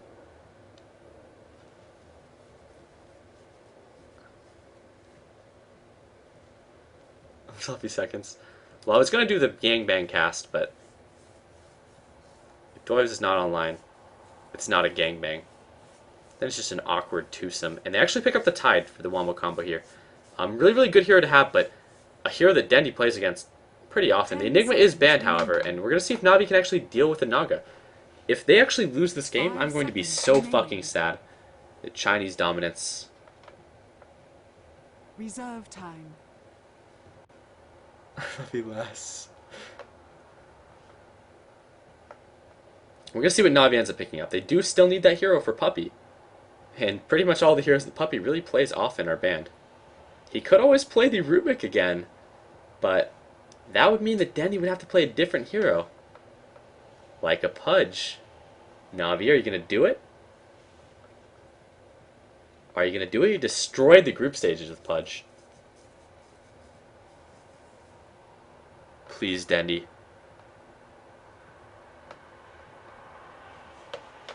Please, base Dendy. Thoughts in the pub meta if IG wins? If IG wins, not only is China going to win and Team America is going to lose. It's going to be crushing. Navi won't win 2 internationals in a row.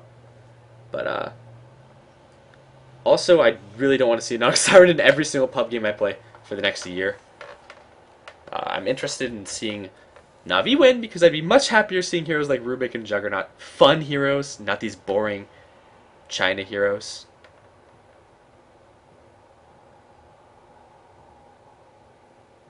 Lone Druid. And the Lone Druid pickup for Navi. IG's turn. Who's going to be playing the Juggernaut then if Havast is playing the Lone... No, Puppy will be playing the Lone Druid. He'll be jungling it. He'll jungle it for sure. Navi's turn to pick. And that leaves Dendy on the Rubik and Arsart on the Shrek. So they just need a Light of Heaven hero, and they could pick up a Brood Mother, but I don't think that'll be what they go for. And Keeper of the Light, a sick hero with Naga as well. Maybe they're going to go for Brood, maybe they won't. They don't have a lot of reserve time. They have 30 seconds left, but they need a Light of Heaven hero now. 10 seconds. Light of Heaven really doesn't play that much Brewmaster, honestly. Nyx Assassin. And a Nyx Assassin! I fucking love you, Navi. I actually don't know who's going to be playing what here. So it is a boss on the Juggernaut as expected. I'm sure it'll be Arsart on the Leshrac, and then Puppy actually on the Nyx? And that leaves Light of Heaven to play the Syllabear and Dendy to do the Rubik. Now, interestingly enough, all 3 players on Navi have played Syllabear at some point.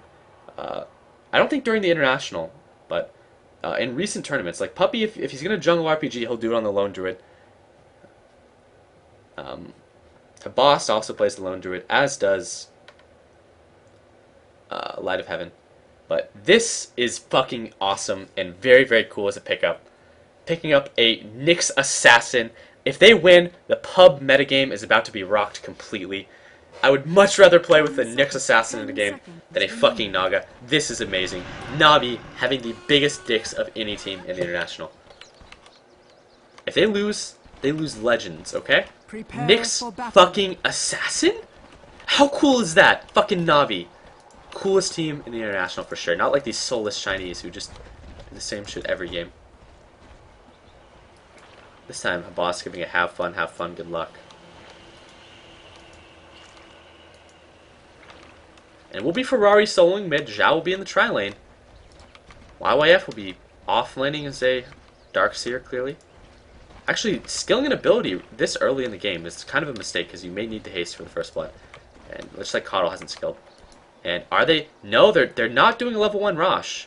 But this is immediately what IG checks for. And the thing is, about the level 1 Rosh, it can never succeed in this tournament. It'll never work because of the crowd. And both teams know it. And it looks like Navi may have been posturing a bit for it. Not really, though. But they would literally never succeed in a level 1 Rosh because of the crowd. So it completely eliminates that from the pool of viable strategies. And Navi knows it, so they're not actually going to go for it, I guess.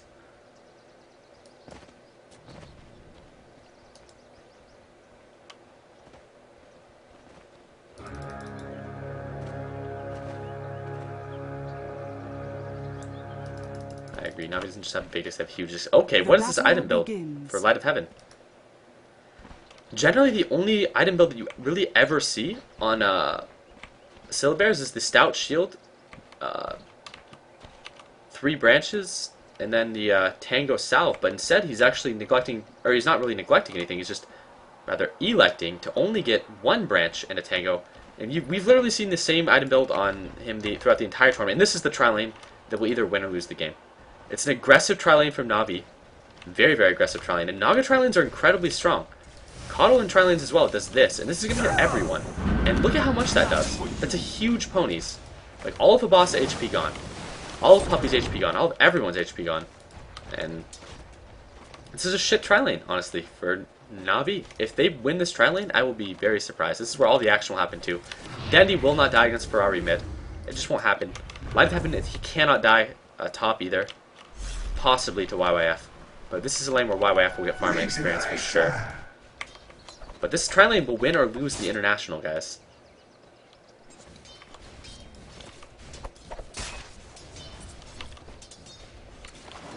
And bear in mind that they decided to do this after the Coddle pick was up. And when you pick a Naga Siren, it's pretty much implied that you're going to be tri-laning.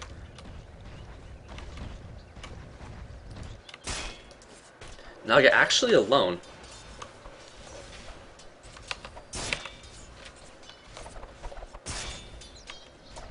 And surprisingly, getting a lot of last hits on the Darkseer, not a lot on the Bear. This is supposed to be a free farm lane for the Bear, but should be able to deny a little bit more than maybe 4 creeps. And look at that, he's just getting the Bear destroyed, actually. Maybe he doesn't really do that often.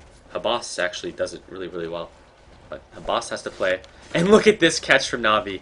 They basically deny the abusive pull. So Navi knows how to do an aggressive tri-lane, but they're deep in enemy territory over here. They actually have a Basilius of their own. They're going to not let this get into the tower, most likely. Just going to tank it up.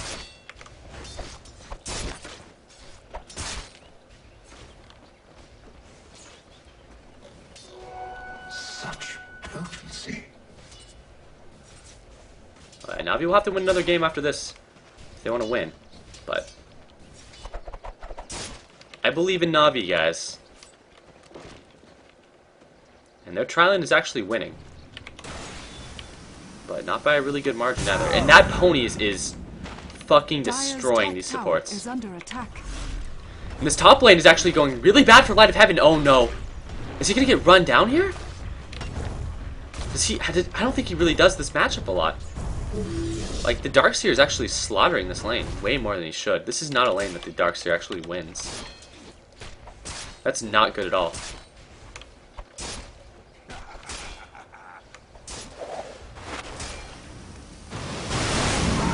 These ponies actually hitting Arsart. He has to salve up immediately. But Navi is playing this tri-lane to a T. Their top lane, on the other hand, not so much. Not so much at all. A lot of regen now in Light of Heaven as well. Whereas YYF has had his soul ring.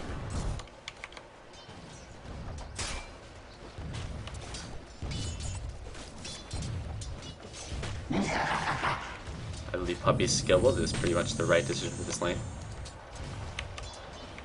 And the big thing about when you do a tri-lane on tri-lane is the first bullet is almost always going to happen in this lane, and it's almost always going to make the winning or losing difference. Like the game will be won or lost here, and the lane will be won or lost on first blood. No easy demon over here, no Quelling Blade on Faith, but the entire forest getting deforested.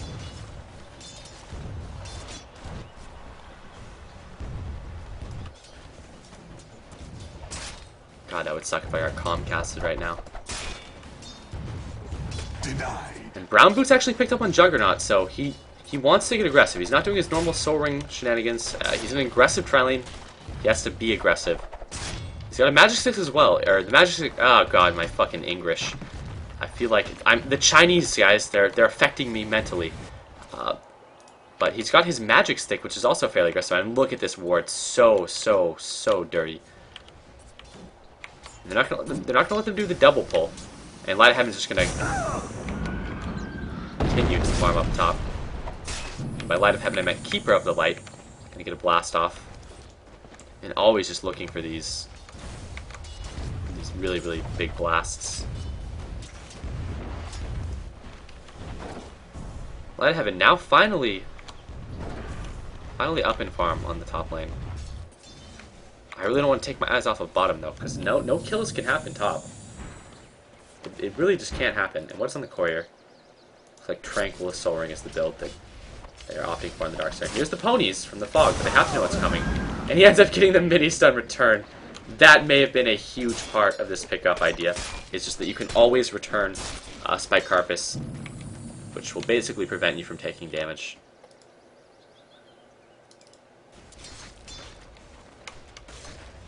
That is a really, really interesting metagame pickup. Navi just spinning up the creep weapon at the tower. Gonna salve up now, I assume. And Ferrari chasing Dendi to the rune. And Dendi gets it. Man, if he didn't get that there, he would have been dead, actually. No, he's not. Ferrari's not level 6! Dendi, on the other hand, is. It's just shield on shield on shield. And I need to keep my eye on bottom, because if the kill happens, it's going to be here. But that Ferrari, just barely off of level 6. And if he was level 6 and he had the DD. Uh-oh, Puppy didn't actually use the Spike Carpus this time. Puppy Genius Drafter, maybe not. Uh-oh, uh-oh! Habas's spin is down. He drops the healing ward. This is looking really, really bad for IG, actually. And they're going to actually get the Naga on this. And that's big. That's real big. Faith is going to go down, but that's actually a TP. That's a really, really early TP from Ferrari. And he's going to turn this completely. He's going to pick up so much. Impossible. Cannot protect itself. Is Arsark going to get away? That's why He has to TP out. But there's one place he's going to be. No mana. And actually, that was a huge TP. Like, the fact that he had the presence of mind to keep a TP on him is huge. Like, Dendi's TP, not on him. He has it on the way. Fucking Dendi! Trapping up the runes. When you're older. Now, FaZe boots up on Silver. They're actually trading farm relatively evenly top. But at this point, he has the magic resistance on his bear. So, completely immune to Ion Shell almost. Also, he has the ability to proc, which means that it's much harder for Darkseer suddenly.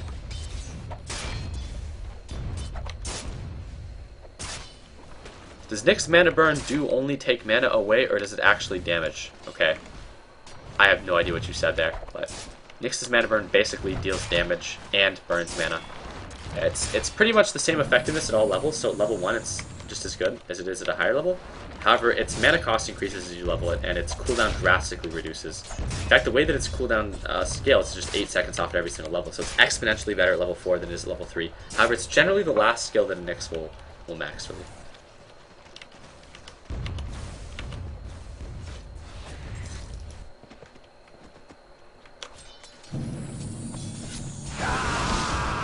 Boss getting so aggressive, especially considering that the Naga can just net him up if he actually goes. But Naga's farm, not as nearly as good as the boss. But every single time that net is down, they end up just getting aggressive on me. Throws on the healing ward to counter, and there goes all of Naga's mana. Arsart is now coming in, and Chuan, I think, maybe just walk away. But that healing ward is just so effective, and now Chuan's on the really, really off end here. And a miss splitter, and this may be a dead Habas. No, Habas has to spin. No, Habas, that dick of yours, it's too big. Wow, huge miscommunication. But they realize that they've been warded in lane. But every single time that they have to use that spin. And TP coming out, actually. Naga TPing back to base. Really not having a good game, though, in terms of farm.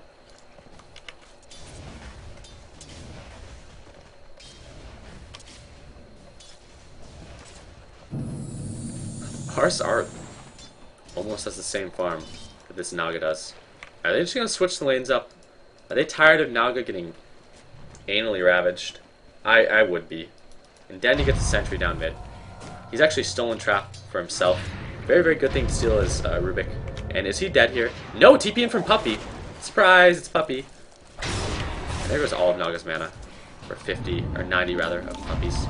And the trap actually goes down on Ferrari, but Ferrari can just meld it. However, they do have a sentry down. And is the boss going to get really aggressive here? It looks like he is. He's just chasing everyone down, but they have their boots up. And Coddle, very fast hero. Radiant's bottom tower is under attack. Traps do remain on the map long after Wouldn't be surprised if he traps up Rosh. And Juggernaut actually mans the fuck up on Coddle. He's in between the lane on top of a bunch of heroes. However, Naga does now have level 6. And Habas adjusting his item build accordingly based on the game. Radiant's middle tower is under attack.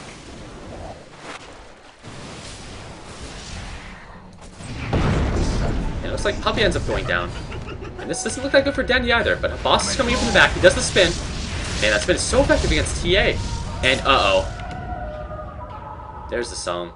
Everyone may just walk away from this. That's not good for Navi. They do force that out, though. That's a big cooldown at the start of the game. And is Dendy actually going to get him? He gets the trap off? They do the split. Oh my god, Dendy blasts that bitch. Gives her the hosing. And Habas drops an ultimate all over refraction. Ruh-oh. Ruh-oh, Habas. Are you in a bad spot now? No. Traps on traps on traps, but Habas has his wand. Is he going to spin? He spins now on top of Ferrari. But Arsar comes in as well. That may be... Uh-oh, here comes all of IG's support, though. And all of a sudden, Navi is in a bad spot. It's just trap wars on this middle lane. One still on cooldown as he dies. Arsar actually juking his way away. Really, really good play by Arsar. He hasn't died. And look at that. But this is not looking that good for Navi. But it's not looking horrible either. It's just that the Naga's getting fucked here. The Naga's getting next to nothing in this lane.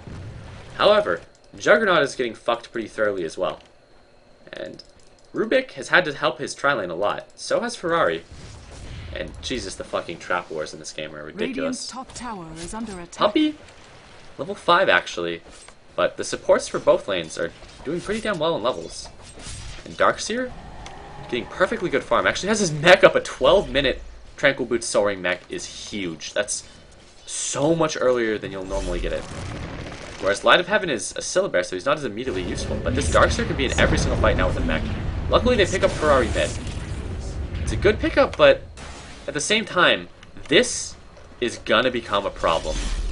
2 more levels on YYF, and he is a force to be reckoned with. He already has his max level backing, which synergizes so well with Naga. If he gets that level 2 wall, Navi is gonna have a fucking problem. And so far, a really even game. Radiant's middle tower is under attack. Yeah, the farm on the Syllabear matters more in the long run, but in the short term... Uh-oh. Traps on traps, but Dendy absolutely dead. There's nothing Dendy can do. He's 100% fucked. He died to save Arsart. Arsart. Hopes and dreams of America. 0 deaths. The boss getting left alone against Naga, but you can see where the entire Radiant supporting cast is, but probably assumes that they're going to have TPs, as they should. And they do. And now, Tide has that Ravage. And they're all delivering their TPs up. And annoying ponies, but good reaction time by Puppey. Oh my god! Coddle, where'd your HP go, bro? I'm surprised that they couldn't do that a little bit more. And level 6 on Nyx, that's probably pretty annoying. And all of a sudden, 1 pony is in Coddle is back to the well. I'm, again, dumbfounded that that didn't happen a bit earlier. Also, Nyx, pretty interesting hero against Naga. Just because you turn on the Spike Carpus as soon as the song ends, and someone's going to get stunned. And then he died a hero.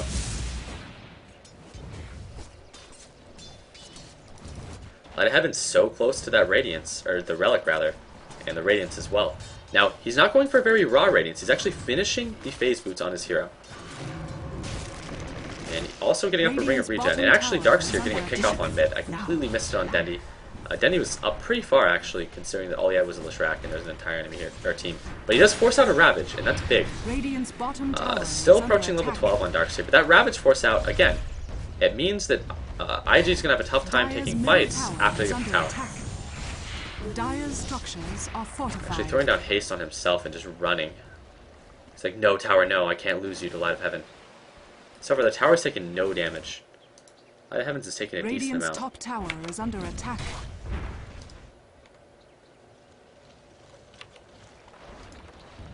Zhao is still poor as fuck. But so is a boss. They're both super poor in this lane. This is the trade-off of the tri-lane. Habas farming slightly better, actually, so they're aggressive tri-lane. Maybe pay. Oh my gosh, Habas, are you... Habas, are you gonna back away? Uh-oh. Is he gonna wand and throw down an ult? No, he wands and throws down a healing ward instead. He tries to TP out with a healing ward. Very, very hopeful. I think he overrates perhaps how much health he was going to get back. That, or he just realized he wanted to save the ultimate. But that is a Ravage that's down and a Song that's down. We'll see if Navi looks to do anything with this. Radiant structures are I believe fortified. Coddle... They're all TPing, but they don't have their spells. However, Puppy's very low. No Spike Carpet's there. And now Puppy's dead, and Daddy is dead. And this is looking so bad for Navi. Mystery is how you lasted so long. Still Navi holding on to all their towers, but... I'm really, really sad right now because it looks like Navi may be on the verge of elimination in Grand Finals. Radiant's top tower is under attack. Dire's middle Please, tower. Navi. Radiant's top tower has fallen. I believed in you. I still believe in you, Navi. You can do it.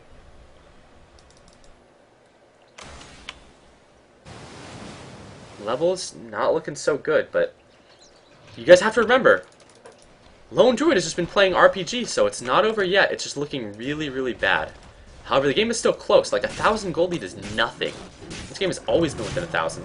Experience lead slightly in Radiant's favor after that shit, but still. This lead is nothing. Navi is not out of this at all. But, I mean, right now, things looking pretty dire for them. Oh god. Also now level 12 onto Darkseer, so his ult is actually relevant. And he's building towards that pipe. He's going to get one of the earliest pipe mechs I've ever seen on a completely teamfight-oriented team. And Blink Dagger now up on TA. They got their smoke. This is their timing. And they're going to get something, I'm sure.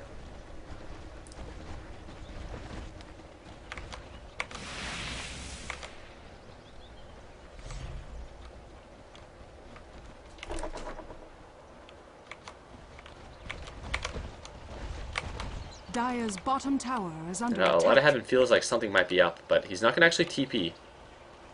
All he needs is 50 gold for that Radiance. This is one of the faster Radiants. Last game we saw Syllabear with a 17-minute Radiance, and we saw what happened that game. Bottom tower has Syllabear fallen. was huge that game.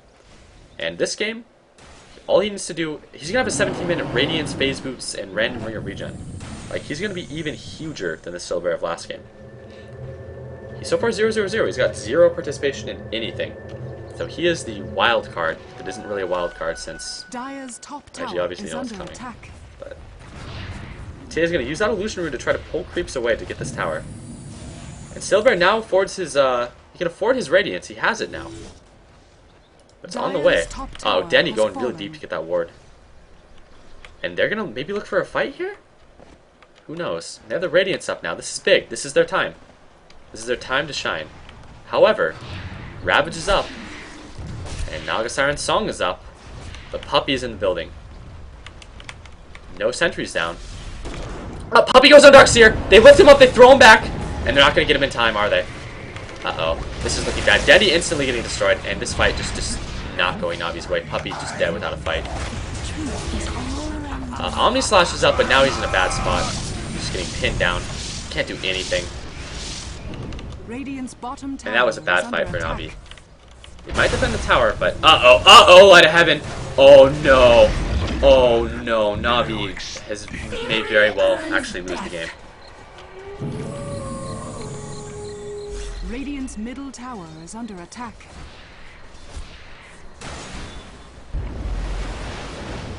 Dire's top tower is under attack. And this game has very well may have just become unwinnable. As much as I'd like to hype it up at this point, that was probably the best time that Navi had to fight. Because very soon they're going to have a pipe up. I mean, look at this. He can afford a pipe nearly. He's like 200 gold or something off of a pipe. And when they get that, things ain't going to be looking too good for Navi. I mean, this is a very, very poor Nyx. This is the Nyx peasant. And Habas still not getting his Vanguard yet. So he's really, really easy to bring down. Denny has no ability to escape. He gets 2-shot by Templar Assassin. And that's not good when Templar Assassin is a Blink Dagger. Light of Heaven still sitting on the same items he had for that last battle, so they're not going to be any stronger than they were at that last fight. Not even Brown Boots on the bear yet. And Arsart poor as shit as well. And they're up against a team that has Naga Siren, Tide, Huddle, and just wombo combo all over the place. Darkseer. Navi's going for a push, maybe a bit of a desperation push, but there's a sentry down for Radiant. Uh-oh. They know the puppy's here. We'll see if the sentry comes into play. Uh-oh, Light of Heaven gets sucked up. And there's the wall, but no real follow-up to the wall. Light of Heaven actually not getting brought down. And the Bear actually doing a bit of work. The Radiant's just completely burning the shit out of everyone, but Navi might have to back up there. That's not the fight that they want.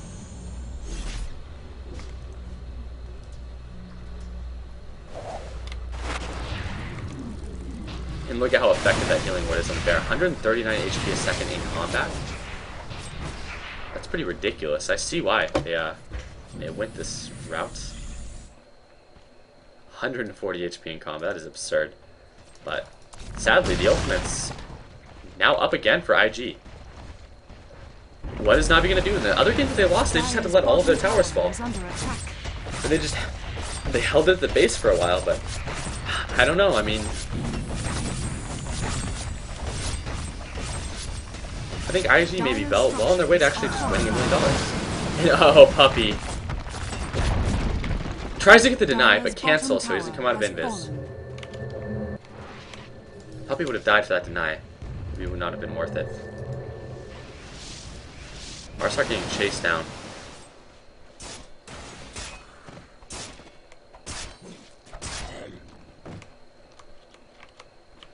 Yeah, Navi's already in the money here. I mean, it's the difference between winning $250,000 and $1 million, which is a fairly big difference. That's 4 times the difference. This isn't some League of Legends tournament where it's just 10% more winning first place, and Habas actually getting trapped up. He's gonna have to spin.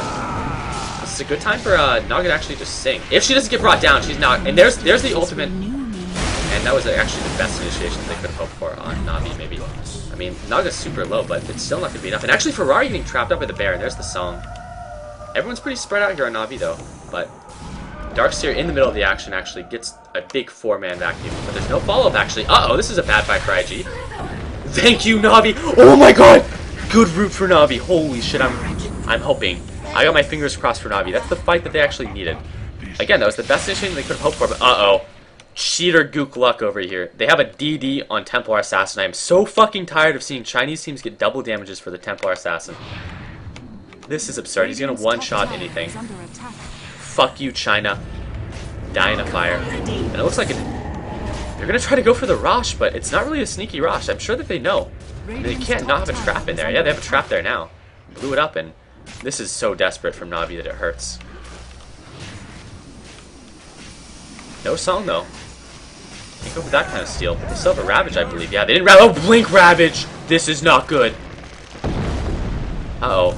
Naga? Oh my god, that Blink Ravage! I'm so sorry, Navi.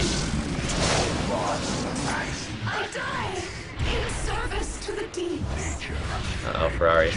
Yeah, fuck you and your DD, you dumb whore. Buyouts all over the place here.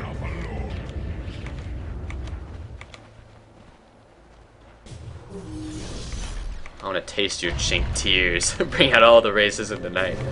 And uh-oh. Uh-oh, Arsart just getting 2-shot.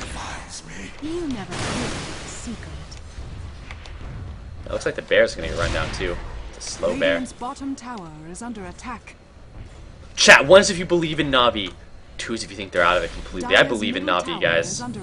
I think they can do it. I believe in Navi. I want to believe. I have hope for America. Dendy steals a spell. It's Refraction, which is a pretty good spell to have on. Let's get something a little bit more useful here. Boss coming in, but Puppy pretty worthless as a Nyx.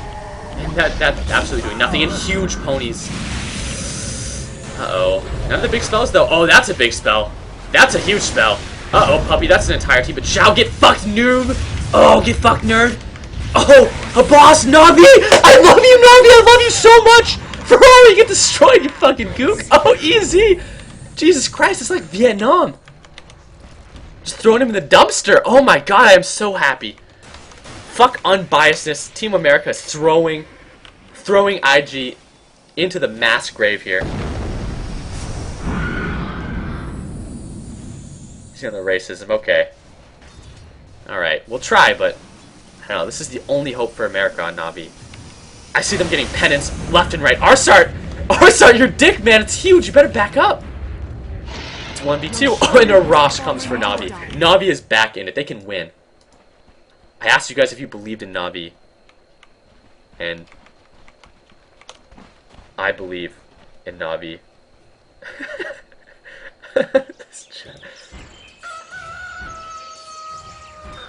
I want to see a game 5. I believe in Navi so much. Can you imagine how tilted IG would be if they lost this? These emotionless husks of men.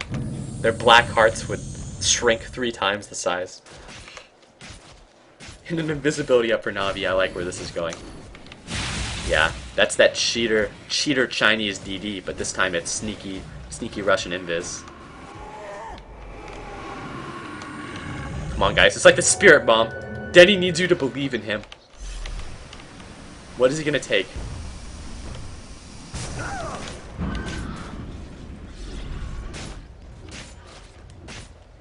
Everyone, channel your energy. Denny needs to be able to go Super Saiyan in this fight. They're gonna do an not even it's a smoke gank, but they're invis as well. So it's like a double smoke, which is like the best kind of smoke. Denny, take my power. Look at the pendants. They've just been piling on for Navi.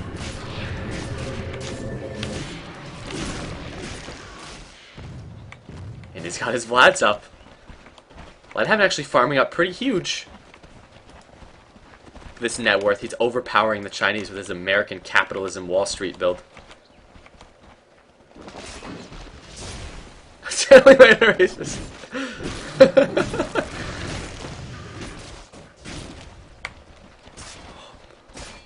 Oh man. I am so nervous. Navi just pub training around. They're still behind and they know it. But the experience is evening out. If they win with a Nyx Assassin, Dendy is going to get so much pussy rather when he goes back to Ukraine. Pushy, it's basically like Russian pussy, but he's going to be a double millionaire. All Dendy carrying his team through the international. Has nothing to do with Light of Heaven here. And his Syllabear with the 17-minute Peace Boots Radiance. Dendy's going to need all the Opas in the world though to hold this tower. And I think Navi is going to counter the pub train. You have to though against Naga. And this is going to be so awkward. I can't even describe it. They got a Blink Dagger on Ferrari and What the fuck, Ferrari, you fucking cheating bitch! I told you guys, it's the cheater Chinese DD. It is the cheater Chinese double damage on Ferrari. I fucking hate you, Ferrari. You son of a bitch. I want you to get fucked so bad in this next group fight. But it's gonna be hard with a Blink Ravage.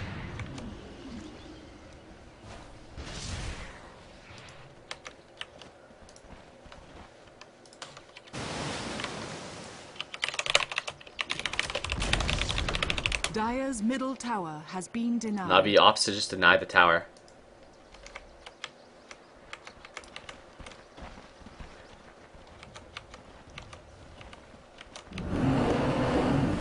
This is cost Ferrari satellite file as DDs.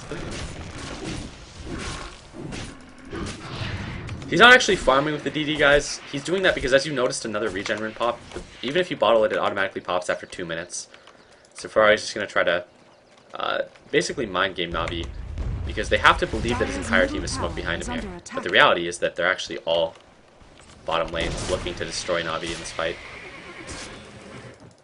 And Naga Siren. Poor is a Chinese peasant right now. But this is good because basically these people are peasants and they need to be treated as such. They're not allowed to win the international. Navi, on the other hand, with their strong shield to protect us from the Red Army. Light of Heaven just rolling in gold. But is he rolling in enough gold? Uh-oh! All these Blink Daggers, this group fight, when it happens, is going to be terrible, I think, for Navi. But they have to really pull some insane play to take the fight. And I would be worried about standing like this against a Naga and a Blink Dagger Tide. But Naga not here at the fight. Just with her cheater Asian regen.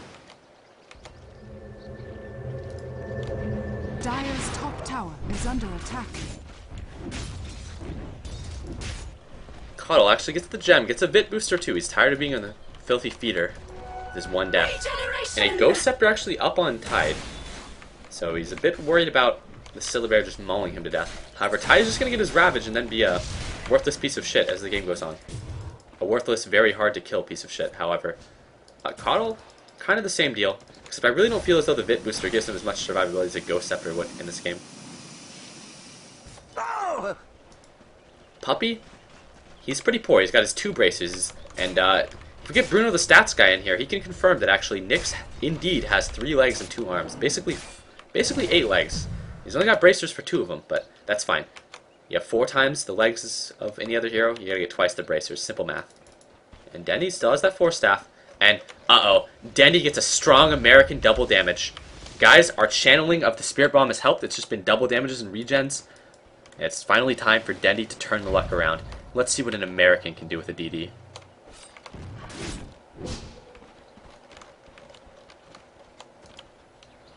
It's the damage of freedom. He's hitting as hard as an atom bomb. Let's see if he pays IG back for Pearl Harbor. Ferrari with the Samurai Sword, though, so he's not doing the only build that apparently Ferrari knows, which is the Desolator build. This game is going something a little bit different. And we'll see if Denny is able to put this awful cheater in the grave. Got my eye on you. Don't you take another DD on me, Ferrari. It actually can't be another DD, by the way, since he just spawned. Sadly, all of Denny's traps have been cleared out by gems, whereas very, very aggressive traps from Radiant.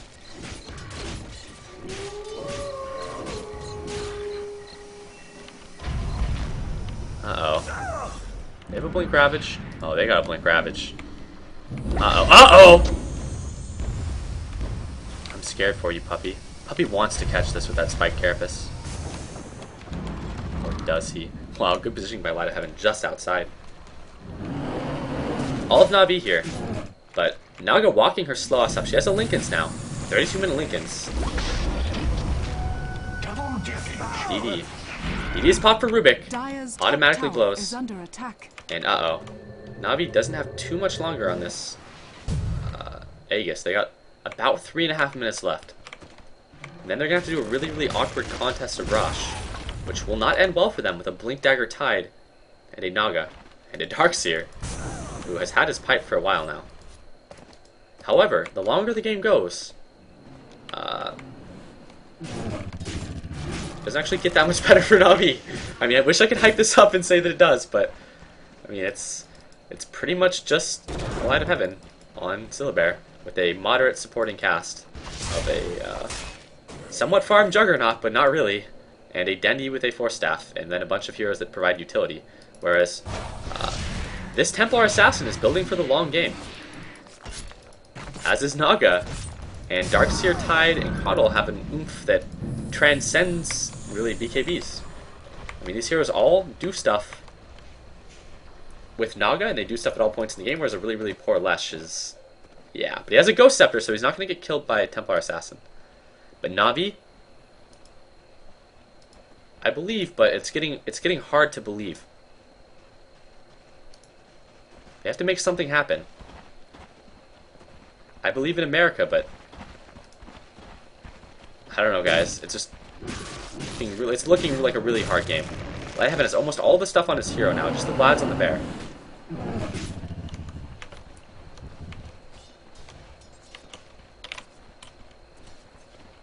Look at these levels. Oh man. 3 heroes, such a high level for IG. Not three heroes a high level for Navi. And they get a tower. Radiant's middle tower. Light Heaven successfully punches the tower to death.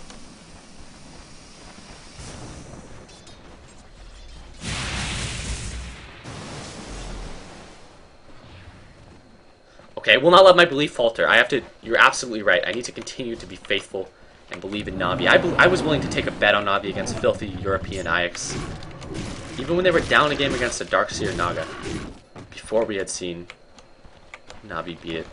But Light of Heaven, he's got 1337 gold. This is where he makes shit happen. And his bear, he's got the AC, I assume. He's got the AC. And they got the smoke. This is Na'Vi. This is their timing. They got level 11 on a Puppey now. And they're not going to get much stronger than what they are now. It's actually just going to get worse for them the longer it goes. And Habas just decides, fuck it, I'm going to get a plate mail. My goal is to spin and win and not die. I don't even hit for 100. I'm like the weakest hero in the world right now. But I just need to big dick the fight and not get murdered immediately.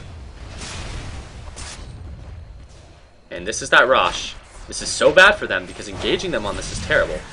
And furthermore,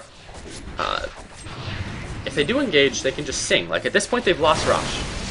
There's nothing that they can do to prevent this because they can just use the Naga song to take it. And this is really bad. There's still no Ravage.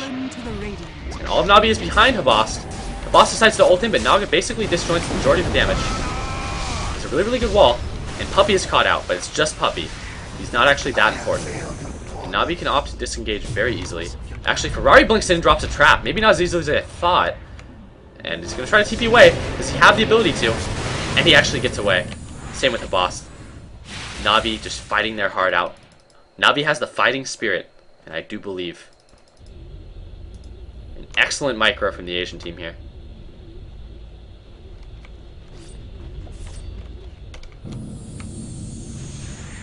They don't deserve to win.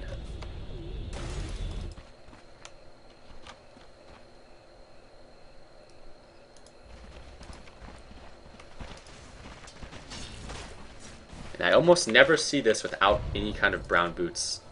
Almost always when I see brown boots get completed up for the bear. Haste. Especially if you want the bear to actually right-click things. It seems a little bit weird to not have brown boots. You may be better off just switching the items to the hero. Let's make this perfectly clear. Oh my god! Naga Siren has the Cheater Asian Invisibility rune. But luckily, she is foolish and somehow wastes it. I'd imagine that it just timed out. But, man, that could have been bad. It's a good thing that these Chinese teams can't actually think. But now, all of a sudden, a Diffusal Blade picked up by Naga. That is not good.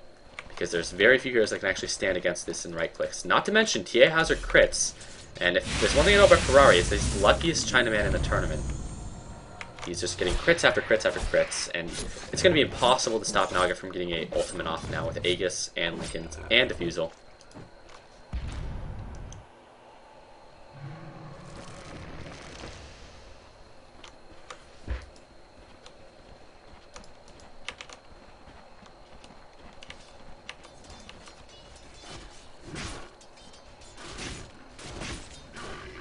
I gotta say though, this gold graph is getting out of hand.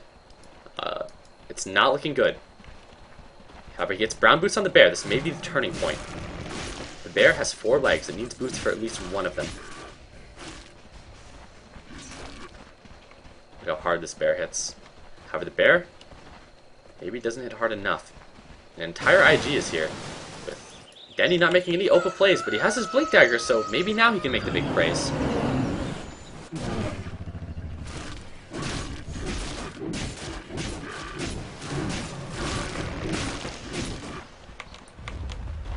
Uh-oh. This is the desperation gank. This is a complexity smoke gank if I've ever seen one. And are they going to gank up the courier? I don't think they'll go on the courier now, because normally you take the courier anytime, but when you're this far behind, they go for the courier. Okay, this is awkward. The courier is a lot of money, but if you're this far behind and you're wasting a smoke, you really have to hope for something really good. This happened to them earlier in the game, but still, I mean, if all you get from a smoke is a courier, it's actually a bad trade at this point. Whereas normally that's a lot of gold. They're going to need more than gold to come back from this, but pretty Opa smoke gank on the courier, I agree. I agree with you guys, chat. Navi can do this. You just got to gank a couple more couriers and they're going to be right back in it. I mean, Puppey has enough money to afford a 3rd bracer. Does Denny have a buyout? Denny's got a buyout. Light of Heaven. Maybe he doesn't have a buyout.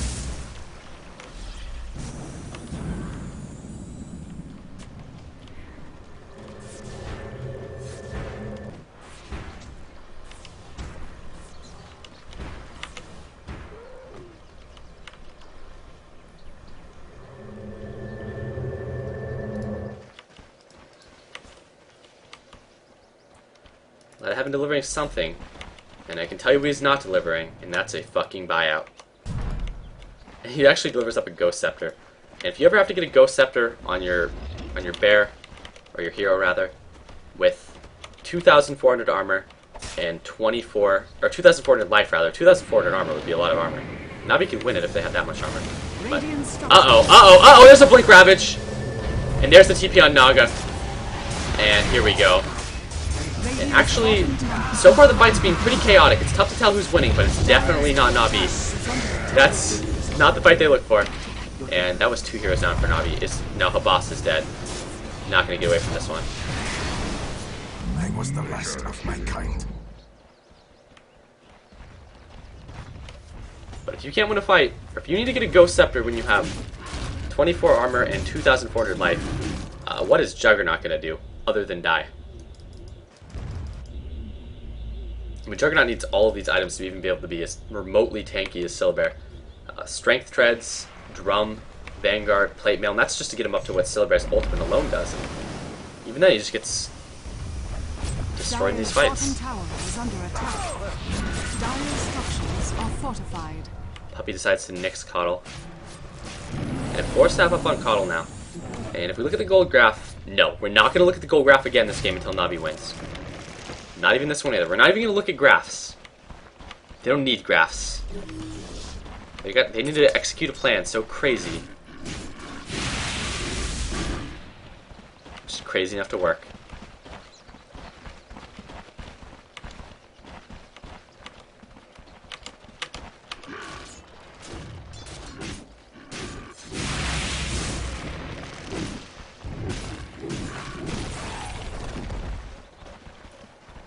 And Team USA is going for a big push on bottom.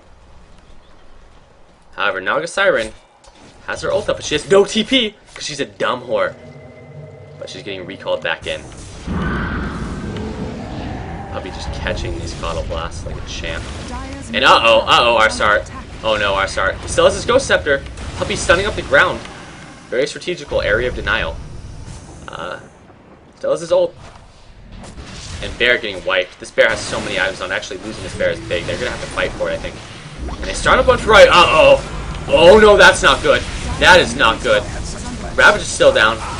Light of Heaven actually just melting in this fight, though. And if he's melting, his team can't be doing that well. They actually get the Naga, which is an Aegis. And the boss TPing away. Puppy trying to TP away, but oh no, they're fucked. There's no escaping from this. They actually even Ravage for it. They killed the Aegis, though. That's a small victory.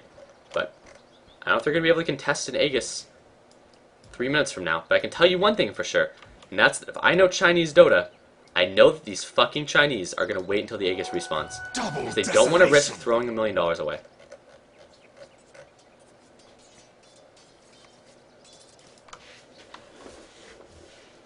And a chainmail picked up for Nyx Assassin. He's had enough of his bracers. He's pretty geared out on the wrists. He's got a wand in hand as well. Only a boot for one of his feet, but he needs to put on the chainmail. He's feeling a little chilly. He needs to get his jacket. Dire's bottom tower. That Juggernaut's got the plate mail. He's like the tank. He's got the shield, the plate mail, the wand. Maybe that's the problem. He's specking wizard and tank. Or Silverbear's just playing tank. I mean, he knows what he's doing. He's got his shield. He's got his Ghost Scepter. Uh-oh. Another tank wizard.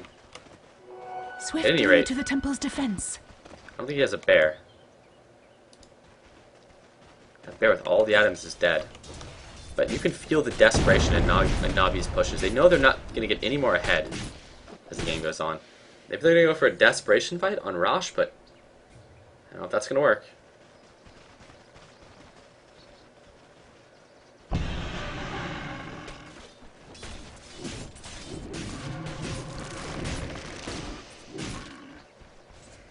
This is not how I want the finals to end, but this game is starting to just get painful. It's like Navi is just in there, pretty much their death throes, and they're going to go for a complexity smoke ink, I assume. No, not even. Just picking up the chainmail because he needs a bit more armor. I don't even know what he's going to do with the Robe of the Magi here. But he buys it anyways because fuck it. He's going to get all the shirts. He's going tank wizard. He's got to get his armor, got to get his robe.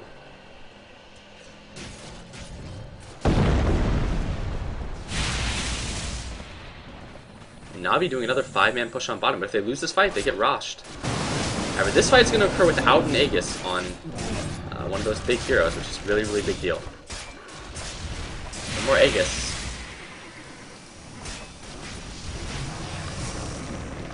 And Silver still like, you cheating fucking Chinese, you fucking cheaters. Do you really need the time? Do you really need to do this? You're all smoked up. You cheating Chinese. Those motherfuckers are strategizing right now.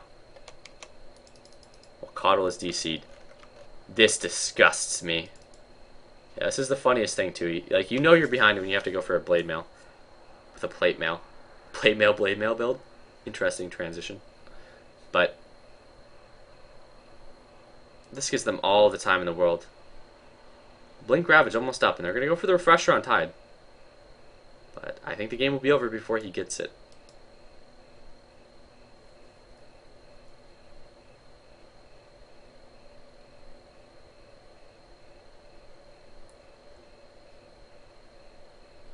Yeah, you don't lag during a LAN event.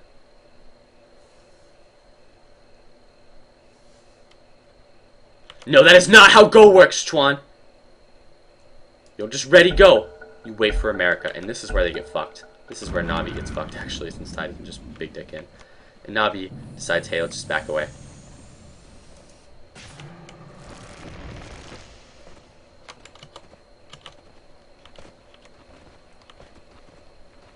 And what is Na'Vi actually doing here? They know Rosh is going to be up soon. And by soon, I mean now. Rosh materializes. I'm not exactly sure what their plan is here. They haven't revealed themselves, except for this ward, which sees everything that they're doing. And this can potentially be very bad for Na'Vi. The last thing you want is the entire enemy team to walk up on you behind with a Blink Ravage. Not. Oh god. Oh god, Na'Vi, no. Arsart? Uh-oh. Uh-oh. Oh no, this is terrible for Na'Vi. And there's the Blink Ravage. There's the Shivas. Don't even need the song. And they counter wall, but it's a useless wall for Deadly. Juggernaut spinning in, and there's the song. And goodbye, Na'Vi. It was a good run. Actually, Ferrari getting smacked down here. Holy crap, Ferrari taking a lot of damage, but he's not actually going to go down. Might have been on the chase, but not able to actually kill him. Bear nowhere near. Needs to resummon. He doesn't resummon in time. He didn't resummon in time. That was terrible. Terrible fight, rather. But he didn't resummon the bear in time. And not being able to resummon the bear to Radiance burn away was big. He knows they can't actually Rosh in time to do this.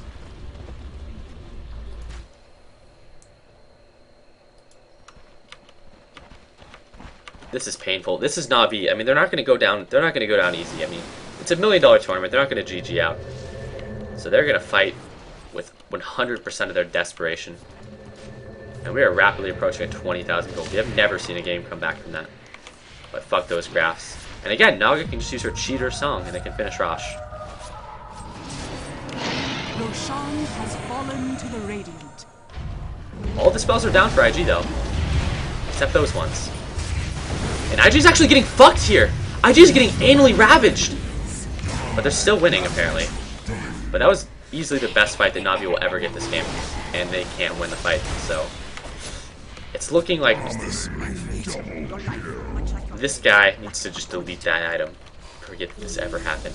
What a filthy traitor. Might have him buys out, but his bear is okay. He has a resummon for the bear. That was again the best fight that Na'Vi was gonna get. It was a terrible fight. Dire's middle tower is under attack. It literally will not get better than that fight. If it does, it is entirely because IG is throwing. And I don't know what Coddle is doing. I guess he's going back to the base. He's got one gem for each hand. Look at this, the shame. Puppy's gem. And the Chinese are going to do what they do best and just rice up a little more. After all, you can't end the game until your Tide gets his refresher. Everyone knows that. Because what is going to seal the deal in these team fights more than a Blink double Ravage?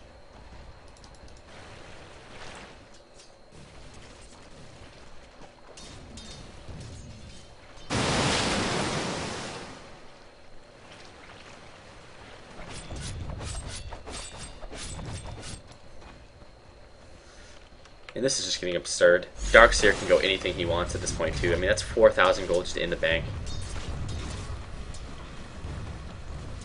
Navi could team wipe IG, and individually, I'm pretty sure that every single member on the team can buy out. And so many heroes that one crit just kills immediately. Luckily, Ferrari opts not to use the cheese in that last fight because the Chinese big fans of 50-minute games.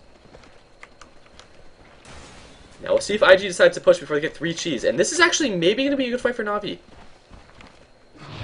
And this is maybe the best engagement we'll get, but you can't actually walk up and ambush Naga because he'll just hit her R button and do this. And all of a sudden, your sick initiation just becomes everyone walking away. Dire's middle tower is under attack. And this is why everyone bans Naga.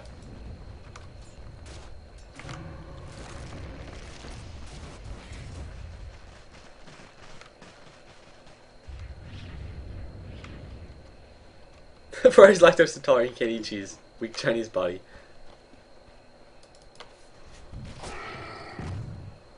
Let's check the gold lead. Looks like the Chinese, true to their very farmy style, can't accept trying to win a game with just a 20,000 gold lead. They're going for the 30k lead. Already they've reached that in experience, but...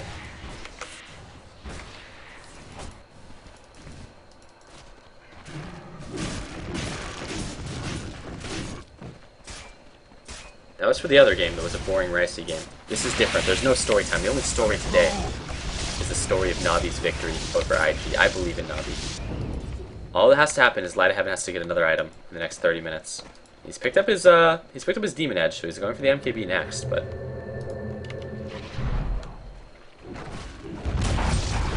Dire's top tower has been denied. yes, Naga's indeed fucking them, and this entire series has been the story of Naga Siren. Illusion!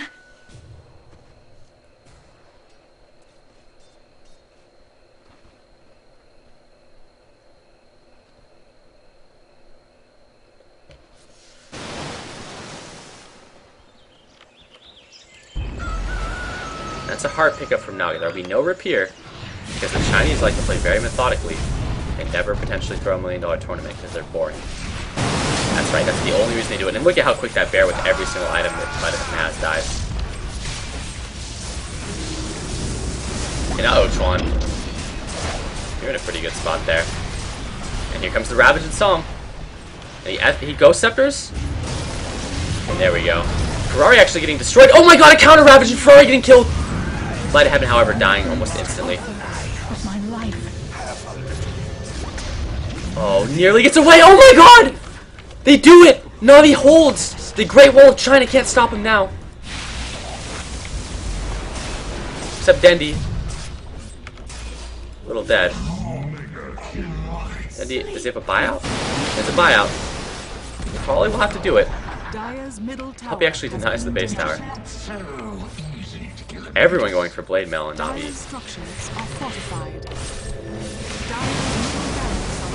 They need to deal with these illusions from Naga, and this is why.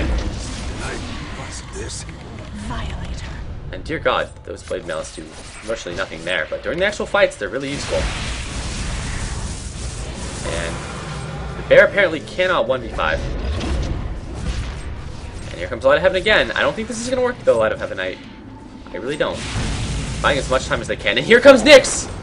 Uh-oh, maybe we want to do a stun the Darkseer. That's a pretty important target. And as this happens, Light of Heaven getting picked off in the back. He doesn't have a buyout either. Oh, run! Run! Oh god, I love you. And only one racks down though from Navi. And that is how Naga Siren does her thing. Everyone just walks away. Dire's bottom tower is under attack. Surprised the dumb Chinese player did not use a Riptide.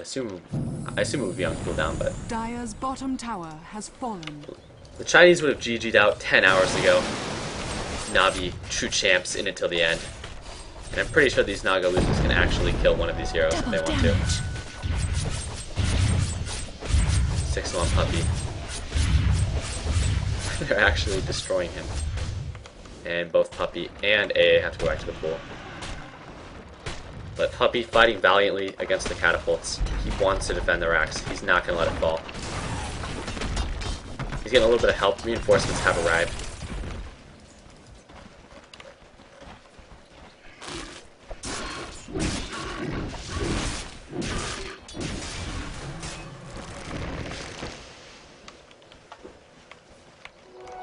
Bruno was wrong, man. Silver has a lot of legs, as does Nyx, and they still can't win. Lesh has a lot of legs too. They drafted the really, really high leg strategy and they're losing. Naga doesn't even have legs, and everyone else is at 2 best. I guess Keeper makes up for what Naga lacks in legs. However, Nyx is just loaded in legs.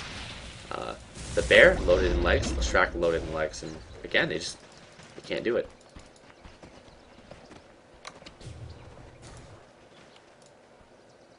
The Blade Mail up now. And these Blade Mails are actually fairly important too, because they allow you to kind of weaponize your 1200 HP, if that makes sense. So Puppy is essentially useless, but you can just big dip up into the center of a team fight, and all of a sudden he's 1200 HP that gets reflected towards the enemies. He's the king of reflection. Where is that 2 many layers?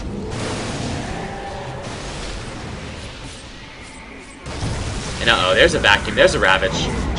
And oh my gosh, he's actually getting dropped! I had such plans. Light of Heaven, though, is actually dead, so this fight can't be won by Navi. And now everyone dies. And that's it. Navi GG's out. That is the grand finals. There's no other game for Navi. That's what deserved victory. I don't know if that's sarcasm. About a 30,000 gold lead for the Chinese. As expected, they can't win a game without a massive gold lead. Dire's top barracks has fallen.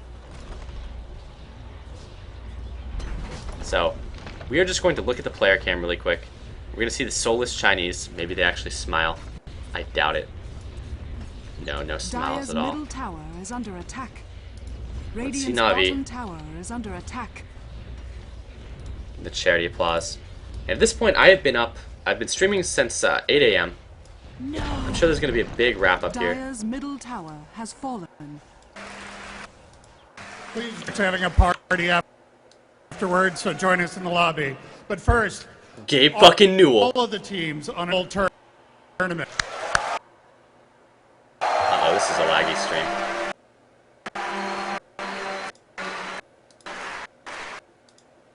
And now I go the winners of this national in victory. Uh-oh. Are they really going to wave the Chinese flag, rub it in?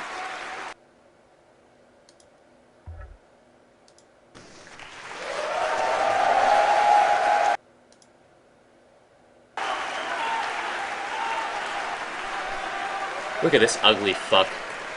He doesn't deserve it. They're just dressed in Chinese flags. They know their masters are going to beat him if they don't wave him around. This guy's Chinaman, superhero. Look at him. He's probably going to eat it when he goes home. I can't believe it. He doesn't want to let it go. Look at this. No one is happy in the audience. The Chinese are not the crowd favorites at all. Everyone's just shouting at him.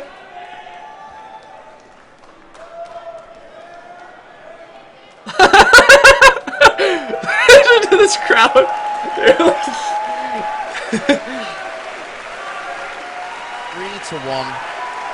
And I can hear myself now. So there we have it. Invictus Gaming winning over Navi. 3-1. The champions here of the International 2012. Taking home $1 million. But Navi certainly put up a great performance. Beating IG a little bit earlier, but of course now coming out Navi second. holding the trophy. The only holding it they'll ever do. They'll be taking home. And guys, we'll be probably rejoining the panel just so we can say goodbye to everybody at home. It's been a great event. It's been absolutely amazing. It's been a wonderful win. IG are a very deserving champion. They played exceptionally well. It takes a fantastic team to take down Navi. Navi have proven time and time again that they're amazing. IG able to take it 3-1. I believe one gods may have predicted. May have. On 3D stream is actually way too laggy. At Navi, it wasn't enough today. I mean, they ran the Chinese gauntlet we talked about. They took absolutely. down IG, LGD, DK in the winners bracket, but grand finals, IG got their revenge. Congratulations to all the team for being here. Of course, IG, the champions who played amazingly well. And of course, congratulations to Valve. I'll leave you with the last statistic of the tournament. Radiant versus Dire, 51% versus 49%. And first pick versus second pick, 51% versus 49%. So pretty balanced game. Well done, Valve. Well done, Ice Front. Yeah, we have to Fucking give a Bruno. huge shout out. I'm not sure when we're leaving the show yet, but I'm eager. I'm eager to join the party because, of course, if you were anywhere near Benaroya Hall, home of the Seattle Symphony and now the champions IG, you can come join us here. I'm sure a lot of people will be wanting to meet the teams and have autographs. But yeah, we really have to say thank you to Valve. Just an amazing event. They really put a lot of work in this. There are so many volunteers as well that came down and helped out, but of course everybody at home. It really made it a fun event. Just watching the chat on stream, in game, the reactions from the crowd, it was fantastic. Yeah, Valve are a wonderful company. We thank everybody who tuned in. Obviously, the game is incredible. I look forward to the things that Valve are going to do with it. I feel like they have a lot of great people who are doing a lot of awesome things, and I look forward to future internationals. Yeah, I look forward to the future. That's really what this tournament's all about, moving forward. And next year's going to be another tournament, and there's going to be a whole new year of fantastic matches. All right, guys, we're ready to wrap it up. So any last words, any kind of shout-outs? You want to promote yourself? Maybe, Bruno, one last stat if we can get it, and I'll do a sign-off. Bruno, man up. You can do it. Camera, my crazy eyes. Nothing else to say. This is IG Joe's, so have fun. Yeah, well played, Faith. Well played, Ferrari. Well played, Joe. Well played, Yaya Feng. YYF, by the way, my personal MVP for the tournament. And well played, Shuan. Well played, Dandy. Fuck off. Yeah, fantastic from IG. And a big shout out to the 15 other teams who could not make it to that $1 million prize pool. All the teams who came, all the teams who couldn't, in the case of MUFC, World Elite who are here as a backup team, everyone who made this possible. And yeah, thanks everyone for tuning in. All right, then, Gaben already guys, walked up on stage. From myself, Nebula, Gods, and Ice Frog here at the panel, we're going to leave you for now and off to drink responsibly. That's where we're going. But of course, it's been a great event, great 3 days. If you didn't see it all, here's a nice little highlight for you. Congratulations once again to IG, your champions of the International 2012. Oh, the highlight's just going to be Navi getting raped. That's all they do at the end of the highlights, if it's just from the last game. I hope it isn't. I hope it's from the International itself. Quite the interesting highlight so far.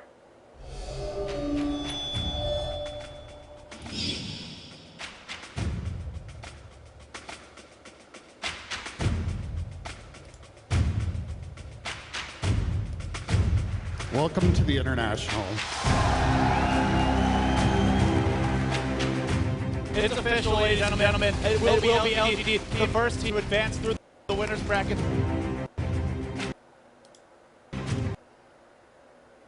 The Ravage will hit on everybody. Complexity. No. Uh-oh. Own 3D, shit website, etc., etc. So IG takes it, man. 2-1.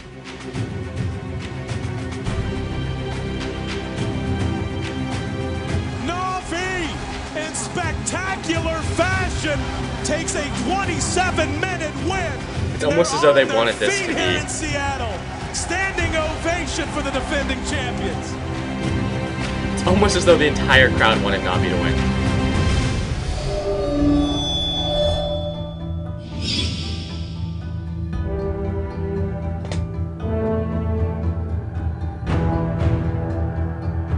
Orange becoming a bigger and bigger contender here in the lower bracket.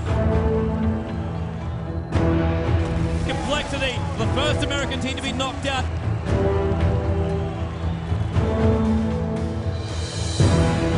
The EG path ends now.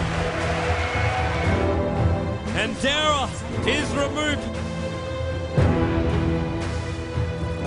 DK advancing past Tongfu. E-Home has ended their run here in Seattle. IG has extended theirs. Zenith was in the winner's bracket at the onset of play. I think literally today. no one in the crowd wanted Out of the Chinese to win. Honestly, let's be real here. No one wanted the Chinese to win. Everyone wanted Navi to win. It would have been like a Cinderella story. They were the returning champions. I mean, look how much they're in this too. Champions will be going to the winner bracket finals.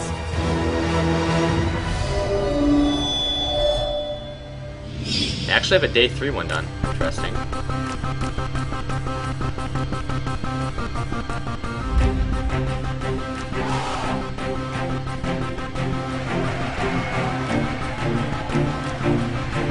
Live in the black hole, Brady's got nothing, he has to cancel instantly. GG is the call. IG will stay in.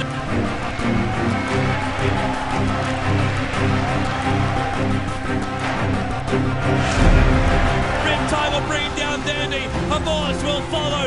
It is a triple kill. Hanging on to get a hit, but here comes line up. Just like all. LGT.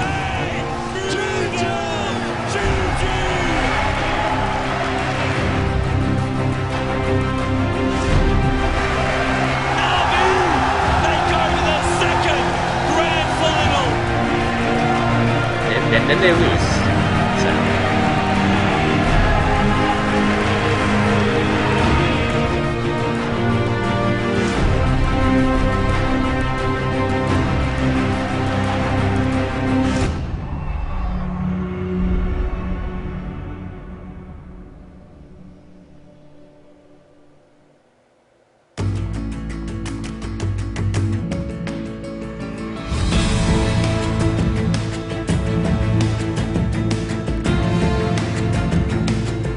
Highlight reel of Navi losing more fights, sadly. Now, if Navi would have won, again, this is like so disappointing as a final. If Navi would have won, it would have been amazing.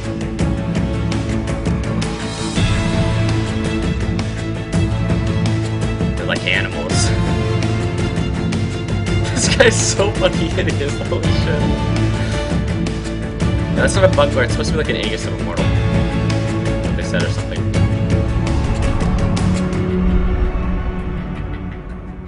After being painted by Ollie Barney next year for Navi. Oh god, they're really gonna do this. Light of Heaven's in some trouble. Super hanging around as long as he can. Puppy's gonna drop. There's our first blood. Blink away by Havost. And Navi comes up wanting. They're not done. They're gonna land a gale on AA. AA in trouble trying to get to the tower. The clap goes off. Make it 2 kills. Here's Havost. He wants, oh, big grave. Super stays alive and Havost barely. He's just so fast. Now Black forced by QQQ. He is by himself. Koro save his life. Maybe they can. Banner's on the run. QQQ, he still wants to bring him down. Avalanche. It hits the toss. Black adaptive strikes up. He's got no more strength to morph. Bamboo doing what he can. Lamb as well as PCT. Can he take both? Gush as well. PCT. Toss up. There's the job by Lamb. That was actually a pretty big play, but I assumed that it would be the other team that came out ahead. Jo, he's in Viz, trying to set up a gank. Oh, HY lurking in the tree line. Does Jo know he's there? I think they do. The Hawk's gonna scout him, maybe. Blinks away. Hannah blinks in. Speaking of whack-a-mole, there's your tornado. The mallet finds him. The sight device. HY, cold snap too. Jo just chewing through him. What a kill! How did they even see him? The Hawk, the micro from Hannah. Was wrecked. The movement from Complexity, this one might pay off. Fluff and Stuff comes in. No Sentry Wards though. A rare moment where they're not prepared. They're not going to find that kill. No, Sunstrike Ice Blast. Oh my god. Is he going to shatter? Is he going to shatter? He's getting close. He's getting close. 10% and the kill. JO's got himself 900, although, you know, a lot of it is refraction. Lich got himself 700. All right, Ix Mike. Even Hannah Montana. Oh, I remember this. This is where Ix Mike gets soloed by Sunstrike. He's gonna hit. Poor Spirits. Big plays. This is like a humiliation reel for Ix Mike in Complexity, it seems like. Getting a kill with Sunstrike. IG. Oh, they're going to catch Demon. Oh, he doesn't quite make it. He does get forced at the safety, but Tidehunter's there with the big blink to finish things up. YYF. Trying to stay head up, trying to play this one. what they can. There's a try from This YYF. Juwan in position. Juwan's not level 6. Not going to have his epicenter. Cold snap on Demon. Here comes Zoe on the high ground. He's going to take the long way around. Fear with the track, and Demon's in trouble. He's going to drop blows to Ravage. Black Hole's going to catch all 4. IG evaporates. That's actually huge too. But, that was Bruno, a sick team fight. anything you want to tell us? Well, I was expecting the Wisp. Couldn't happen. But, you know, I hate it when you're wrong. Yeah, Bruno's so powerful, he gets his own spot in the highlight reel. Ultimate, who has a 50% chance of winning. You pick a Lycan, who has a 65% chance of winning. That makes you 115% chance of winning. There's no way to lose. Wow, that's a stat if I ever heard one. That's brilliant. That's how numbers work. Math, You're very good with percentages there, Bruno, the stat man. That's nice back. Didn't really combine too well with the ball, but Blood Angel creates a whole bunch, and PJJ grabbing the ball, and the Ravage, Marana with a double. He wants to get a triple as well. He runs back inside the base. It was too much. 4 go down, and he makes the only one to live. That's what you call spamming your ulti button right there. Just spamming it. There's that storm aspect, getting him up in the air. Haste rune. Look at this blocking Gonna be by Puppy. bottled It's up. so good. Oh, he didn't get it. The Wolves killed it. Oh, wow.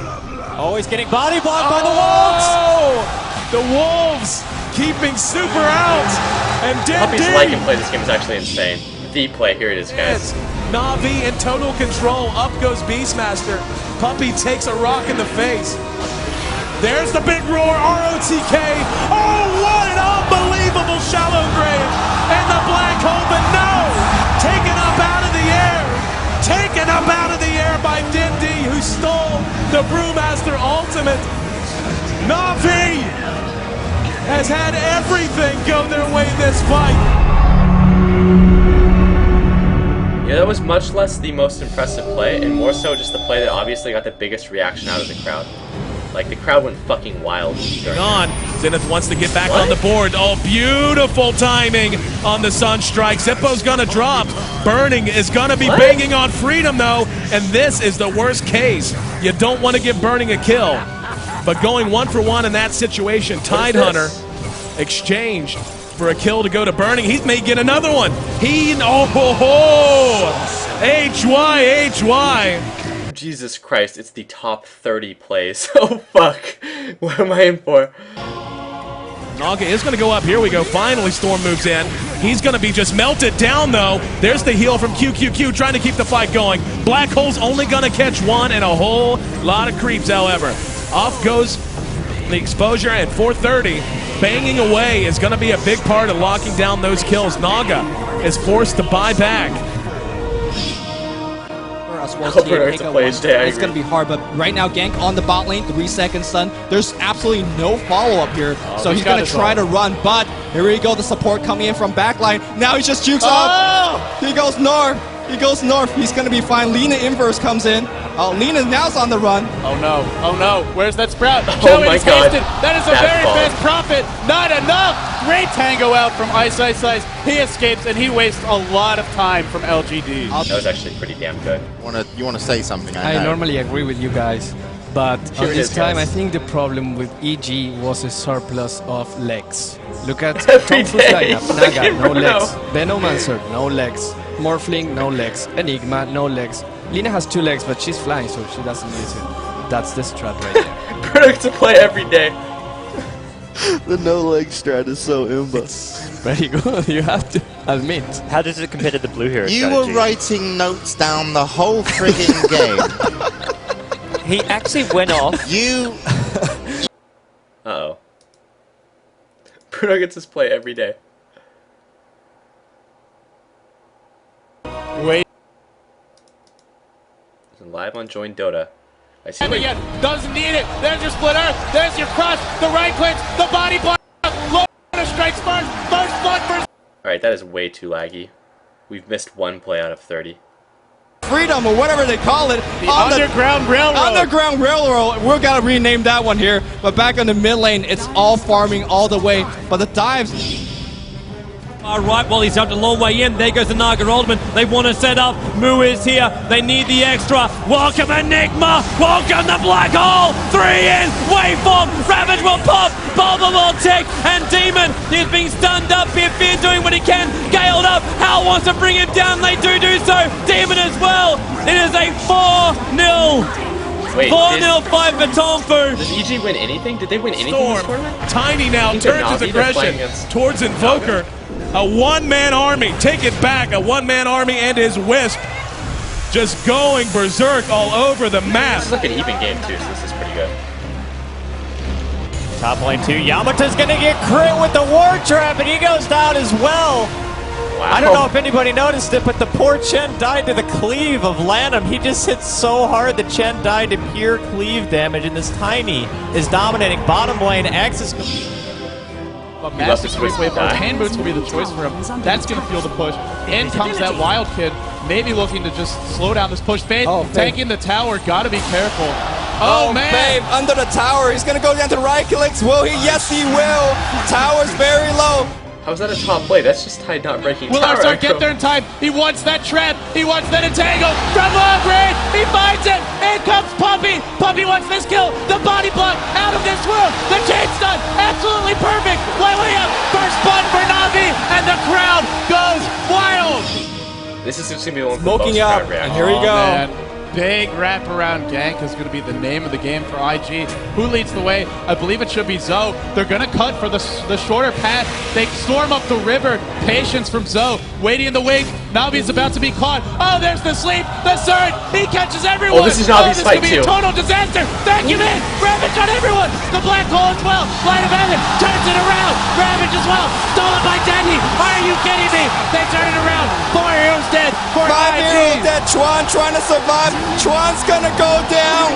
Puppy talked about the Naga counter. It's Light of Heaven. What's his BKB? They turn it around. I don't even know how they're gonna do it. Standing ovation from the crowd. And that was the best play, pretty much. But that's why IG bans out Enigma every single game in the actual grand final. After they got dumpstered by Na'Vi, American dominance, they had to hear the crowd roaring against them. I like how there were boos when IG actually won.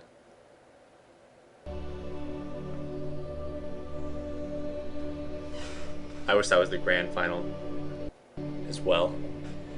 But the crowds, it seems like when they do these best of 10s, they just kind of order it by crowd reaction almost. Because some of these aren't that phenomenal, but they draw really, really big reactions. Like, you almost certainly always see Na'Vi in one of the best ones.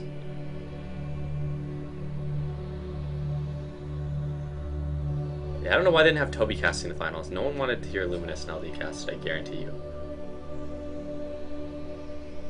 Any closing words for us? I don't know. I think, is there a last best of 10? They don't have one for day 3? Is that it? If this isn't it, then this is a really, really bad intermission thing to put up, because if it's not completely over, when you put this up, everyone thinks it's over.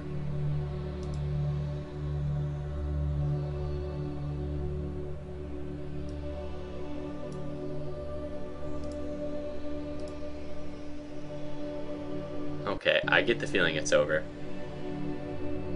Rob, are you on?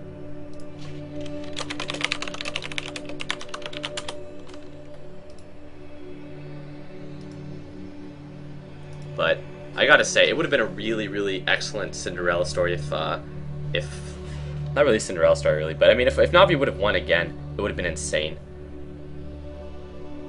It would have been absolutely insane, because they won the first international, obviously. And think about how like the level of interest in the international would have been so low if like Na'Vi was eliminated early on. Like pretty much every other non-Asian team other than Na'Vi got destroyed immediately, whereas Na'Vi had a legitimate chance of winning the grand finals, but they ended up going down 1-3, and that's, I gotta say, man, everyone was rooting for Na'Vi. That would have been insane. So one of the favorites win, yeah, exactly. But still, they didn't win it. And it's a sad day for Dota, but